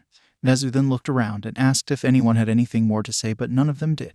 Well, I can tell you he isn't the mole, since I already have the answer to our mole issue, but I did want to see all of your thoughts, Nezu said, and everyone turned to face him in shock and asked who the mole was. No one really, as it is a complex situation that the individual had zero clues they were giving information away, but the situation will be fixed soon in regards to them, Nezu said, and All Might didn't want to let the issue of Izuku Midoriya go, and he also brought up how Shadow had used multiple quirks as well, which needed to be looked into on how he had gotten those quirks. How can we truly know that Izuku Midoriya isn't involved with All for One without getting actual answers out of him? Also, you seem to always defend him no matter what, which I am wondering why as well, All Might said, and that raised questions for all of the staff, since Nezu always seemed to protect Izuku Midoriya, which Nezu chuckled. Of course I defend him, but let me make sure of this. Are you really wanting to know the truth behind Izuku Midoriya, or do you wish to drop the issue? Nezu asked, just to make sure they wanted to go down this path, and they all said they wanted to clear the issue up once and for all. As you wish, but let me say I warned you, Nezu said with an ominous tone that sent shivers down their spines and confusion throughout their minds. Third POV. Nezu just sat there without raising, getting his phone out to make a call or using his computer. No, instead he was just looking at everyone with a smirk on his face and waited. In the moment that Present Mike opened his mouth to ask what he was doing, the door opened, and in walked Izuku Midoriya, but Ijiro Kirishima walked in as well, which confused everyone on how Izuku Midoriya knew to come to the room and why he was here so quickly without even being called for. Though some like All Might were wondering why Ijiro Kirishima was in the room, Izuku and Nezu could notice that people like Sir Night-Eye, or really only him, were giving Ijiro a judging look to a point. Izuku was sure that Sir Night-Eye was up to date on everything regarding Ijiro, so the man was most likely not pleased with the fact that who All Might picked decided to hang around someone suspected of being connected to All for One, even when All Might had told him not to. I believe I was summoned, Izuku said in a joking manner as he sat down near the head of the table next to Principal Nezu. Ijiro just sighed and sat down next to Izuku and knew this was going to be a headache, but most likely filled with a lot of argument from All Might and Sir Night-Eye. All Might was already trying to get Ijiro to come to sit by the staff instead of being by Izuku, but Ijiro just ignored All Might's comments and the waves of his hands, which seemed to annoy Sir Night-Eye as he perceived it as disrespect, but in Ijiro's mind, it was as if All Might was treating him as some damn dog that could be called and ordered. So what do you all want? Izuku said without breaking his facade of the smile currently as he directed the question to the staff and pro heroes in the room. Though the tone of voice Izuku used to say that question seemed to irritate most of the pro-heroes in the room. All Might though decided to speak up and push forward as he spoke. We want to know your connection to All for One and if you were spying on UA for the League of Villains. You won't be leaving until we get the answers out of you, All Might said in a stern voice as he wasn't smiling anymore. Izuku looked around the room and had a smile on his face while he did it as he took an uncaring attitude to the entire thing. Before I start speaking, I would like to know what basis you are asking these questions and who all believes I am a mole. And the reasons on why, Izuku asked as he asked them to raise their hand if they believed he was the mole. Everyone raised their hand except Shouta Aizawa, which everyone noticed, and Izuku asked what he believed. I think it may be possible, but I believe if anything you were forced. Though my belief has weakened with how much Nezu defends you and he is someone that is hard to fool, Aizawa said, and Izuku nodded his head. Izuku then asked what evidence they had against him. All Might presented the fact that he called in sick for the USJ. The fact that he had knocked himself out of the sports festival when he had shown the ability that he could have saved himself. The fact that he was in Hasu during the Namu attack by the League. The fact that he was at the mall incident and Shigaraki gave him a message. The fact that he lied when he said he didn't know if the League was interested in him. And finally, the fact that he was separated from others quite a bit at the camp and was seen on his phone right before the attack. Lastly, All Might also mention his quirk and how it was similar to All for One's, which Izuku just nodded his head at everything that was being said. I see, so it all boils down to circumstantial evidence and quirk discrimination, Izuku said, and they all looked confused and insulted for the quirk discrimination part since quite a few of them had received discrimination due to their quirks, though All Might just had a look of annoyance at Izuku's nonchalant attitude. Let's start with all of the circumstantial evidence. First, anyone could be sick on that day, but it still wouldn't be evidence of a crime. I knocked myself out because I had other things to do and I didn't want to televise that I can use multiple quirks since I don't want to be a limelight hero, so why should I go further than needed?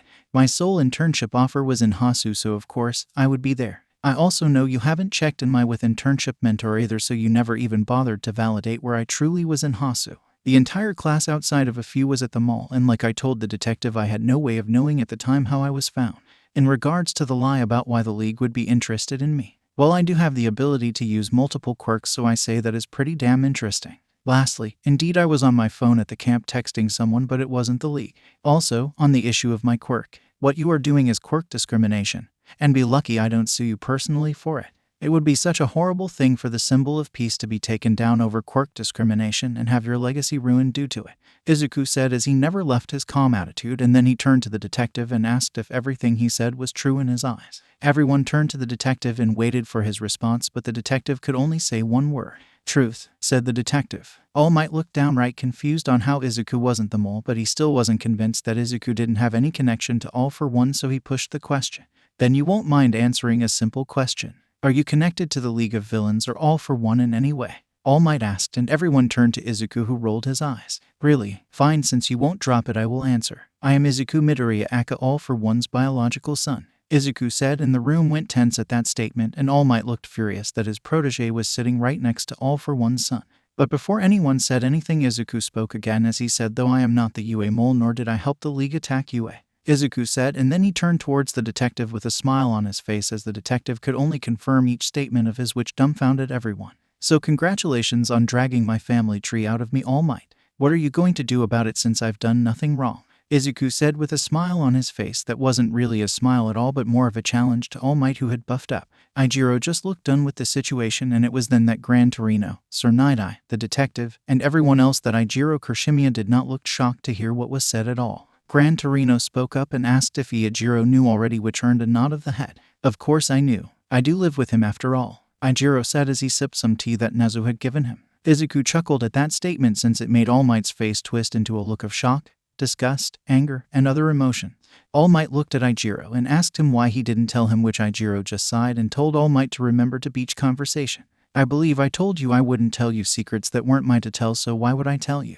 Ijiro asked, and All Might said because he was his master, and Ijiro shook his head. At most you are my physical trainer, since you haven't done anything that I would consider enough to be my master. It was after all Izuku that helped us get control of my mutation side of my quirk and all, and he was the one that helped me train everything else, so he has actually done far more with me than you ever had, Ijiro said, and All Might looked like he had been kicked in the non-existent stomach. Though All Might made a correction, or so he thought, as he pointed out that it was Mr. Tanato that helped them on the beach, and at that statement, Izuku used his quirk to change his appearance into that of Mr. Tanato, which shocked everyone. Indeed, it was me that helped, but of course I am a man of many faces after all, Izuku said as he changed back to his other appearance, and the detective looked stunned as he spoke up. Wait, that appearance is that of Ijiro Kursimiya's father. You are his father, the detective asked, and everyone in the room was stunned, and All Might looked like he was going to throw up. Izuku just laughed and chuckled as he nodded his head and confirmed he was. Indeed, I am his adoptive father, but that does make him the grandson of All for One, which is the reason my old man didn't harm him, since I made sure to have Ijiro tell my father about that fact, since my old man does still greatly love me, Izuku said with a huge ass smirk on his face as All Might, Gran Torino, Sir Night-Eye, and the detective looked downright shocked, stunned, confused, and many other emotions as well. Izuku was honestly enjoying screwing with them. Sir Night-Eye, though, looked downright pissed that the person he recommended had gotten passed, while the supposed grandson of All for One was chosen, who was also the adoptive son of All for One's son.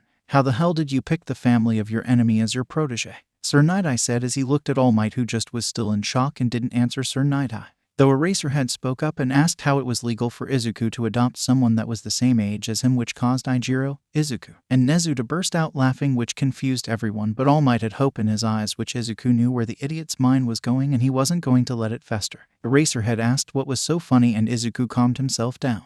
The fact that you think I am the same age as my adorable brat. Nah, all of you brats earned your brats in my ancient-ass eyes. I lived since the dawn of quirks after all, Izuku said with a huge ass smirk on his face as he transformed into his actual original body, which was older. Both my father and I are over 200 years old, and we have been stuck in an endless war until recently, since I finally brought it to an end with the recent battle in the forest, Izuku said, and the staff was all stunned while Nezu just had a smirk on his face. So any more questions? Izuku asked, and Gran Torino nodded and asked what his quirk truly was, which Izuku said he was a smart man to ask. I have a better version of my old man's quirk. I can take, give, combine, and copy quirks as I wish, Izuku said, and All Might clenched his hands and called Izuku a villain just like his father with the evil quirk. The quirk doesn't make a person evil, as even my father wasn't an evil man until his descent into madness due to the dawn of quirks, Izuku said as he used his telepath quirk and asked Ijiro if he was okay with the staff knowing about One for All since it was his quirk now. Ijiro nodded his head and said he was fine with revealing it, which Izuku thanked him, which confused them all.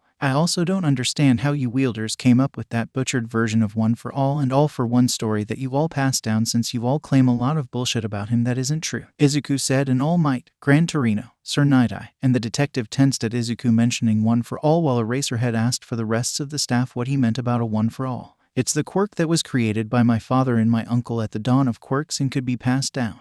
All Might was the 8th user and Ijiro is the 9th user. The quirk is called One for All, and the users had been trying to stop my father since my uncle's death, though they had done a shitty job at it in my view, Izuku said, and All Might was downright pissed as he slammed his hands on the table and told Izuku to shut up, since he had no right to insult the users, as he defended his father against them. I am not defending my father against them. I am just saying that as a whole the users were ineffective against my father's operations, as hardly any of you took out his operations, while I had been doing it for nearly 200 years since the dawn of quirks. Also, several of the past users were idiots, and as they decided to attack my father when they clearly weren't able to defeat him, they would have been better off focusing on destroying his operations like I had been doing instead of just fighting against him, Izuku said, and the staff was downright confused and asked Izuku for a full story from the start, which Izuku rolled his eyes at and said fine. I'll give you the full version instead of the butchered version that the users somehow ended up passing down. Even then, I had the second user limit some of what was passed down when we figured out about the quirk to start with, Izuku said as he started the story of the two brothers and the son. Izuku talked about how the uncle and son separated from the other side due to All for One devolving due to his emotions related to his wife's death, which lead to his goals being changed and warped. Izuku then hit upon the fact that the government recognized their efforts to keep his father contained, and the government was going to support them due to the threat All for One posed for the country. As such, we became the first official heroes of Japan. However, I didn't want to be recognized in all of that, as such I pioneered the other field of heroics as well, which was underground heroics, as I became the first official underground hero, Shadow, Izuku said as he transformed into his shadow outfit, and everyone's eyes widened, but Izuku didn't stop talking as he pushed forward with the story. Izuku moved the story along as he talked about how One for All had come about years before the death of his uncle and the events that had happened that night it went on as Izuku chose to go with his uncle to oppose his father. I could remember the devastation on my father's face when I walked out with my uncle, which I know played a part of him devolving even more from Hisashi Midoriya to All for One, Izuku said, and the room was silent as they listened into the full story. Izuku even noticed All Might wasn't speaking and was listening into every single thing. The story then moved on to the time of being pro-heroes as only them and a few others after they were registered, so there was a lot of work to be done. Then, things finally had come to the boiling point. The entire country had more or less stabilized, but we had learned of a large protest from both sides. The Quirk rights groups and anti-Quirk people both had a protest scheduled at the National Diet on the same day and time. We knew this was not going to end well and everyone could sense it. We told the government to prepare for the fallout, and they heeded our advice as they started to set up shelters for the top government officials and military forces as they were preparing for the fallout. The day of the riots would go on to be known as the Flashpoint, Izuku said as he started to explain the events of that day. He explained how they didn't show themselves since they didn't want to trigger any fighting themselves, so they could only wait. However, he did hit upon the small talks that they all had as they waited for the protests to go on, as they talked about how all for one had a burning hatred for whoever Shadow was. At the time, my father had no idea who was behind the mask of Shadow. It felt like I was a kid again as I would sneak into his office to see if he would catch me, but I was doing it on a grander scale of destroying his operations. It hurt to know my father hated me even though he didn't know it was me under the mask, because even at that point in time we still believed he could have been turned off his path if we could just figure a way out, but sadly the path would be set in stone with the events of the day. Izuku said as he calmed himself down, as talking about the next events would be a bit harder since he has never gone into details of it with others. Everyone waited for him to speak, and after a few moments, he started again as he explained the events. Izuku explained that within 5 minutes of the protests getting near each other that the fights broke out and spiraled out of control as projectiles and quirks started to get used. I could see my father in the middle of his side of the protest just watching as the fight started, and we knew our fears were true, that he had planned to set the entire country in flames by taking control of all of the quirked factions, by causing the entire country to start fighting again due to the events of the day. But even my father didn't know what was going to happen next, Izuku said, and then calmed down again and then pushed forward with the story. Izuku hit upon how his group dealt with people using quirks illegally, and how he would injure people enough to force them to retreat but not cause lethal wounds, which forced them to get others to help them out of the area, which only decreased their protesters even more. As it was all going on, I noticed my father had set his sights on my uncle, but my uncle was nowhere near the strength to take my father on. I also never copied any mutation quirks, so it played into my favor since quirks couldn't be used to identify me, nor did my father know I had quirks since both his and mine cancel each other out and prevent us from using our all-for-ones on each other. As such, I appeared quirkless to him and he appeared as such to me. This played in my favor as he underestimated me a bit, Izuku said as he talked about how he scared his father due to appearing in front of him so quickly. Izuku then talked about how his father became enraged due to seeing Izuku's mask, since he knew a rough description of the outfit that had been causing him so many struggles in his operation. Then it happened, the moment that changed everything. As my father and I fought, my uncle was off somewhere else fighting as well, but then we all heard it. It was as if the entire battlefield came to a halt in silence as the gunshot went off, Izuku said, and the staff room was tense. My uncle followed the barrel of the gunshot from the anti-quirker who was shaking after he shot me. Then my uncle saw me with the blood, but it wasn't over yet, as my uncle stood there in shock as he listened to my father and saw what happened. Ironic, isn't it, Shadow? The people you are trying to protect and help just shot you. No matter, it just makes this easier to do, said my father as he ran his hand into the chest area where my heart was and pulled out, leaving his hand covered in blood. My father had used a quirk to sharpen the tip of his hand so he could stab into me, which destroyed my heart. I then fell to my knees as my uncle screamed, which caused my father to look up and smirk since he thought he had dealt my uncle a large blow to the resistance. Though my father soon paled as he heard what my uncle would say, as he told my father that he had ended his own son, Izuku said, and everyone in the room was pale a bit at this point. Even All Might was pale as he listened to the story. As I laid there dying on the ground, I had removed my mask and asked my father a question. Did he hate me, was my question to him. It doesn't matter how many things of mine you steal or destroy. I could never hate you, my sweet boy. Banish that thought out of your mind, is what my father told me in response to my question, Izuku said as he then explained that he was dead at that point, and the rest he was told by his uncle and others. Izuku explained how his uncle took his body and had begged Hisashi Midoriya to stop, but Hisashi could no longer stop. From what I was told, my father responded to my uncle's request to stop with. The moment they pulled that trigger on my wife, it sent me down this path. They ended her due to having a quirk. Now they ended my son once again, and he was fighting for them and protecting them. Now, it's far too late. I will tear them down, is what my father said, but he refused to fight anymore that day. Not with my blood on his hands and my body in my uncle's arms. He told my uncle to leave, but if he continued to stand on the side that leads to the death of his wife and son, then he would not stay his hand in regards to my uncle's life anymore. My father never wanted my uncle to die, but the fact my uncle stood on the side of protecting the anti-quirks made him pissed and left him no choice in the end in my father's mind.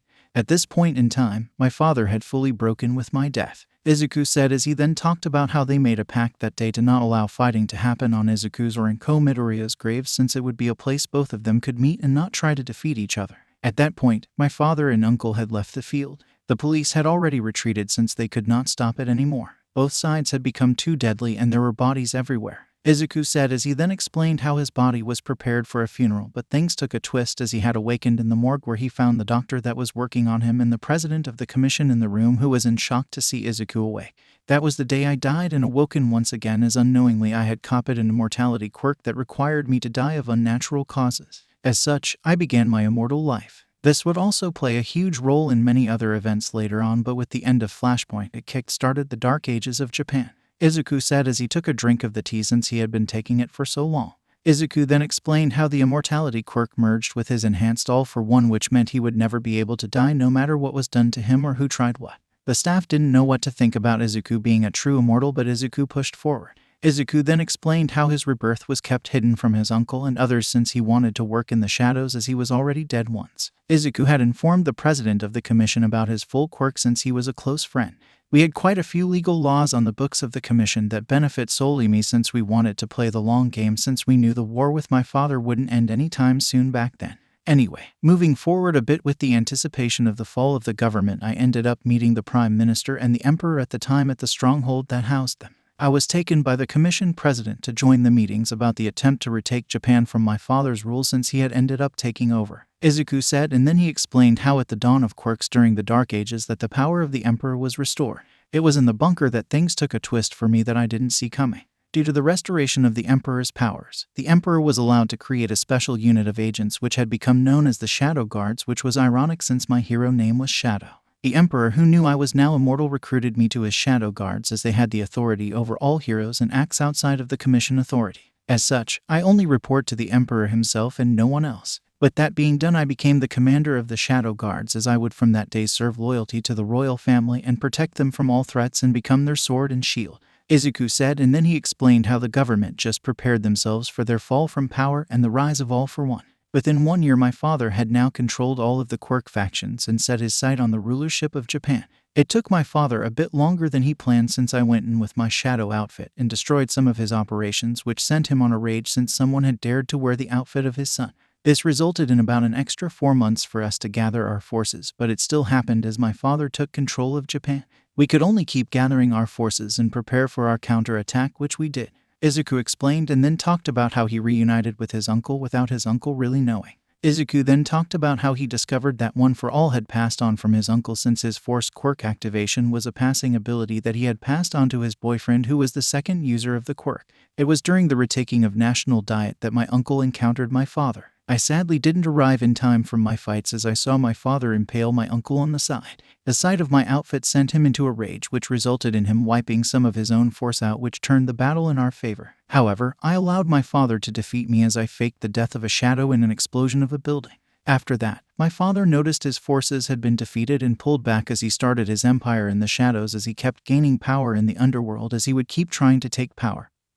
But I would go on to destroy his operations and stop him from making any real public appearances, Izuku said, but then talked about how his uncle was now dying at that point due to the wounds he received in battle and the final blow from his father. Izuku mentioned how he reveals himself to his uncle before his death and to the second user, who was a good friend of Izuku's. We decided to pass on a basic story of how the quirk came to be and the information about the Watcher of One for All as well, which Nana Shimura told me she never told All Might but did tell you. Gran Torino, Izuku said, which Gran Torino confirmed he did know about the Watcher but asked when Izuku met Nana Shimura. Izuku sighed and said he would get to that in a bit. Izuku then spoke about how he then just served the royal family and became family to them, as they all saw him as an uncle, as he would normally babysit them all when they were younger. That is the story of how One for All and All for One really goes. There is also my entire life story between those parts, but we will skip most of that since it isn't important for today. But back to Nana Shimura. I met her on her deathbed after my father had defeated her. She was still alive but wasn't strong enough to survive me putting a healing quirk into her, nor would she make it to a hospital, so I told her the full story and who I was.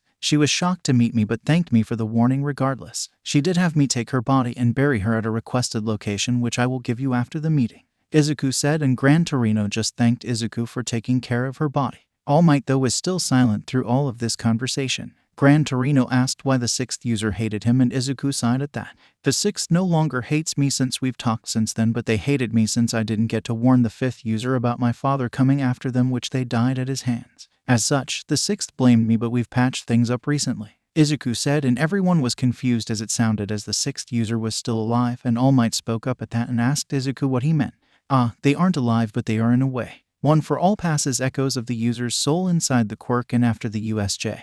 I did some poking and activated their souls, which I and Ijiro got pulled into the Quirk and talked to my uncle and the other users, including Nana Shimura, Izuku said, and All Might asked if an echo of himself would reunite with her as well, which Izuku said that an echo of him would after his death. For the most part, we get to recent history. Any questions? Izuku asked with a cheerful voice. Izuku did look at Sir Night-Eye, who looked like he wanted to ask something, which Izuku asked if he had any question. Sir Night-Eye looked at Izuku and asked what happened to All for One, since there are no records of him entering a prison. My father is in prison, but not any prison you know of. The royal family has some special prisons that are controlled by us shadow guards, so my father is sitting in the one that is designed for me in the event I ever lose my mind in my immortal life, Izuku said, and Eraserhead asked what the prison was like, which Izuku chuckled a bit. What do you think it is like if it was designed for me? It's designed to keep me contained for all eternity after all, Izuku said, and some said a doom and gloom prison, which Nezu chuckled at and shook his head. I am betting a somewhat relaxing stay. I am betting the Emperor had him placed there as a reward to you for your immortal service, Nezu said, and All Might seemed a bit annoyed at the thought of his enemy relaxing in prison. For the most part, yes, but it's also a death sentence to my father, since the prison is made to keep me contained.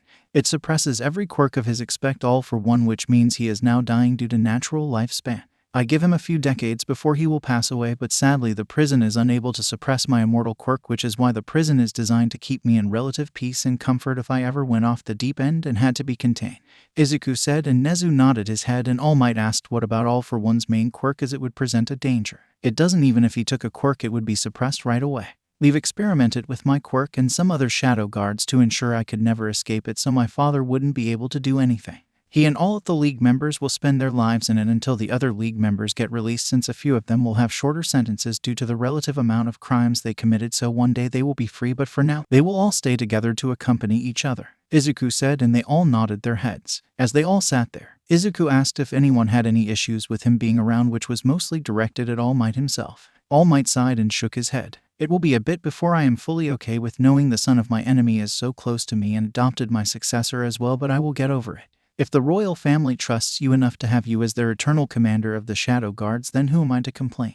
All Might said, and Izuku smirked and said it was a wise choice of him to take that route since he wouldn't like the other route. Eraserhead asked what would have happened if All Might had a problem with it, which made everyone curious. Do remember, if he decided to cause an issue like revealing my identity, which means exposing me as the commander of the Shadow Guards, then that is considered treason against the Emperor, which would mean an end order on All Might. The Emperor already authorized me to deal with All Might via any means needed if he decided to cause issues, since the Emperor and I are quite busy cleaning houses at the Hero Commission and dealing with other issues across Japan right now. We don't have time for people to have a tantrum when we need to stabilize Japan due to All Might's retirement, Izuku said, and they all looked confused at that last statement, but also a bit fearful at the fact that the Emperor would have had All Might ended if he tried anything. All Might asked what was wrong with his coming retirement in the near future. Izuku sighed and put his head on the table as he groaned out that All Might was an idiot. Oh, I don't know. Maybe it's the fact that you created yourself as the symbol of peace, which has led to you being a soul pillar, which means the crime rate is going to jump with your retirement. We all need to get other heroes prepared to handle the burden, but we also need to deal with the commission since they are corrupt as well, so almost the entire staff will be replaced as it stands, so I have to time that right due to your ass causing issues with your retirement. Then there is also the Shy Hasaski effing issue, Izuku said, and Sir Night-Eye perked up at the last comment and asked why he was looking into the same organization as he was. Izuku turned to him and asked when he started to look into them. Sir Night-Eye said just recently, which earned a nod from Izuku. Izuku explained the entire issue with the group and the fact a little girl is being experimented on. So I need to save her soon and stop those quirk erasing bullets from being created to a permanent version. It's an imperial order, so I will be joining your case with other shadow guards as we need to get it done sooner rather than later. Understood? Izuku asked, and Sir Night-Eye was silent for a moment but nodded his head and said he understood. Izuku just sighed as he relaxed into his chair a bit and rubbed his face with his hands. So the cover story for the student in Wano will be as followed. I was an undercover hero who can copy and use multiple quirks as I originally told them all.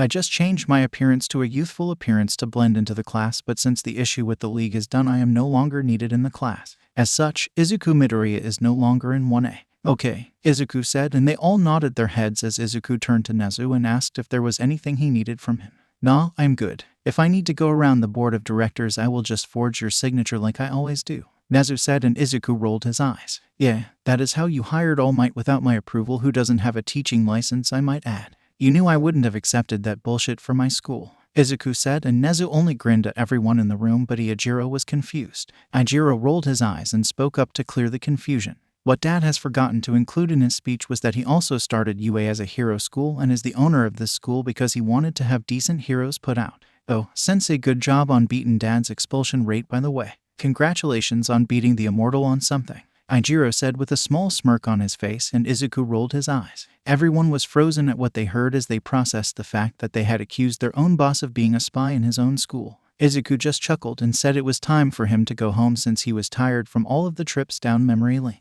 Nezu, remind me to deal with our spy issue since I need to manufacture a way to knock them out and remove the quirk my father hid in them. They don't need to know that they unknowingly gave information to my father since it isn't their fault. They don't need to live with the guilt when they had no control over it, Izuku said, and Nezu said he would remind him when the students are in the dorm so they could find a good time to do it before classes fully start. Izuku did give a paper with an address and description of Nana's grave to Gran Torino. This is the location of the 7th's grave. It's a bit out of the city, but it has a nice view of UA and the city, which she picked nice for her grave, Izuku said, and Gran Torino thanked Izuku as Izuku and Iijiro left out of the room.